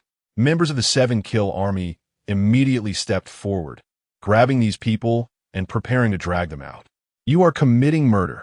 Do you have no law left? Let go of me. Let go of me, you hillbillies. Do you know who I am? Bang, bang, bang. Su Yi fired several shots, turning the targets into sieves. That's right, I am committing murder. But what can you do about it? I give you 3 choices. One is to join the 7-kill army and take up arms against the infected. The second is to become laborers, and the third is to die. Choose for yourself. Don't talk to me about morality or law. The words of the 7-kill army are the law. If you don't agree, you can come up and die. All right, begin your choices. To the right, become laborers. To the left, join the 7-kill army. Regardless of age, regardless of gender, make your choice within 3 minutes. Those who remain in place as manure machines will be shot on the spot. Everyone dared to be angry, but said nothing and quickly made their choices. Joining the army. There's no way I would join the army. Only a little over 2,000 people chose to join the 7-kill army, while over 10,000 chose to become laborers. Seeing this result, Lingyu didn't know what to say. Out of 13,000 people, those who joined the 7-kill army didn't even reach 3,000. However, they had made their choice, and Lingyu respected their decision. At this point, still holding on to fantasies about life? In fact, they could have coerced these people into joining the 7-kill army. But Sui disagreed. He wanted to select a batch of volunteers to join the 7-kill army. In any case, with so many people joining, the total number of the 7-kill army had already surpassed 3,000. Compared to the previous 500, the number had increased significantly. Additionally, there were 300 security personnel in the camp, mainly former SWAT officers, police, and grassroots government staff. After excluding 123 grassroots government personnel, the remaining 177 police and SWAT members all joined the 7-kill army, becoming Ling Shuang's subordinates. The security personnel would remain as is. They could recruit new staff later, but not now. Once the registration for the 7-kill army was completed, they would be assigned to 7 different troops. Each troop would have 400 new recruits, with all new recruits in the Wunshu troop being female, while other troops also had some female soldiers. After completing registration, they would undergo military training. Sui didn't team manage these matters. When registration started, he had already left the shelter with Qin Li, Lu Ran, and Ling Shuang. They headed along the river towards the C-11 industrial park, preparing to hunt down the mutated beasts in the industrial park to clear the area and establish a new shelter. Chapter 61. Hunting the mutant fish. The river water became increasingly clear. Qin Li noticed that the water was much clearer than when the disaster began. Since there had been little human activity, the destruction caused by humans to the natural environment was indeed significant. Ling Shuang also expressed her feelings. Qin Li looked at the river water and said seriously, "The river channel here is still quite wide. Once we reach the confluence point, we can block it off and use boats." Sui and his 3 companions began to move downstream along the river. Sui was carrying a rifle. In the morning, he spent 40 survival points to upgrade 4 straps, which he handed over to Lingyu and the others, making it easier for them to carry their battle knives. Qin Li's knife was too large to carry comfortably. In fact, Qin Li wasn't very fond of the giant sword he had picked up. It was heavy but not sharp enough, making it inconvenient to use. This thing was created by a few anime enthusiasts, not forged by himself. He envied Sui and Lingyu's weapons. They were not only cool, but also particularly sharp. Unfortunately, Sui had no plans to upgrade Qin Li's weapon for the time being. Firstly, their friendship hadn't reached that level yet, and secondly, survival points were quite precious. Sui had already considered Lingyu as his woman, and he was willing to spend some survival points for her family. Ling Shuang, Lu Ran, and Qin Li also carried rifles. Lu Ran had 2 daggers as well, which Sui specifically asked Qin Li to find for her, as she previously only had a dagger. The dagger was sufficient against infected individuals, but it would be useless against mutant beasts. She had straps tied around her legs, where the daggers were sheathed. Lu Ran's legs were particularly long, and with the 2 daggers, it not only looked cool, but also had a special aesthetic. Therefore, Sui couldn't help but glance at her a few more times. Lu Ran seemed to notice Sui's gaze and came over. "Oi, where did you get that armor? Is it a pair with sister use?" Sui's armor looked really cool, making her a bit envious. "I got it from an ancient tomb. It really is a pair." Sui straightforwardly revealed the truth. Anyone not blind could see that their armors matched. "An ancient tomb? Your knife is also from an ancient tomb. Your luck is incredible," Lu Ran said enviously, noting that the armor looked very strong in terms of defense. The two continued chatting, feeling as relaxed as if the apocalypse had never happened, as if the infected occasionally appearing in the river didn't exist at all. "Wait, Don't move. Suddenly, Suyi's expression turned serious, signaling everyone to stop. He drew a battle knife, looking vigilant. Splash! A shadow leaped out of the water, lunging at Ling Shuang. However, it was not as fast as Suyi. He quickly dodged and positioned himself in front of Ling Shuang, swinging the battle knife in his hand. Mutant fish? Everyone was startled. They hadn't expected such a creature to exist in the river. The fish appeared extremely deformed, looking bizarre and frightening. After falling into the water, it suddenly shot numerous water balls towards them. What kind of ability is this? Qin Li was shocked, not expecting the mutant fish to be able to shoot water balls at them. Moreover, it hurt quite a bit when they hit. At that moment, Lu Ran moved into action, pursuing the mutant fish. She thrust the two military daggers repeatedly, attacking the mutant fish. Soon, the water was stained red. Utilizing her speed advantage, Lu Ran killed the mutant fish. He pulled the mutant fish out of the water. It was quite large, about the size of a small pig, weighing around 70 to 80 pounds. Its fins had become very sharp, like knives, and its body was covered in wounds. There were probably hundreds of them. One must admit, Lu Ran's abilities were indeed impressive. Sui cut off the mutant fish's head and retrieved a transparent brain pearl from inside, handing it to Lu Ran. According to the rules of the 7-kill army, whoever hunted the mutant beast would keep the brain pearl, so it belonged to Lu Ran. This is the brain pearl? Lu Ran curiously took the brain pearl, gently squeezing it, noticing it was somewhat soft, with a layer of soft gel as its shell.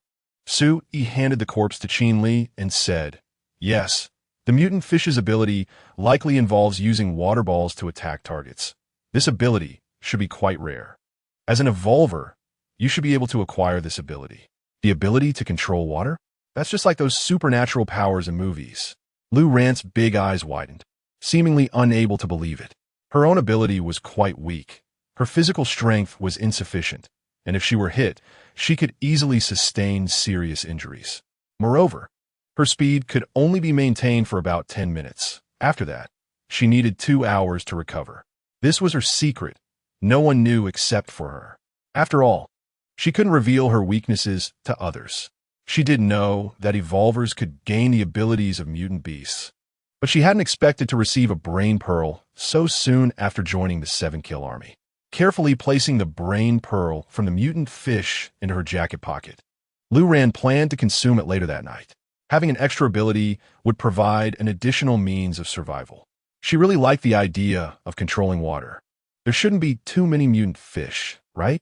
Ling Shuang glanced at the mutant fish corpse on Qin Li's shoulder, finding it quite disgusting. However, the meat of mutant beasts was very fragrant. In addition to being delicious, it was particularly tasty. He sheathed his battle knife and said, "It's hard to say. If there are more, we could obtain more brain pearls and mutant fish meat, which wouldn't be bad for us. After all, its strength is not that great. It's much weaker than the mutant rats." Qin Li completely agreed with Su Yi's viewpoint. Although the water ball attack was painful, it wasn't lethal. At that moment, there was some commotion coming from both sides of the riverbank. Su Yi saw that infected individuals had suddenly appeared on both banks and couldn't help but say, "The effect of this blood is too good." It attracted so many infected. Luckily, the railings on the riverbank are quite high. "Sui, how did you discover the mutant fish just now?" "We didn't notice anything at all." Lu Ran was more curious about how Sui detected the mutant fish. She had been happily chatting with him and hadn't sensed anything unusual. It was a kind of instinct, a sense of danger, perhaps due to the abilities of the mutant Rat King. "Rats are usually very alert," Sui explained. He hadn't fully researched the abilities of the mutant rat yet. He felt it wasn't as simple as just an air manipulation technique. Perhaps there were other abilities as well.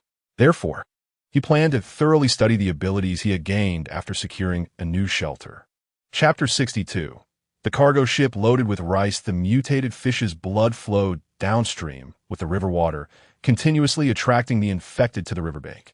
Fortunately, the guardrail was strong enough. Otherwise, those infected would have rushed into the river and blocked the waterway. Additionally, with constant dilution, the impact was decreasing.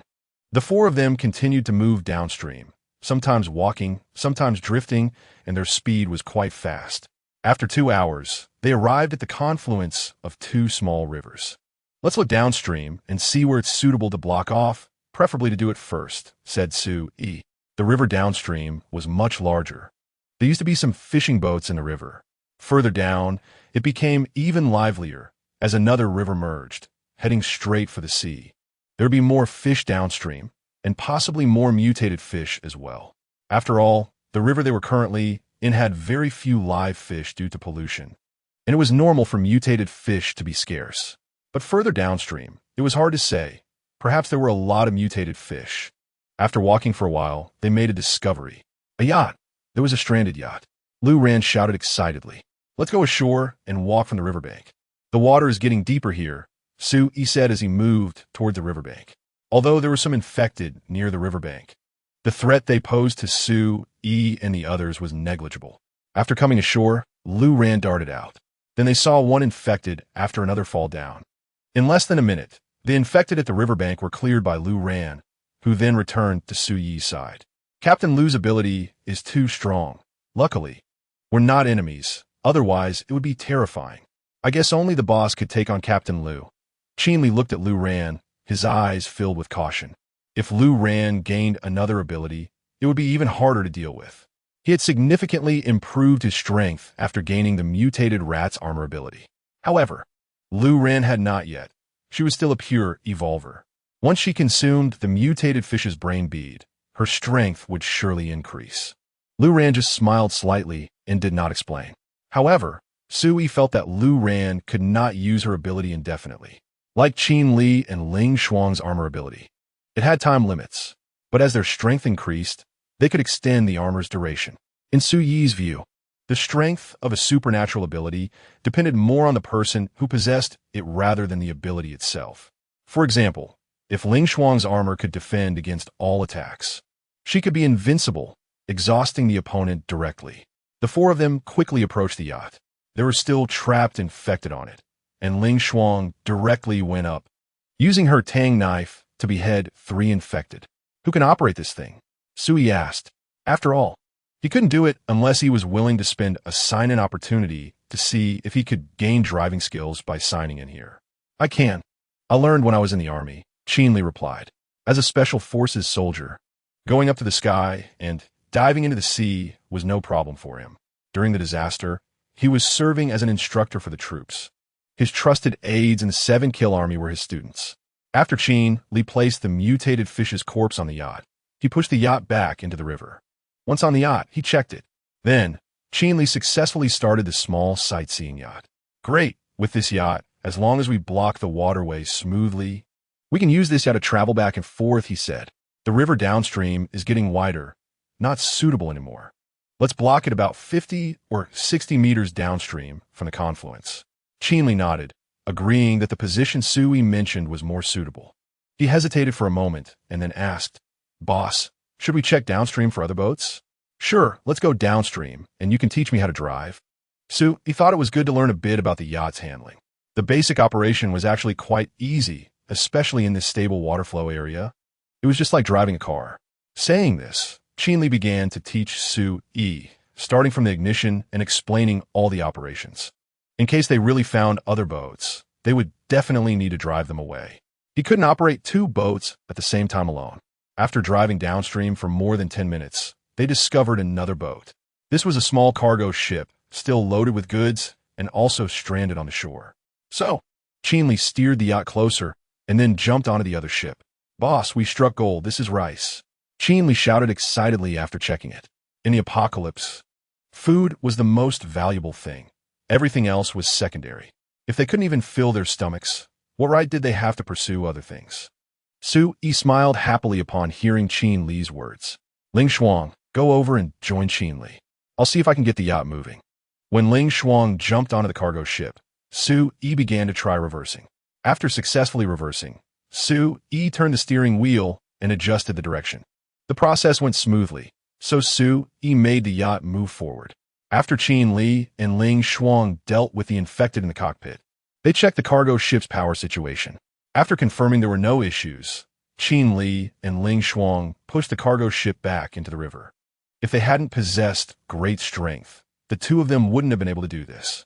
After pushing it back into the river, The two decisively jumped back onto their boat to catch up with Su Yi's yacht. Lu Ran saw this and immediately reminded Su Yi. Su Yi, they're catching up. Su Yi then increased the speed. Once both boats entered the shallow water area upstream, they directly ran aground. They jumped into the water and began searching for large stones nearby, directly blocking the narrow parts of the river. They all had great strength, and nearby concrete blocks and large stones were thrown into the riverbed, blocking the waterway. This form of blocking wouldn't raise the water level because the water could still flow through the gaps downstream, but could prevent both boats from drifting downstream. Their goal was originally this. They didn't expect to completely block the waterway and let the water level rise smoothly in less than an hour with just the four of them. After completing the blockage, Su Yi and the others began to move upstream towards another river. If all went well, they would reach the nearest steel factory in half an hour. 10 minutes later, everyone heard a sound similar to a rifle's da-da-da. This indicated that there were survivors nearby, and they likely had firearms, possibly military or police personnel. Thus, the four of them hurried ashore, moving towards the sound of the gunfire. Chapter 63. Those worth saving, they quickly rushed to the entrance of the factory, where there were densely packed infected outside. Over 20 people stood on the surrounding wall, shooting frantically. It was evident that they were starving, each one emaciated beyond recognition. They were all dressed in military uniforms, clearly soldiers. These individuals had not resorted to cannibalism. Otherwise, they wouldn't be so thin. Moreover, their fighting spirit remained strong. Such people would be a tremendous asset to the 7 Kills army. Therefore, Su Yi decided to save them. You all go look for food nearby. I'll charge in. Su Yi said, then charged toward the infected. Su Yi, be careful, Lu Ran shouted, then followed Qin Li. Once Su Yi arrived, those people stopped shooting. Su Yi was too fierce. With his dual blades flying, infected fell in large numbers. Squad leader, am I hallucinating? There's an ancient warrior cutting through the infected like chopping vegetables. A soldier turned to his squad leader, speaking in disbelief. The squad leader moved his dry lips, excitedly saying, No, there really is someone charging in. Brothers, hold on. Someone is coming to save us. Just hold on. The squad leader shouted back, tears welling up in his eyes. After so many days of enduring, there was finally hope. Such a fierce person must have some food on him, right? They had survived on water from the factory for so many days and were really on the brink of collapse. Su Yi charged all the way to the bottom of the factory's surrounding wall, then climbed up.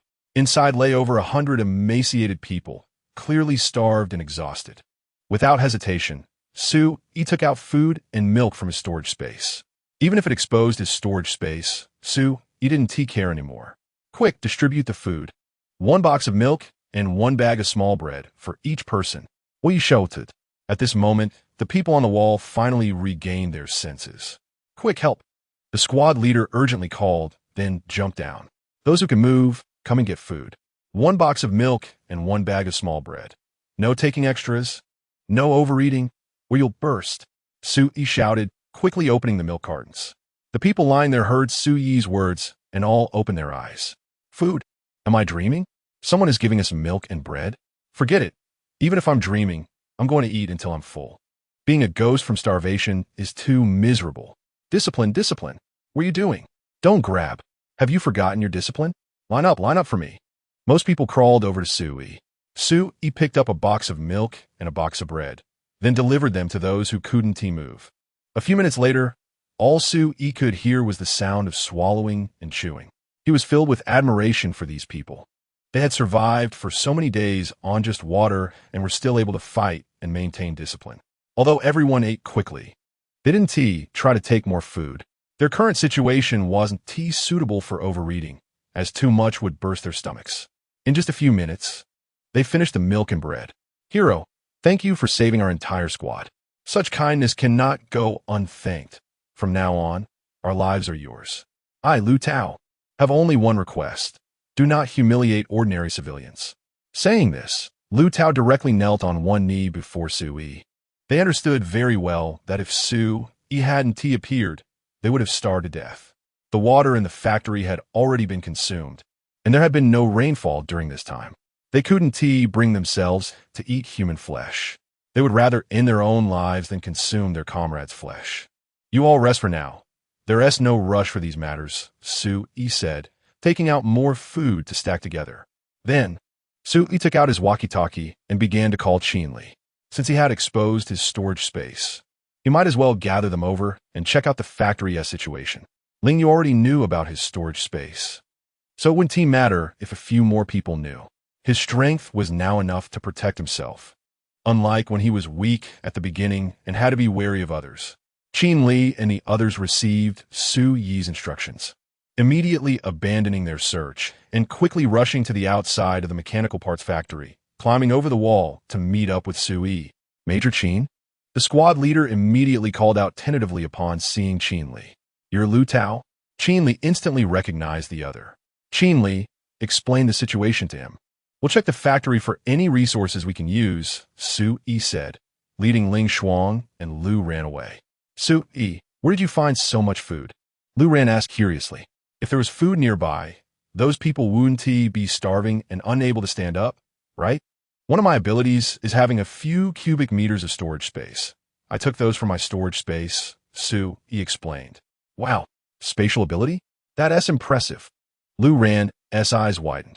So that's how it is. Ling Shuang had always thought Su-yi could casually produce things, and now she finally understood how it worked. Isn't your speed impressive too? Su-yi glanced at Lu Ran, his eyes inadvertently sliding down to her long legs. He was curious whether her long legs were a result of her speed ability awakening or if her speed ability had caused her legs to become particularly long. It seemed that the abilities of evolved beings were all different. I have speed, Qinli has strength, and you have space? Lu Ran looked at Su-yi, feeling that Ling, you must have known about Su-yi's ability long ago. In her view, having a storage space during the apocalypse was like possessing a divine artifact. If it were someone else, they definitely wouldn't be able to save those soldiers and gain their gratitude or even loyalty. But Su-yi could, as he had food in his storage space that he could take out at any time, while others would fear being trapped in one place. Su-yi didn't need to worry at all because he had food he could take out whenever needed. Moreover, he could also store powerful explosives in his storage space. If he wanted to ambush somewhere, others wouldn't even suspect him. The more she thought about it, the more she felt that having a storage space was an incredibly overpowered ability, allowing for many things that ordinary people couldn't do. Thus, Lu Ran looked at Su-yi with even more fervent eyes. Chapter 64. Approaching the steel factory. These mechanical parts must be made of steel. They can be reused to smelt into steel bars for making tools, Ling Shuang said happily as she looked at the various sized steel blocks in the factory. Oyi nodded. These materials could indeed be remelted and used to make weapons. After all, they couldn't access other raw materials now. And once the supplies from these dozen steel factories were used up, that would be it. Building a steel wall requires a lot of materials, so naturally, the more steel they could find, the better. They made a round of inspection, but found nothing particularly noteworthy. This place was just a production workshop, containing only production equipment and materials. Besides that, there were warehouses and office buildings, neither of which had anything of value. So Su-yi and his group returned near the main gate after their round. Most of the people were lying on the ground, as they had not yet recovered their strength. When Qinli saw Su-yi return, he immediately approached him and said, "Boss, we've come to an agreement. They are willing to join our 7 Killers army. However, they only want to join the Broken Army." Su-yi understood that these people were grateful for the food he had provided to save their lives. However, Su-yi was not the leader of the 7 Killers army. The leader of the Broken Army was Su-yi's woman. The others did not have a direct relationship with Su-yi, so they chose to join the Broken Army. Su-yi took out a cigarette, lit one, and then glanced at Lu Tao, saying, "All right, then they can join the Broken Army. I have no objections. What is your situation? When did you arrive here, and how much ammunition do you have left? If there's enough ammunition, they can also clear out some infected nearby. There's probably just over 1,000 rounds left. Not much. We are from the airborne, and we received orders to come here to deal with a monster at the beginning of the disaster. But we never encountered the monster and ended up trapped in this factory by the infected, losing over a dozen comrades. There should be other survivors nearby. We can occasionally hear explosions, which are likely caused by ordinary people, as we haven't heard any gunfire." After listening to Lu Tao's report, Su-Yi's gaze fell on the dug-up grass, speculating that they must have relied on grazing at first. You should keep the bullets for self-defense. Once you have regained your strength, move to the office building over there. Qinli should have told you that our 7 Killers army is planning to relocate here. So for the next few days, you should rest well. You have walkie-talkies, right? Leave one here. We'll take the others with us. After saying this, Su-Yi took out boxes of instant noodles and several boxes of milk. These supplies should last them 2 or 3 days. With over 100 people, the consumption would be quite large. The conditions here were not very good, as there was no water or kitchen. Otherwise, Su-Yi could have brought out some rice for the new members of the 7 Killers army. Once these matters were settled, Su-Yi left the place with Lu Ran and the others. They needed to find the largest steel company, Yuntian Steel Factory, where tens of thousands of people could live without an issue. They needed to investigate the situation inside Yuntian Steel Factory, eliminate the infected there, and then burn the bodies. If there were mutated beasts, they would also have to take action. Thank you, boss, with so much food. We should be able to regain our combat ability in 3 to 5 days, right, brothers? Lu Tao turned back to his comrades. Originally, they had prepared for death, but they did not expect Su-Yi to descend from the heavens and save them. Yes, everyone shouted in unison. Looking at these steel-like men, Su-Yi was moved. Rest well. I will come back in a couple of days to bring you more food. After saying this, Su-Yi jumped directly over the wall and disappeared from their sight. They struggled to stand up and saluted the outside of the wall, holding it for a long time before letting it drop. After breaking out, they quickly jumped into the river, as they still needed to travel a distance upstream. The land was filled with infected individuals, numbering in the tens of thousands. Charging through was possible, but they would exhaust themselves. If they encountered a mutated beast along the way, it would be disastrous. After walking for over 20 minutes, Su-Yi and the others stopped. Boss, we have reached the designated location. We are only 3 kilometers away from Yuntian Steel Factory, Qinli reported while glancing at the military navigation device on his arm. Su-Yi took out a pink box, opened it, revealing the figure of a pink drone. A drone? Boss, you actually have a drone. That's great, Qinli said excitedly. We were in such a hurry when we left that we didn't bring one, which would have made things much easier. The drone's utility was enormous, especially for scouting ahead. Su-Yi smiled slightly, activated the pink drone, and instructed it to ascend. Ling Shuang looked at the ascending drone and said with some regret, "That noise is quite noticeable. It could easily attract others' attention. I remember there is a silent version of this model coming out this year. Our military also has a batch of newly commissioned silent drones. But unfortunately, our base has already been occupied by mutated beasts otherwise." Qinli also looked regretful. With their current strength, they were not able to return to the base to gather supplies. Whether it was mutated rats or mutated fish, they were relatively weak mutated beasts. This was partly because their original sizes were small, and secondly, they were not inherently ferocious. However, mutated carnivorous animals were much more terrifying. The last time Qinli dealt with a mutated dog, if it hadn't been injured, he wouldn't have stood a chance against it, even with the tank support. So, when a mutated cat appeared, Qinli decisively chose to retreat, as he was well aware he couldn't win. Furthermore, the mutated beasts in the suburbs and wilderness were even more powerful. He had seen a mutated wild boar larger than an elephant, which could easily demolish houses. Animals in the city were already very limited. Even in parks, one would mostly find small animals like rats, squirrels, and weasels, and no fierce beasts could exist. In the city, apart from rats, the most common animals were pets, primarily cats and dogs, along with some snakes, turtles, and lizards. Moreover, not every animal would become a mutated beast. If they did, humanity would have been wiped out long ago, as the vast number of mutated rats alone could have exterminated humanity. The steel factory indeed had survivors, and quite a few of them. They had reinforced the walls, indicating that they had found the right place. Su-Yi saw the situation inside the steel factory on the remote screen. Well, they have already spotted our drone. Su-Yi noticed someone looking up, so he continued to push the drone forward to observe the situation inside the steel factory. Chapter 65.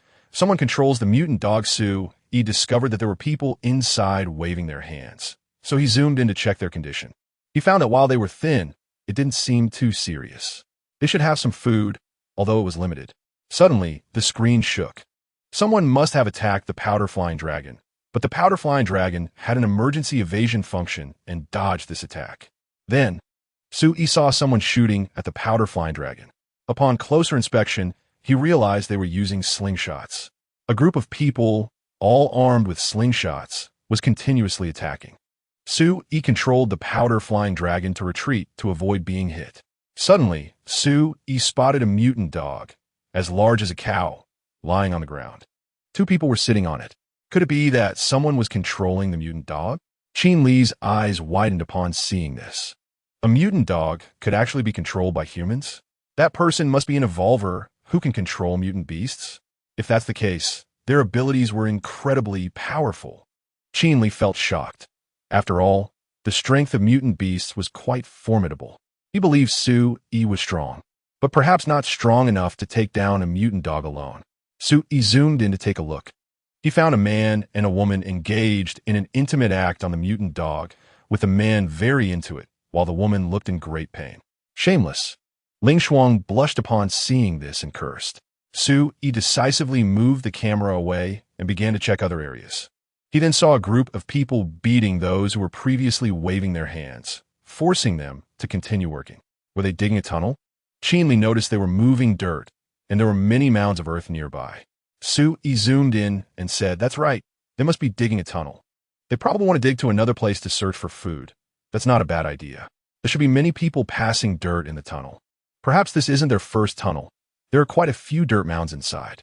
As Sui prepared to look at other factory areas nearby, he suddenly noticed people below pulling someone out of the tunnel. They brought this person directly to the mutant dog, which immediately bit down. He isn't dead yet. How can they? Beasts. Ling Shuang's sense of justice exploded, and she kicked her foot, splashing water everywhere. It seemed that those inside weren't good people. Perhaps they had even eaten their own kind. Sui instructed the drone to leave the area and began to move towards other locations.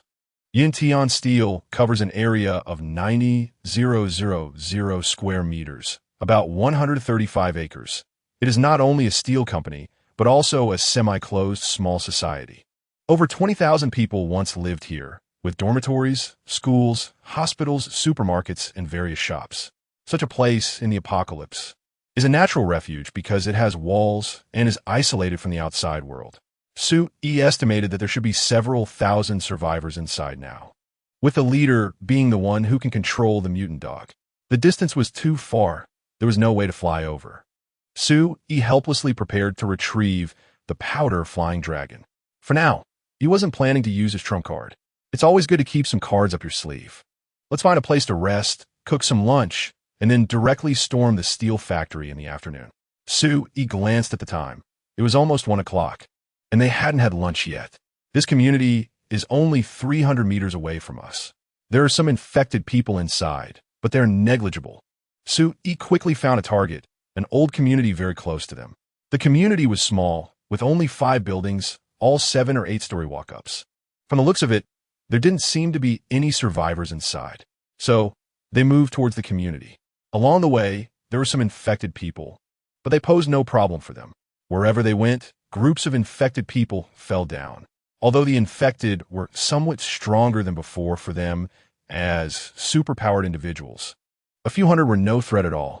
A few minutes later, Sui and the others entered the community and reached one of the houses. It seemed this place hadn't been scavenged yet. The door hadn't even been pried open. "I'll open the door. This kind of lock is quite easy to pick," Qin Li said happily, thinking there might still be supplies inside. Qin Li had been specially trained and had tools on him. Within seconds, he pulled the door open. Inside, 2 infected people lunged at them. However, before they got close, they fell down. Lu Ran made her move, not giving the infected a chance to get near. Then, Qin Li dragged the 2 infected corpses outside and threw them away. After Sui walked in, he went straight to the kitchen, which was well equipped. He turned on a gas stove, and it still worked. Therefore, he took out the meat of the mutant rat king and prepared to cook. "Let me do it. I can cook," Lu Ran volunteered. "If you don't mind, you can help out. This was a good opportunity to build rapport." "I'll do it. You 2 can go rest." Ling Shuang interjected, thinking that since Ling Yu wasn't around, she needed to keep an eye on Sui. After all, her relationship with Su Yi wasn't solid enough. She didn't want Lu Ran to steal a march. This Lu Ran was not only good-looking, but also very strong, not inferior to Ling Yu, and might even surpass her. Giving Lu Ran a chance to be alone with Su Yi could lead to unexpected situations. Su Yi didn't think much of it and directly walked towards the living room. Qinli searched around the house and found a few packs of cigarettes and some alcohol. "Boss, we can take these. There's nothing else of value." Qinli thought Su Yi had a storage space to carry these items. Cigarettes and alcohol were luxuries in the apocalypse. In the future, it would be impossible to brew alcohol with food or plant tobacco on land. Su Yi took a pack of open cigarettes, tossed a pack to Qinli, and then stored the rest in his storage space. "Boss, shouldn't we mobilize troops to attack them? Just the four of us?" Qinli asked while lighting a cigarette. After all, there were many survivors in the steel factory, and he didn't know how many evolvers and superpowered individuals were inside. In uncertain conditions, Qinli felt they needed more manpower. Ordinary people might not be useful, but they had 6 other superpowered individuals. If they acted together, their chances of success would be greater. Su Yi flicked off the ash from a cigarette and said, "No rush. Let's first test the enemy's strength. This afternoon, I'll probe. You guys wait outside for backup. Under normal circumstances, as long as we take down that mutant dog, the issues inside will be resolved." Su Yi still had some confidence in his strength. Even if he couldn't take down the mutant dog, he believed escaping wouldn't be a problem. Chapter 66. The scary upgrade phase. Su Yi made a decision, and Qinli no longer spoke. All he could do was carry out orders. This was easier for him, as he didn't have to think too much. After a while, the aroma from the kitchen wafted out. Su Yi couldn't resist and ran to take a look. Although it was only mutant rat meat, Lu Ran had made a variety of dishes. Not only did she use some to make soup, but she also found some pickled vegetables in the fridge to stir-fry with meat slices. In addition to the meat slices, Lu Ran also made a braised dish of mutant rat meat. "It's time to eat." Lu Ran and Ling Shuang brought the dishes out of the kitchen. "It smells so good. Not only is Captain Lu beautiful, but her cooking skills are amazing. It's truly surprising. I wonder who'll be lucky enough to win Captain Lu's affection," Qinli said, glancing at Su Yi. However, considering that there was still Ling Yu above them and Ling Shuang standing nearby, he didn't say it outright. Though unspoken, the implication was clear. Su Yi remained silent, picked up his chopsticks, and started eating. "This is so delicious. The cooking skills are incredible, even better than our unit's mess." The meat from a mutant rat king was much more substantial than that of a regular mutant rat. The moment it entered his stomach, he felt the difference. Qinli couldn't help but praise after taking a bite of meat. After finishing all the mutant meat and rice, they still felt a bit unsatisfied. As their strength increased, so did their appetites, which was something they couldn't solve right now. Otherwise, they would be lacking in combat power. This was also why Su Yi didn't go directly to the steel factory. Only by eating enough could their combat power be maintained at its peak. After eating, Su Yi instructed Qin Li to unlock the doors while they swept through the neighborhood. Rice and flour were among the items Su Yi focused on collecting. Additionally, they found 2 katanas, which were collected by a household and appeared to be quite sharp. Unless Su Yi used survival points to upgrade them to super alloys, they would soon become useless. Su Yi stored them in his storage space because Qinli thought the 2 swords were too light and not practical. What Qinli really wanted were weapons like axes or hammers, which were more robust. Once they took the steel factory, he could start having people forge such weapons. Of course, knives and swords were still more convenient and easier to carry, having less impact on movement when slung on the back. "You guys keep an eye on this balcony. I'll go test the waters," Su Yi said. Feeling this position was good, as he could also see the steel factory's perimeter with binoculars. Su Yi's decision made Lu Ran frown with worry. "Su Yi, do you really not need us to go with you? If we go, we can at least help clear a path for you and save you some energy." Ling Shuang also said with a serious expression, "Yes, if we go together, we can at least provide support from the outside. Here, we can only watch from a distance and can't help at all." Qinli glanced at the infected outside and said with some regret, "If only we had individual flying equipment. It's a pity we didn't bring any. Otherwise, we could fly straight from here to the steel factory and avoid those infected below." Since Su Yi had made his decision, there was no need to persuade him further. Besides, with two beauties urging him, did a rough man like him still need to persuade them? Individual flying equipment? Su Yi's eyes lit up, and the image of Iron Man's armor flashed in his mind. With a thought, a line of text appeared before him. You can use 1 million survival points to upgrade the armor to Iron Man's armor. Damn, 1 million? System, you're too ruthless. Where am I supposed to get 1 million? Su Yi mentally complained, then prepared to lower his demands to see the situation. You can use 100,000 survival points to upgrade the armor to have basic flying capabilities. Damn it, that also costs 100,000? Forget it. I give up.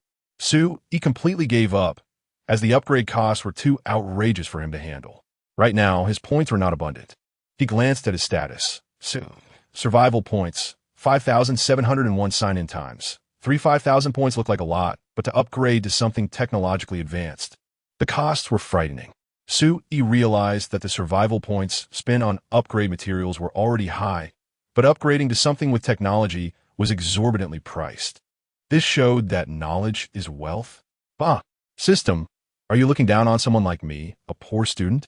Qin Li and the others arrived at the balcony, took out binoculars, and began observing the situation at the steel factory. Su Yi, wielding dual swords, dashed out of the neighborhood and headed into an alley. Conserving energy was essential to maintain his combat power at its peak. The infected in the alley were relatively few, making it easier to engage if necessary. Moreover, Su Yi was now running directly over the heads of the infected, akin to a master using lightness skill from ancient times. His strength, jumping ability, speed, reflexes, and balance were all strong, allowing him to easily step on the heads or shoulders of the infected as he moved forward. This was something he had learned from Ling Yu.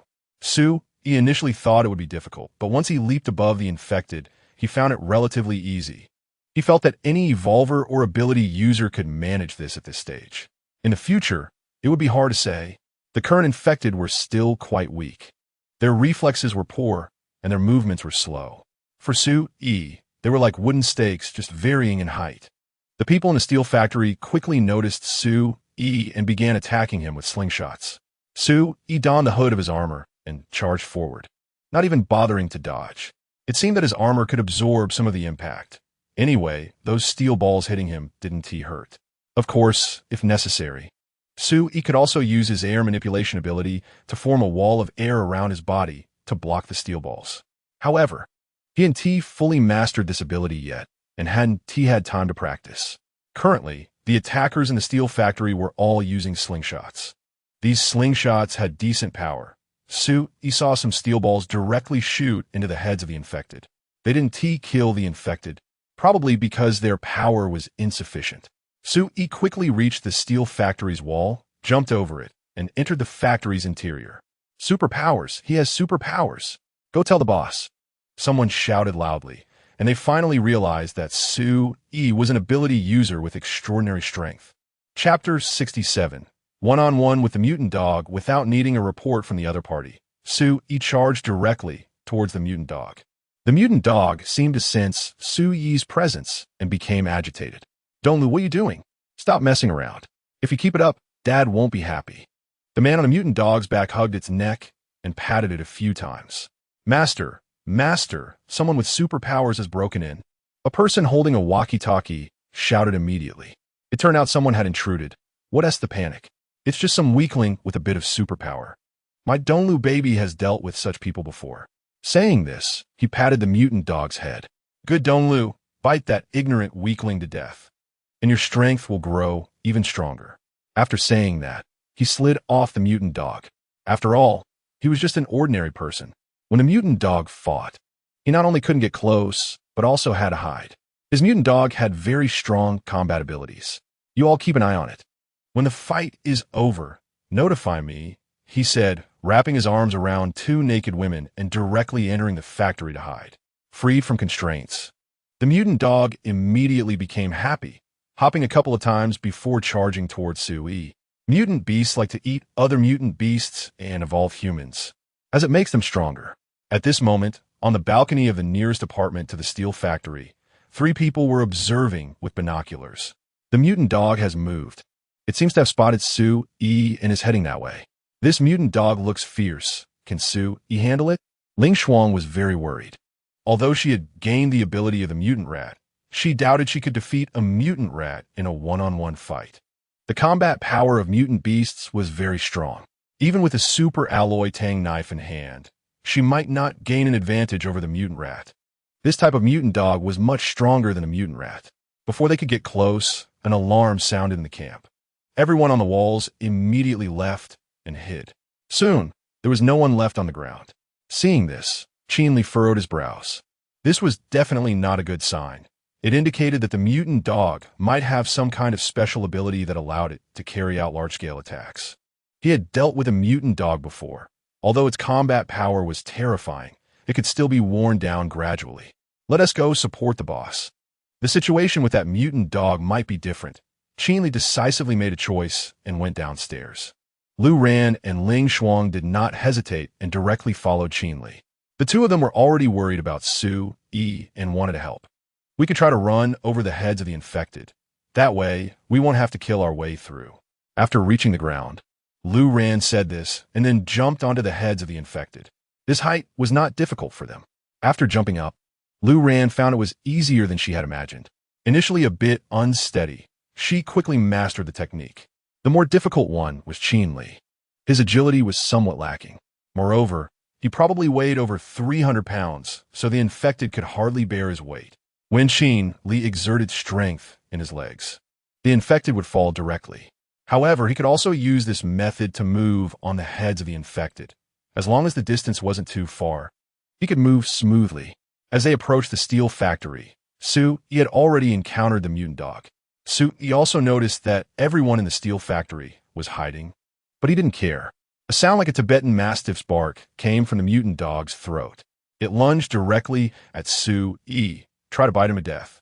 However, what awaited it was Su Yi's dual blades. Such strong defense, such solid muscles. Su Yi originally thought that with his vibranium war knife, he could easily sever the mutant dog's forelimbs, but he realized he had underestimated it. His war knife only left 2 cuts on a mutant dog's leg and did not successfully sever it. The injury made the mutant dog howl in pain and then begin to attack frantically. Its speed was incredibly fast. If it weren't for Su Yi's dragon step, he would definitely have been bitten. Once bitten, his bones would be directly shattered. Such a large body, yet so agile. This is ridiculous. Su Yi quickly dodged and continuously swung his dual blades, leaving wounds on the mutant dog. Its defense was indeed very strong, even with divine weapons in hand. He hadn't gained much advantage. Of course, if he had used an ordinary war knife, it would have been difficult to leave any wounds at all. Woof! Suddenly, the mutant dog barked. Su Yi felt as if he had been hit by a cannonball, and his whole body was sent flying. Sonic attack? Su Yi rubbed his ears, feeling his head buzzing. Woof! The mutant dog launched another sonic attack.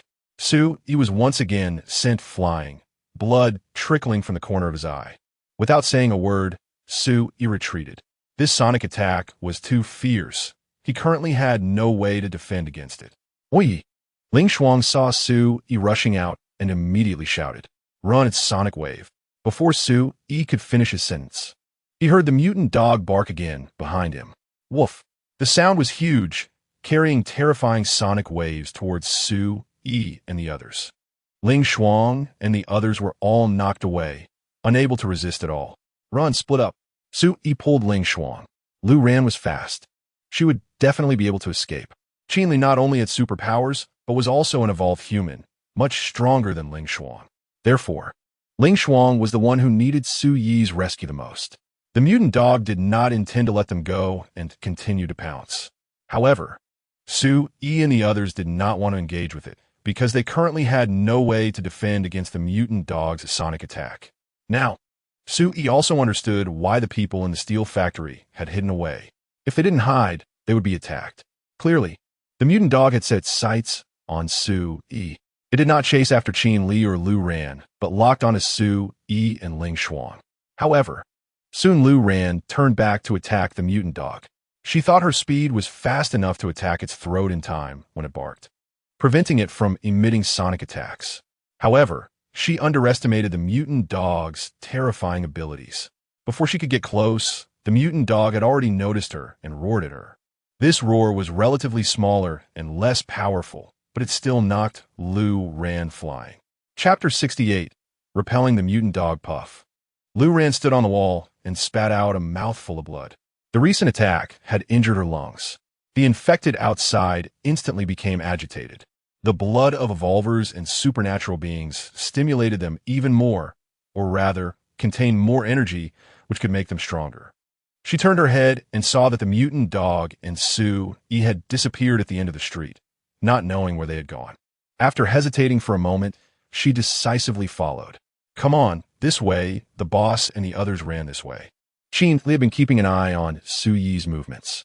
He knew that Su-E intended to lure the mutant dog away to prevent them from getting caught in the crossfire. Repaying kindness is my life motto. Qin Li thought that this kind of risk shouldn't fall solely on Su-E. The two of them rushed in that direction, fearing that if they were late, they would lose track of Su-E and Ling Shuang. You put me down, I'm fine. Ling Shuang blushed as she looked at Su-E, who was carrying her, feeling an indescribable sensation. Being held by a man was something she only remembered from her childhood when her father and brother would carry her. A sense of safety mixed with other complex emotions made Ling Shuang somewhat enchanted. However, reason told her that this man belonged to her little niece, and she couldn't let Su-E carry her like this. Hold tight, I'm going upstairs, Su-E said as he spotted a building, reminding her. Okay. Ling Shuang tightened her grip on Su-E, pressing herself against him. Su-E leaped up to the second floor of the building and kicked the door open, charging inside. The mutant dog also jumped up, but its large size got it stuck. The mutant dog stopped at a building, probably because the boss and the others had entered that building. Seeing the mutant dog on the second floor, Qin Li immediately halted. Over there, let's go to that building. Lu Ran pointed to the distance and said. Qin Li nodded and quickly stepped on the shoulders of the infected, moving closer to the building Lu Ran indicated. Su-E took out a crossbow arrow that he hadn't used in a long time and shot directly. Ling Shuang was also set down by Su-E. She raised her gun and fired. They quickly realized that the crossbow arrow embedded itself in the mutant dog's body, while the bullet only created a blood hole on the surface. Bang! The mutant dog crashed most of its body into the house, trying to pounce on Su-E. However, what awaited it was Su-Yi's sharp battle knife. After quickly shooting 2 arrows, Su-E drew his knife and stabbed at the mutant dog's head. Taking advantage of the fact that it hadn't used its sonic attack, Su-E unleashed a flurry of strikes. He finally utilized his sword skills. In just 1 minute, Su-E had stabbed nearly 100 times. The flesh on the mutant dog's face was almost completely sliced away. It was scared. The mutant dog quickly withdrew its head and jumped back to the street, crashing through countless infected as it ran towards the steel factory. Su-E did not pursue it, because he had been injured by the mutant dog's sonic attack. If he chased after it now, he would be at a disadvantage. This is easy, boss. How are you over there? Are you okay? Qin Li's anxious voice came through the walkie-talkie. I'm fine. The mutant dog has been repelled. I have a minor injury, nothing serious. How about you? Su-E replied, glancing back at Ling Shuang and noticing that her face was flushed. We're fine. We'll be over soon. Lu Ran's voice came through. That's good. Be careful. After finishing, Su-E put away the walkie-talkie. He walked up to Ling Shuang, placing his hand on her forehead as he asked, Where are you hurt? Is it the capillaries on your face that burst? No, it's not. Ling Shuang was startled and quickly shrank back. At that moment, Su-E realized why Ling Shuang was blushing. It turned out she was shy. Wasn't she supposed to be a tough girl? How could she be shy? Su-E rubbed his chest, feeling that his lungs were injured by the sonic wave. This sonic attack was indeed powerful. If he could master such an ability, it would be impressive. Su-E spat out a mouthful of blood foam and looked at Lu Ran and Qin Li coming from a distance. Ling Shuang was relatively far away, so she hadn't been too injured. They were initially just knocked back and fell on their bottoms. Although hurt quite a bit. Ling Shuang felt embarrassed to rub it. She sighed. It's a pity that we can only gain one ability. If we could acquire multiple abilities, humanity wouldn't be at a disadvantage. Su-E nodded. Ling Shuang was right. If one person could master multiple abilities, humanity could indeed turn the tide and overpower the infected and mutant beasts. Unfortunately, It seemed that they could really only master one ability for now. However, this might not be the whole truth. After all, they had just begun to utilize the brain beads of the mutant beasts. And perhaps they hadn't truly grasped the subtleties of the brain beads yet. If there were enough brain beads, he could start trying to see if he could acquire multiple abilities.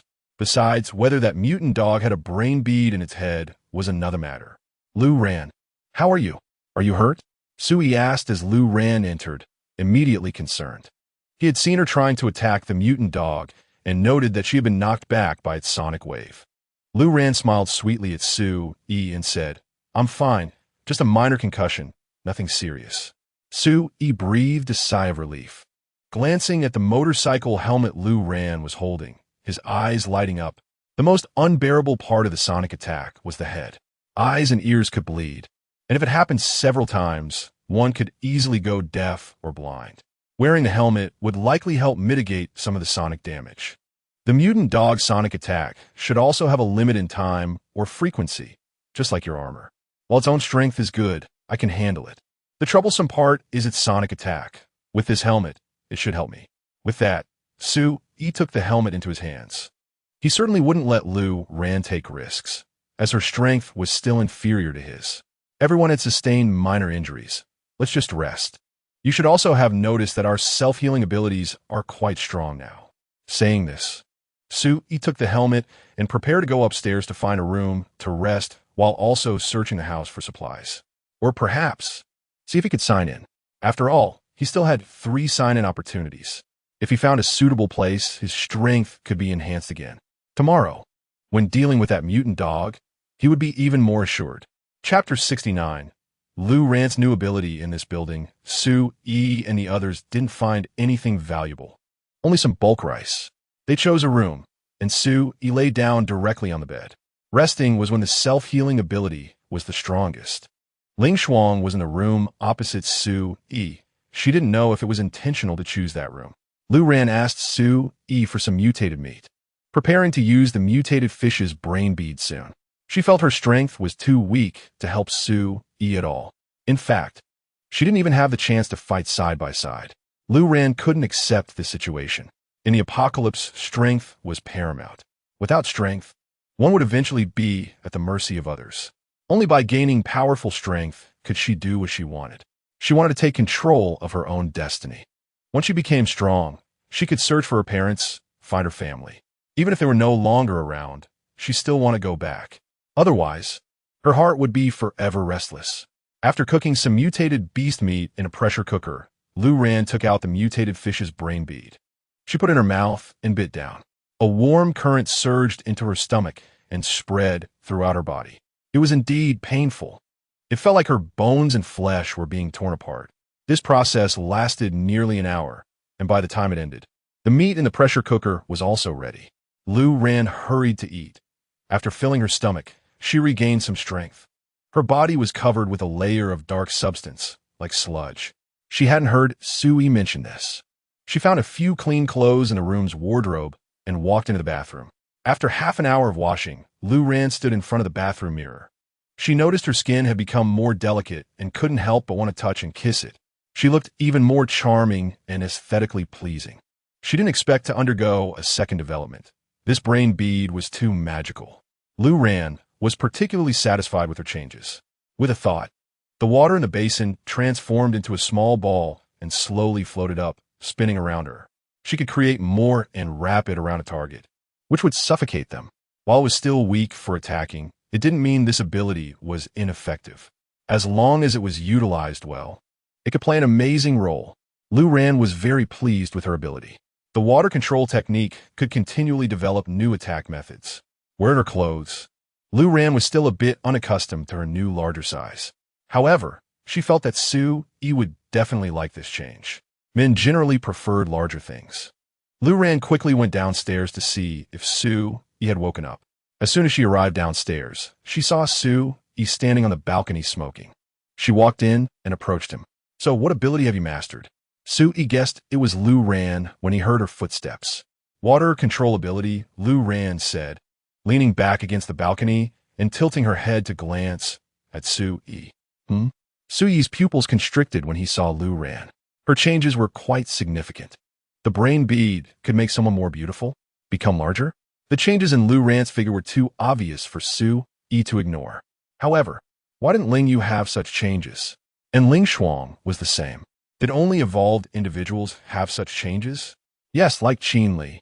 His body had shrunk a lot and looked much more normal than before. Envious. Su Yi indeed felt a bit envious of evolved individuals. They had a greater advantage. If it weren't for his system, he wouldn't be able to compare himself with evolved individuals at all. Unfortunately, the number of evolved individuals was too small. Can you create water out of nothing? Su Yi was curious if Lu Ran could conjure water from thin air. Not really out of nothing. There's moisture in the air that I can condense. It's just difficult. As she spoke, Lu Ran extended her hand and moved her fingers slightly. After a few minutes, a small droplet of water appeared. That's it. This is my limit, Lu Ran said, a bit exhausted. This really consumes a lot of energy. That's a pretty good ability. I think our abilities can be strengthened through continuous training. Su Yi comforted her. Then he asked, have you noticed that every time you use this ability, you feel particularly weak? Not physically weak, but mentally weak. Lu Ran quickly nodded. She just felt that way. Su Yi shifted his gaze away from a certain part of Lu Ran's body and continued analyzing. This ability should be related to our energy, or rather, our mental strength. We can call it mental strength or psychic power. It should be something that can be cultivated. By constantly using this ability, we can enhance the duration and power of our abilities. Lu Ran agreed wholeheartedly. Her face flushed as she said, I think what you said makes a lot of sense. I like the concept of psychic power. The stronger the psychic power, the stronger our abilities. So, we can constantly use our abilities to improve our psychic power. All right, let's share this information the next time we contact the military. I wonder if anyone among them has gained superpowers. Su Yi flicked his cigarette, and greedily inhaled the air. He felt a faint, pleasant fragrance in the air. This fragrance came from Lu Ran's body. Perhaps it was a change after she absorbed the mutated fish's brain bead, something she might not even be aware of. The two chatted on the balcony for a while, and soon Ling Shuang joined them. Downstairs, the infected were huddled together, looking up with a menacing expression. Upstairs, the three of them occasionally laughed, creating a stark contrast. All right, it's getting late. We should start cooking dinner. Ling Shuang concluded the pleasant conversation and pulled Lu Ran to the kitchen. Lu Ran's cooking skills were indeed excellent, and Ling Shuang wanted to learn a bit. Su Yi looked outside. It was still a while before dark, so he planned to go outside for a stroll to see if he could find a suitable place to sign in. There's a community hospital over there. I'll go check it out and be back soon. Ling Shuang poked her head out from the kitchen and asked, don't you need to bring Qin Li? No need. They're only infected outside. They can't hurt me, Su Yi said confidently. He was still wearing armor, so even if he fell into a crowd of infected, he wouldn't be harmed. Just be careful and come back quickly, Ling Shuang reminded him, and afterward, she felt a bit strange inside. What was strange? She couldn't quite put her finger on. Chapter 70 signing in at the community hospital, there are no mutated beasts, and the infected pose little threat to Su Yi. By the time they react, Su Yi has already reached his destination. The infected here seem very excited. Su Yi notices that the infected in the community hospital are agitated and excited. This often indicates that there are survivors in the hospital. Su Yi jumps down directly, drawing both his knives. He slashes and cuts, with flashes of blade light, sending countless heads flying. Su Yi's knife skills have become increasingly fierce. This is thanks to the 7 kills gun technique, from which Su Yi has gained numerous skills that he has applied to his knife techniques. Su Yi believes that what the system provides is just the basics. To truly become stronger, one must constantly learn and practice. Only then can one continuously improve and gain greater strength. After knocking down the infected at the hospital entrance, Su Yi rushes into the hospital and pulls up the glass door. This electric sensor door cannot open or close automatically without power. After pushing the door shut, he isolates the infected outside. Then he raises his gun and begins shooting. There are no other people here, so Su Yi can use his firearms with peace of mind. Every shot is a headshot, taking down one infected with each bullet. Hunting infected with a gun is indeed satisfying. He can kill 100 infected in just a few minutes. Su Yi reflects while reloading his bullets. He has a limited number of magazines, only able to load 100 rounds. He didn't bring many, mainly because the ammunition from the 7 Kills army is limited, and he doesn't want to expose that he can use survival points to upgrade the nail gun's ammunition to rifle bullets. With 10 survival points, he can upgrade 100 rounds of nail gun ammunition into rifle ammunition. Thus, decisively spends 100 survival points to directly upgrade to 1,000 rounds of bullets. Using 2 guns in rotation allows the barrels to withstand such high-speed firing. Soon, the 500 to 600 infected in the hall are cleared out. Hey, are there any survivors inside? I've cleared out the infected outside. Knocks on the door, as the infected in this area are the most excited. This place has a rescue room. Yes, there are people. Great, someone has come to save us. It must be the military. An excited voice comes from inside. And judging by the voice, the person seems to be quite old. Then, sounds of things being moved come from inside. Taking this opportunity, circles around the hall and walks to the pharmacy. This place is where nurses prepare injections and medications, and it can also be considered storage room. System. Sign in. Suyi's purpose in coming to the hospital is to sign in. He thinks this place is worth a try. Ding. You have obtained a body rapid recovery potion. Survival points, 100. Upon hearing the prompt, Suyi's eyes light up. The body rapid recovery potion allows for quick recovery from injuries. Even severe ones can be treated quickly. This is fantastic, a great find. With this, he feels like he's gained an extra life. No wonder it grants 100 survival points.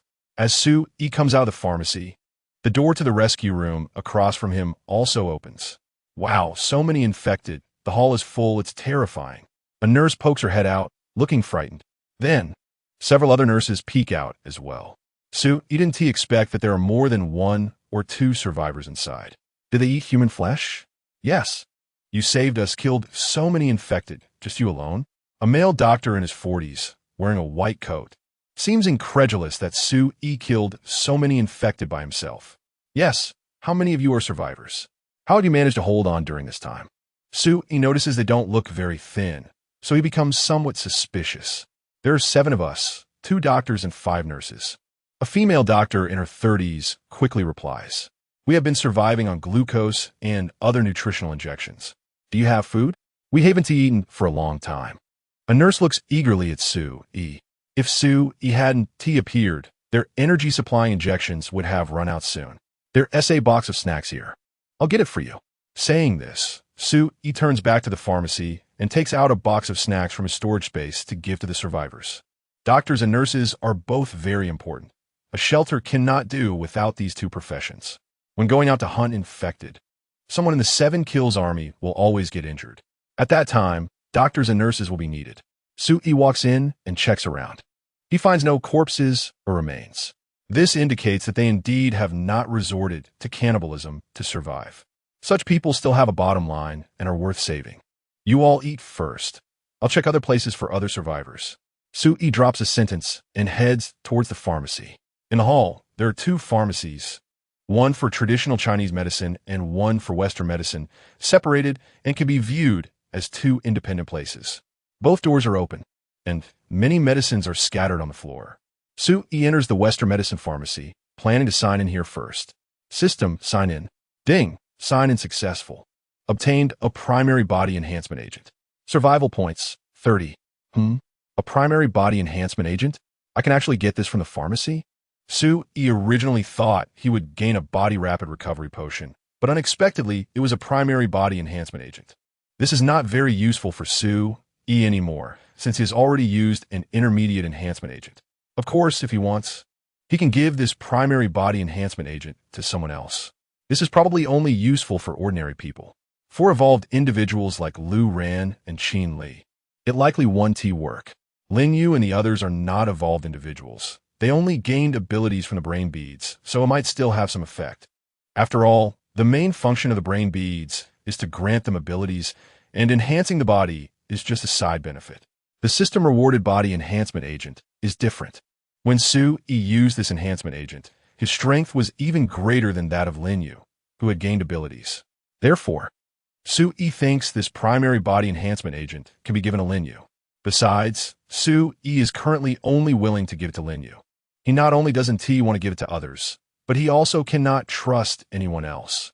Lin Yu is different. She is already considered Su Yi's woman. Su Yi is relatively generous towards his woman. Then, Su Yi walks out of the Western medicine pharmacy and enters the traditional Chinese medicine pharmacy. There are no markings, indicating that Su Yi can sign in here. He is curious about what kind of reward he can obtain. Chapter 71. Obtaining good things again system. Sign in. After silently reciting in his heart, Su Yi waited for the result. Ding! Obtained 1 Peiyuan pill.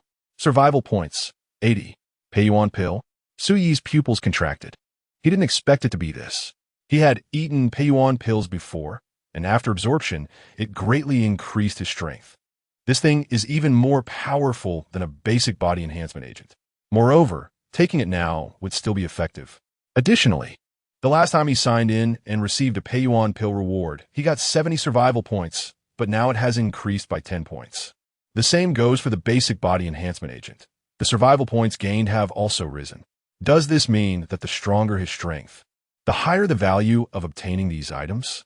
After thinking about it, Su Yi directly took out the Peiyuan pill and swallowed it whole. With this Peiyuan pill, Su Yi's strength would surely improve again. After consuming it, Su Yi felt a warm current surging in his lower abdomen, particularly comfortable. He glanced at the light screen to check the data. Su Yi, survival points, 5,771 sign-in times. 0 The sign-in times were cleared again. But Su Yi had only explored the first floor of this hospital. After leaving the traditional Chinese medicine room, Su Yi returned to the emergency room. The people in the emergency room had stopped eating. They were whispering about something. Upon seeing Su Yi, they immediately quieted down. Why aren't you eating? Are you worried about the food? Su Yi asked directly. The female doctor adjusted her glasses and quickly explained, no, it's not that. It's just that we've been using medications to suppress stomach acid, so we can't eat a lot of food at once. Su Yi nodded and said, as expected of a doctor, very professional. You all stay here. I'll go upstairs to see if there are any other survivors. Let us go together. We can help a bit, said the male doctor as he picked up a steel pipe made from a handheld force stand. Su Yi smiled slightly and said with satisfaction, good, with this attitude, you can survive in the apocalypse. My name is Luo Ding. May I ask your name? Luo Ding tightened his grip on the steel pipe and stepped out of the emergency room. The others also picked up similar weapons and followed. Ome Oyi. I'm Zhang Yuan.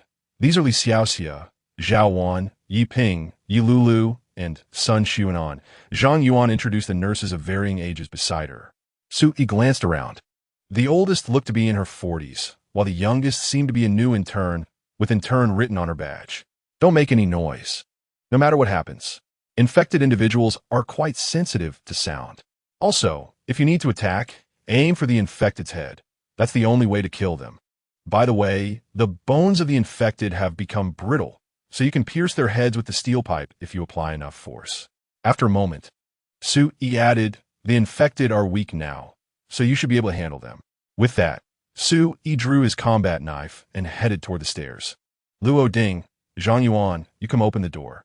The door to the stairwell was closed, with a wooden stick wedged in. There were ka-ka-ka sounds coming from behind the door, indicating the presence of infected individuals. Luo Ding and Zhang Yuan exchanged glances and then stepped forward to open the door. As soon as the door opened, the infected inside hadn't reacted yet, and Su Yi rushed in with his knife, swiftly decapitating them as if chopping vegetables. Within a minute, dozens of infected individuals at the stairway had all been beheaded, lying in a heap on the ground. Su Yi, are you alone? Don't you have any companions? Zhang Yuan hinted and quickly moved closer to Su Yi, whispering, I do, but our manpower is at the city government. You need to hold out in this hospital for a while. My people will gradually set up a new shelter at the steel factory.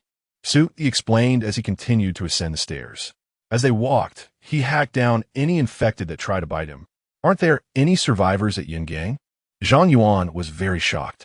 Her husband was at Yungang, and she had been wanting to ask about this but held back, fearing that Su Yi might not be easy to communicate with. However, after testing the waters and realizing that Su Yi was willing to talk, she hurriedly inquired.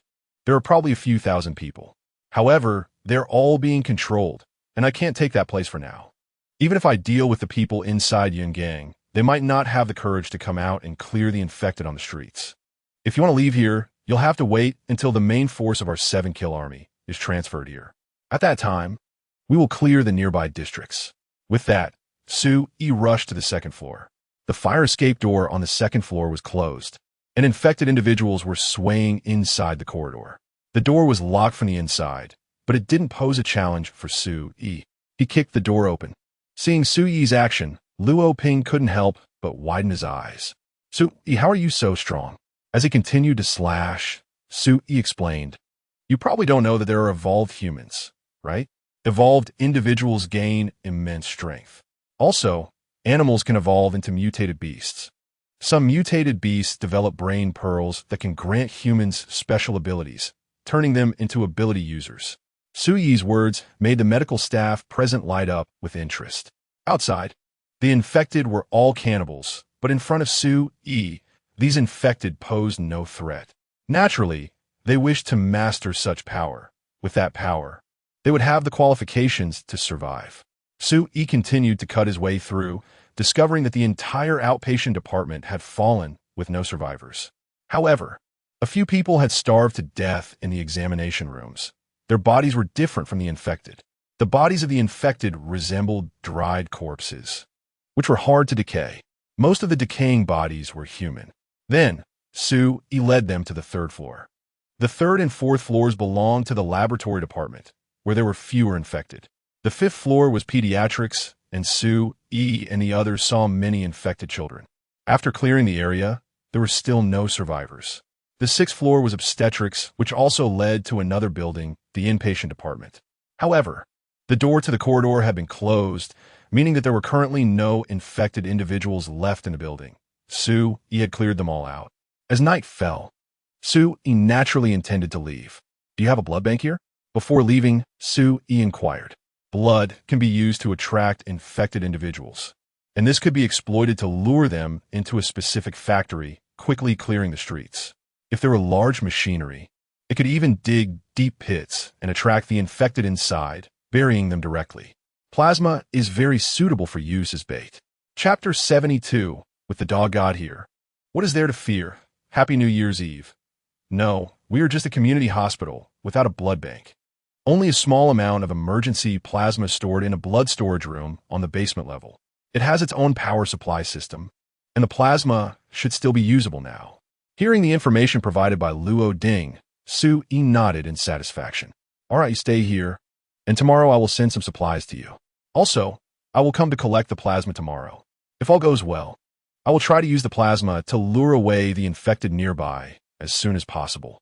After saying this, Su-E went directly downstairs. Luo Ding and the others were quite restrained and did not attempt to keep Su-E from leaving. They returned to the hall, back to the rescue room, and locked the door.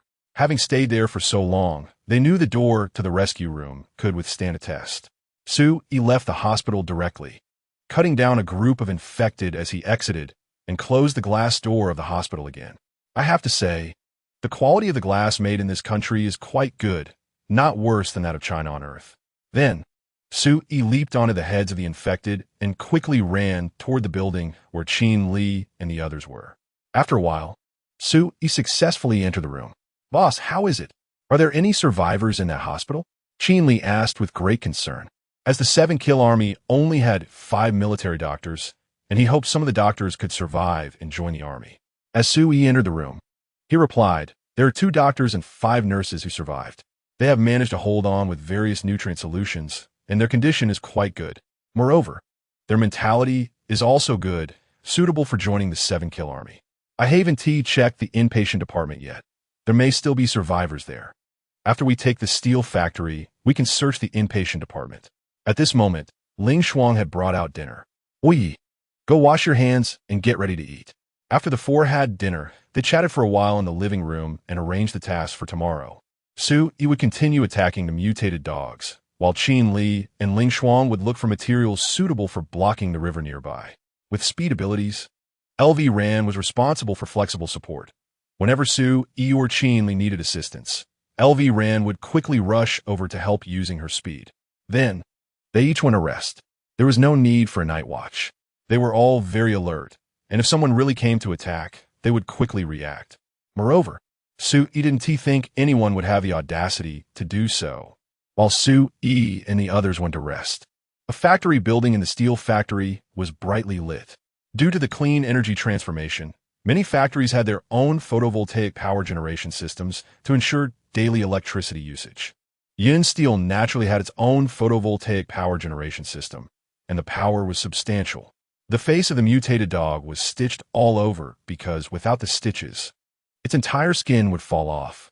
Now the mutated dog's head was swollen, and its appearance had changed significantly. It constantly emitted a whimpering sound, looking very aggrieved. Next to it stood a man, continuously stroking the mutated dog's neck, soothing it. Master, those people seem to be evolvers, and their strength is quite formidable. What should we do now? Yes, they managed to escape successfully, and even injured our dog god. What if they attack us tomorrow? With the dog god here, what is there to fear? Do we, the followers of the dog god, still need to worry about those evolvers? The dog god can defeat them once, so it could defeat them a second time. If other evolvers want to seize this place, they'd just be eaten by our dog god. Exactly. Our dog god is invincible. The man, referred to as the master, pressed his hand down, and the nearly 100 people in the factory immediately quieted down. He asked somewhat impatiently, "How is the tunnel digging going? Have you reached the riverbank?" Immediately, someone answered, "Almost done. It should be finished in 2 days at most." 2 days? That's too long. We must reach the riverbank tomorrow. Give the order for them to dig without rest. Once the tunnel is completed, everyone can escape to freedom, all the way to Jiangxin Park. That will be our territory. There are plenty of fish in the river, so we won't have to worry about food. During this time, he would take his mutated dog to the river to fish. Otherwise, the people in the steel factory would have run out of food long ago. Collecting supplies from other places was too dangerous for him. The river, on the other hand, was relatively safe.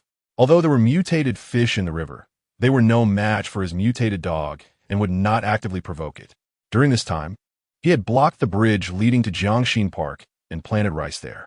As long as the tunnel was completed, he could transfer the people and steel from the steel factory to that island in the river. Although Jiangxin Park was not large, it could still accommodate thousands of people. Don't just stand around. All of you go dig the tunnel. Anyone who dares to slack off will be fed to the dog god. As soon as his words fell, everyone shuddered. This mutated dog needed to eat one person a day. Thus, they all left the factory, preparing to dig the tunnel. Seeing everyone leave, the master pulled 2 women and began to engage with them again. His name was Jia Xinping, originally just an idle ordinary person in the steel factory, living off his parents' retirement pension. Besides being lazy, he was also quite ugly. So at 40 years old, he had no wife. Who would have thought that with the global disaster, the dog he raised turned into a mutated dog, and it was still as loyal to him as before. Now, Jia Xinping had completely turned his life around. With the help of the mutated dog, he gathered a large number of workers and established the dog god sect. Every day, he needed to play with several women, each only once with no repeats. Some of these women were willing, while others were forced by their families. Those unwilling would have to work digging tunnels. Digging tunnels also provided them with food. They didn't get enough to eat, but they wouldn't starve to death. Although the world had collapsed, some people still had their own bottom lines and were unwilling to trample on their dignity just to survive. Of course, many had become Jia Xinping's vicious dogs, bullying former co-workers and humiliating their wives and daughters. Those who entered the underground tunnel naturally wouldn't actually work. They merely pretended to work for Jia Xinping, bringing in some of the women he had played with into the tunnel for their own amusement. In truth, they looked down on Jia Xinping. Of course, more than that, they envied him. They also wanted to have a powerful mutated dog. That way, they could do as they pleased. At night, while the world seemed calm, countless dirty deeds were actually taking place. Chapter 73. The Mad Mutant Dog. Happy New Year. The next morning, when Su E woke up, he found that LV Ran had already cooked breakfast. Not only had LV Ran made porridge with mutant rat meat, but she had also prepared some fried meat strips. This was the first time Su E had such a breakfast after the apocalypse. Not just him, Qin Li and Ling Shuang also praised it after eating. After breakfast, Su E and the others rested for a while, and then Ling Shuang and Qin Li began to take action. Sue-yi observed the situation in the steel factory from the balcony. He noticed that the workers were still digging tunnels and transporting dirt. They were continuously using wheelbarrows to carry dirt out of the tunnels. Sue-yi was unsure where their tunnels led, and today there were no guards on the walls. LV Rand stood behind Sue-yi, curiously saying, "We'll find out soon. I'm going to deal with that mutant dog." With that, Sue-yi donned his helmet and went downstairs. Once downstairs, he headed straight for the steel factory. As he entered, he immediately heard the barking of the mutant dog. It was getting anxious. Sue-yi sneered, but did not rush to act. The mutant dog was clearly scared of him. It panicked upon smelling his scent. The louder a dog barks, the more cowardly it often is. Many animals like to bluff. Sue-yi ran towards the tunnel exit and saw someone coming out. So he pressed his knife against the person's neck. "Where is your tunnel leading?" "To the river. The new tunnel is heading towards the river," a worker honestly replied. The news of Sue-yi's attack on the steel factory had already spread among them. "The river?" Sue-yi asked, somewhat puzzled. "Why dig toward the river?" "Jiangxin Park. Our leader wants to take us to Jiangxin Park. He says it's very safe there." Sue-yi instantly understood. He remembered that Jiangxin Park was a place he had visited with his classmates in his freshman year. Jiangxin Park covered several acres and could easily support a few thousand people. However, Sue-yi felt that Jiangxin Park was not safe. If mutant beasts continued to grow stronger, mutant fish would soon attack Jiangxin Park. "Are there any other exits?" Sue-yi casually asked. "Yes, there is a route leading to the nearby community, Yintian Moonlight." Sue-yi retracted his battle knife and let the worker go. This was just an ordinary person being bullied. Sue-yi saw no need to harm him. The mutant dog was still barking over there, and Sue-yi was unsure if it had used a sonic attack. After all, the distance was a bit far. He had no intention of waiting any longer. The Peiyuan pill in his abdomen needed to be absorbed through combat. Moreover, as long as he could protect his head, he was not worried about his body's injuries. He still had a quick recovery potion that would heal him immediately after use. Therefore, as long as he could withstand the mutant dog's sonic attack, that would be the dog's death day.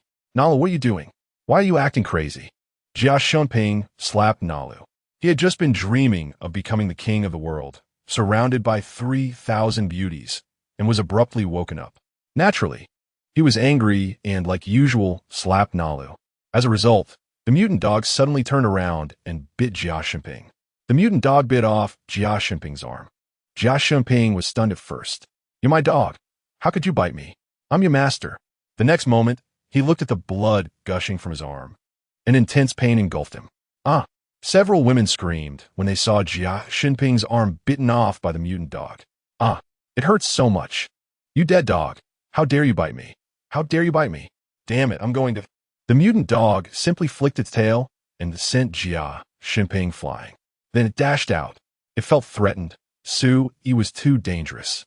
Initially, it wanted to scare Sue-yi away with its barking, but it did not expect Sue-yi to re-enter the steel factory after moving away. So it panicked. Jia Shunping had also hit it, which angered it and triggered its beastly instincts. "Stop! You belong to me. You can't run," Jia Shunping shouted.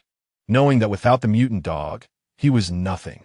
He wanted to chase after it, but the mutant dog had already rushed out of the factory. Sue-yi saw the mutant dog charge out and tightened his grip on the battle knife, preparing to charge at it. However, to Sue-yi's surprise, the mutant dog did not pounce on him, but fled in another direction.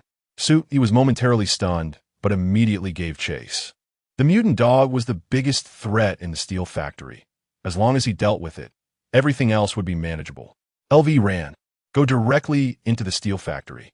The mutant dog has run away. Call Qinli and take control of the factory. I will chase the mutant dog, no matter what." The mutant dog had already been injured yesterday, and today it was running upon seeing him. This indicated that it knew it couldn't defeat him. It was very likely that its sonic attack had not yet recovered. Seizing the opportunity, Sue-yi could not let it go. It probably had a brain pearl inside its head. Sonic attacks were a powerful ability that Sue-yi felt he could not miss. If he let it go, he might never encounter it again. The mutant dog was very fast. After it dashed out of the steel factory, it headed towards the park. Sue-yi was also quick. While chasing, he shot at it. As long as he could affect the mutant dog's speed, he felt that wasting bullets was worth it. Boom! The mutant dog's body suddenly tripped and crashed into a shop by the street, with most of its body getting stuck inside. Sue-E seized the opportunity and sprinted with all his might. Finally, just as the mutant dog was about to escape, Sue-E reached its side. He jumped high and aimed his strike at one of its hind legs. The sharp battle knife cut deep into the mutant dog's leg bone. It let out a miserable howl and turned to pounce on Sue-E. Sue-E dodged, leaping up and kicking the mutant dog on the head, preparing to stab its head with the battle knife. The mutant dog also jumped up and collided with Sue-E. In midair, Sue-E could not dodge in time and was knocked away by the mutant dog, but he was not injured. As the mutant dog landed, it lunged at Sue-E again. Sue-E crossed his two knives in front of him, stepped forward, and charged at the mutant dog. He locked onto the mutant dog's neck. As long as he could injure its neck, the threat it posed would significantly decrease. Chapter 74. Discovering New Changes in Infected. Happy New Year. The mutated dog suddenly barked and launched a sonic attack at Sue-E. Sue-E's body was hit as if struck by a cannonball, flying directly backwards before crashing into a glass door on the street, landing inside a shop. Fortunately, he was wearing a helmet. Damn. Sue-E realized that the helmet provided some protection, but he still felt a bit dazed, and his ears were ringing as he rushed out. One of the mutated dog's hind legs was injured, greatly reducing its speed. Sue-E quickly caught up to the mutated dog, as his speed remained unaffected. He focused on the leg that had been cut and swung down with all his might. With that strike, Sue-E severed the mutated dog's leg. The dog let out a terrible howl and turned to bite Sue-E. However, what awaited it was Sue-Ye's incredibly hard vibranium sword. Its eyes were pierced by Sue-Ye's right sword, while the left sword chopped off the mutated dog's nose. The mutated dog howled in agony, continually trying to bite. Its hindquarters were pressed against the ground, with its front legs propping up its body, glaring fiercely at Sue-E while attempting to bite. Yet, it only bit into the air. Once its leg was severed, its fate was sealed. Sue-E continuously circled behind the mutated dog, attacking its body. More and more infected appeared nearby, soon crowding Sue-E and limiting his space. He tried to store the mutated dog in his storage space, but living creatures couldn't be stored. Additionally, Sue-E noticed that these infected were actually eating the mutated dog as flesh. Their claws were extremely sharp, tearing off chunks of meat from the mutated dog and stuffing them into their mouths. Gradually, Sue-E and the mutated dog shifted their target to the infected. Sue-E intended to exhaust the mutated dog by using the infected, and once it died, he would store its corpse in his storage space. The nourishing pills in his abdomen continuously generated warmth, providing Sue-E with an endless source of strength. At the same time, he noticed that his own power was slowly increasing. Soon, Sue-E cleared a large area. The mutated dog was on the verge of death, completely overwhelmed by the infected, constantly howling in distress. Sue-E charged forward, cutting down some infected, then leaped onto the mutated dog and delivered a powerful strike. The mutated dog's head was severed by Sue-E, and he stored it in his storage space along with its body. Sue-E discovered that the infected had become more agile, and one of them managed to dodge his attack and turn to flee. Could it be that they evolved quickly after eating the mutated beast's flesh? This was not good news. Sue-E swung his dual swords and charged at the infected. If the infected became stronger by eating the mutated beast's flesh, then they could not be allowed to live. Leaving them behind would pose a threat to them. While slaying these infected, Sue-E found that they indeed differed from other infected. Their movements were no longer so stiff, and their attacks had become significantly stronger. However, they were still not very strong, so Sue-E spent only a few minutes killing all of them. Only the one that escaped was not killed, as Sue-E can no longer find it. Unless Sue-E killed all the infected in the entire block, it would be too difficult for him to kill thousands of them alone. Thus, he directly left the street. Even if there was only one, Sue-E was confident he could kill it, even if it grew as strong as the mutated dog. However, this incident made Sue-E realize that survival would become increasingly difficult in the future. Humanity must strengthen itself as soon as possible. Otherwise, the crises they would face would be too numerous, making survival increasingly challenging.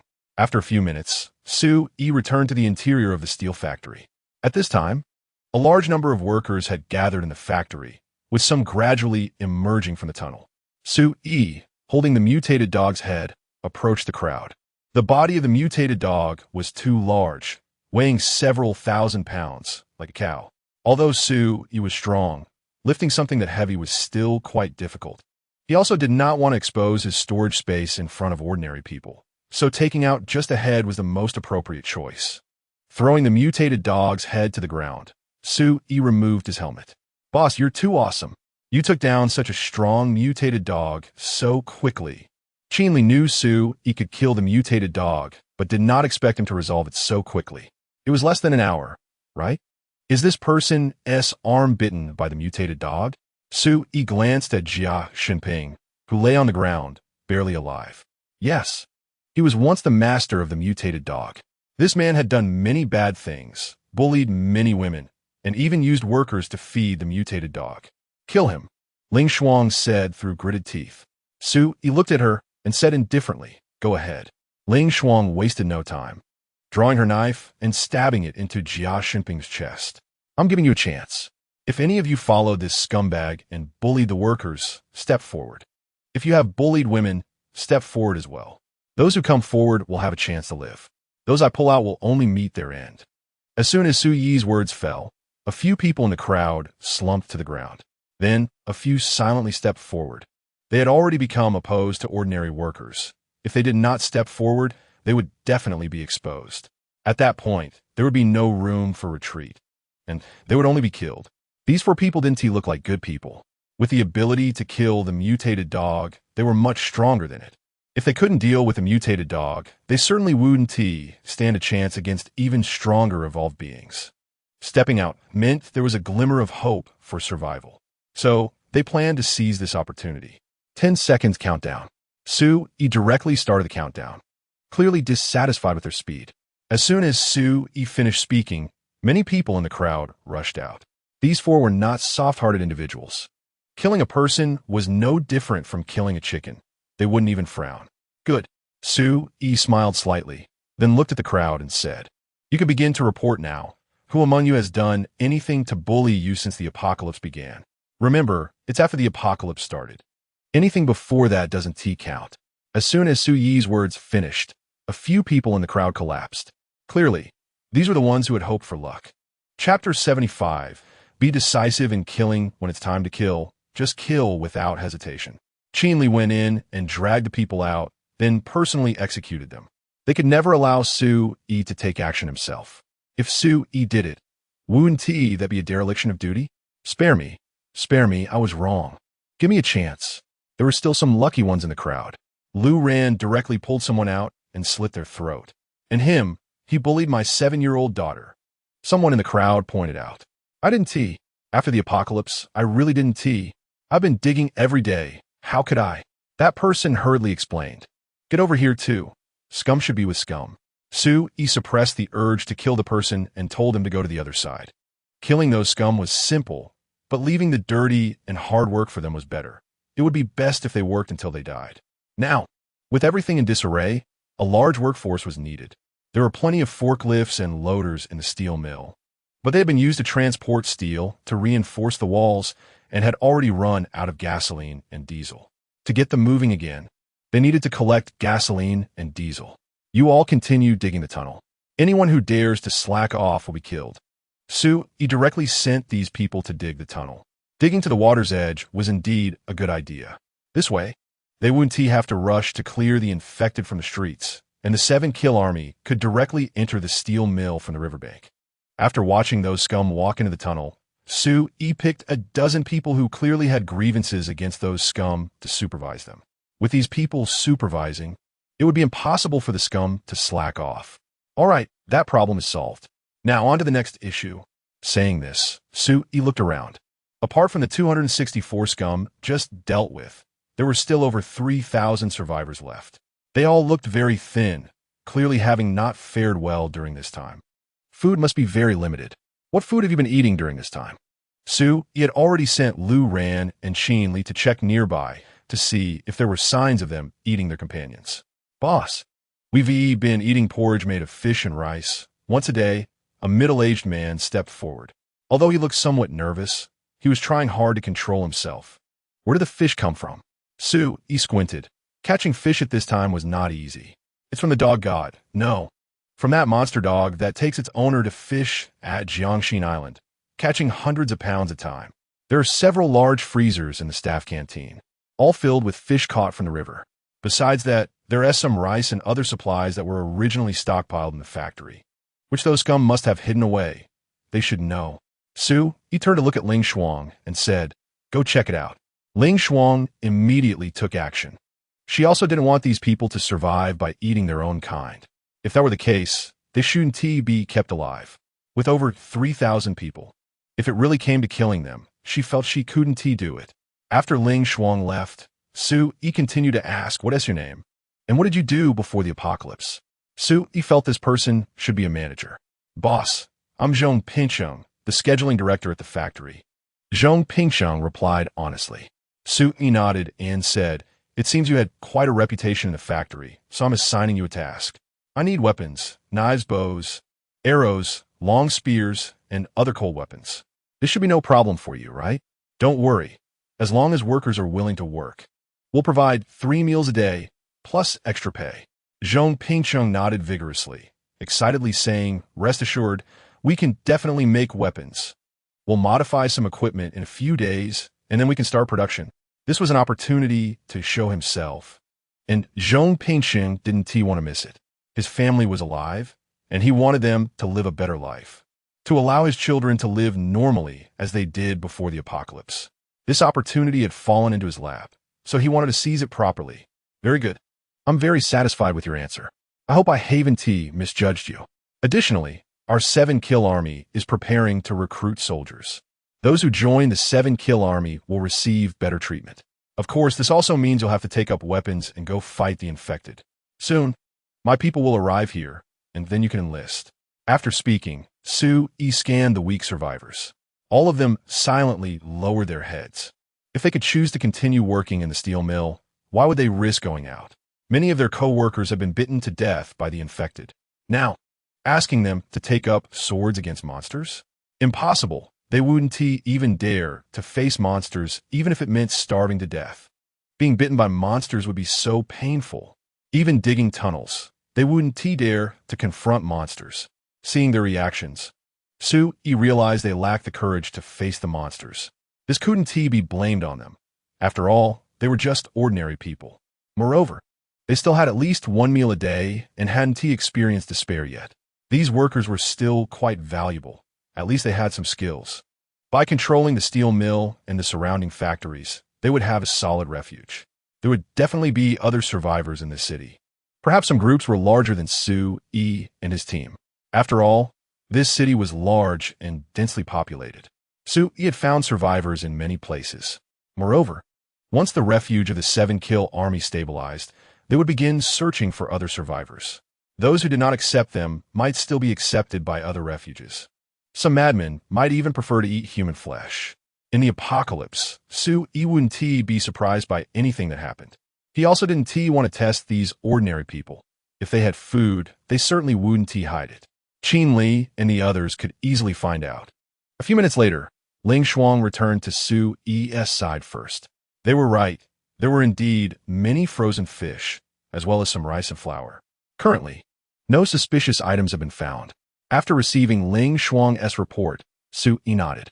Once Qin Li and the others returned, and if everything was fine, they would settle these people. As soon as the tunnel was opened, they would bring the airborne troops over to guard them.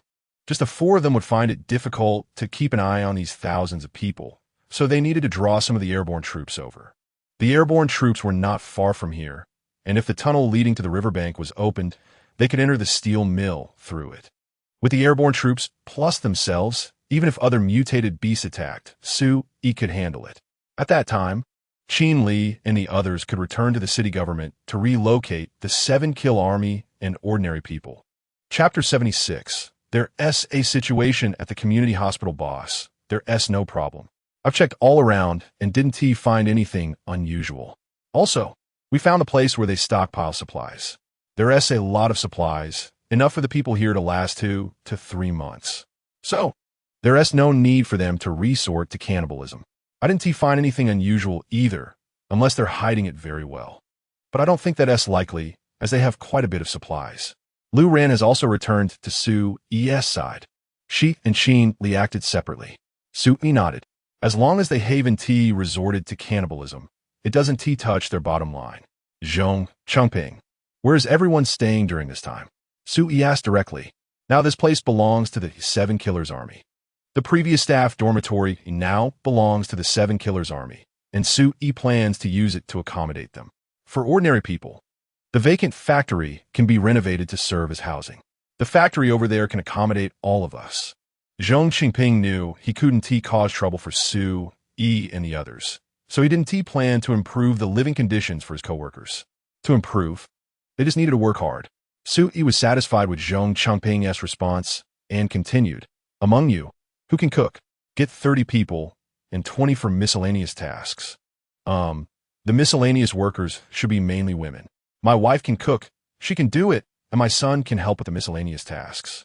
Zhong Chongping immediately sought an opportunity for himself, while also wanting to see Su Yi's attitude toward this matter. All right, you choose the people. Don't pick anyone lazy. Just throw them out to feed the infected. Su Yi directly gave the power to Zhong Chongping, which also sent a signal. If you flatter yourself and do things for yourself, you can gain certain power and benefits. Soon, 50 people were selected, mostly women, with only a few men. Su Yi guessed that these men were probably all cooks. He handed these people over to Qin Li. The kitchen must have their own people watching over it to ensure safety. Today, Su Yi planned to make sure everyone had enough to eat. Starting tomorrow, if they wanted to eat well, they would have to work.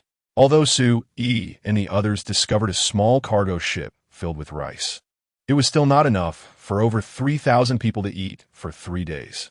It wouldn't be easy to feed these people. Collecting food and supplies would be their main focus moving forward. Without food, there is no future. Only with a stable food source can they talk about development. After everyone left, Su Yi split open the mutated dog's head. Sure enough, there was a brain pearl, and it wasn't in vain. Su Yi took out a colored brain pearl from the mutated dog's head and stored it in his storage space.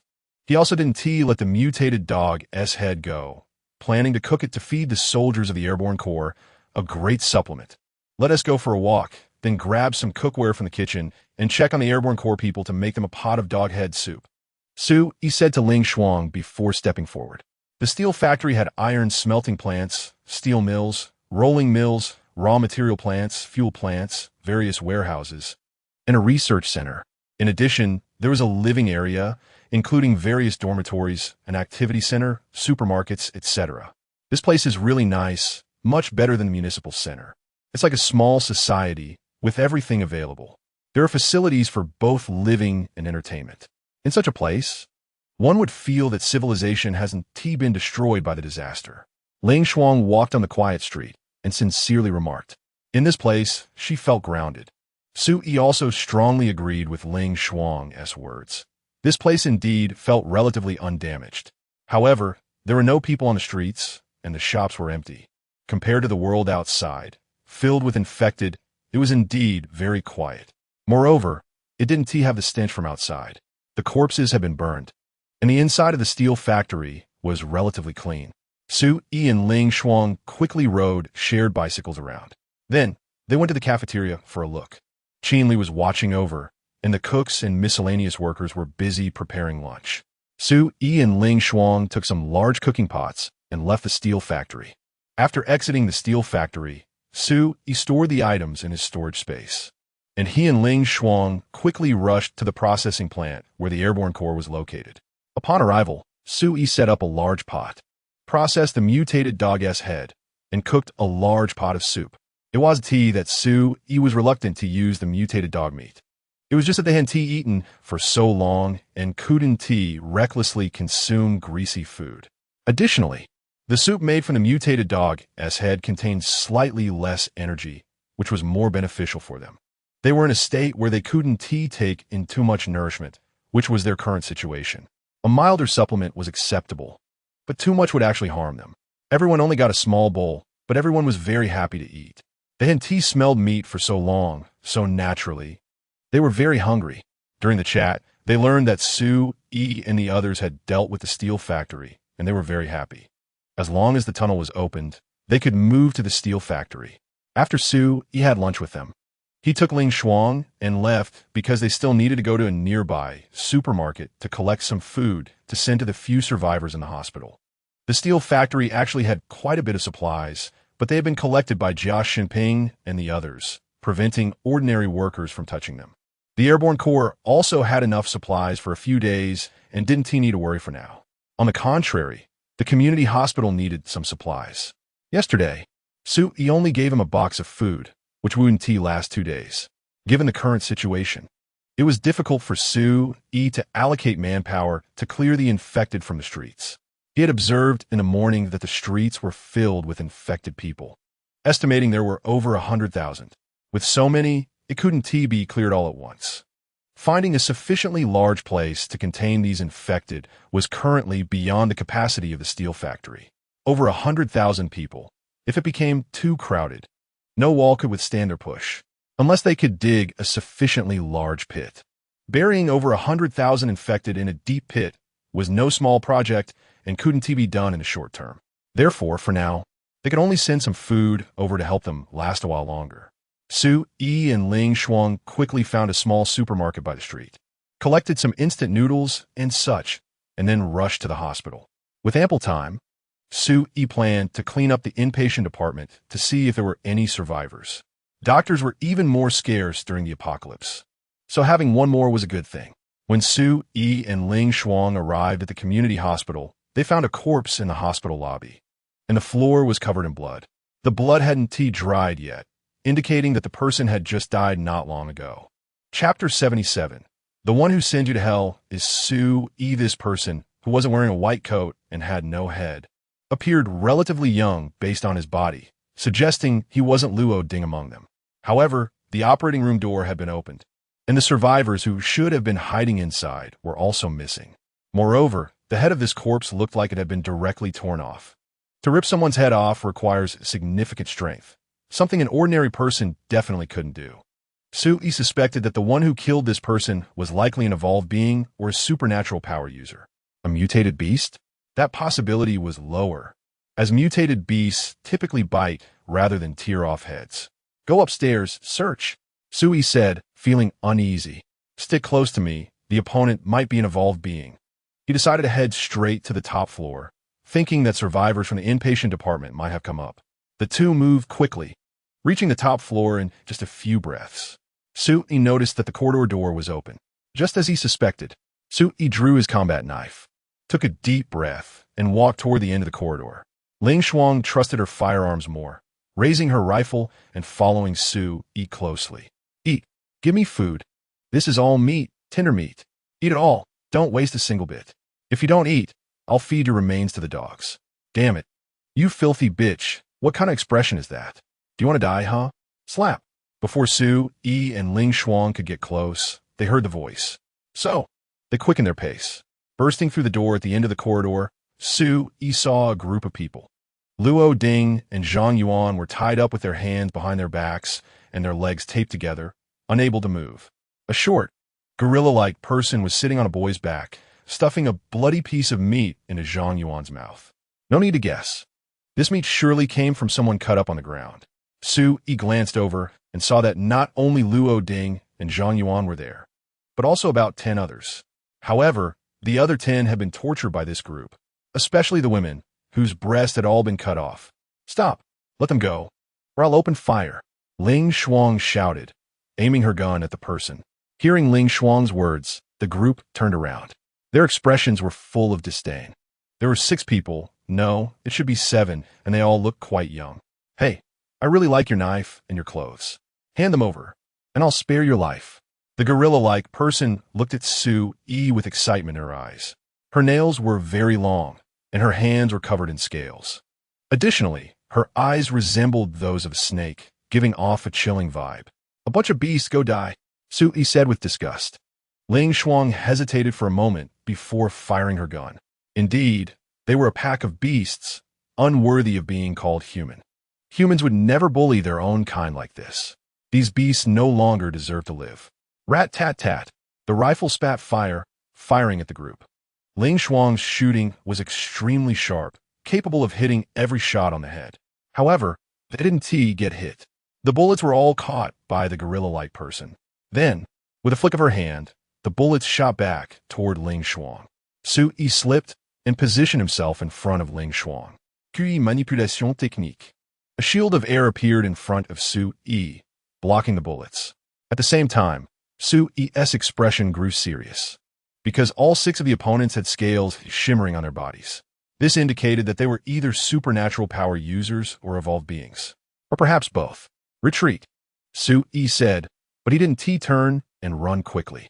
Engaging here would inevitably endanger Luo Ding and the others. Thinking of escaping? It's too late. If you dare shoot at us, you'll be dead. Kill them. Cut the women above, cut the men below, and drag them back to feed the giant snake. Their meat can help the giant snake grow a few more brain crystals. From their words, Su Yi gained information. Their supernatural ability likely came from consuming the brain pearl of a mutated snake. What shocked Su Yi was that the brain pearl of that mutated snake could continue to grow. This could entirely be used to forge a powerful army of supernatural users. It seemed he needed to leave one alive. Go to the balcony, Su Yi said to Ling Shuang, and they ran toward the balcony. Only one of the 7 beasts could be left alive. Ling Shuang also drew her combat knife and accelerated toward the balcony alongside Su Yi. After a few seconds, they appeared on the hospital balcony. Upon reaching this place, Su Yi discovered there were a dozen corpses. The flesh of these corpses had likely been cut, with many knife marks visible. These little beasts deserved to die. Ling Shuang couldn't hold back, her eyes turning red. This was her first encounter with such brutality. She had never imagined that those beasts could be so cruel. Kill, kill, kill. Now, that was the only word left in her heart. Look at how confident they are. TSK, TSK. They probably think we're weak, right? In the past, no one cared about us in this world. But not now. No one looks down on us anymore. Those who look down on us will be killed. So what if they have supernatural powers? Don't we have them too? Su Yi suddenly sheathed one of his knives and pulled out a cigarette to light it. Little bastards, haven't you heard that villains die from talking too much? Saying this, Su Yi dug in his ears, pointing his combat knife at the opponent.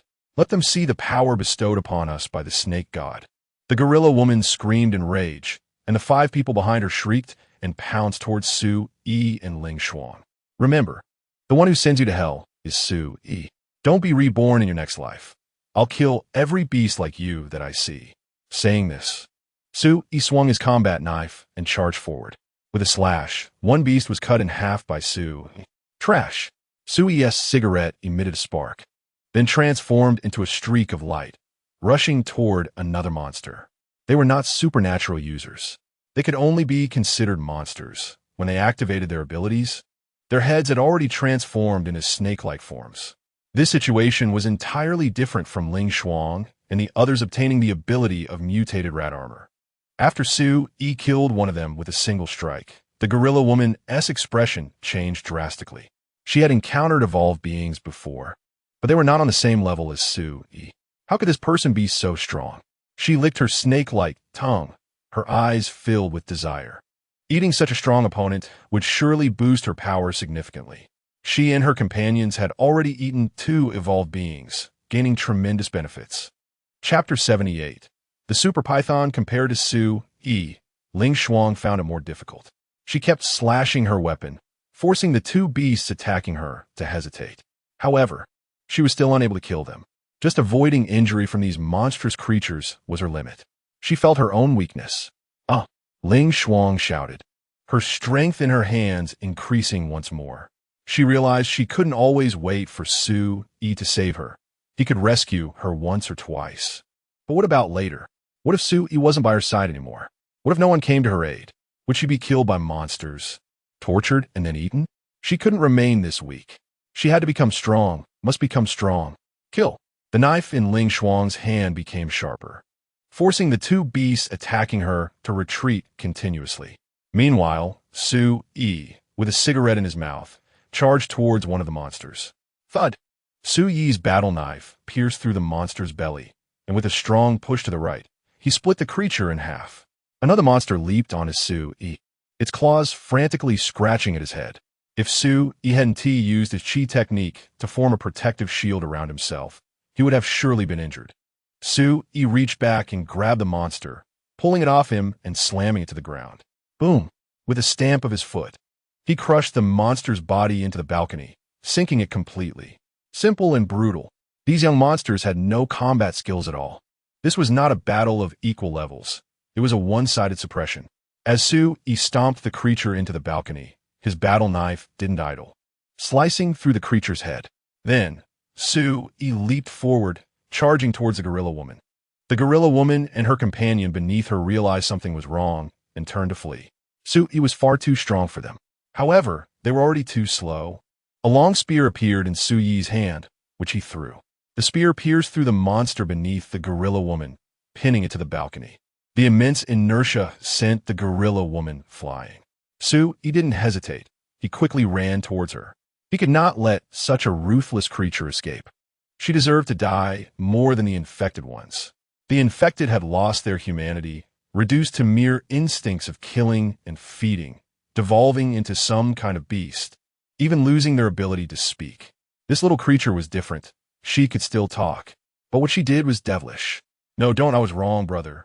I was wrong. Please don't kill me. The gorilla woman began to plead as Su-E closed in. But Su-E didn't listen. She had to die. She was undoubtedly the most vicious among them, the one who had done the most evil. The gorilla woman was very fast, making it difficult for Su-E to catch up. Soon, she jumped from one balcony to another. Without hesitation, Su-E leaped after her, jumping onto the opposite balcony. In midair, Su-E glanced back. Ling Shuang had killed one of the monsters, so the remaining one posed no threat to her. Su-E felt more at ease. He knew that the gorilla woman was likely trying to lead him to the big snake she mentioned. Su-E was curious about the relationship between this gorilla woman and the big snake. The mutated dog Su-E had previously killed had remained loyal to its former master, giving Jia Shanping the opportunity to bully his coworkers. They chased each other across countless balconies for over 10 minutes, some distances exceeding 5 meters. Yet nothing could stop Su-Yi's pursuit. He was determined to send her to hell. After reaching a balcony, Su-E saw the gorilla woman run into a hallway. Finally, has she let me here? Su-E sneered, knowing she intended to bring him to the lair of the big snake. However, Su-E didn't care. No one could protect the gorilla woman. She had to die. Hiss, hiss, hiss. Su-E heard the sound of a snake, and it was loud. No doubt, the big snake was massive. Su-E quickly rushed downstairs and entered a courtyard. In the courtyard lay a gigantic python, its size comparable to a car. Come kill me. The gorilla woman stood beside the giant snake, smugly beckoning Su-E. Su-E looked at her without fear. He still had the last rocket from the 7-kill army in his storage space, which he could enhance with survival points. However, this was his strongest attack method, and he wouldn't use it lightly. With a stamp of his foot, Su-E charged towards the gorilla woman. His abdomen still had not fully absorbed the Peiyuan pill. Therefore, he could use his strongest 7-kill gun, employing the greedy wolf kill he had mastered. The long spear he used earlier on the balcony was taken from the iron gate at the villa stronghold along with Ling Yu. The overlord gun was still in his storage space, but Su-E had no intention of using it just yet. His body shot towards the gorilla woman like an arrow. The gorilla woman screeched and tried to flee. She never expected Su-E to be so powerful, completely ignoring the giant python. The giant python stood upright, roaring. A wave of foul air hit Su-E, making him nauseous. You beast, you must have eaten many humans. Today, I will end you. Saying this, Su-E rushed to the giant python, thrusting his twin blades at its body. However, Su-E found that his blades were blocked by the python's skin, failing to pierce it. Its defense was as strong as Su-E had anticipated. Having failed his attack, Su-E circled behind the giant python, chasing after the gorilla woman. The python could wait, but the gorilla woman had to die first. The gorilla woman was startled to see Su-E appear before her again and hurriedly swung her sharp claws to counter him. Her claws were very hard, like metal. However, they were still much weaker in front of the vibrating gold. Soon, Su-E had cut off most of her claws. Seeing this, the gorilla woman panicked, retreating while fighting. The giant python also turned its head to bite at Su-yi, attempting to catch him. Unfortunately, Su-yi, skilled in the dragon step, was extremely agile and dodged the python's repeated attacks. Under Su-yi's assault, the gorilla woman suffered numerous wounds. Chapter 79. Sacrificing the blood of the python for the overlord's spear bit him. You useless thing, bite him to death. The gorilla woman shouted while dodging. She knew that Su-yi was stronger than her and that she would soon be killed by him. The only chance to change this outcome lay with the python. As long as the python bit Su-yi, he would undoubtedly die. Unfortunately, the python had become too heavy and its movements were slowing down. Its strength could not keep up with its size, so it could only stay in place waiting for the gorilla woman to feed it. Otherwise, with its size, dominating the city at this stage would be completely effortless. Faster, faster, grow the snake brain crystal. The gorilla woman cried and laughed maniacally. Her wounds were increasing, and blood was flowing more and more. Suddenly, she leaped onto the python's head. A crystal the size of a quail egg grew out of its head. Then, the gorilla woman stuffed the crystal into her mouth and ran towards the exit. Su-yi decisively chased after her, determined not to let her escape. After the gorilla woman dashed out, she jumped onto the opposite building. Through the air conditioning units, she quickly climbed up to the balcony. Su-yi followed closely behind, and, just as he reached the balcony, the gorilla woman suddenly launched an attack on him. If it weren't for Su-yi's agile movements using his dragon steps, he might have been injured. Su-yi noticed that her momentum had strengthened, and her attacks had become sharper. Moreover, the claws that Su-yi had previously severed had grown back. It was clear that it was the result of the red crystal. Su-yi felt pressure, thinking that the gorilla woman's attacks were incredibly fierce and frenzied. She fought recklessly, with each move being extremely vicious. Su-yi's chi manipulation technique was still lacking, so his defense was weakening.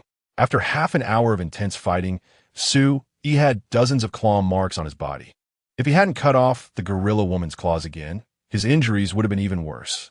At the same time, he had been knocked back countless times. Of course, the gorilla woman fared worse. One of her wrists had been severed by Su-yi, and she had countless cuts on her body. Now, she was barely holding on, because if she tried to retreat, Su-yi would attack her furiously. Her wrist was severed under such circumstances. You will die soon, Su-yi said mockingly. He wanted to provoke her to throw her off balance.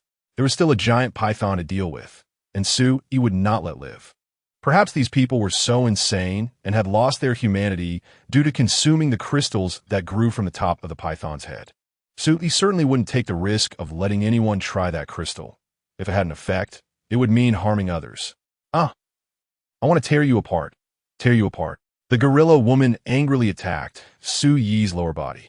But Su-yi performed a flip and soared over her head. At the same time, his battle knife slashed from behind her. The gorilla woman let out a scream and fell to the ground. Su-yi took the opportunity to attack, slashing down.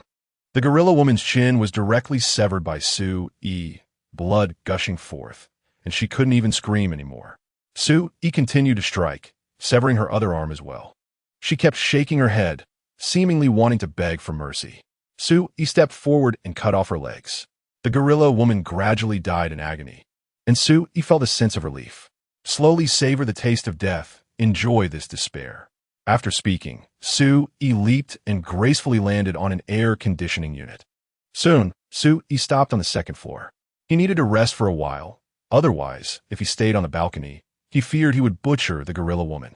The warm flow in his abdomen had diminished, indicating that he had absorbed most of the nourishing pill. Su-yi took out a piece of sauce meat made by Lu Ran. This was made from the flesh of the mutated rat king, specially prepared for Su-yi. Others didn't have it. After fighting for so long, Su-yi's physical stamina was greatly depleted. To deal with the massive python, he needed to recover his strength. Otherwise, it would be a disadvantage. Ziz, Su-yi, can you hear me? The voice of Ling Shuang came through the walkie-talkie. I hear you. I'm fine, don't worry. That's good. Have you dealt with your side? I've taken care of things here. Those doctors are in the operating room, helping those people. I hope they can be saved, Ling Shuang said emotionally. Clearly, she couldn't bear to see those people being bullied and harmed. Su-yi thought this was normal. After all, she used to be a police officer, and having a sense of justice was to be expected. Without a sense of justice, it would be somewhat frightening. Such a person would be a treasure for shelter. Because humanity still needed to continue civilization, it required people like Ling Shuang, who had a strong sense of justice. With someone like her in the management of a shelter, Su Yi felt a sense of security. I still need to deal with a mutated giant python. It will take some time. You stay at the hospital. If you need support, I will call you. Su Yi had no intention of letting Ling Shuang come, as her strength was average and she wouldn't be of much help.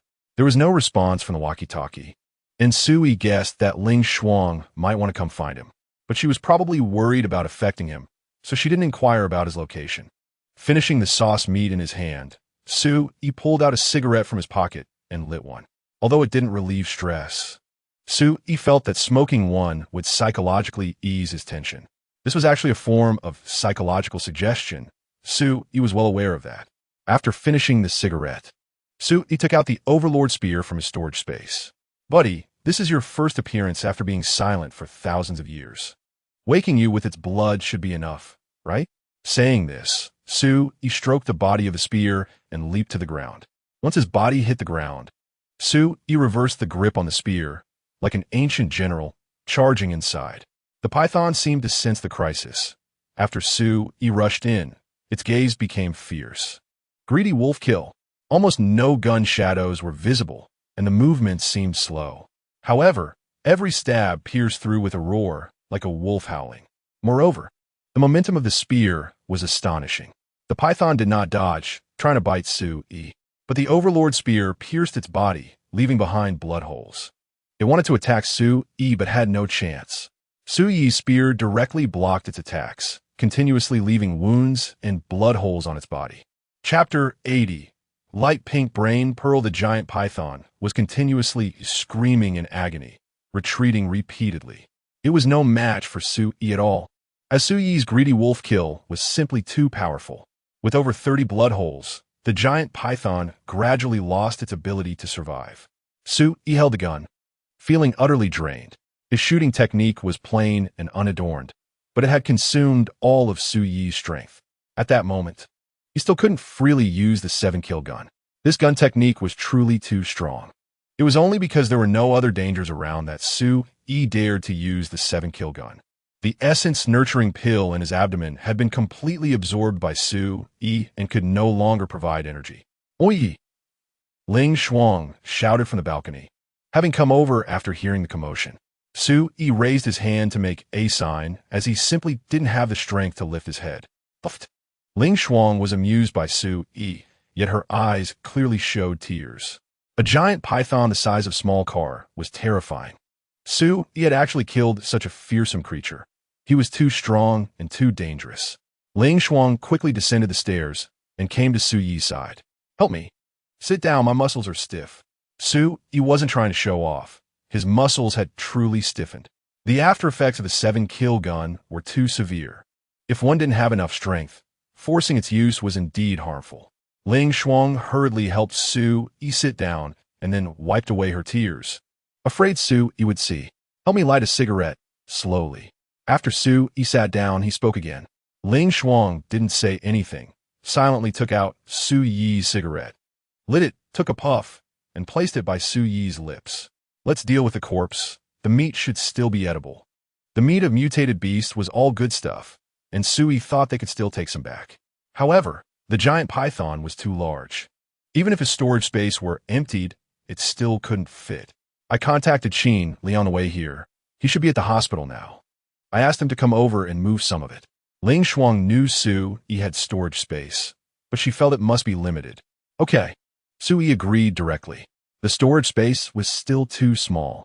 It seemed he needed to find a way to create more storage space. While he didn't dare to say he needed more, a 100 cubic meter space would still be necessary. Although 100 cubic meters wasn't actually that much. Ling Shuang had already marked the path on the way over, so after she contacted Qin Li via the intercom, he quickly followed the marks left by Su Yi and Ling Shuang to their side. Su Yi's condition had only slightly improved. He still felt quite a bit off when trying to move freely. When Qin Li saw the giant python's corpse, he was also startled. Boss, you're too fierce. You actually killed such an exaggerated python. Admiration filled Qin Li's eyes. Such a giant python, if he encountered it, could only take a detour. He had no strength to deal with it. Luck, really. Its size makes it quite clumsy. If it were a bit more agile, I wouldn't dare provoke it. Sui said honestly. Ling Shuang found it somewhat difficult to cut through the python. She needed Su Yi's battle knife to easily dismember the giant python's corpse. There is a brain pearl, but this brain pearl is larger than others. I don't know what kind of ability it has. Ling Shuang immediately chopped off the head of the mutated giant python and took out its brain pearl. Sui noticed that this brain pearl was light pink. He then stored it in his storage space. Now, he already had a mutated dog-S brain pearl and a mutated giant python-S brain pearl. Outside the Iron Gate, a crowd of excited infected were pushing against each other, constantly reaching out, seemingly eager to eat the mutated python's meat. After the python was cut up, Qin Li carried several hundred pounds of python meat back first. This python meat needed to be moved to the hospital and stored in the hospital's cold storage. Since there was no way to walk from the community hospital to the steel factory via the balcony, they could only go by ground. On the ground, they could carry dozens of pounds, but over 100 pounds would be impossible to manage. Ling Shuang stayed by Su Yi's side, concerned about him encountering danger. Qin Li made 7 or 8 trips back and forth before Su Yi finally regained his ability to move. However, he noticed that he did not experience any muscle soreness, which was a good thing. Once he regained his mobility, Su Yi stored the remaining mutated python meat in his storage space and returned to the community hospital with Ling Shuang. Luo Ding and Zhang Yuan were very excited to see Su Yi, repeatedly thanking him. If Su Yi hadn't appeared in time, they would surely have been slaughtered by those beasts. Su Yi learned that among the survivors, there were 5 doctors, 9 nurses, and 3 patients, along with 9 family members of patients. These people were originally in the inpatient area, relying mainly on nutritional fluids and some snacks and fruits to survive. After all, many people often brought fruits when visiting patients, providing them with food. Compared to Luo Ding and the others, the survivors in the inpatient area were much better off. Their misfortune was simply that they encountered a group of inhuman beasts today, but they had all survived, which was a stroke of luck amidst misfortune. Su Yi left enough food and then used his storage device to take away the mutated giant python meat. This meat could not be left here. So Su Yi went back and forth several times, transporting all the mutated giant python meat back to the steel factory. Additionally, Su Yi took away 40 blood bags from the hospital. Before leaving, Su Yi asked Luo Ding and the others to collect the intravenous tools from the hospital. Once everyone was transferred to the steel factory, Su Yi would have everyone donate blood. The blood bags were very useful, and Su Yi thought it would be good to keep some on himself. Luo Ding and the others wanted to leave with him, but they lacked the strength to do so, so they could only stay obediently in the hospital. Outside the hospital, Su Yi and Qin Li reinforced the hospital's main entrance by pushing many cars against it. After finishing, they returned to the steel factory. Just as they arrived at the steel factory, they received good news. The tunnel had been opened, reaching directly to the riverside. Since it was getting dark, Su Yi didn't rush to have the airborne troop move overnight. He only relayed this news to Lu Tao via intercom, asking him to prepare for the transfer the next morning. Su Yi, once the airborne troop is transferred to the steel factory tomorrow, can we return to the shelter? Ling Shuang was still very worried about Ling Yu and the others after being out for 2 days, although there were plenty of people in the camp. Without a strong figure like Su Yi present, it would be very dangerous if they encountered mutated beasts, although the shelter could notify Su Yi through one-way text messages. There was a possibility that they might not even have the chance to send out information. Chapter 81.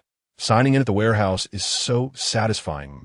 Tomorrow Lu Ran and I will return to the city hall, and you and Qin Li will stay here.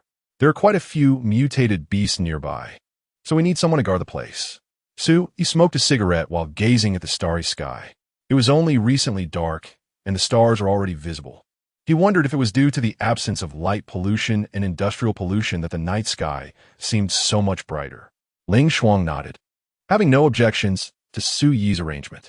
This place was secured through Su Yi's risky efforts, and he had even sustained some injuries.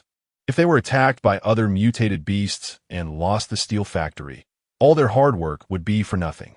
Just then, Zhong Ping ran over to Su Yi. Report, Commander. We've cleared out 2 warehouses. Okay, understood. Get the weapons sorted out quickly. Also, find a way to enhance their strength.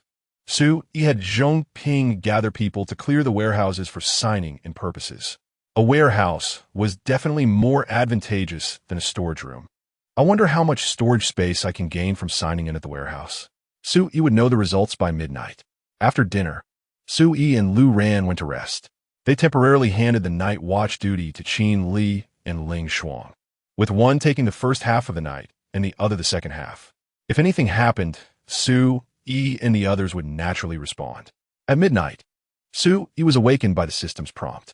He looked up at the light screen and got out of bed. Su Yi survival points, 5,771 sign-in times. He had cleared out 2 warehouses because Su Yi wanted to sign in twice in a row. Su Yi's place was on the 2nd floor, so he was too lazy to take the stairs and jumped straight down from the balcony. The street lights were solar-powered, so the nighttime lighting was still normal. Boss, is there something going on? Qin Li, who was on a rooftop, saw Su Yi and quickly ran over to him. No, I just woke up and came out for a walk. How was the night? Is it peaceful? Su Yi asked with concern. Qin Li replied with some worry. Not really peaceful. There are some noises outside, likely from the mutated beasts. Perhaps there are too many infected nearby, so they can't break in for the time being. Su Yi listened carefully and indeed noticed some sounds. This was normal since this area was close to the park. In fact, there had always been quite a few mutated beasts. They just hadn't encountered them much. Su Yi felt that their low encounters were due to their limited activity range, which naturally lowered their chances of meeting. You go rest. I'll handle things here. Ling Shuang will wake up soon, so you can sleep peacefully. Su Yi sent Qin Li off to rest, and then headed toward the warehouse. The warehouse was cleaned out very neatly, without a single piece of clutter. System sign-in. Ding. Sign-in successful. Gained 100 cubic meters of storage space. Ding. Survival points 200. Hearing the system's prompt, Su Yi's eyes lit up. Gaining 100 cubic meters all at once was amazing. Previously, he had signed in so many times for only 10 cubic meters, and now he got 100 cubic meters at once. Such a huge difference was astonishing. He quickly dashed out of the warehouse and headed toward the 2nd warehouse. The more storage space, the better. Su Yi wished he could carry an entire world with him. System sign-in. Ding.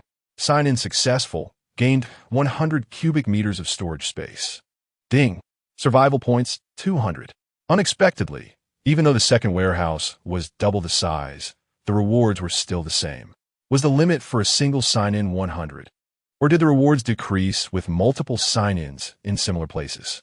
He knew it was pointless to ask the system and could only gradually figure it out himself. In addition, he now had 210 cubic meters of storage space, which was 200 cubic meters more than before, allowing him to carry a lot more supplies.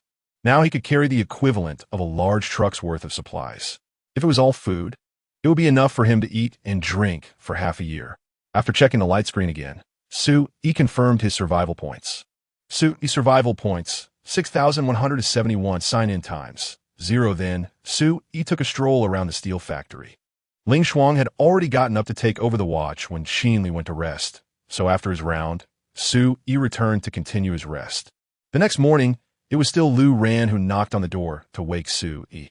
After breakfast, the 4 of them entered the river channel through the tunnel and headed to the factory where the ground troop was located.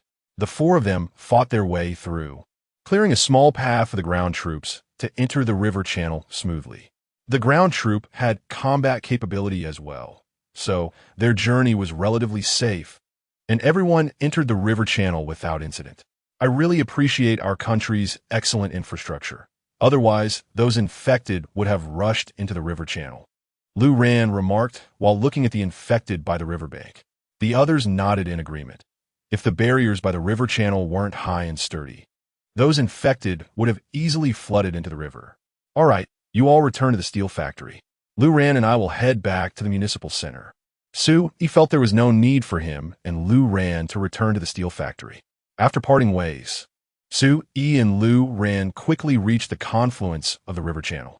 The 2 checked, and the 2 boats were still there, with the supplies on board intact. However, Su Yi still stored the mutated fish from the yacht's refrigerator into his storage space. Storing in the storage space could also keep it fresh, and it was even better than the refrigerator. Then, Sue, E, and Lu Ran moved upstream. Although the water level had risen somewhat, it was still far from being navigable. They hadn't found suitable materials yet. Otherwise, they could completely block the river channel and raise the water level to a navigable extent. Going upstream took quite some time, and there were still some scattered infected along the way. As they approached the municipal center, Lu Ran curiously asked Sue, E, "Are we going to move everyone to the steel factory this time?" Since she had seen the stored supplies, she knew that carrying 100 pounds each would mean it was impossible to move everything at once. "Let's do our best. Our current situation isn't suitable for managing two shelters that are too far apart. Besides, the conditions at the steel factory are better, and it needs a lot of manpower for construction and planting. For now, I plan to temporarily abandon the municipal center." Sue intended to focus on the steel factory since their current strength was limited and the distance between the two locations was too far to manage both realistically. The municipal center was only suitable as a small outpost, and the focus should remain on the steel factory. While they were chatting, they suddenly heard the sound of cannon fire. Boom! Sue and Lu Ran's expressions changed. "Go back quickly and provide support," Sue said to Lu Ran, and they both quickly started running. Chapter 82. The unyielding 7-kill army. Lu Ran sprinted at her fastest speed, reaching the municipal center in less than 3 minutes. The outer walls had already been breached. A mutated giant python was attacking the camp, and the 7-kill army was firing wildly. They managed to fend off the mutated snake's attack thanks to a cannon and a tank. However, the newly joined members of the 7-kill army were in disarray. They had only trained for a short time, and most of them were armed with kitchen knives, lacking any other weapons. They were ordinary people without any special abilities. It was completely normal for them to be scared. The fact that they hadn't turned and fled was already quite brave. In front of them stood Ling Yu, Ling Chun, Yi Ji, Su Rue, Chu Jun, and Meng Chi Tong. Meng Chi Tong had received the last mutated rat's brain bead after taking 2 blows from Ling Yu, becoming an ability user. If it weren't for the 6 of them standing in front and repelling a wave of attacks from the mutated python, the newcomers of the 7-kill army would have already fled in panic. "Commander, what should we do? This mutated snake is too strong. We might not be able to hold it off," Chu Jun asked worriedly, looking at the chipped edge of his large knife. Although they had held off one wave of attacks, everyone had sustained some injuries. The mutated snake's tail was too powerful, striking like a whip and hitting its targets. Each of them had been struck. To be honest, if it weren't for their armor, they would have probably lost their combat effectiveness by now. "Fight!" Ling Yu's only word was fight, because if they retreated, the people of the 7-kill army would suffer, and many would die. Therefore, there was no alternative but to fight. "All right, then let us fight to the death." Ling Chun stood beside his daughter, the first to support her. Fight to the death. No retreat. Chu Jun and the others still had fighting spirit, shouting as they charged forward. With the tank and cannon out of ammunition, they could only engage in hand-to-hand combat. Fight to the death, no retreat. Everyone shouted in unison, raising their weapons and charging at the giant python. The giant python let out a cry of pain as it was attacked, thrashing its body and knocking a few people away. However, they did not back down. Those who were knocked down immediately got back up and charged at the mutated giant python again, attacking it. They knew that every attack would inflict damage on the mutated giant python and give others a slightly better chance of survival. "Hold on, Sue is on the way." Lu Ran's words echoed in everyone's ears. Everyone felt a surge of spirit. "Don't force it, just entangle it," Lu Ran said again, gripping her dagger and charging at the mutated giant python. However, she soon realized that her dagger was like poking a wall, unable to pierce the mutated python's skin. Yet, she had clearly seen that the weapons of the Ling family could break through the mutated python's skin. Their weapons were all provided by Sue. Lu Ran suddenly understood. Sue must have other secrets. His own weapon was also incredibly powerful. If she could get Sue to find her a weapon, her strength would definitely increase. After discovering that her attack was ineffective, Lu Ran began to try new methods of attack. She wanted to control the mutated giant python's blood. She had thought about it. Blood is also a liquid, so it should be controllable with water manipulation. If she could control the opponent's blood, she could easily take their life. Thus, this water manipulation could also become a very powerful super ability. Because blood was too dangerous, she didn't dare to experiment with her own blood. So, this was just a theory. When Lu Rant's army dagger struck the mutated giant python's body, she tried to control its blood. The result was that she found she couldn't sense anything. After a brief contact with a mutated giant python, Lu Ran quickly retreated to a distance. Otherwise, she would be hit by the mutated giant python. Then, she made another move, this time attacking the mutated giant python's wound. Water manipulation. Lu Ran wanted to control the mutated giant python's blood. If she couldn't control the blood inside its body, then surely she could control the liquid flowing from its wound, right? As it turned out, Lu Rant's idea was correct.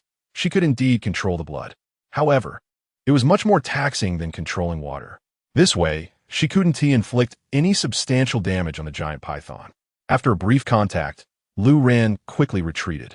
Then, she saw Ling Yu being flung away by the mutated giant python. Lu Ran rushed over, catching Ling Yu and absorbing her force. "Thank you," Ling Yu said gratefully. If Lu Ran hadn't saved her in time, she would have been seriously injured. Once seriously injured, many things would be affected, even her intimate relationship with Su Yi. After all, they hadn't yet taken that final step. Don't underestimate that step. It has a huge impact on their relationship. Don't force it. Su Yi will be here soon. He just hunted a mutated snake the size of a small car yesterday. He will easily slay this one, Lu Ran explained. Then continued to attack the mutated giant python. Her goal was to entangle the mutated giant python and prevent it from charging into the camp and harming those ordinary soldiers. Ling Yu glanced towards the river. If Su Yi were to return, he would surely appear from that direction. While Ling Yu looked towards the river, everyone else continued to attack, with no one stopping. If they stopped, the giant python would target someone to attack.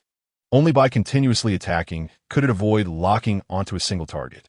"He.S. here. Su Yi is coming." Ling Yu spotted a familiar figure, her eyes lighting up. Su Yi saw the mutated giant python and immediately drew his long gun. To be honest, Su Yi was very afraid of snakes. He had always been particularly scared of them and strongly disliked them. When he encountered one, he would get goosebumps. Speed up, speed up." Su Yi held his long gun and charged towards the giant python. As he got closer, Su Yi leaped into the air, then brought his long gun down fiercely onto the giant python's vital spot. Boom! That shot struck solidly at the giant python's vital spot. Snake blood splattered, and dust flew. The giant snake let out a cry, its head and body twisting violently. Su Yi's long gun had directly severed the giant python's flesh and bones. Everyone was stunned. They had been attacking for so long without inflicting any damage on the giant python. Yet Su Yi struck just once and incapacitated it. The difference was truly staggering. Everyone looked at the nearly severed head of the giant python, filled with shock. Chapter 83. Caution when taking the brain pearl of the mutated snake. Ling Yu saw the giant python's head lunging towards Su Yi and immediately rushed forward, stabbing its head into the ground with a single strike. "Su Yi, are you okay?" Ling Yu jumped down from the giant python's head and ran to Su Yi's side, helping him up. "I'm fine, just my muscles are stiff. A few hours of rest will do." Su Yi smiled. That last blow had nearly drained him of all his strength. It was similar to what happened yesterday, but this time it was more severe. Today, just one move from the greedy wolf kill had drained all his power. This situation was likely a lingering after effect from yesterday, and it was more serious than Su Yi had anticipated. "Don't worry, it's not an injury. It's just a side effect of my ability." Su Yi continued to reassure Ling Yu, knowing she was very concerned about him. Hearing this, Ling Yu finally sighed in relief and directly picked Su Yi up. Thankfully, Su Yi had thick skin. Otherwise, this would have been quite awkward. Soon, Ling Yu brought Su Yi back to the command room, where there was a very comfortable massage chair. Then, she went to deal with the aftermath. After all, the camp had been destroyed by the mutated giant python, and some people were injured, which all needed Ling Yu's attention and comfort. Half an hour later, Ling Yu returned with everyone to see Su Yi. "Oi, that mutated giant python had a brain pearl, a light green one." As she spoke, Ling Yu took out a light green brain pearl and handed it to Su Yi. "Here, it's yours since you killed it in the end. I still have 2 brain pearls left. Su Yi felt that Ling Yu needed the brain pearl more to enhance her strength. Even if she couldn't gain supernatural abilities, it would still boost her power.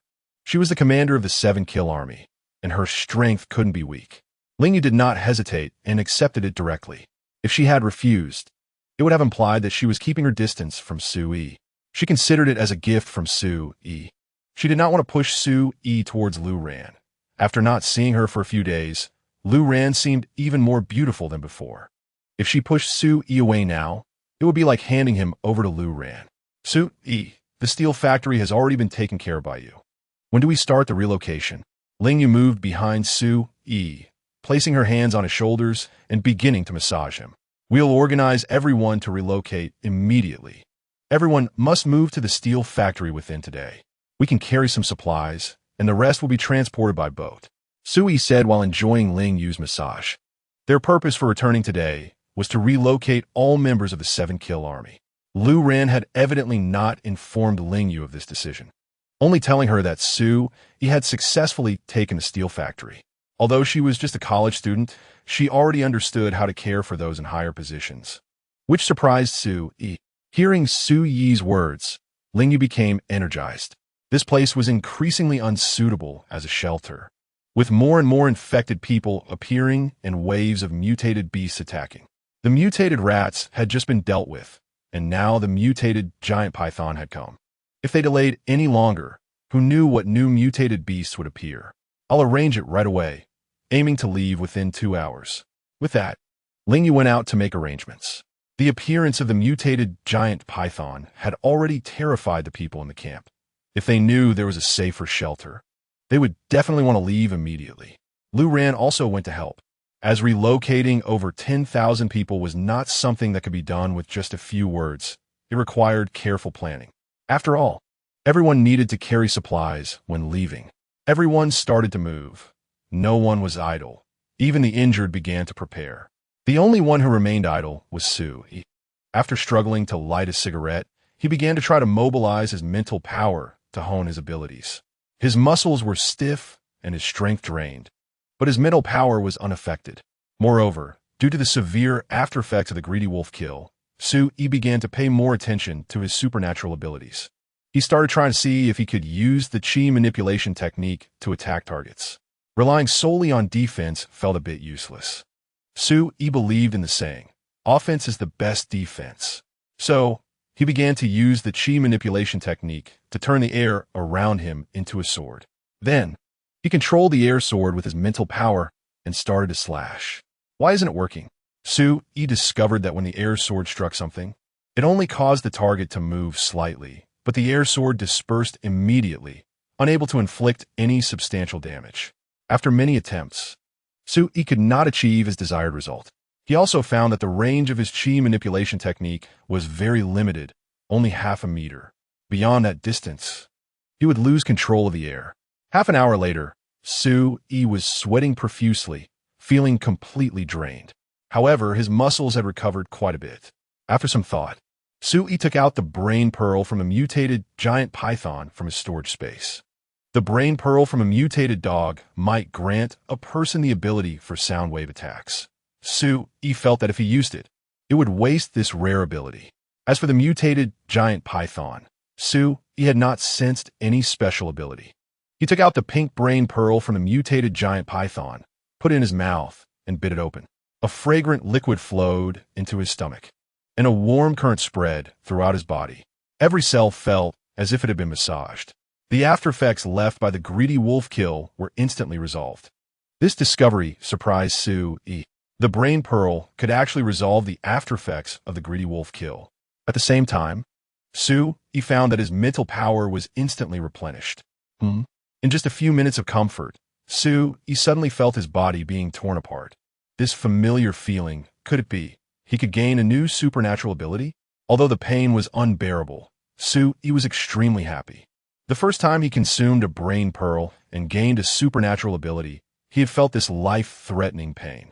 Thus, Su Yi suspected that he might be able to gain a supernatural ability again. Commander, what's wrong? A soldier from the 7-kill army rushed in, panicking. In nothing. The brain pearl. I consumed the brain pearl. Su Yi struggled to control himself, trying to manage the pain. But he failed. The sensation of being torn apart in every part of his body was something no human could endure.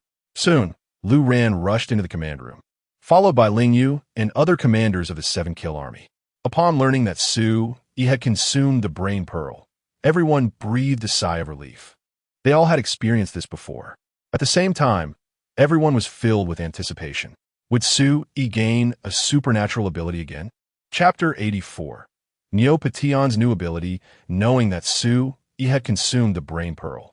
Ling Yu had someone cook a large pot of mutated snake meat and then took everyone away. With over 10,000 people to relocate, the senior officials of the 7-kill army had to be present to ensure everything was arranged properly.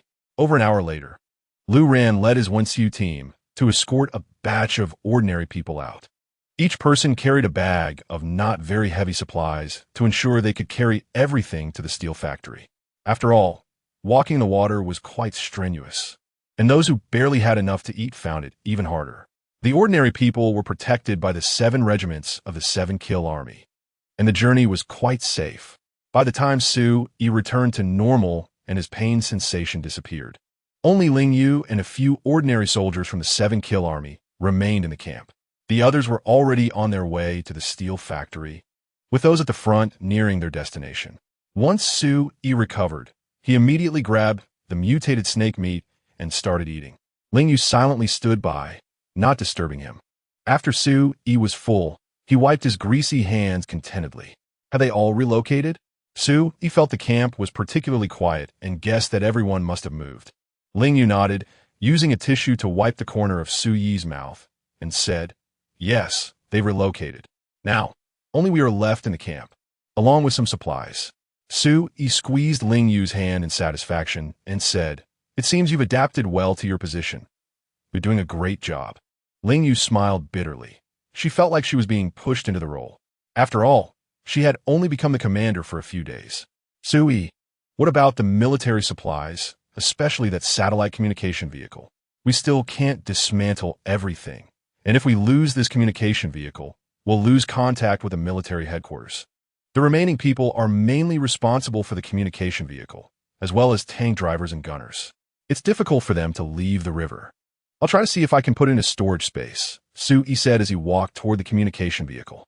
After all, Su Yi's storage space had already reached 200 cubic meters, and the communication vehicle size was still under that limit.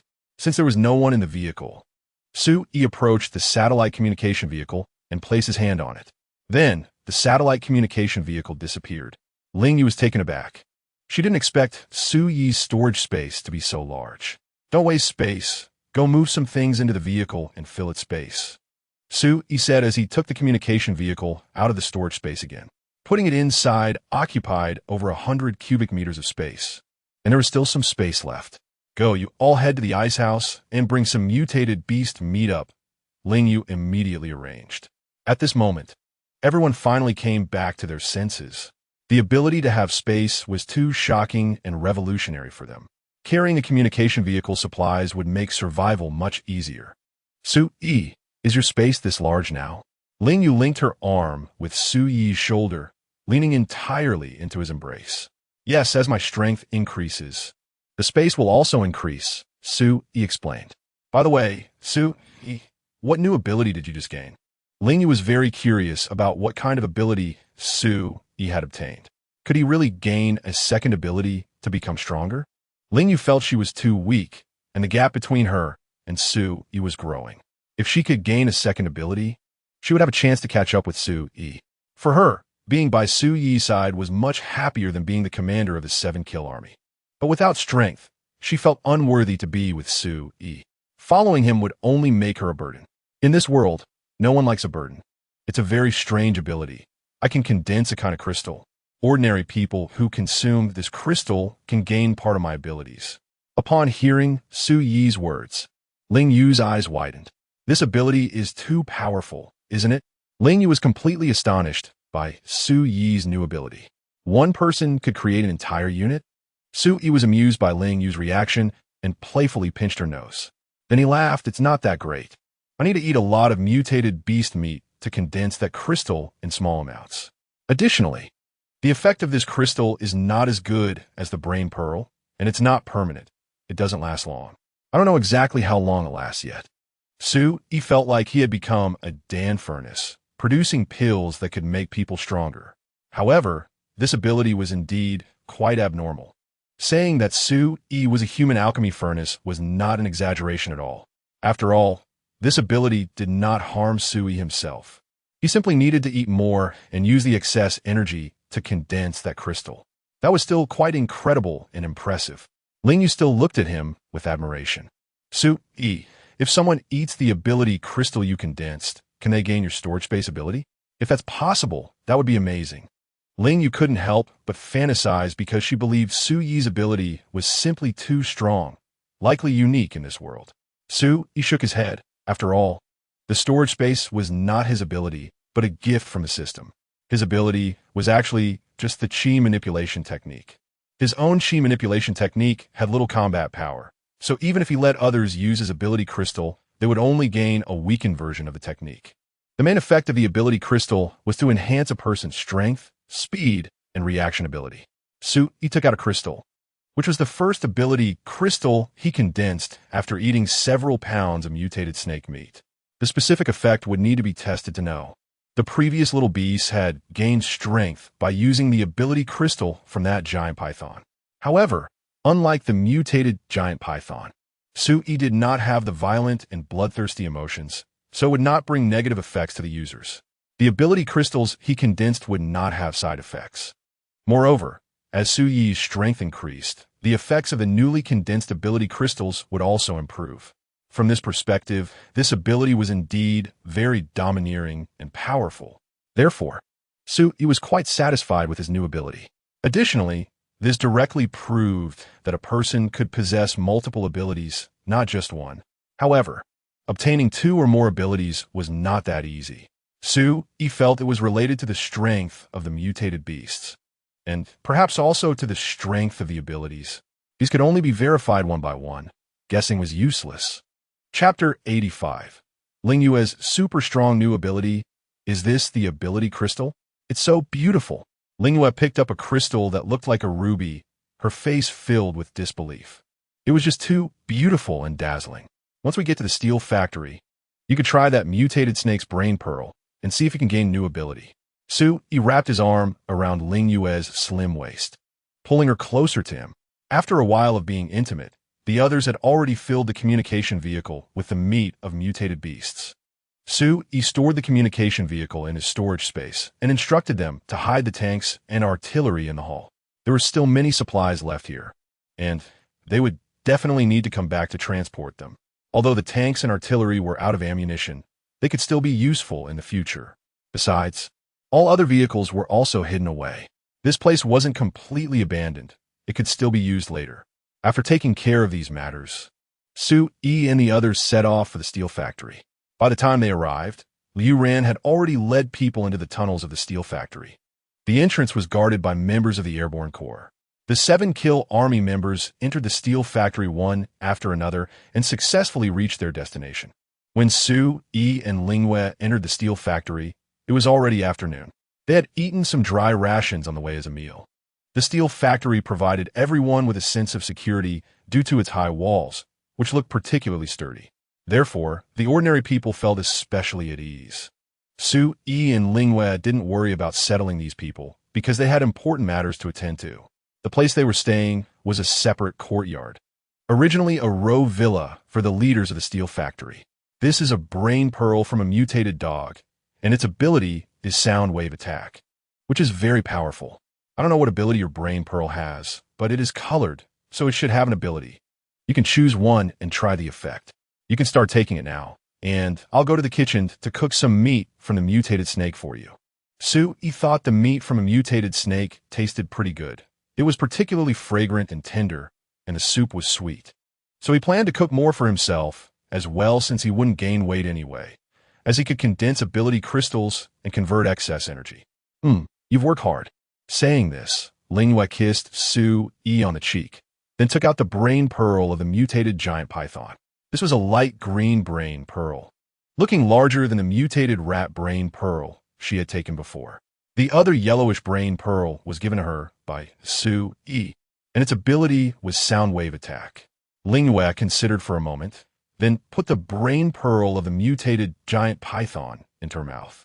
She suspected that the mutated snake's ability was rapid healing because Su Yi had almost smashed the mutated giant python's head, and it shouldn't have had the ability to bite Su Yi again. However, it surprisingly turned around and lunged at him. At the same time, the damage she inflicted on the mutated giant python was not small, yet it seemed unaffected. Rapid healing. This ability is very strong. Additionally, the brain pearl that Su Yi had given her at the beginning, the mutated dog one, was just taken out by Su Yi.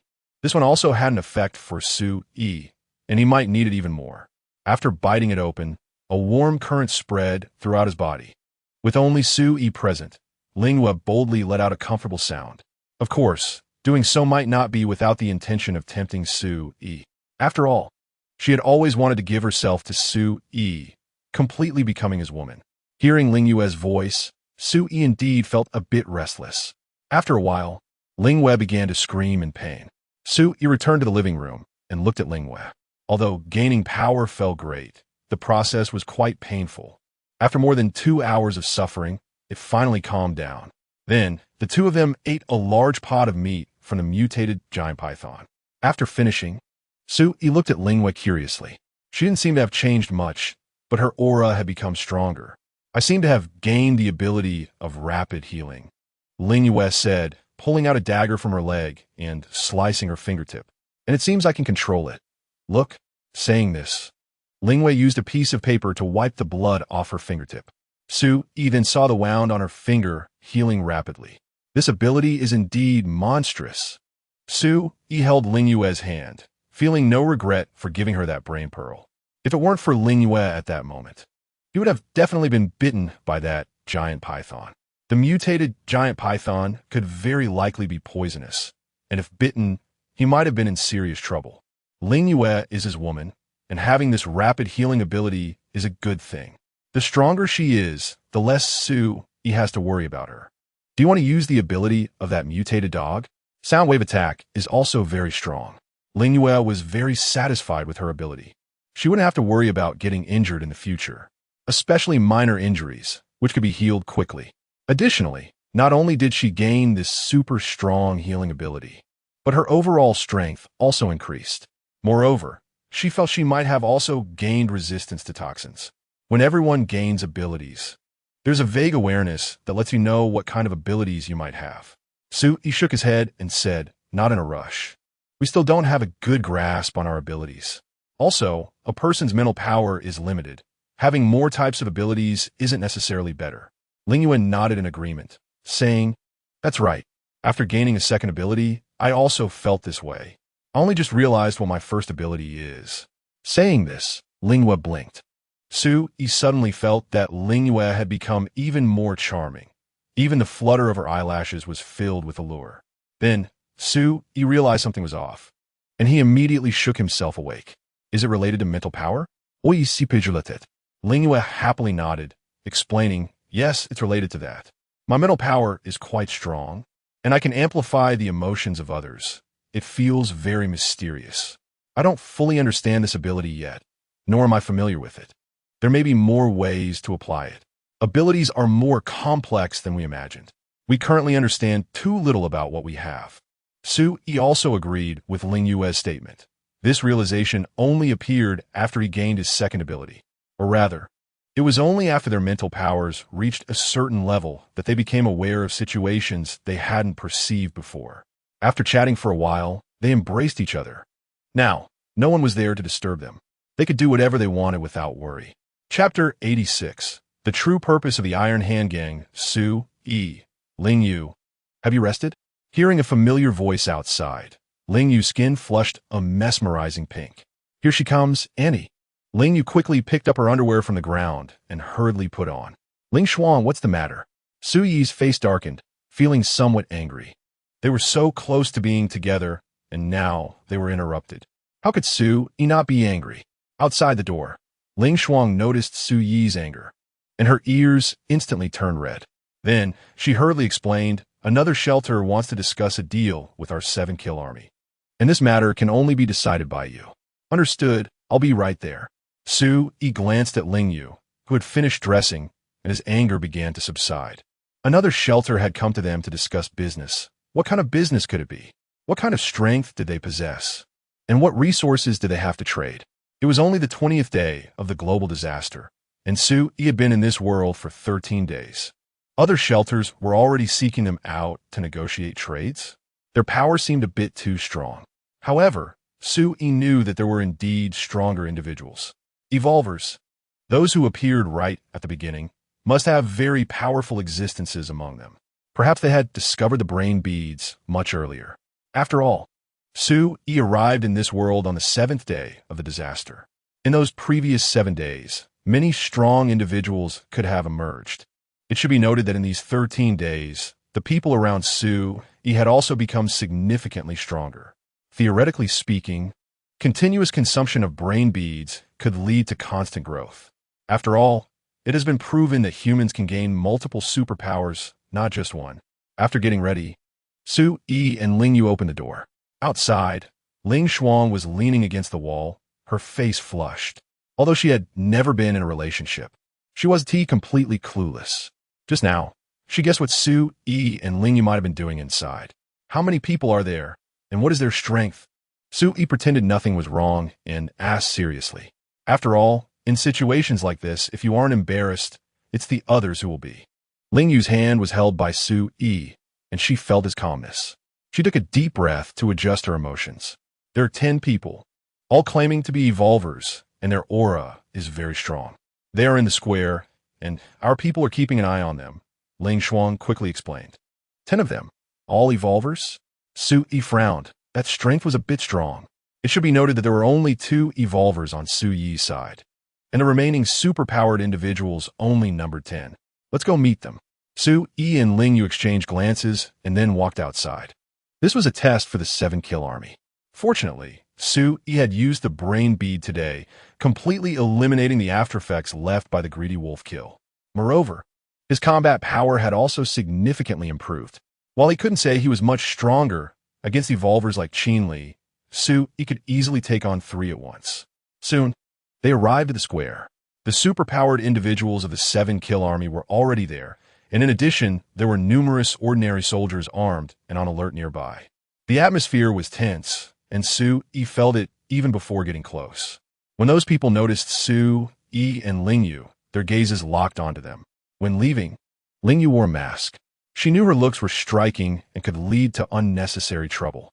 Lu Ran had also worn a pink mask when returning to the municipal center today, reminding her, their aura is strong. No wonder they are the leaders of the 7-kill army. Hello, my name is Lin Xiaoyi. Nice to meet you. Lin Xiaoyi extended her hand towards Su-yi, her face adorned with a faint smile. Su-yi shook her hand and felt the powerful aura emanating from Lin Xiaoyi, much stronger than anyone around him, which made him sense a dangerous vibe. In fact, it was even stronger than that of mutated beasts. The other 9 individuals also exuded strong auras, significantly surpassing those of the 7-kill army members. Qinli and Lu Ran seemed a bit weaker compared to them. Ling Yu only introduced herself by name, without shaking Lin Xiaoyi's hand, because she felt that only Su-yi should touch her. Now you can tell us your purpose, since our commander is here, Qinli asked somewhat unhappily. Since these people had barged in and injured several patrolling soldiers, Qinli was quite displeased. Unfortunately, lacking strength, he was forced to retreat after a few exchanges. We need women, gasoline, batteries, as much as you have. We can trade food for it, and you can also state your demands. Anything we, the Iron Hand Gang, that can be traded with you. Lin Xiaoyi's gaze fixed on Ling Xuang, as she was the only one present who showed her face. The more beautiful a woman, the more valuable she is. If she is an evolver, one is worth 100 ordinary women. Hearing Lin Xiaoyi's words, Ling Xuang's expression changed. It was clear that her words were aimed at her. Su-yi stepped in front of Lin Xiaoyi, blocking her line of sight. Sorry, we don't have what you mentioned, and we don't need to acquire anything through trade. If we need something, we can collect it ourselves. Given the strength of the opposing group, Su Yi did not want to recklessly start a fight. He still didn't know how powerful the Iron Hand Gang was. Dealing with these 10 evolvers was already challenging, let alone the fact that they might not represent all the evolvers of the Iron Hand Gang. Weak. He was still too weak. Su Yi had initially thought the 7-kill army was quite strong and should be the most powerful shelter among all survivors in Yintian City. Now he realized he had been presumptuous. There must be forces like the Iron Hand Gang in this city, and perhaps many more. He had missed the first 7 days of the disaster. 7 days could change a lot. In the 7-kill army, only Qin Li had awakened on the first day. Lu Ren awakened on the 5th day and only realized several days later that she was an evolver, missing out on a lot of time as well. Upon hearing Su Yi's words, Lin Xiaoyi burst into laughter. Sorry, but this area is all under the territory of our Iron Hand Gang. All resources belong to us. If you want to collect anything, you can, but you'll need to pay taxes. We don't ask for much, just a 60 tax, and you can keep 40 for yourselves. What the hell? Is that what you call not asking for much? Hearing Lin Xiaoye's words, Qin Li immediately exploded, his muscles bulging as he prepared to fight. Chapter 87.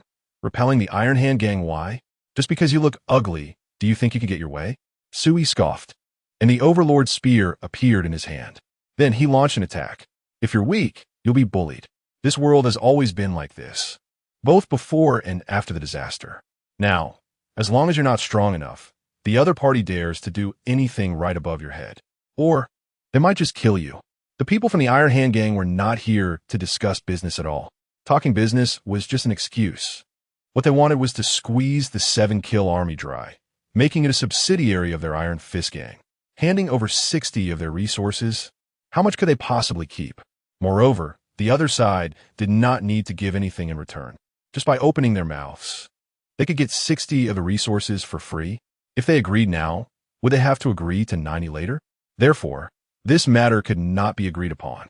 Demonstrating strength was the best approach. When Su Yi launched his attack, Lin Xiaoye was not surprised. They had relied on the assumption that Su Yi and his group were not strong enough.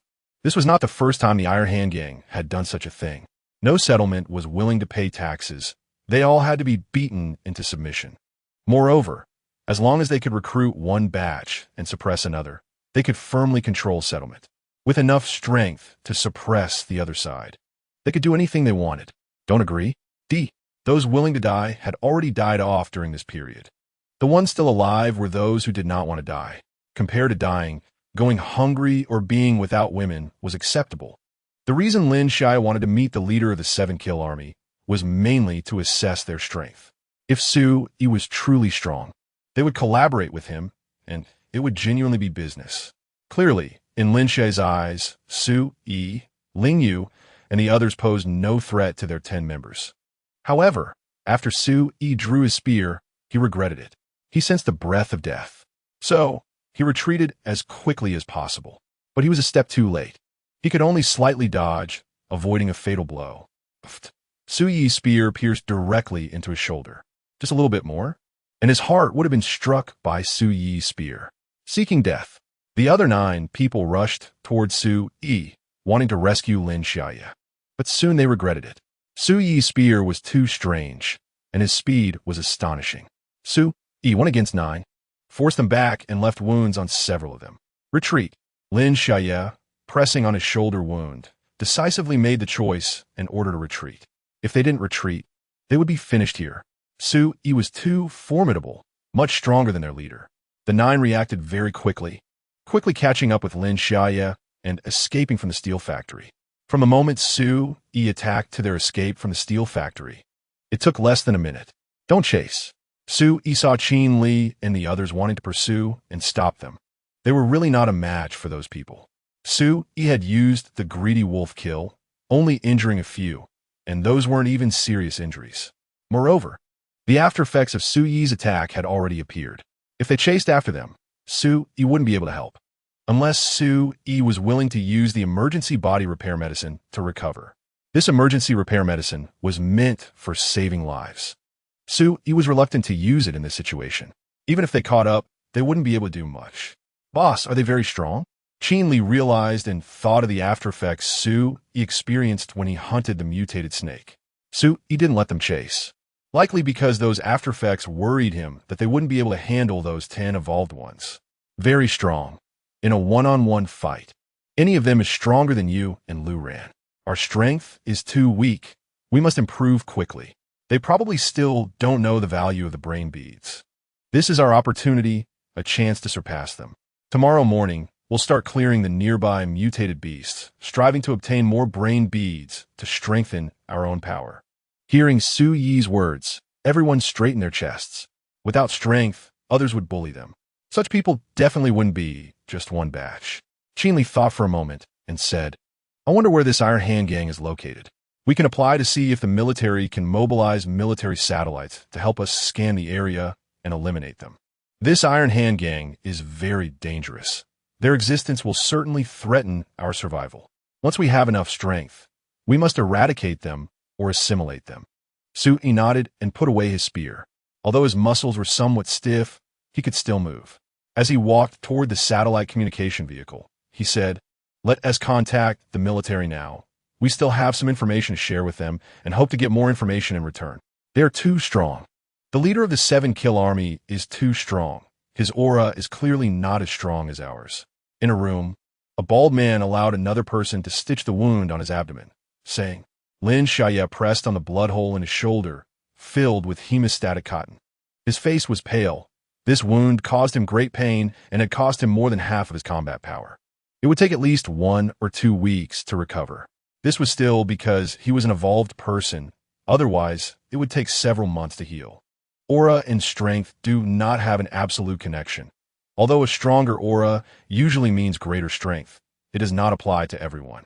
Today, we were careless. We almost lost everything. That Su Yi's combat power is more terrifying than the leader's. Even if the duration is short, he could definitely kill half of us. After Lin Xiaoye finished speaking, everyone nodded in agreement. They had been 9 attacking together at the time, yet they not only failed to injure Su Yi but were instead injured by him. If they continued to fight, someone would definitely die at Su Yi's hands. After all, there are other people on Su Yi's side. No matter how weak they were, if they joined forces, they could still inflict damage. Combined with Su Yi's strength, killing half of them would not be difficult. Perhaps in the end, the Iron Hand Gang would win. But to lose half or even more of their members, they were unwilling. Because no one wanted to die. The stronger the strength, the less willing one was to die. If they fought desperately, it could very well be themselves who would die. Therefore, during the retreat, none of them hesitated. Deputy leader, what do we do now? Give up, or go back to gather forces and take this place directly? Another person, holding his stitched abdomen, frowned and asked. This was also the common question of the others. Chapter 88. The new intelligence from the military. Lin Xiaoye took out a half-smoked cigar, and someone lit it for him. We can only shake a few people, and we've already lost 7 or 8 from our side. Now we've injured a few more, while they haven't lost a single person. Produce. They have firearms and even stronger weapons. These people clearly have military backgrounds. They are not the same group we dealt with before. After saying this, Lin Xiaoye took a deep puff from the cigar. This cigar had been enhanced and had a pain-relieving effect, which he usually wouldn't indulge in. Is that it? We just let it go. A man with glasses adjusted his glasses and said somewhat unwillingly. There was a red mark and bloodstain on his neck, as he had almost been stabbed through the neck by Su Yi. Therefore, he particularly hated Su Yi and wished he could kill him immediately. Lin Xiaoye glanced at him, causing him to lower his head.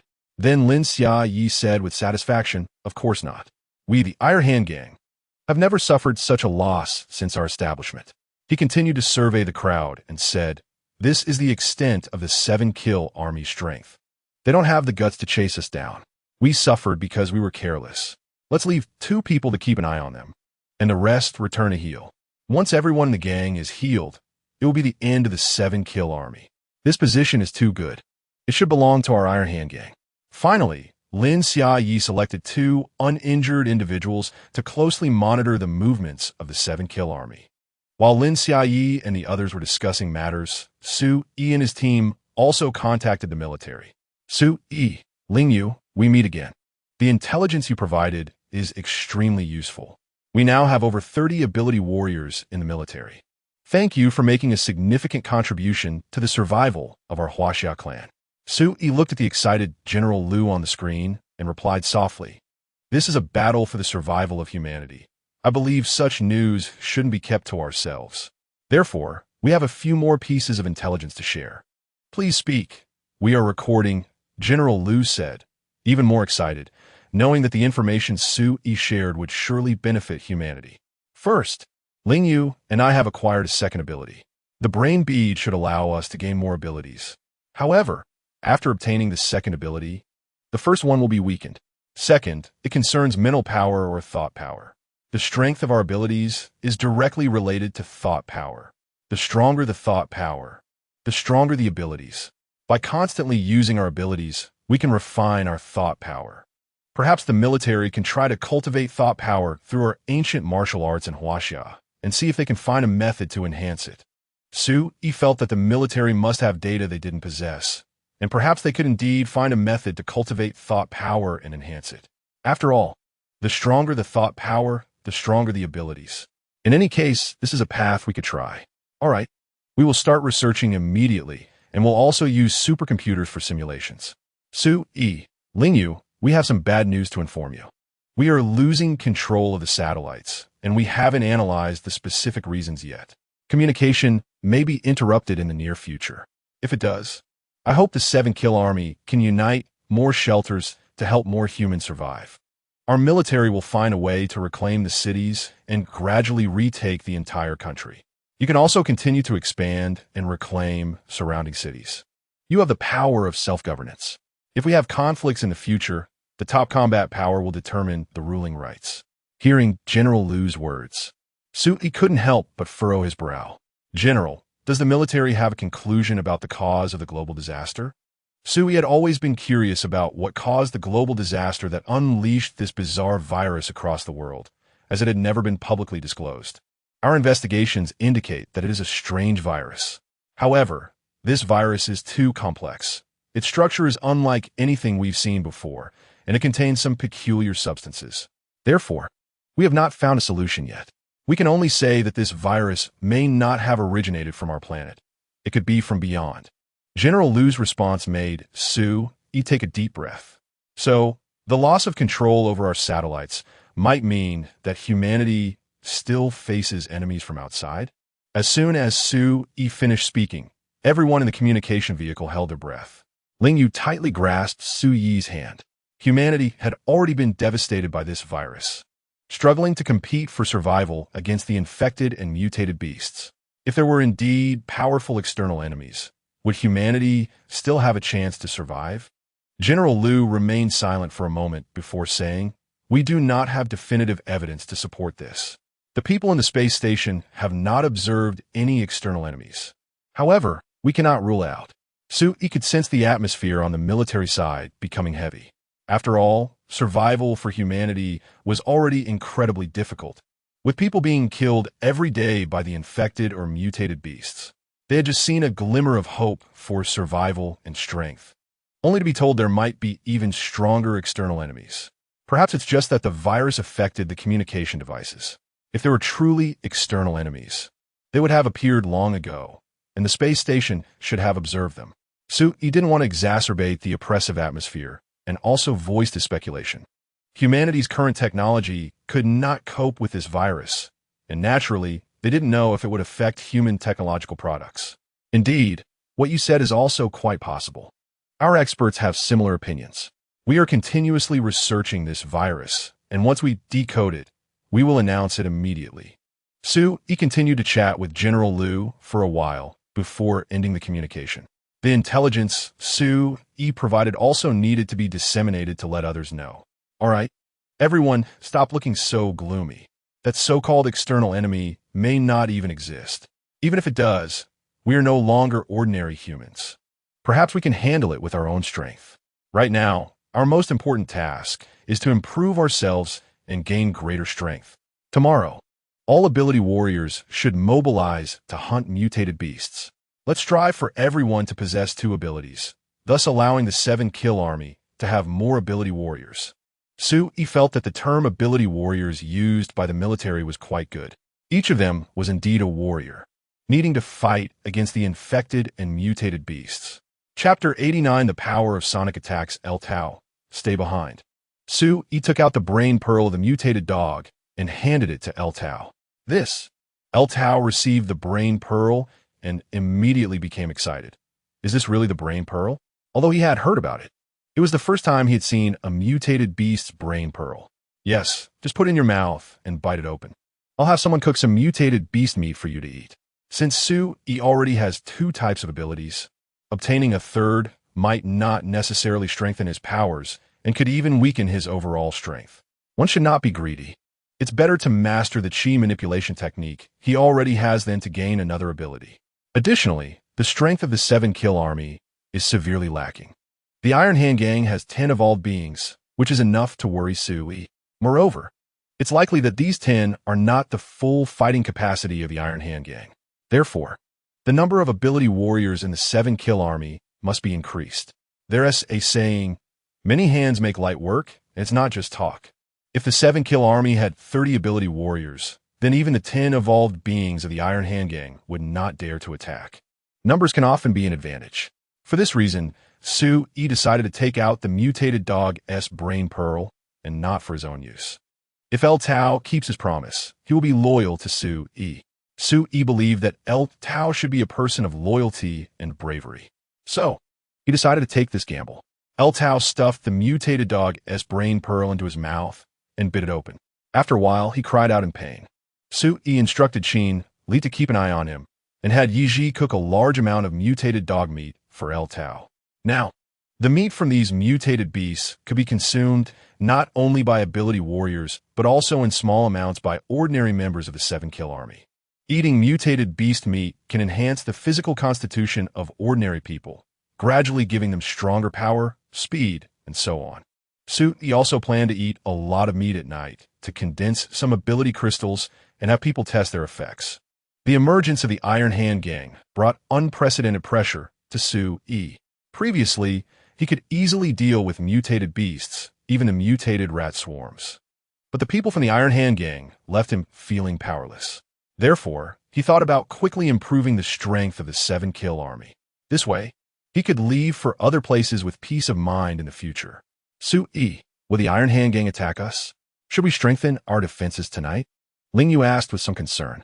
After all, the Iron Hand Gang has so many evolved beings, and they have too few ability warriors here. If the enemy sneaks up on them, the 7-kill army would be in danger. Su-yi, while pulling out a cigarette, replied, yes. We definitely need to strengthen our defenses and send more soldiers.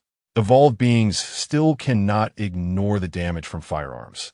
If we can resolve it with guns, we should do so. Qin Li immediately stepped forward and said, boss, leave it to me to arrange. Su-yi nodded, signaling Qin Li to take charge. After all, Qin Li was more familiar with such matters and would handle it better than Ling Yu. I will learn a bit, Ling Yu volunteered. Since she accepted the position of commander, she needed to take responsibility. She should understand what she needs to know so that she won't be easily fooled in the future.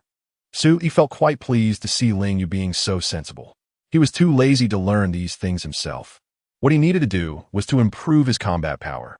So, he began to practice his chi manipulation technique. The others also practiced their abilities while keeping an eye on El Tao.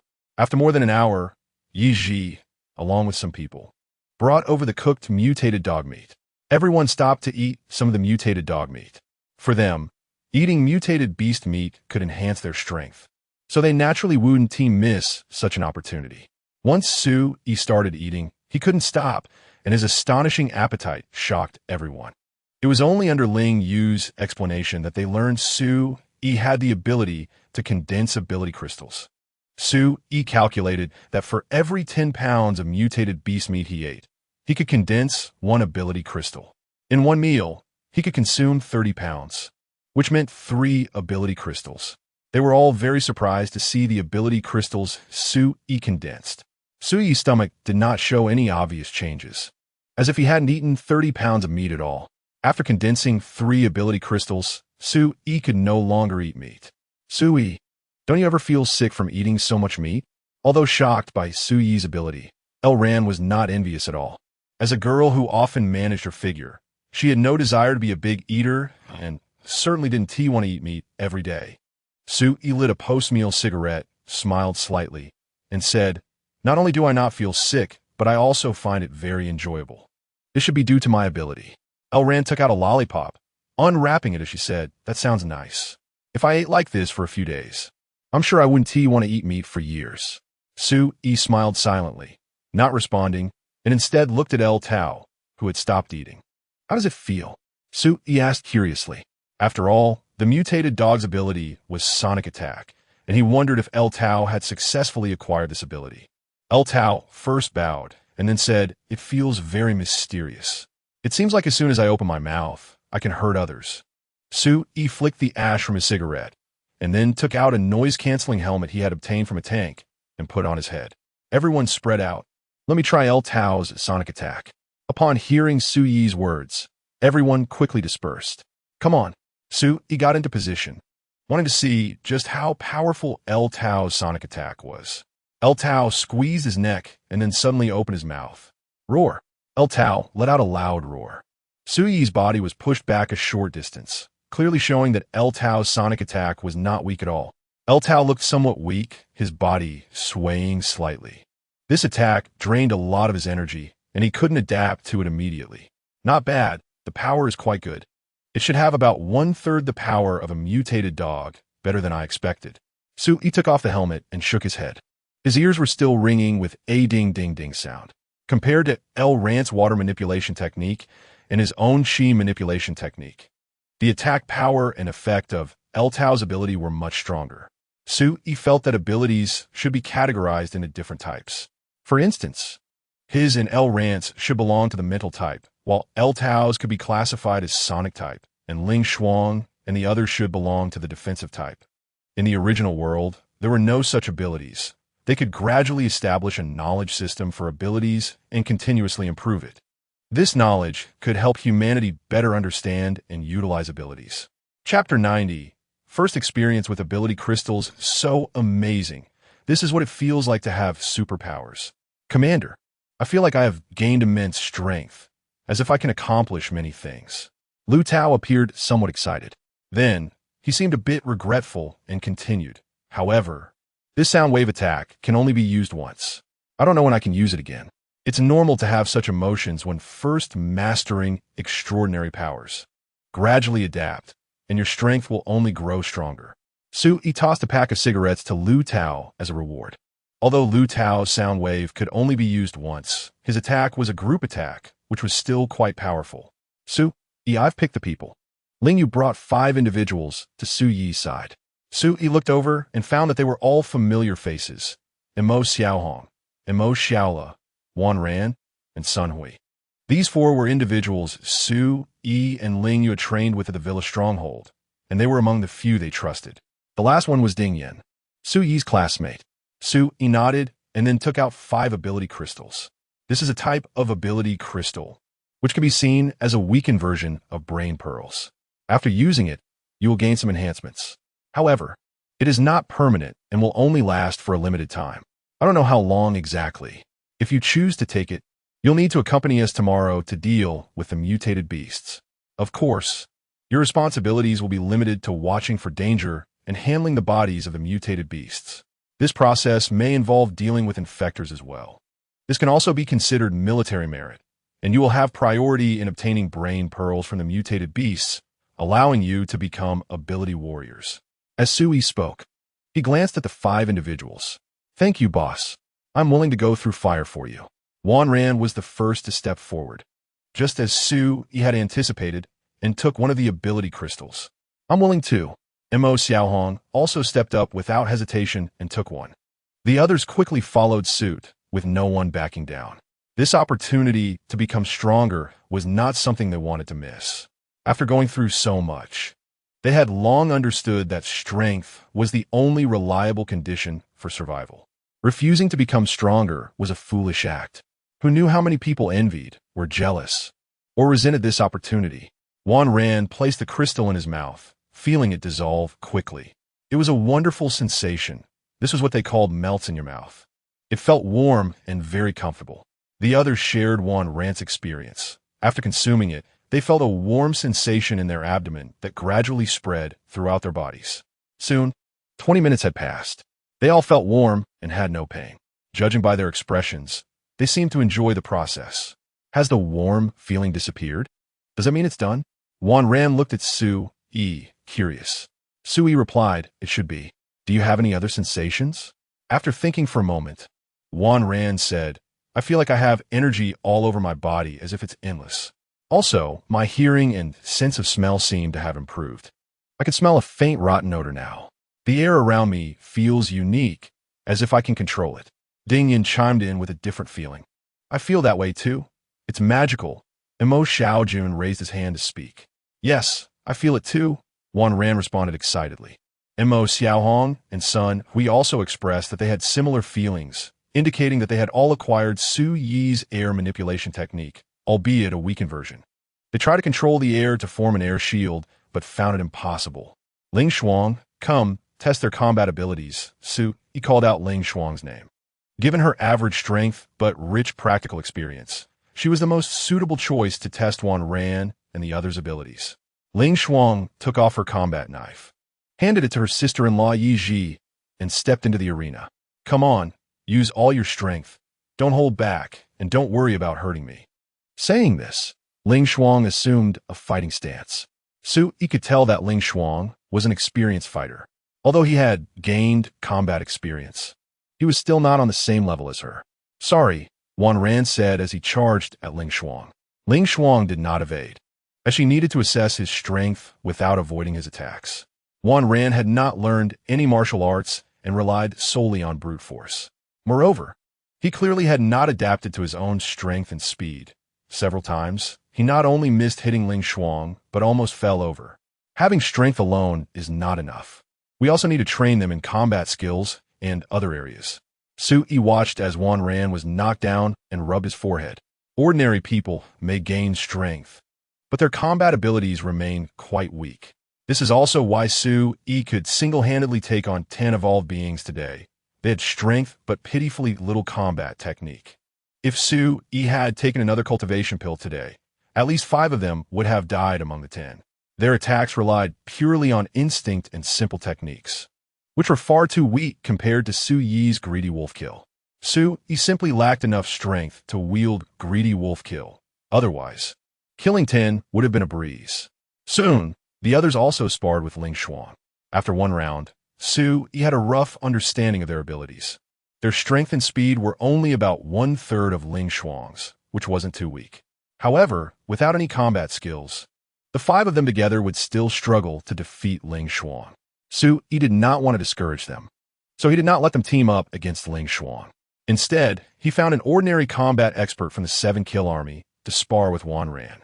Relying on his strength and speed, Wan Ran defeated the combat expert in just a few minutes. Next time, Su Yi would know what kind of person should use the ability crystals. Those with rich combat experience are the ideal candidates. Letting these 5 use them first was not a loss. After all, they were all trustworthy and reliable. It was getting late, so Su Yi told everyone to rest. The safety of the shelter had been entrusted to the elite of the 7-kill army.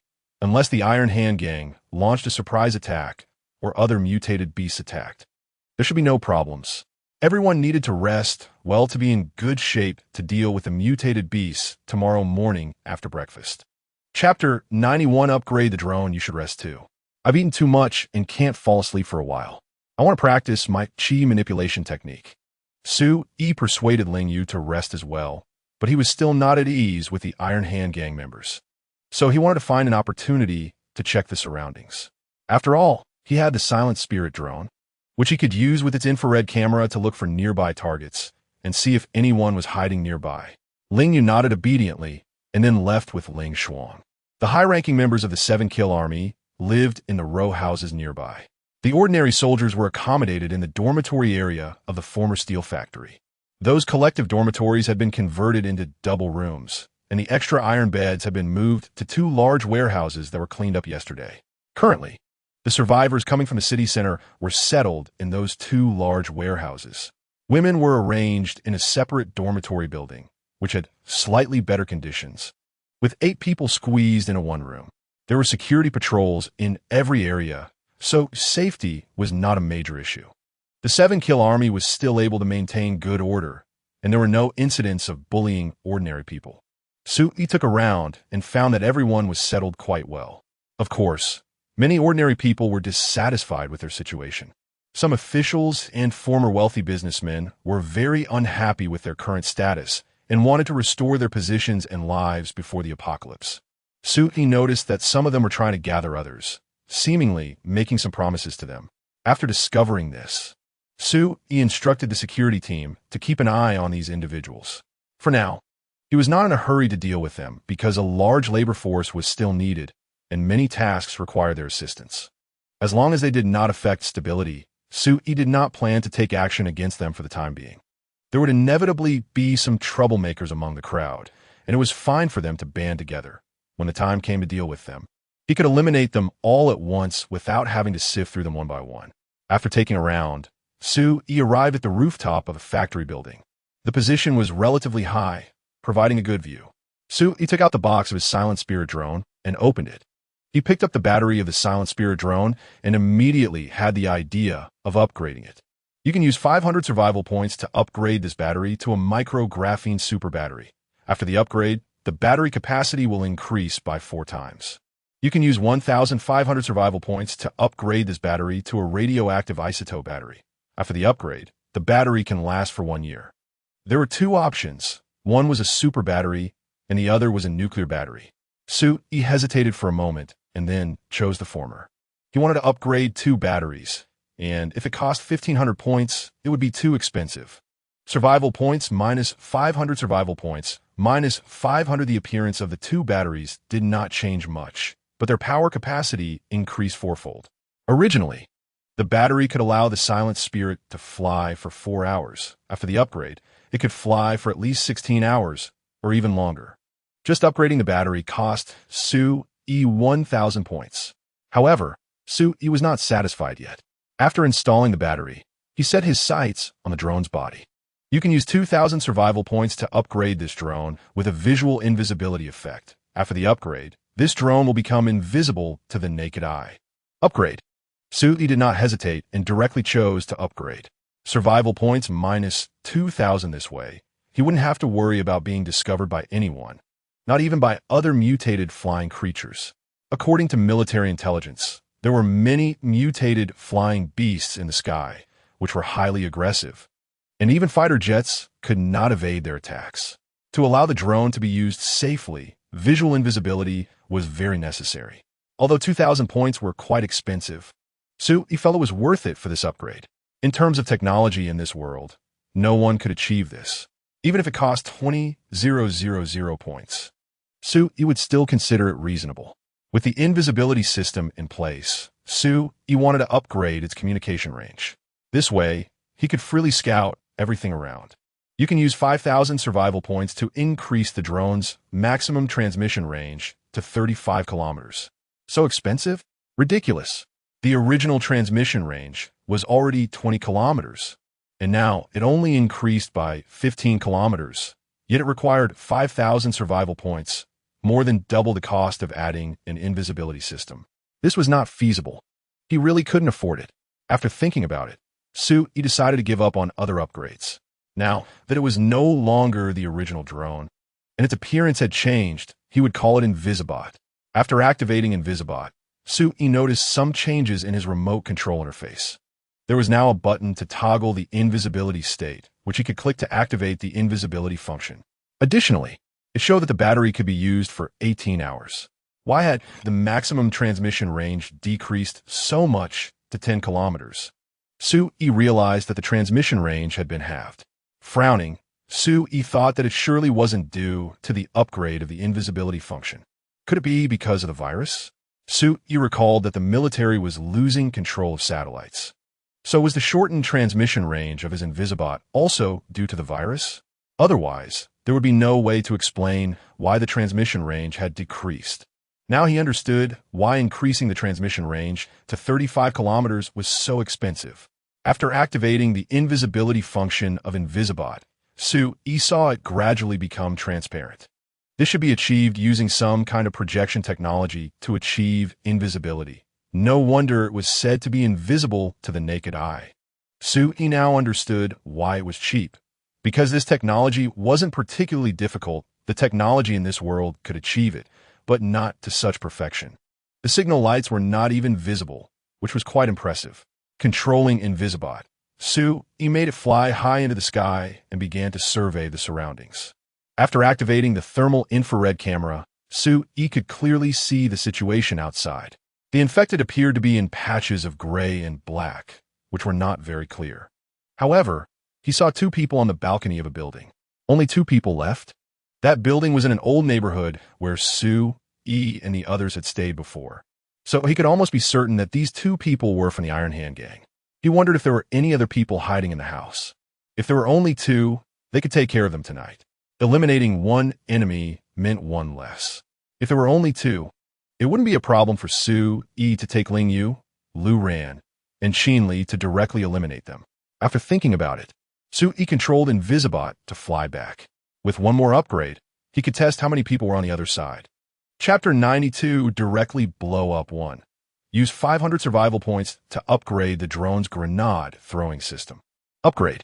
Sue-E accepted this price because the others were more expensive. Survival points minus 500. Upgrading the fire control system requires 2,000 points, and he still doesn't have ammunition. Currently, he has 12 grenades available, and he can also upgrade regular bullets into grenades. Therefore, the grenade throwing system is more ideal. After the upgrade, the drone gained a grenade throwing platform, capable of carrying 6 grenades at once. Awesome. After the upgrade was completed, Sue-E was particularly satisfied. The destructive power of grenades is still quite good. Even if an evolver is powerful, they can still be killed if blown up directly. After loading the grenades, Sue-E checked the remote control interface and found an additional throwing function. Sue-E glanced at the screen, looking at his points. Sue-E survival points, 2,671 sign-in times. 2 upgrading the drone cost 3,500 points, and although its functions have significantly improved, Sue-E still felt a bit pained. Mainly because he had too few survival points. Spending 3,500 made him feel distressed. If he had 350,000 points, he wouldn't be so worried now. Ultimately, it was because he was poor. Taking a deep breath, Sue-E controlled the drone to fly towards the rooftop over there again. After reaching the height, Sue-E descended. Lao Fan, did you hear any sounds? One of the Iron Hand gang members stopped chewing peanuts and asked a companion who was drinking beer. They had found beer and peanuts in a house, so the 2 started drinking. Sounds? Isn't there noise everywhere? What? Do you think those 7 Kill Army guys dare to come over? Nonsense. If they dared, we would have killed them when we withdrew, not wait until now. Just relax and drink. Nothing will happen tonight. Hearing his companion say this, he nodded, feeling it made sense. He then picked up a bottle and drank. No, wait. That sound is very similar to a drone. As he spoke, he stood up and looked at the sky. At that moment, a grenade fell from the sky. As a grenade fell, it quickly ascended in height. Boom! The grenade exploded successfully, detonating in less than 5 seconds after hitting the ground. Through the real-time footage, Sue-E saw both men being blown away by the blast. One of them even fell from the balcony to the ground. Sure enough, there were others. Sue-E saw other figures appear in the footage and quickly counted their numbers. 10 people. It was definitely them. It seemed they were still not giving up. I wonder if they will run away overnight. Sue-E controlled the drone to ascend. Watching the footage, Sue-E judged that the one who fell from the building was probably near death, as his body temperature had started to drop. The other one seemed to be only slightly injured and might not even qualify as seriously injured. A few people rushed to the balcony. What's going on? How could there be grenades? How are you on alert? Lin Xiaoya roared. Heavens, the grenades fell from the sky. Lin Xiaoya was stunned for a moment, then looked at the sky. You're talking nonsense. How could they fall from the sky? Someone must have come nearby and thrown them. There's nothing in the sky. How could they fall from there? Those with such capabilities are military drones. Will they only attack once? It must be a large-scale fire coverage, directly blowing up the entire community. Withdraw immediately. Lin Xia shouted angrily, then had someone carry the injured gang member. Regardless of how the 7 Kill Army threw the grenades, they could not stay here any longer.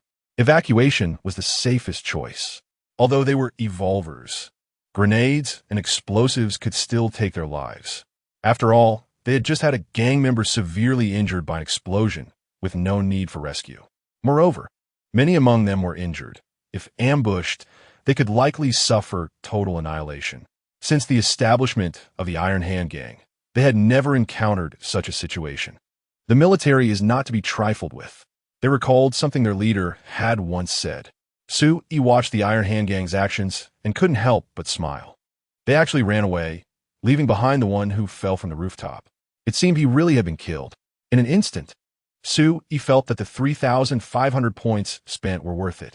Unfortunately, if he wanted to upgrade the stealth effect, he would need 3,000 points, which Sue-E couldn't afford right now. However, for now, the stealth function of the drone was already quite good, capable of ambushing evolvers. Additionally, next time, he could increase the height a bit more. It would be best if the grenade exploded just as it approached the ground, giving the opponent no time to react. Sue-E believed that at an appropriate height, even evolvers might not notice anything unusual. After confirming that the opponents had left, Sue-E directly descended from the rooftop and entered the river through the tunnel, quickly approaching the community. He wanted to verify one thing. Do evolvers also have brain beads? If so, it could lead to humans killing each other. Upon entering the community, the opponents were completely dead. Sue-E directly split open one of their heads to check. After seeing the results, Sue-E let out a sigh of relief. Then, Sue-E took some gasoline from a car in the community and burned the body. Leaving it would allow the infected to consume it and thus become stronger. The emergence of powerful infected nearby was not a good thing. After burning it, Sue-E did not leave, but began to remotely control the drone from the balcony of another building. Sue-E discovered that the maximum remote control distance was only 5 kilometers. Beyond this distance, it would automatically return. The advertised remote control distance was 15 kilometers, but it could be set to a 20-kilometer route. Sue-E could now set routes, allowing the drone to fly to areas nearby 10 kilometers, as its image transmission distance was still 10 kilometers. However, Sue-E did not do that. He felt 5 kilometers was sufficient. Controlling the drone, Sue-E began to search for the mutated beasts nearby. They were easy to spot as long as they were outdoors. They're actually normal-sized stray dogs? Sue-E discovered 3 canned animals and was surprised. After marking the location, Sue-E continued to explore. Since it was nighttime, it was not very convenient to move. So Sue-E did not go to check in person. However, once it was daylight, Sue-E could verify the situation regarding those 3 canned animals. If they were indeed normal dogs, they could be brought back to the shelter to be raised. Of course, they could also be mutated dogs. Mutation does not necessarily lead to an increase in size. Sue-E felt that one should not have fixed thinking, as that could lead to danger. Chapter 93. The Terror of Encountering Mutant Birds. 3 updates for support. Soon, Sue-E discovered a mutant cat. It was enormous, even larger than the one he and Ling Yu had encountered before. Sue-E decisively marked the location and continued his exploration. After a while, he saw a dozen mutant rats attacking a mutant snake. After watching for half an hour, Sue-E realized that the mutant rats were no match for the mutant snake, and one of the mutant rats was even constricted to death by the snake. Then, mutant birds appeared. One of them swooped down and grabbed a mutant rat, piercing its body with its claws before soaring into the sky. The appearance of the giant mutant bird made Sue-E feel threatened. Its size was massive, akin to a small helicopter. The key point was its swift and decisive attack. The mutant rats didn't even sense the impending danger and were directly captured. Sue-E thought that the shelter must have anti-air radar. Otherwise, if a giant mutant bird descended from the sky, there might not be enough time for defense or counterattack. The giant bird size could easily be detected and tracked by anti-air radar. Unfortunately, Qin Li and the others did not bring the radar vehicle when they escaped from the military camp. Sue-E continued searching and found some mutant rats and mutant dogs. The most abundant creatures in this city were still rats. The urban environment was too suitable for rats to survive. They could live well off the food in garbage piles. Thus, Sue-E was not surprised by the large number of mutant rats. In fact, Sue-E was quite pleased to encounter mutant rats because they were not strong, and their meat was particularly delicious. Additionally, they could provide brain pearls, allowing more soldiers in the 7-kill army to become ability warriors. If the abilities of the mutant rats were mostly defensive, Su-E thought it would be great. After all, the mutant rats that had attacked them before could withstand bullet attacks once they activated their armor. The mutant rats did not have very clever brains and did not know how to fully utilize a defensive armor, but humans could. The armor didn't need to be used continuously. It could be dismantled and used as needed. Moreover, key areas could be protected while ignoring others. Currently, Ling Shuang and the others were learning how to control their armor, striving to make it appear where necessary. From the current situation, as long as they continued to practice, they could achieve it. Ding, sign in count 2. Hearing the system's voice, Su-E knew it was midnight. He lit a cigarette and continued searching for mutant beasts nearby. As a result, Su-E discovered hundreds of survivors in one location. They had been attacked by mutant beasts. 3 people were fighting close to the mutant beasts while others were at a distance, likely holding some weapons.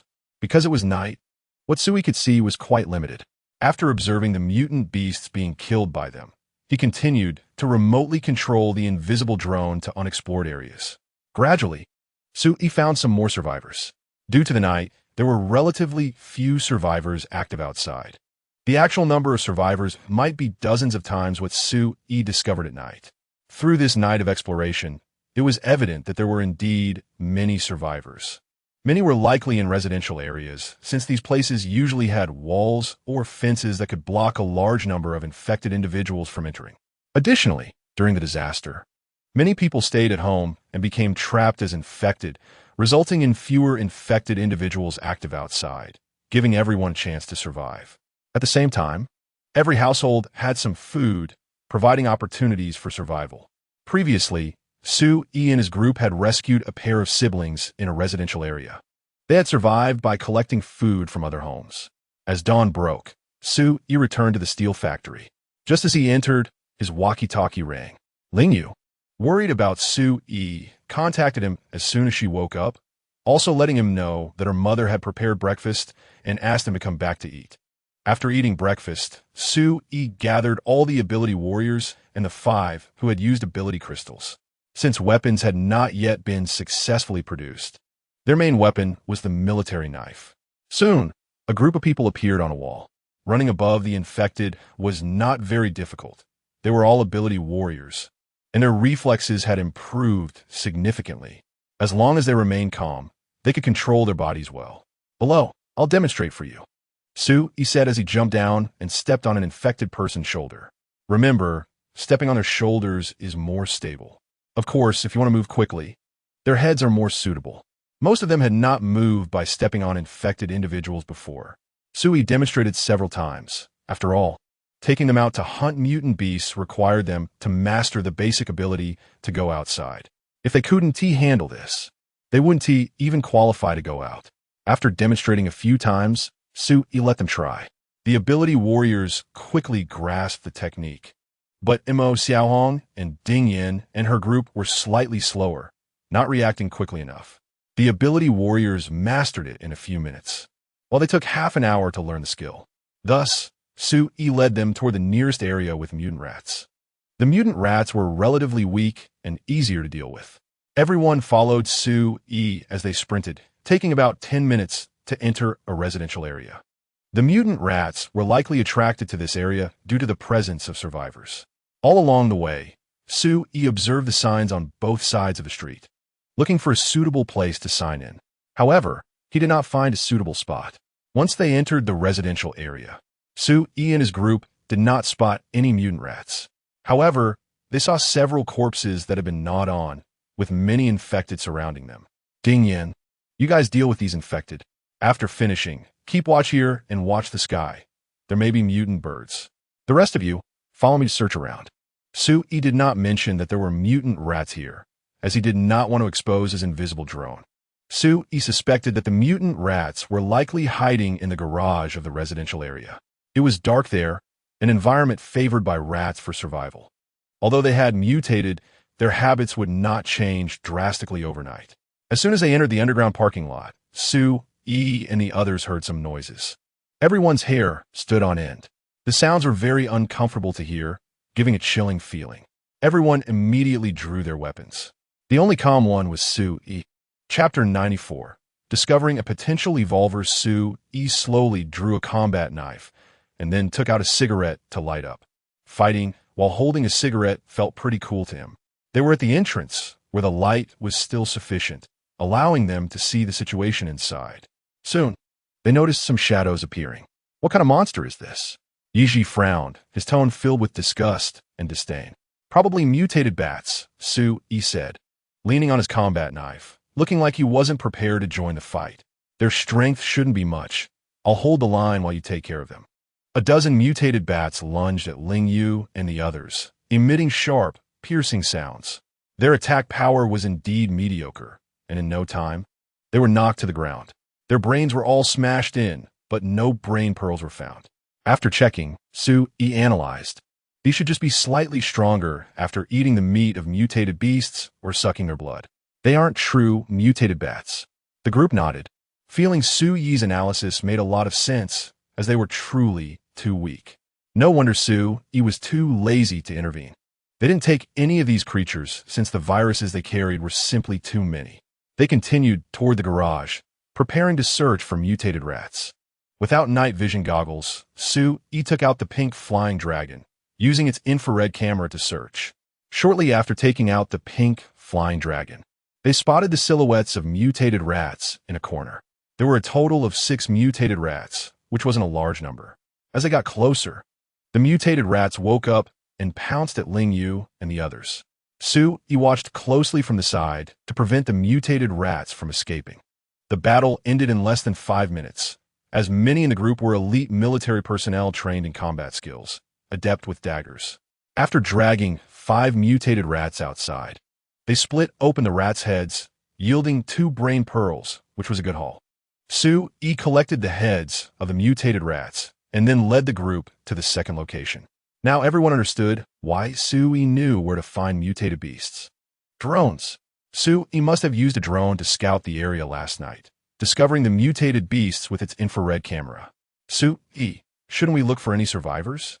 Ling Shuang asked curiously as she approached him. If we find them, can you take them with you? This community is not small, and if we collect supplies house by house, surviving for half a year shouldn't be a problem. Hope you can understand this. Do what you have the capability to do. If you want to be a savior, make sure you have the strength to be one. Sue E said these words for the last time. He wouldn't say another word to Ling Shuang after this. Hearing Sue Yi's cold voice, Ling Shuang immediately apologized. I'm sorry, I was wrong. Wrong? You aren't wrong. The world is what's wrong. If you want to protect more people, then make yourself stronger. Sue E left that remark and quickened his pace. If capable, being a savior could feel pretty good. Unfortunately, there has never been a savior in this world. Ling Shuang was merely driven by a sense of justice.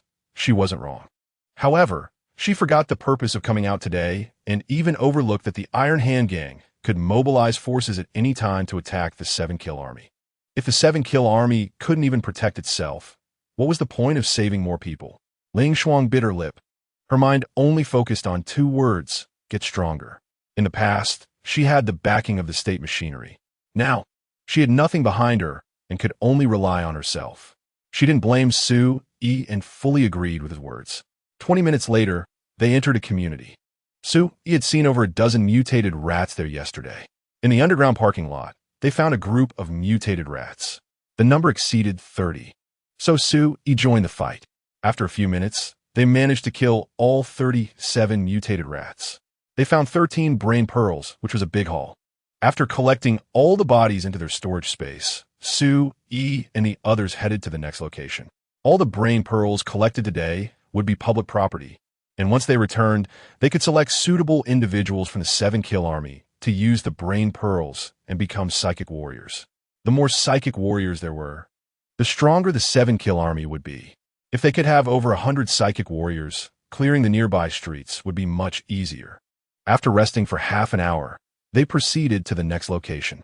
After Sue E finished speaking, he walked into a small convenience store within the community. The items inside had already been cleared out, indicating that the survivors in the area had already swept through it. There should be other survivors in the community. Sure enough, a few minutes later, a group of people armed with various weapons appeared. Can you take us away from here? The leader of the group asked.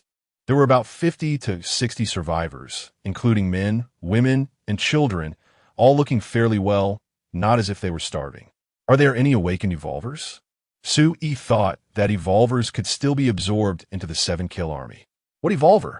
What do you mean? The leader looked confused, seemingly not understanding what Su-yi was saying. This response actually highlighted the issue. At that moment, a teenager in the crowd raised his hand. I should be the evolver you're talking about. My eyes are like night vision goggles, and my strength is greater than that of adults. Su-yi was somewhat surprised, not expecting to find an evolver with infrared vision. This ability was quite impressive. I can also let others share my vision, the boy added. Wow, that ability is awesome. One ran exclaimed. Vision sharing was quite remarkable. After all, with infrared vision, he could see other creatures in dark environments. Not just see, but do it exceptionally well. My name is Sui. We are from the 7-kill army. Our shelter is at the steel factory, currently housing 17,000 people. Right now, we can only take you away. We don't have the ability to take others with us yet. But if you can hold on for a month or even less, we will clear out the nearby infected. I'm sure you still have quite a bit of food, so holding on for a month shouldn't be a problem, right? Saying this, Su-yi looked at the crowd. Can I bring my mom and my sister? I won't leave without them. The boy made his request. He had witnessed Su-yi and the others entering the community and saw them hunt down all the mutated rats, prompting all the survivors in the community to come down. The goal was naturally to leave this cursed place with such a group of powerful fighters and reach a safer area. At the very least, he wanted to take his mother and sister with him. Chapter 95. The mutated giant tiger. All right, I can agree to that. Ling Yu and LV Ran have significantly improved their strength. Carrying one person back to the steel factory and sending a few more to escort them shouldn't be a big problem. The others need not panic. There are still many houses in your community that haven't been cleared, and we can help you open those houses and eliminate the infected inside. As long as you stay in a safe place and avoid contact with the mutated beasts, living for a month should be quite manageable. This might be the best that he can do for now. After all, their main mission is not to rescue these people, but to hunt mutated beasts and grow stronger. These people have already held out for 21 days, which shows they have some capability. If they can hold out for another month, it shouldn't be too difficult. Then we will trouble you. We can hold on a bit longer. The leader agreed on behalf of everyone. Thus, Su-yi immediately arranged for Ling Yu and LV Rand to carry the boy's sister and mother, with Ling Chun, Ling Shuang, Su Ruei, and Shu Jun escorting them. At the same time, they also brought along the boy named Cheng Ruei. Since Cheng Ruei was an evolver, he quickly mastered the technique of moving above the infected's heads. Watching them leave the community to return to the steel factory, Su-yi followed the remaining people to help clear the unoccupied apartments in the community. Qin used his skills to pick locks, while Su-yi used his strength to directly smash open the doors. Each took a group of people and quickly cleared the apartments that hadn't been opened yet. After an hour, they found 15 survivors in these apartments and eliminated all the infected. They didn't take any supplies. After all, with the 15 survivors they found, there were now 86 people in the community, and they needed those living supplies more. Additionally, Su-yi and the others really didn't care for those ordinary food supplies. The people in the community were very envious of Su-yi and their strength, and boldly inquired how they could become as strong as Su-yi and the others. Su-yi didn't hide anything and shared information about evolvers and ability warriors. When they learned that they needed to hunt mutated beasts to obtain brain beads, they were all frightened. After all, their community had lost dozens of people to mutated rats at the beginning, but they hadn't killed a single mutated rat themselves. Under these circumstances, they naturally didn't dare to think about hunting mutated beasts. When Ling Yu and the others returned to the community, Su-yi directly led them to the next location. The next location had a mutated cat, which was quite large, and Su-yi was prepared to challenge it. After all, it was very close, just a 7 or 8 minute walk. As soon as they entered the community, Su-yi felt as if they were being watched. Without a doubt, it was the mutated cat that had spotted them. Everyone, be careful. There's a very large mutated beast here. As soon as Su-yi's voice fell, everyone heard a howl. The enormous sound made everyone's scalp tingle. A tiger. It's a mutated tiger. Su-yi's expression changed as he looked at the nearly 2-meter tall figure. his face suddenly turning grim. He had initially thought it was a giant mutated cat, but unexpectedly, it was a mutated tiger. Damn it! How could there be a mutated tiger here? Ling Chun tightened his grip on his battle knife, his voice trembling slightly. A fierce beast is still a fierce beast. Even as a mutated beast, it is incomparable to those pets. This aura is very strong. Everyone prepare for a desperate fight. Retreat is not an option. If we retreat, we will be killed one by one. Su-Yi took out his overlord gun, ready to fight to the death. Roar! The mutated giant tiger roared again and then lunged at Su-Yi. The ground shook slightly. This mutated tiger was even bigger than a water buffalo. The mutated dogs they had killed at the steel factory were only about the size of a small water buffalo. But the mutated giant tiger before them was half again as large. The tiger's calves were much thicker than Su-Yi's thighs. Roar! This roar was made by LV Tao, who had sound wave abilities. The mutated giant tiger was almost upon them. Be careful! Su-Yi rushed forward and pulled LV Tao back. His sound wave attack had done nothing to deter the mutated tiger and had only angered it. If Su-Yi hadn't pulled LV Tao back in time, he might have been severely injured by the mutated tiger. Qin Li charged forward with his giant sword, and the mutated tiger's paw struck down on Qin Li's sword. Qin Li felt a terrifying force and lost his balance, flying backward. So strong. Ling Yu frowned and charged toward the mutated giant tiger. But someone was faster than her. LV ran. Her speed was incredible, like a flash of light, racing toward the mutated giant tiger. Her target was the back of the mutated giant tiger. As most animals have weaknesses there, and mutated beasts are no different. However, the mutated giant tiger did not give LV Ran a chance to strike. As LV Ran circled past the mutated giant tiger, it lunged directly at her. Su-Yi saw the mutated tiger's claws hit the wall of a house, collapsing a large section of it. Such terrifying power made Su-Yi worry. Although he could do the same, he would definitely suffer some injury.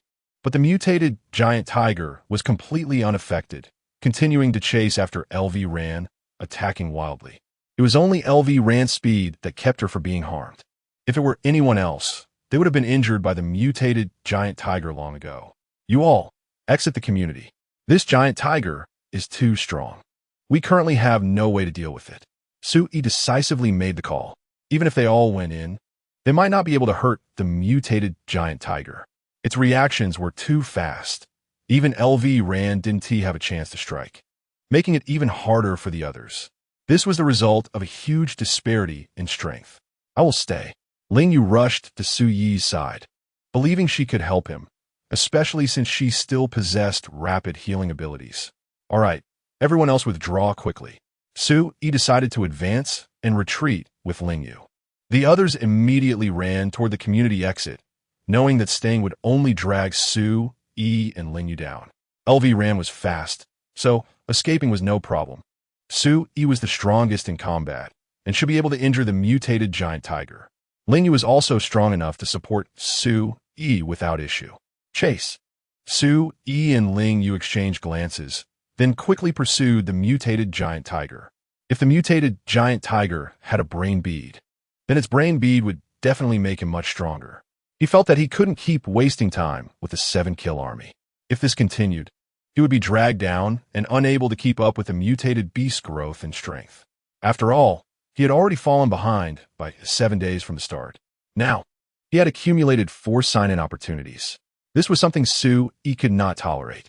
Chapter 96. Fierce battle with a mutated giant tiger. Su-Yi and Ling Yu quickly chased after the mutated giant tiger, as Lu Ran was leading it in circles around the community.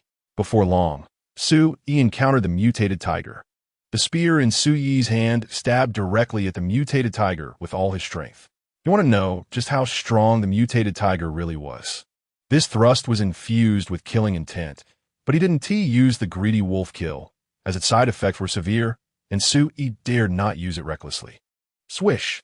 Su-Yi's spear struck the mutated giant tiger's head. Originally, Su-Yi aimed for its eye, but it evaded and the spear struck just above the eye socket. The spear pierced through the mutated tiger's skin and slid over its head. The giant mouth of the mutated tiger lunged towards Su-Yi. Su-Yi reacted quickly, performing a spinning kick that landed on the tiger's jaw. After being kicked by Su Yi, the mutated giant tiger leaped up, mitigating about 80 of the damage from a kick. In that moment, when the mutated giant tiger jumped, Ling Yu seized the opportunity and rushed forward to slash at its neck. If she could cut through its neck, she would hit its major artery. Once the artery was severed, death would be near. However, Ling Yu did not succeed. Despite its massive size, the mutated giant tiger was quite agile. After her attack failed, she immediately retreated, knowing that the tiger's attack power was terrifying.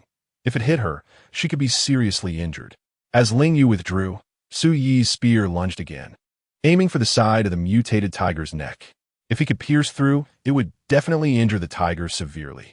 Just as Su Yi was about to strike and feel pleased, he was suddenly hit by a powerful electric current. Bang! With a loud explosion, Su Yi was sent flying, as if hit by a bomb. Oi! Ling Yu immediately abandoned her attack and rushed toward him. However, Lu Ran was faster. She dashed forward and caught Su Yi. Electric powers? Su Yi was greatly surprised. He had thought the mutated giant tiger lacked special abilities, but it actually possessed thunderous powers. I want your brain pearl. Su Yi thought with wild joy. This ability was too strong. He felt he must obtain it. In the future, when attacking others or mutated beasts, this thunderous power would double the effect of his attacks. You all retreat. Let me handle it, Su Yi decided. He was determined to kill this mutated tiger, even if it meant using all his means to do so in order to obtain its brain pearl. Su Yi, let's withdraw. We can wait until we're stronger to deal with it, Ling Yu advised, concerned for Su Yi's safety. Withdraw. Su Yi pulled out his combat knife and charged at the mutated giant tiger. Ling Yu bit her lip, glanced at Lu Ran, and said, to the rooftop. Withdrawing was acceptable, but she wouldn't leave the community. If Su Yi was in danger, she could still go to rescue him. Even if she couldn't save Su Yi, she would die with him. Lu Ran decisively followed Ling Yu as they ran toward the building. Su Yi, wielding dual knives, engaged in battle with a mutated tiger. The tiger lunged and clawed, attempting to kill Su Yi. However, Su Yi utilized his dragon step to evade and counterattack. The dual knives were made of vibranium, which did not conduct electricity or heat, unlike the spear. Therefore, as long as the mutated giant tiger's thunderous power could not attack from a distance, it would not harm Su Yi. Under Su Yi's continuous attacks, arcs of electricity danced around the mutated tiger, but it did not hurt Su Yi. However, Su Yi also failed to injure the mutated tiger. Its tough skin and strong defense were impressive. Su Yi felt frustrated. His dual knives were made of vibranium, a metal from the Marvel Universe, yet their destructive power was so weak. How could he continue fighting like this? Although vibranium ranked low in the Marvel Universe, it should still be stronger than the best metals in this world, right? Did he need to use Deadpool's dual knives made of carbonadium? In the Marvel Universe, carbonadium, also known as carbon steel, was not as hard as vibranium or adamantium, but could heal wounds at a faster rate and cause greater damage. In fact, the spear could also more easily harm the mutated giant tiger, but unfortunately, it conducted electricity. While Su Yi continued to attack the tiger, he practiced the killing intent technique. During battle, Su Yi would involuntarily practice the technique. He gradually discovered that practicing the technique made his reactions quicker and stronger. However, he had not yet formally reached the entry-level stage of the killing intent technique. The killing intent technique has 7 stages: gathering chi, entering the body, penetration, refining chi, external release, perfection, and god of killing. Su Yi was still at the initial gathering chi stage, and his application of killing intent was still quite superficial. As Su Yi fought more fiercely, the wounds on the mutated tiger increased. However, he gradually noticed that the tiger's healing ability seemed quite strong. The initial wounds had already disappeared. Could mutated beasts also possess 2 types of abilities? Su Yi couldn't help but speculate. He thought perhaps the mutated tiger had consumed the brain pearls of other mutated beasts, gaining their abilities.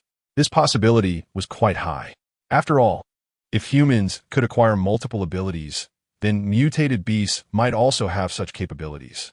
Therefore, Su Yi's gaze toward the mutated giant tiger grew even hotter. Fight, fight, fight! Su Yi's fighting spirit soared. and his attacks became increasingly sharp. The mutated giant tiger felt the pressure rise and became enraged, suddenly lunging at Su-E with its head. Su-E was caught off guard and was knocked flying. Boom! Su-E crashed through a wall and fell into a room. The mutated giant tiger let out a roar, seemingly pleased with itself. After the roar, it pounced towards Su-E. Su-E stood up and charged toward the mutated giant tiger once more. Ling Yu and Lu Ran, who were about to rush downstairs to rescue Su-E, saw him charging at the mutated giant tiger again and breathed a sigh of relief. "You beast! You're getting desperate," Su-E shouted, his fighting spirit rising again. The recent collision had only caused him minor injuries. He was not seriously harmed. The battle between man and tiger erupted once more. Su-E noticed that the mutated giant tiger had become even more ferocious. Several times, Su-E narrowly avoided having his throat slashed by the tiger. However, he realized that this life-and-death struggle was making his practice of the killing intent technique smoother. Perhaps it wouldn't be long before he could break through to the entering the body stage. At that time, when he used the greedy wolf kill, the side effects might not be as severe. Chapter 97. Gaining two abilities simultaneously, the battle lasted for over an hour. Although Su-E felt a bit fatigued, his spirit remained highly exhilarated. Such a life-and-death struggle was the best way for Su-E to train in the killing chi technique. It was rare to encounter an evenly matched opponent. It seemed that Su-E was using the mutated tiger to enhance his own strength. Lu Ran was lying on the balcony, watching Su-E below, her face showing signs of fascination. She was falling more in love with this man. However, she knew that this man was not easily conquerable. He seemed very indifferent to this world. She couldn't understand how he trained. He was too powerful, and his moves were too cool. Lu Ran mimicked a few moves, then noticed that Ling Yu's eyes were fixed on Su-E, seemingly not even hearing her words. Not only Lu Ran and Ling Yu were paying attention to Su-E, Qin Li and the others had also infiltrated the community again, hiding on a rooftop to observe him. After all, Su-E was their idol and the soul of their Seven Killers army. They had great confidence in him. The ability to fend off 10 evolved beings was a mark of strength that stood at the pinnacle of this era. No one could surpass Su-E in combat power. The clearer they understood the gap between themselves and Su-E, the more ashamed they felt. This was because Su-E worked harder and fought more fiercely than they did. Each time Su-E was knocked back, he would charge at the mutated giant tiger again, as if he would never tire. However, they all noticed that both the mutated giant tiger and Su-E had weakened in speed and combat power. Towards the end, when the giant tiger knocked Su-E away, it could no longer smash through the wall. No one went down to help because they all realized that Su-E was using the mutated tiger to temper himself. At the same time, they understood how they should improve their own combat power next. Only by continuously honing themselves through life-and-death battles like Su-E could they become stronger. Below, Su-E stuffed a brain pearl from a mutated rat into his mouth. A warm current instantly flowed through his entire body. The mutated giant tiger sensed Su-Yi's rising aura and, realizing something was wrong, turned to flee. However, Su-E did not give a chance.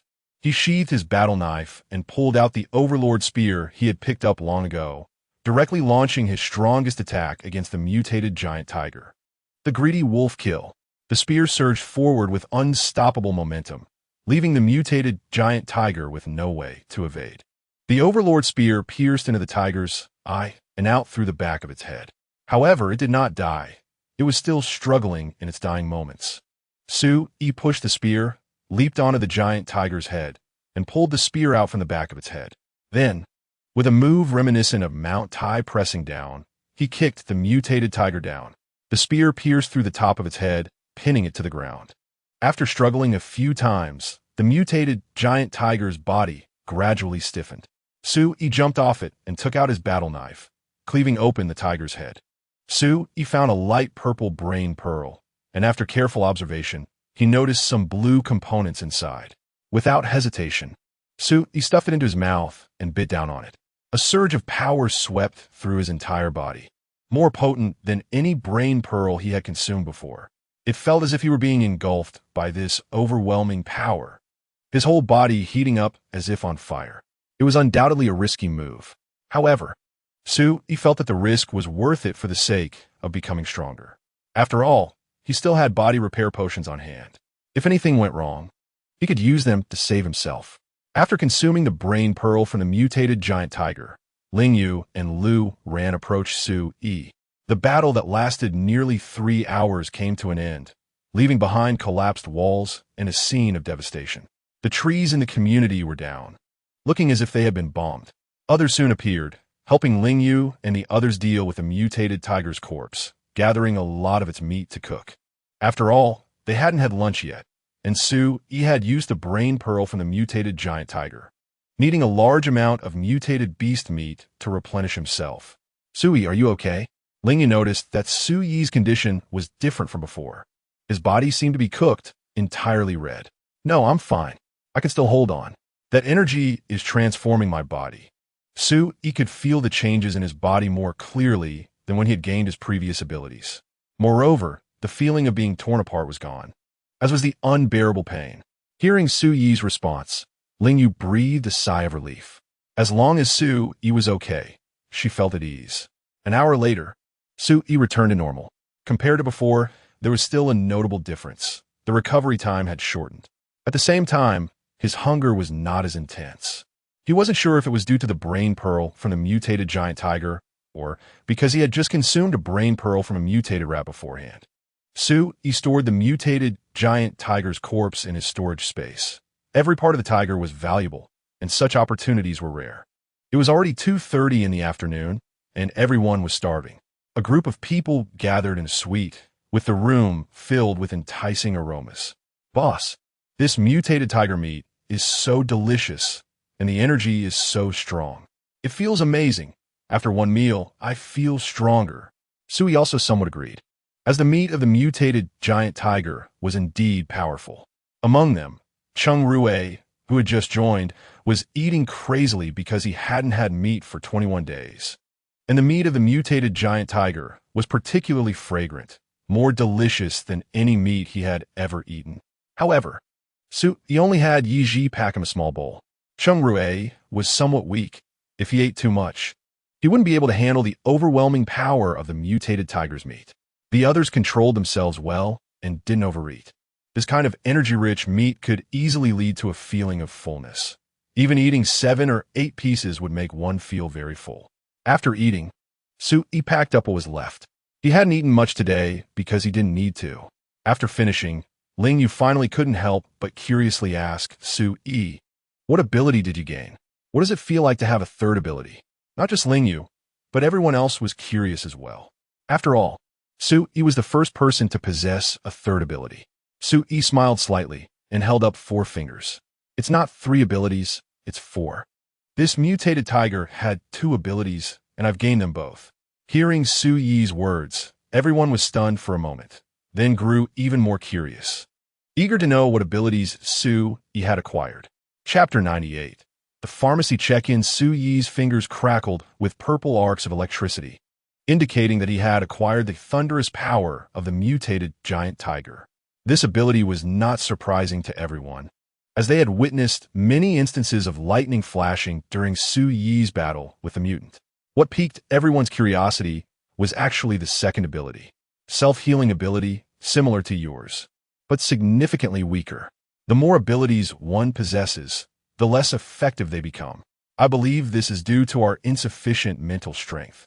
If we could enhance our mental power, the effectiveness of the abilities would also increase.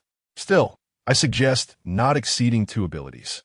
A good ability is better than having 2 or more. Mastering one to perfection is the best ability. Although Su Yi's abilities were weakened, his overall strength had significantly improved. After all, the brain bead not only grants abilities but also enhances one's strength, speed, reaction time, and more. Su Yi did not showcase his 4th ability because its effect was rather average and not worth displaying. Currently, his only offensive capability was the Qi manipulation technique. The thunderous power could only be considered a defensive ability, allowing him to absorb electric shocks when attacked. The self-healing ability was mediocre, without any notable advantages. The ability to condense crystals was decent, But Su-yi felt it was not very useful for him since he intended to be a lone wolf and had no plans to lead a group in conquering territories. This ability would be more beneficial for Ling Yu than for him. Unfortunately, this ability could not be transferred. Therefore, he believed that everyone should choose their abilities carefully, especially the second one. It should not be chosen randomly, but based on one's needs or in relation to the first ability. Having one defensive and one offensive ability seemed ideal to Su-yi. Thus, Su-yi did not lead them to hunt mutated rats next, but instead took them to hunt mutated dogs. The two mutated dogs were quite strong, and Su-yi did not participate, as they were already relatively weak for him. Instead, he let Ling Yu and the others take the opportunity. Since he had decided not to involve himself in the affairs of the 7 killers for the time being, he needed Ling Yu and the others to stand on their own and not rely on him for everything. I'll leave this to you. I'm going to check elsewhere. After leaving this remark, Su-yi lit a cigarette and left the community. With only 2 mutated dogs, Ling Yu and the large number of the 7 killers should be able to handle them. Su-yi had not discovered any other mutated beasts nearby last night, so it should be relatively safe. On the way, Su-yi saw many pharmacies. Therefore, he wanted to try checking in to see what he could get. Additionally, he spotted a larger traditional Chinese medicine shop. Su-yi was particularly looking forward to this because the rewards related to traditional medicine he had received before were very good and could be reused effectively.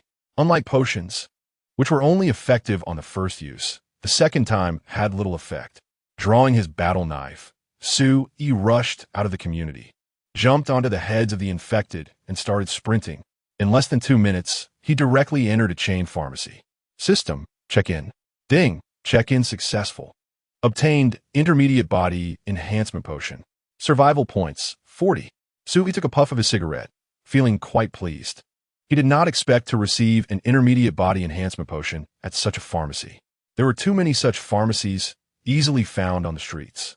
Su-yi had used this potion before, and its effects were quite good. Although it was of little help to him now, it would definitely be effective for Ling Yu. With this, Ling Yu's strength would undoubtedly increase significantly. So, since he would often be away from the shelter, he would have to worry about Ling Yu's safety. After leaving the chain pharmacy, Su-yi quickly headed to the next one. Soon, he entered the second chain pharmacy. System, check-in. With a thought, he heard the system's prompt. Ding, check-in successful, obtained a fast body repair potion. Survival points, 100. Awesome. Su-yi laughed happily, not expecting to receive another good reward. Now, he had 2 fast body repair potions. Continue. Su-yi swiftly left the second chain pharmacy and approached the traditional Chinese medicine shop he was looking forward to. 6 minutes later, Su-yi arrived at the Chinese medicine shop. Huh, there are survivors inside? Su-yi was quite surprised, as several infected close to the entrance of the shop were particularly excited. Clearly, something inside the shop was attracting them. Su-yi suspected that there were survivors inside because he noticed that the glass door of the shop was locked from the inside. Is there anyone inside? Su-yi shouted and began clearing the infected at the entrance. With his increased strength, he was able to hunt the infected even faster. In the blink of an eye, a large number of infected had their heads chopped off and fell down. Is there anyone? If not, I will break the door open in 1 minute. Su-yi shouted again. He still had some principles and would not harm others indiscriminately. If there were live people inside, breaking the glass door would result in the infected flooding into the Chinese medicine shop. Su-yi glanced at the time and began to count down. A minute quickly passed, and without hesitation, he swung his knife at the glass door. The glass door did not shatter. Instead, Su-yi's knife went straight through it. Is this possible? Su-yi did not expect the quality of the glass door to be so good and his battle knife to be so effective. He then used the battle knife to cut out an opening and directly squeezed inside. The infected could not bend down, so they were unable to enter the Chinese medicine shop through that opening. System check-in. After entering, Su-yi silently recited in his heart. Ding, check-in successful. Obtained 2 strong bone pills. 2. Su-yi was even happier. After all, strong bone pills were very effective, enhancing bone strength and overall body strength. If he hadn't taken the strong bone pills before, after repeatedly smashing through those brick walls today, he wouldn't know how badly his bones would have fractured. Getting strong bone pills from the check-in was already thrilling, but receiving two at once was even more satisfying. Su-yi took one and directly put it in his mouth. After all, strong bone pills needed several days to absorb, unlike potions that took effect immediately. Just as Su-yi swallowed the strong bone pill and was about to leave, he heard a voice calling out to him. Chapter 99. The Evolver of the Plant System. Wait a moment, please. Su-yi noticed a head poking down from a hole in the ceiling. A beautiful young woman called out to Su-yi, her face slightly flushed, seemingly embarrassed. What is it? Su-yi paused and lit another cigarette. Could you take us away from here? We have no food left. If you're willing, I can agree to any request you have. Su-yi exhaled a puff of smoke and then inhaled deeply again. To be honest, such a young woman did have a bit of an impact on Su-yi. Even though she only showed her head, her looks were really high. Moreover, she appeared pitiful and inviting, making it hard for one to resist. However, Su-yi was not moved. Instead, he felt a bit vigilant, because she seemed a bit too calm. Either her acting skills were too good, or she was very familiar with such situations and had a strong understanding of men. How many of you are there?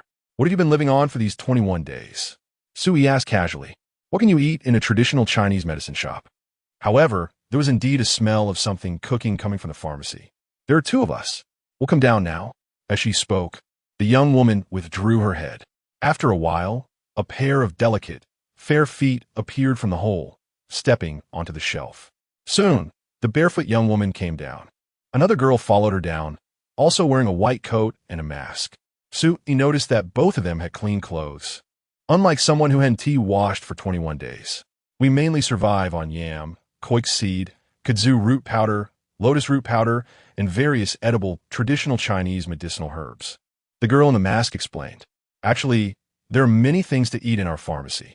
Su-yi nodded, acknowledging that what the girl mentioned was indeed edible and quite nutritious. Additionally, there were many nourishing items here, and their complexions looked good, indicating they must have eaten those kinds of things. You used to work here, so what about the others? Are you the only two survivors? Su-yi continued to ask. The girl in the mask nodded and explained, this is my family's shop. I'm a student at a traditional Chinese medicine university. The others were injured by those monsters outside. I couldn't save them. Su-yi squinted his eyes and then asked, what ability have you awakened? This girl was an evolver. He could sense the aura of an evolver on her. The masked girl suddenly panicked and took a few steps back. W, what do you mean? I don't understand. Su-yi stared at her and noticed that she was indeed somewhat scared and flustered. So he spoke, you don't need to be afraid. Awakening your ability and becoming an evolver is a good thing. Having power is the key to survival. I am the same. As he spoke, Su-yi displayed his thunder power. Seeing the flickering light from Su-yi's hand, the masked girl widened her eyes. So, I'm really not a monster. She became a bit excited, looking at Su-yi as if she saw a kindred spirit, seemingly finding redemption. Of course, having abilities is a blessing. How could you be a monster? Su-yi said, glancing at the young woman and finding her somewhat familiar. However, he was sure he didn't know her. But her aura was indeed impressive, like that of Star. See? I told you. You're not a monster. This is your fortune. Now you can be at ease, right? The young woman smiled warmly at the masked girl, seemingly very happy for her. Thank you, Ningjia, for always comforting me. Otherwise The masked girl began to choke up, as if she had been through something. Then she reached out her hand. Su-yi noticed her hand had turned green, covered with small plants. Plant-based abilities? Su-yi was astonished, as it was the first time he had seen such an ability. Plant-based. The masked girl repeated the 3 words, her eyes brightening further. Do you know what kind of abilities or effects it has? Su-yi was curious about what such a plant-based ability could do. Can you create vines to ensnare people? The masked girl thought for a moment and then said, I feel like it might be related to healing, but I'm not very sure, because I've resisted becoming like this and always thought I was a monster. Su-yi nodded, indicating he understood. He took out a pack of cigarettes, tapped it in his palm, opened it, pulled out a tightly packed cigarette, smelled it, and put it in his mouth. Then Su-yi drew out his combat knife and approached the young woman. Without saying a word, Su-yi directly grabbed the young woman's hand and sliced open her palm. Why not use your own hand? What if her ability is poisonous? There were plenty of poisonous plants, If he got tricked, it would be too late for regrets. The young woman frowned, looking at the wound on her palm. How can you be so unfeeling? Is my Ningjia's charm no longer effective? Ningjia said a bit playfully. Ningjia? This name seemed quite familiar. Su Yi didn't speak and took out his lighter to light the cigarette in his mouth. The masked girl had already understood what Su Yi meant, so she grasped Ningjia's injured hand. Then Su Yi saw the plants on the masked girl's body glowing, and tiny green fluorescence fell on a Ningjia's continuously bleeding palm. Soon, the bleeding stopped. It doesn't hurt anymore, and Ningjia wiped away the still liquid blood from her palm, excitedly saying, "The wound is gone. It's amazing. Lu Ning, your ability is incredible. You healed my injury in an instant. It is indeed impressive," Su Yi praised. He hadn't expected that the masked girl named Lu Ning actually possessed healing abilities. This ability was like that of a healer in a game, an essential profession for any team. This person was too valuable. She must be taken back. Do you mind if I take a look around? Su Yi felt it necessary to verify whether what they had just said was true. Whether they had consumed their kind was Su Yi's bottom line. If that line was crossed, no matter how excellent Lu Ning's abilities were, he would not accept it. Of course I don't mind. As long as you're willing to take us away, I can still fulfill what I said earlier. After speaking, Ningjia winked at Su Yi. It was precisely because she winked that Su Yi suddenly remembered why he felt Ningjia was familiar and that he had heard this name before. Chapter 100. Join or Die. Su Yi recalled who Ningjia was. She was a famous actress known for taking on only one film every 3 years. Yet her popularity remained high. At the same time, she was the heir to a billion-dollar conglomerate, the richest single socialite in the world. She had always claimed to the public that she had never been in a relationship and had no scandalous rumors surrounding her. Su Yi was somewhat surprised that Ningjia had survived with a young girl in this traditional Chinese medicine shop. However, the world had changed drastically, and any past glory was now irrelevant. Unless, of course, she had her devoted fans. Those people would still recognize her fame. Su Yi thought that if she encountered her devoted fans, she probably wouldn't have a good ending either. In the apocalypse, weaklings without power are manipulated by the strong. To Su Yi, she was useless aside from her looks. Being good-looking was not a blessing in the apocalypse.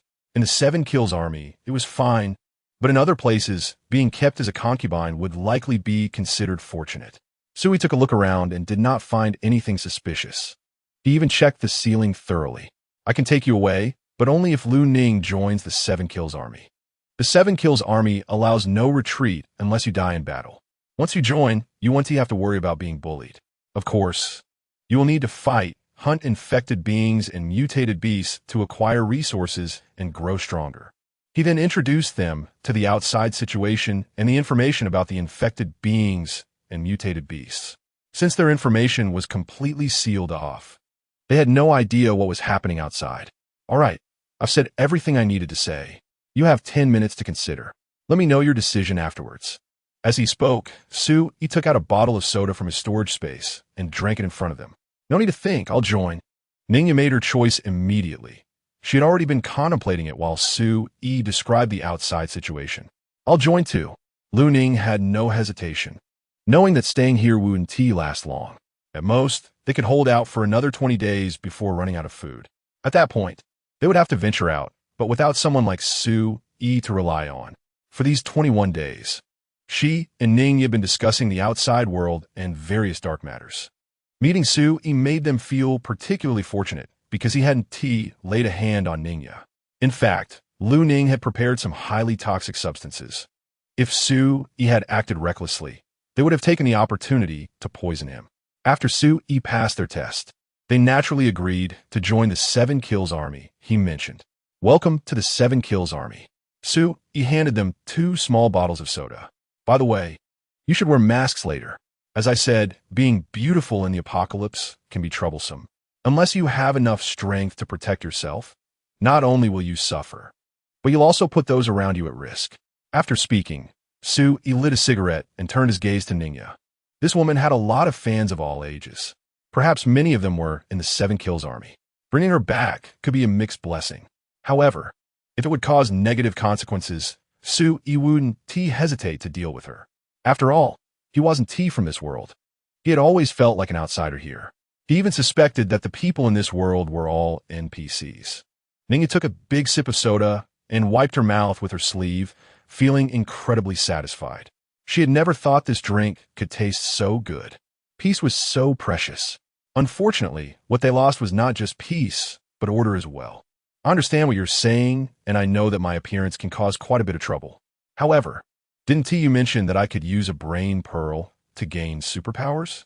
I will work hard to gain the ability to protect myself. After saying that, Ningya walked to the counter and took out a very expensive handbag to start doing her makeup. Give me 10 minutes. She began applying makeup to her face. 10 minutes later, Su-Yi saw Ningya, whose face was covered in acne and looked somewhat aged. He had to admit that her makeup skills were impressive. If he didn't look closely, he wouldn't have noticed that she had changed her appearance with makeup. Su-Yi supported Ningya from behind while holding a combat knife. Lu Ning carried another combat knife and followed Su-Yi closely. Don't be nervous. You're an evolver. Your strength, speed, and reflexes far exceed those of ordinary people, so mastering the techniques will be easy. As he spoke, Su-Yi stepped forward and jumped high, landing on top of an infected being. Ningya exclaimed. Her face flushed and then fell silent. This scene reminded her of the bloody moments at the beginning of the disaster. Lu Ning, being a medical student and having dissected corpses, remained much calmer. She jumped up as well and found that it was indeed as Su-Yi said. It wasn't hard at all. As long as she treated these infected beings as wooden stakes, she could move easily. With another opportunity to sign in, Su-Yi decided to find another traditional Chinese medicine shop to sign in on the way back to the steel factory. He preferred elixirs, believing they were more effective than various potions. When Su-Yi, Ningya, and Lu Ning entered the community with mutated dogs, the battle was already nearing its end. Lingyu, LV ran, and Qin hadn't taken action because they had already tested their combat abilities against the mutated dogs. They all had the strength to fight the mutated dogs alone, which is why they had given the opportunity to others, resulting in the prolonged battle. Su-Yi is back. Ding Yin was the first to spot Su-Yi and shouted. Ding Yin and the others didn't have enough strength and weren't qualified to fight the mutated dogs, so they were responsible for keeping watch. After all, Su-Yi had mentioned that there were mutated birds in the sky with strong attack power, so they needed to stay vigilant. Seeing Su-Yi carrying someone on his back, with another person following closely, everyone was curious. The one following him must be an evolver. After spending time with Su-Yi, they knew that he would never rescue someone carelessly. Su-Yi, what kind of ability does she have? LV Ran asked before Ling could speak. Plant-based, with healing abilities? Su-Yi replied with a smile. Instantly, everyone widened their eyes. We have a healer now? Ling exclaimed joyfully. She had suspected that there might be such an evolver, but she hadn't expected Su-Yi to bring one back so soon. Chapter 101. Night vision state is powerful. Lu Ning naturally knew what nanny meant, but games are games, and reality is reality. Hearing someone call her, she felt a bit shy. After all, she wasn't exactly young. At least everyone present was below her in age. However, wearing a mask meant no one could see her blushing. Hello everyone. My name is Lu Ning. I'm 19 years old, and I'm a student at the Beijing University of Traditional Chinese Medicine. I've been learning medicine since I was 9, so I have some medical skills. Lu Ning introduced herself. My ability is self-healing. As she spoke, Lu Ning demonstrated her ability.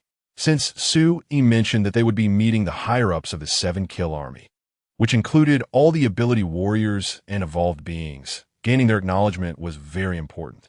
Welcome to join us. I am Lingyu, the commander of the 7-kill army.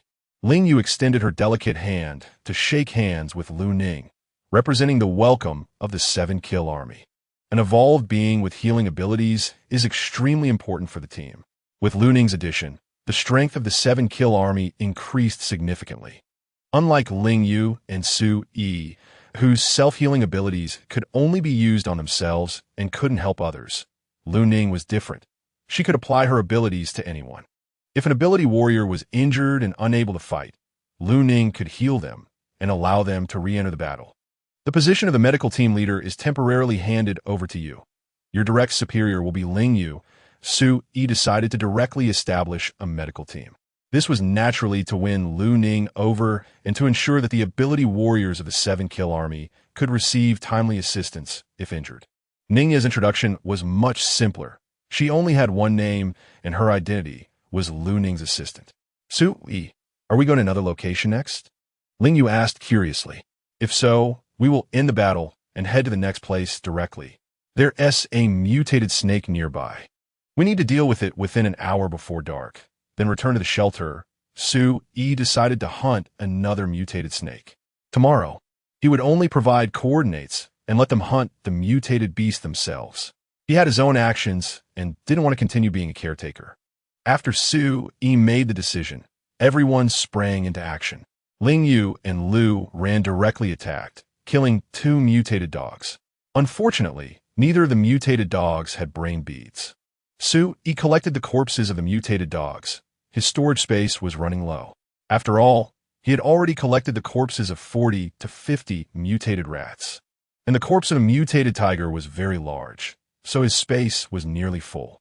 Su Yi felt once again that his storage space was insufficient and contemplated whether to save the remaining sign-in opportunity for the day to gain some additional storage space. He assigned Ningya's task to Ling Shuang and led everyone towards the next location. This was a small clothing factory where a mutated giant snake was basking in the sun. The giant snake's belly was large, clearly indicating it had consumed some prey, making it relatively easier to deal with. In addition to the mutated snake, there should also be some mutated rats. Cheng Rue, it's time to demonstrate your ability. Su Yi said as he saw a mutated giant bird dive down from the sky and easily grab a mutated rat. Clearly, the later mutated snake had devoured the mutated rat. Perhaps there were still mutated rats present in the factory. Hearing Su Yi's words, Cheng Rue excitedly nodded. It was his first time using this ability, so he activated it, focusing his attention on Su Yi. Su Yi felt a wave of energy surge towards his eyes, and his vision seemed to become clearer. This was likely not just shared vision, but rather allowing others to experience his visual effects. This visual effect probably had a time limit. Su Yi glanced at Cheng Rue and expressed his guess. I don't know either. It's my first time using this ability. Cheng Rue said, scratching his head shyly. Boss, I can only give this visual to 6 people. It doesn't work for more. Cheng Rue discovered he was powerless to activate infrared vision for a 7th person. No problem. Those who have activated night vision come with me to check the factory. The rest attacked the mutated giant snake. After speaking, Su Yi ran towards the factory. Upon entering, Su Yi found that he indeed had infrared vision, and everything was quite clear. Soon, they spotted 6 mutated rats. Su Yi did not take action and left the opportunity for others. At the same time, Su Yi was timing how long Cheng Rue's night vision ability would last, as this would help them better utilize this ability in the future. 125 seconds, about 2 minutes. That is a bit short. Losing night vision all of a sudden left others feeling unadaptable. One was directly knocked away by a mutated rat, and another was bitten by a mutated rat. Su Yi decisively took action. His own vision was still quite good. At this moment, Cheng Rue also reactivated night vision for Su Yi and the others, just like a buff in a game. As long as he activated night vision for someone, they could have the ability for 125 seconds. The few who regained their vision immediately launched their attacks together and killed the mutated rats. Healing! We need healing here! Chu Jun shouted as he carried the injured Su Rue. Su Rue had a gash on his waist, bleeding profusely. Upon hearing the call for help, Lu Ning rushed over immediately. Put him down. As she spoke, green plants appeared in Lu Ning's hands. As she pressed her hands on Su Rue's wound, green light surged towards the injury. After 5 or 6 seconds, Lu Ning withdrew her hands. All done, Lu Ning said happily, not expecting her ability to be so effective and able to help others. She had loved the feeling of saving lives since she was young. It gave her a special sense of accomplishment and joy. That's amazing, it healed so quickly. Su Rue wiped away the blood from the wound, looking shocked. Su Yi struck gold. Those who witnessed Su Rue's healing process all had the same thought in their minds. Previously, they had some concerns about Lu Ning's healing abilities, worried that it was only slightly better than ordinary medical methods. However, seeing the injury fully healed in such a short time made them realize they had underestimated the only in the team. This ability was no less impressive than that of a healer in a game, just lacking some flashy effects. In future battles, everyone could adopt a reckless fighting style. With a powerful healer, they could be so carefree. Chapter 102. Defending against the amazing mutant turtle Su-E. There's a mutant turtle here, and we can't break through its defenses at all. Ling Yu suddenly appeared on a wall, seeking Su-Yi's help. A mutant turtle? Can't break through its defenses? Su-E glanced at Lu Ning while speaking. If that mutant turtle had abilities, they would definitely be related to its defense, right? If Lu Ning had strong defensive capabilities combined with his healing abilities, it would be stable. Chung Rui, you guys go move the bodies of the mutant rats out. I'll deal with the mutant turtle. Saying this, Su-E took out his overlord gun and ran towards Ling Yu's direction, easily leaping over the surrounding wall. Su-E saw a giant turtle with a shell wider than 2 meters. Wow, I can't believe I didn't notice you last night. Su-Yi's eyes lit up as he looked at the giant turtle's thick shell. The giant turtle had its entire body shrunk inside its shell, looking completely unafraid. Without hesitation, Su-E directly smashed his overlord gun against the giant turtle shell. The force of this blow was terrifying. The cement ground cracked under Su-Yi's strike, and the giant turtle sank into the ground. Still can't break through? Su-E was astonished. He didn't expect that even with the 9th level of his greed wolf kill technique, he couldn't break through the defenses of the mutant giant turtle. This defensive ability was too incredible. Su-E pried the mutant giant turtle out of the ground and flipped it over. Its weight was also astonishing, at least not lighter than a cow. Su-E suspected that its shell's defensive capability was inherently strong, rather than relying on a defensive ability. Su-E gathered his strength again and aimed at the hole on the giant turtle's head. If the shell couldn't be broken, it couldn't be that its flesh couldn't be pierced, right? This time, Su-E used Greed Wolf Kill again, applying full power. Since he had just taken the strong bone pill, even if there were side effects, they wouldn't be particularly strong and wouldn't affect his return to the shelter. Drink! With a deep shout, Su-Yi's overlord gun surged like a dragon, striking the target. After receiving this shot, the mutant giant turtle slid backward. Still can't break through? Su-E was shocked. This defensive power was just too impressive. To be honest, he felt a bit envious. With such defensive power, it felt like it was invincible. Unfortunately, he already had 4 abilities. If he got another one, he didn't know how weakened the others would become. Using it on himself would definitely be a waste. Moreover, it was very likely that other mutant giant turtles would have similarly amazing defensive capabilities. Just like the mutant rats, most of them possess scales. The same type of animal might awaken the same or similar abilities. Lu Ning needed this defensive ability more than he did and was more suited for it. With this ability, she would meet the conditions to fight alongside the team. Otherwise, someone would need to specifically protect her, which would be very inconvenient. Relying on others for protection could lead to mistakes, and once that happened, it could be fatal. Right now, Lu Ning was the treasure of the entire 7-kill army. I don't believe you can't be electrocuted. Su-E walked up to the mutant giant turtle and stabbed his long gun into its body. Then, he unleashed his lightning ability. Crack! Crack! The sound of electric shocks rang out continuously, and the mutant turtle's head and limbs became stiff from the electricity. Seeing this, Su-E couldn't help but smile. His electric ability was definitely more than 220 volts, possibly several hundred or even thousands of volts, maybe even more. After all, Su-E had just acquired it today and didn't have professional equipment to test how strong his voltage was. In any case, it was not weak. Su-E continually released his lightning ability, wanting to know the limit of his lightning power. After a minute, Su-E started to feel a bit drained. Not even 2 minutes. Is this too short? A man, how can he be this short? Hearing Su-Yi's words, Lu Ran's face turned slightly red. She glanced at Su-E, seeming to imply, I suspect you're making a joke. Ling Yu, however, didn't notice anything wrong with Su-Yi's words and asked with some concern. This mutant giant turtle is fully cooked, right? I can smell the meat. It won't affect the brain pearl, will it? Hearing Ling Yu's words, Su-Yi's heart skipped a beat.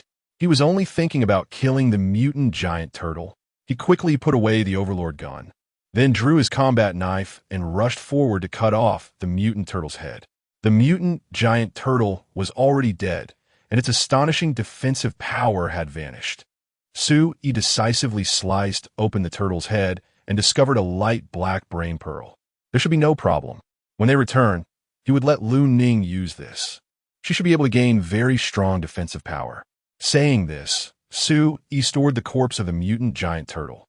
After packing up the corpse of the mutant giant turtle, they returned to the location of the mutant giant snake.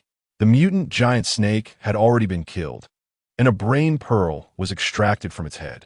Additionally, they had cut open the mutant giant snake's belly and found a mutant rat inside. Unfortunately, that mutant rat did not have a brain pearl. However, its corpse had not yet begun to be digested, so it was still edible.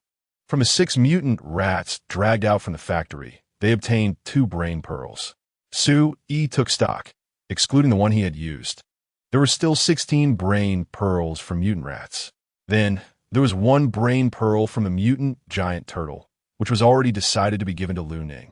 Previously, he had promised Mo, Xiaohong, Wanran, and the 5 others 1 each, so he could still select 11 combat experts from the 7-kill army to become ability warriors.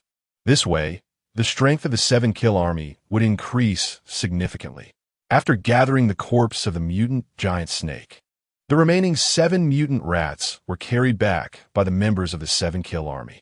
The mutant rats weighed less than 100 pounds, lighter than a person, so carrying them back was not a big problem. Thus, Su-Yi and the others quickly moved towards the steel factory. After more than 40 minutes, everyone entered the steel factory. Today, there weren't many people at the steel factory. It was relatively peaceful. Once inside, Su-Yi immediately had someone start cooking the mutant beast meat, mainly the meat of the mutant giant turtle, as it was almost fully cooked by Su-Yi's electric attack. Here, bite off this brain pearl directly. After eating it, you will be in pain for 1 to 2 hours. After that, you will have a new ability. Normally, it would be a defensive ability. Su-Yi directly handed the brain pearl from the mutant giant turtle to Lu Ning. Lu Ning took the brain pearl and curiously examined it. Then she asked, "Can I give it to Sister Ning?" "No way. This is specially for you. You can negotiate for others later, but this must be taken by you alone." Su-Yi directly refused. Chapter 103. Signing in again for storage space. To be honest, if it weren't for Lu Ning having healing abilities, Su-Yi definitely wouldn't have given this to her. Even if it were for Ling Yu or Lu Ran, who also needed defensive protection, he wouldn't have given it to anyone else. Now, giving it to Lu Ning was the most cost-effective choice, which is why Su-Yi was willing to part with it. Lu Ning bit her lip and silently took off her mask. Su-Yi noticed that there was a grotesque wound on the right side of her face, as if a piece of flesh had been bitten off. Without that piece of flesh, she would have been very beautiful. "Can't you heal it yourself?" Su-Yi asked unexpectedly. "No, Lu Ning replied." Then after taking the brain pearl, "It might heal," Su-Yi said calmly. "Really?" Lu Ning grabbed Su-Yi's arm, overwhelmed with excitement. No one wants such a terrifying scar on their face. "Maybe it can. You're an evolver, and evolvers experience some changes when using the brain pearl. You'll find out soon enough, won't you?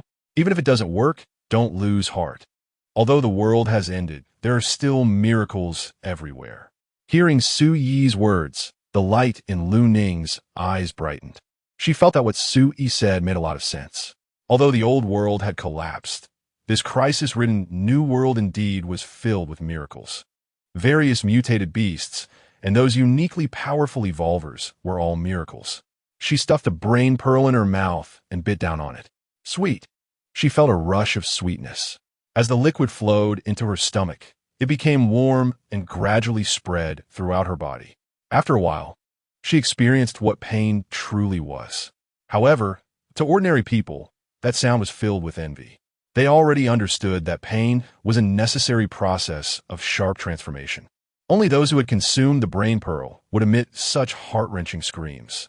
Wan Ran and Ding Yan also consumed the brain pearl from the mutated rats and soon began to scream as well. The 7 Kills army selected 11 people to consume the brain pearl together. That day, the 7 Kills army gained 17 new evolver warriors, significantly increasing their strength. After Su-Yi had dinner, he walked into a well-organized, large warehouse. This place was being prepared to be converted into a communal dormitory. However, since Sue-yi hadn't given the order yet, it remained empty for the time being. System, sign in.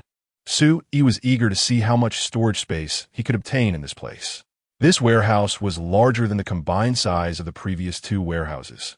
It was the largest warehouse in the steel factory used for coal storage. Ding, sign in successful. Obtain 90 cubic meters of storage space. Ding, survival points 150.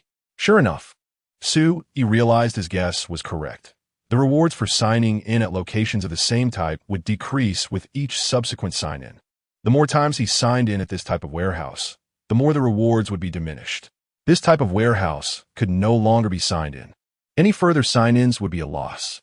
Next time, he could consider signing in at a larger cold storage room. That way, the obtained storage space should be more substantial. Now, Sue-yi had a total of 300 cubic meters of storage space, allowing him to carry quite a bit of supplies. After leaving the warehouse, Sue-yi prepared to check on the new Evolver warriors. When he returned, those people were frantically eating. Sue-yi saw Lu Ning, and she saw him too. She grabbed a mutated giant turtle's leg and ran up to Sue-yi. Thank you. The scar on my face is really gone. After saying that, she bowed deeply to Sue-yi. This gratitude was heartfelt. Sue-yi was amazed by Lu Ning's appearance because she was very beautiful. He couldn't help but wonder if there were really so many beautiful women in this world. Why did he encounter them so often? Retracting his gaze, Sue-yi took out a cigarette to distract himself and said, "No need to thank me. Just make sure to heal everyone well in the future. By the way, it's best to wear a mask or something." After saying this, Sue-yi brushed past Lu Ning to check on the others. Ling Yu observed Sue-yi's reaction and was quite satisfied. Just now, all the men had been mesmerized by Lu Ning's appearance. Even if they were starving, they couldn't help but stare at her. Ling Yu and Lu Ran both felt a bit jealous of Lu Ning's beauty. Sue-yi checked on the new warriors, and they had all awakened the defensive scales from the mutated rats, with no unexpected situations occurring. Then, Sue-yi took Ling Yu to the newly arranged battle analysis room. Using his memory, he marked the remaining locations of mutated beasts nearby. After leaving the battle analysis room, Ling Yu linked her arm with Sue-yi's as they walked toward her villa. Along the way, they saw new recruits continuing their training. These new recruits of the Seven Kills Army had only recently joined and were in urgent need of training. The intensity of the training was certainly stronger than in peacetime. They not only trained during the day, but also trained until 9 o'clock at night before they could rest. Fortunately, the broth from mutated beasts greatly relieved fatigue. So even with such intensity, they could endure it. The training content was similar to that of the military, but the focus was on combat skills. Other training subjects have been adjusted because combat skills and discipline were now the most important. As long as they mastered combat skills, once they became Evolver warriors, their combat power would soar. Training with firearms had become less relevant. Cold weapons would be the primary weapons in the future. Sue-yi and Ling Yu watched for a few minutes before continuing toward the villa area. "Sue-yi, are you planning to leave?" Ling Yu had been wanting to ask this question since she came out of the battle analysis room. She repeatedly wanted to ask, but lacked the courage to speak up. Or rather, she lacked the courage to face the answer. "Not yet, but I plan to act alone soon. Only by constantly fighting can I grow stronger. In this world, if you don't become stronger, you'll be surpassed by others. At that time, those stronger than you will oppress you and even humiliate you. I don't want those things to happen to me, nor do I want others to bully you." Sue-yi directly expressed his thoughts, not wanting to deceive Ling Yu. Once he was strong enough, he would definitely leave. Ling Yu took a deep breath and leaned closer, saying, "I understand, and I will do my best." She wouldn't try to persuade Sue-yi to stay. After all, his parents were in another province. Her own parents and family were here. She couldn't selfishly ask Sue-yi to give up looking for his family. Moreover, Sue-yi had mentioned from the beginning that he wanted to travel across the country. Ling Yu knew that once a person like him made a decision, unless something significant happened, he wouldn't easily change his mind. Chapter 104. Suddenly ambiguous, Sue-yi silently lit a cigarette, took a couple of puffs, and broke the silence between the two. "Before I leave, I will clear out the major forces nearby. Since they can extort from other factions, why can't we?" He added, "In the future, it would be best if all members of the 7-kill army are ability warriors, as mutated beasts and others continue to grow stronger. The 7-kill army must become the strongest to live a more comfortable life in this world. Ling Yu remained silent, silently remembering Su Yi's words. Su Yi did not mention when he would leave, as he himself did not know when that day would come. Unconsciously, they had arrived at the villa's entrance. Ling Yu wished this path could go on forever. She would be willing even if it lasted until the end of time. Unfortunately, the path would not lengthen, and she could not forcibly keep Su Yi. If she tried to hold on but failed, wouldn't that be even more painful? They went upstairs and entered the room. Once inside, Ling Yu suddenly pushed Su Yi against the wall and kissed him fiercely. Tonight, even if Jesus himself came, he could not stop Ling Yu from becoming Su Yi's woman. Su Yi did not expect Ling Yu to be so assertive. How could a man lose the initiative in such matters? Therefore, Su Yi had to turn the tables, take charge, and overwhelm Ling Yu. That night, their bed rocked until dawn. Both Su Yi and Ling Yu underwent transformations and growth. Aren't you regretting it? Su Yi asked, inhaling the fragrance of her hair as Ling Yu pressed close, wanting to take the initiative once more. No regrets. My greatest fortune is meeting you and falling in love with you. Even if you wander far away, I won't regret it. I once heard a saying that in the past, letters were slow and travel was far, loving only one person in a lifetime. I found it very romantic, so I want to experience it with my life. Su Yi was deeply moved and then joked, but can I have many concubines? Ling Yu smiled and said yes. So I could be your main wife. The world had rebooted, and many men dreamed of living in a polygamous setup. As long as there were enough resources, living like a king would not be difficult, and many women would be willing. Su Yi was somewhat surprised as he held Ling Yu's chin, saying, "You think quite thoroughly. But my goal is to become stronger, not to indulge." After becoming an ability warrior, his physical abilities were greatly enhanced. Moreover, his joy doubled. If he indulged in pleasure, he would only grow weaker, which did not align with Su Yi's pursuits. Su Yi, what if I leave with you? Will you take me with you? Ling Yu asked. The mutated beasts in the wild are definitely stronger. You can't handle them alone. Su Yi looked at Ling Yu as she flipped over and asked, "Are you willing to leave your family? Will they let you go? We humans will eventually reclaim the cities, reopen the transportation between them, and restore civilization. I'm not leaving for good.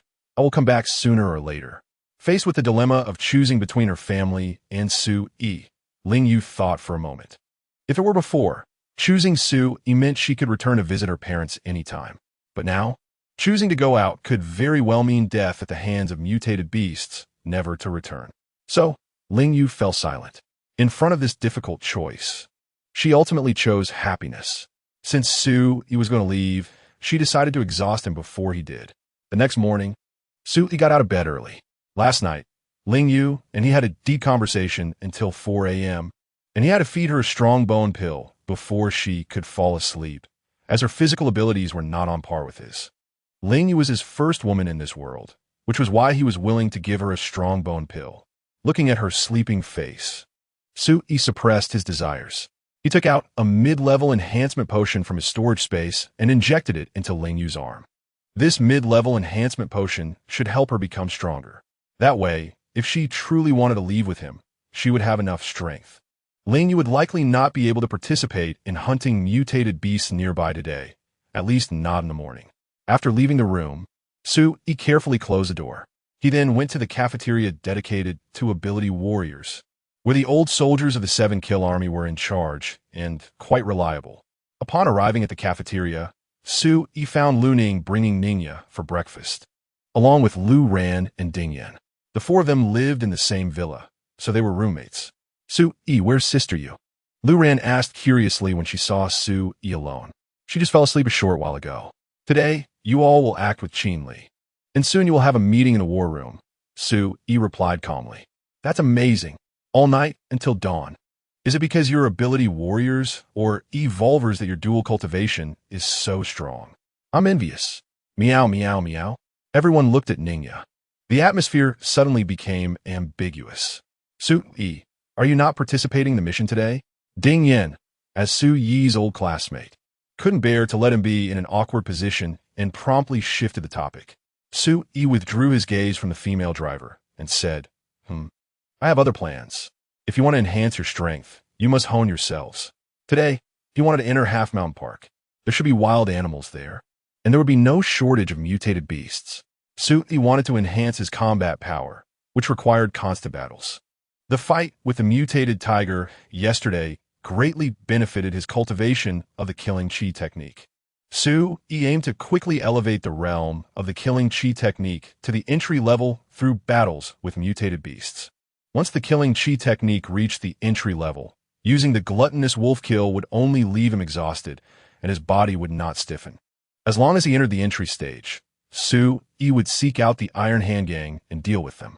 After breakfast, Su-yi and the others headed to the war analysis room, where all ability warriors gathered for a brief meeting. The content of the meeting was straightforward, the direction for the 7-kill army moving forward. First, continuously hunt the nearby mutated beasts to enhance their strength, and then extract brain pearls to create more ability warriors. Second, improve the training of ability warriors to enhance their combat skills. Third, arrange for the ordinary people in the shelter. They cannot just eat without working. They must be given tasks like cultivating land, reinforcing walls, and digging tunnels, etc. An hour later, the meeting concluded. After handing over the powder-flying dragon to the war room personnel, Su-yi directly left the steel factory and headed straight for Half Mountain Park. Chapter 105. The Iron Hand Gang is coming. As soon as Su-yi stepped into the Half Mountain Park, he felt that the vegetation was particularly lush. The grass in the park had grown too thick. Even if it hadn't been tended to for over 20 days, it shouldn't be this tall, right? Su-yi muttered to himself, then took out his stealth drone. It was simpler to look for mutated beasts using the drone. Of course, it would be best to use the infrared camera at night, as it would be easier. However, last night Su-yi had been immersed in romantic activities, so he hadn't had the time to sneak out and look for mutated beasts. Moreover, mutated beasts in the wild had a wide range of activity. They might not be in the same place at night as they were during the day. The stealth drone had a tracking function that could lock onto a target and follow it. Additionally, it could lock onto the remote control and follow it while filming, making it convenient for enthusiasts to take selfies. Su-yi controlled the drone to start searching for targets above Half Mountain Park. After flying around, he didn't find any mutated beasts, but he noticed that the vegetation was denser than before, with many areas where the ground was no longer visible. When he had visited Half Mountain Park before, the vegetation had definitely not been this thick. Could it be that the virus was beneficial to plants, allowing them to grow faster, or even causing mutations in plants? Plant mutations would be too outrageous. This virus was absurd. Su-yi decided to give up the search and planned to return to the park at dusk, then stay at the management office to use the drone's infrared function to find mutated beasts when it got dark. He took out a military tablet that stored maps of the entire country. Since it was military grade, the details were very precise, and it was an offline map. Unfortunately, due to satellite signal interference, the positioning wasn't very accurate. However, it was perfectly fine for regular map use. After enabling the drone's tracking function, Su-yi headed toward the city. His target was an electronic city where shops sold night vision devices. Some shops even had foreign military night vision devices. This equipment was very important for the 7-kill army, so Su-yi wanted to see if he could find some military-grade night vision devices. Since Ling Yu had become his woman, Su-yi naturally hoped that the 7-kill army would have enough strength when he left. Perhaps one day in the future, Su-yi would return to the city. Holding a battle knife in one hand and the military tablet in the other, Su-yi sprinted down the street, of course, stepping on the shoulders of infected individuals. Suddenly, a sharp arrow shot towards Su-yi, almost hitting him. Su-yi drew his pistol and counterattacked. He hadn't expected someone to attack him. Could it be the Iron Hand Gang? Arrows began to rain down on Su-yi, while using the dragon step to dodge. He searched for an opportunity to counterattack. These people were hiding in windows, making it difficult to shoot. Either die or join our Huanglong gang. If you join, there will be food and women. If you have enough strength, you can be our deputy leader, a voice shouted from above. A person holding a loudspeaker standing on the rooftop railing. Clearly, this was an evolved human or superpowered warrior. In response, Su-yi fired bullets. What nonsense! He hadn't expected such an approach to recruit members. I choose the third option, to wipe you out. Su-yi glanced at them, then ran toward an air conditioning unit and jumped onto it. Tough guy, the person with the loudspeaker shouted and then turned to flee. They clearly realized Su-yi's strength was overwhelming. Even if they all charged at him, they wouldn't be able to deal with him, so they decisively retreated. Su-yi was amused and quickened his pace. He could only say he had encountered a bunch of oddballs. However, if they encountered a generally capable evolved human or superpowered warrior, they might succeed. These people were near the 7-Kill Army's camp, which was not a good thing. It was only a matter of time before they met. When they did, Su-yi would deal with them. Additionally, these people's hideout might contain the corpses of mutated beasts. If they didn't know the purpose of brain pearls, Su-yi might be able to pick up some bargains and get some brain pearls for free. Although many places had solar power, there was no network for phones and radios couldn't be used. The military was the main entity that understood the value of brain pearls, and very few people knew about it. By exploiting this information gap, rapid development could be achieved early on. When Su-yi reached the balcony, he used a drone to track their movements. It must be said that having a drone was incredibly convenient. Moreover, they had no idea Su-yi was following them. After about 10 minutes, Su-yi discovered they had entered a sausage processing factory. A food processing factory? Su-yi felt his thoughts opening up. Places like food processing factories stored large amounts of food, and most of them had cold storage. He also thought about the official grain storage facilities, which had food reserves measured in tens of thousands of tons, containing massive amounts of food. If he could take one, ordinary people's food worries would be alleviated. The food for superpowered warriors and evolved humans primarily consisted of mutated beast meat, as ordinary food simply couldn't meet their needs. If Su-yi didn't eat mutated beast meat, he could only maintain his energy for 2 to 3 hours by eating 5 bowls of rice, and that was without engaging in any battles. Because of this, Su-yi didn't pay much attention to ordinary food. Otherwise, he wouldn't have forgotten about places like grain storage facilities. However, seeing the sausage processing factory made Su-yi think it was still worth looking for the location of the grain storage facility and then letting the 7-Kill Army go get some food back. After all, there were still 10,000 ordinary people in the steel factory who needed a large amount of food. However, Su-yi wouldn't be involved in such matters. Drawing his battle knife, Su-yi charged directly into the sausage processing factory. As Su-yi suddenly attacked, the people inside panicked, using makeshift bows to shoot at him repeatedly. Unfortunately, none of them hit Su-yi, and they all fell down. Su-yi discovered that these people were ordinary humans. Stop! Stop! We are under the protection of the Iron Hand Gang. Stop! The Iron Hand Gang is coming. One shouted. Su-yi flashed forward, directly in front of the person, and held his knife against their neck. This person was an evolved human, but very weak. You say the Iron Hand Gang is coming? Su-yi asked coldly. He had originally planned to find the Iron Hand Gang after increasing his strength, but he hadn't expected the other party to say they would appear. If there weren't too many of them, he could deal with them, weaken the Iron Hand Gang's power, and conveniently extract some intelligence from them. Chapter 106. Understanding the situation of the Iron Hand Gang. Yes, they want to come here to process the meat of mutated beasts. You don't do anything reckless. The Iron Hand Gang is very powerful, with experts everywhere. Hearing the other party's words, Su-yi's eyes lit up. Processing the meat of mutated beasts into sausages allows for long-term preservation without affecting the quality. Su-yi hurriedly asked, if that's the case, then the 7-Kill Army could imitate this method. Currently, they were using ice storage, but the capacity of the ice storage was limited.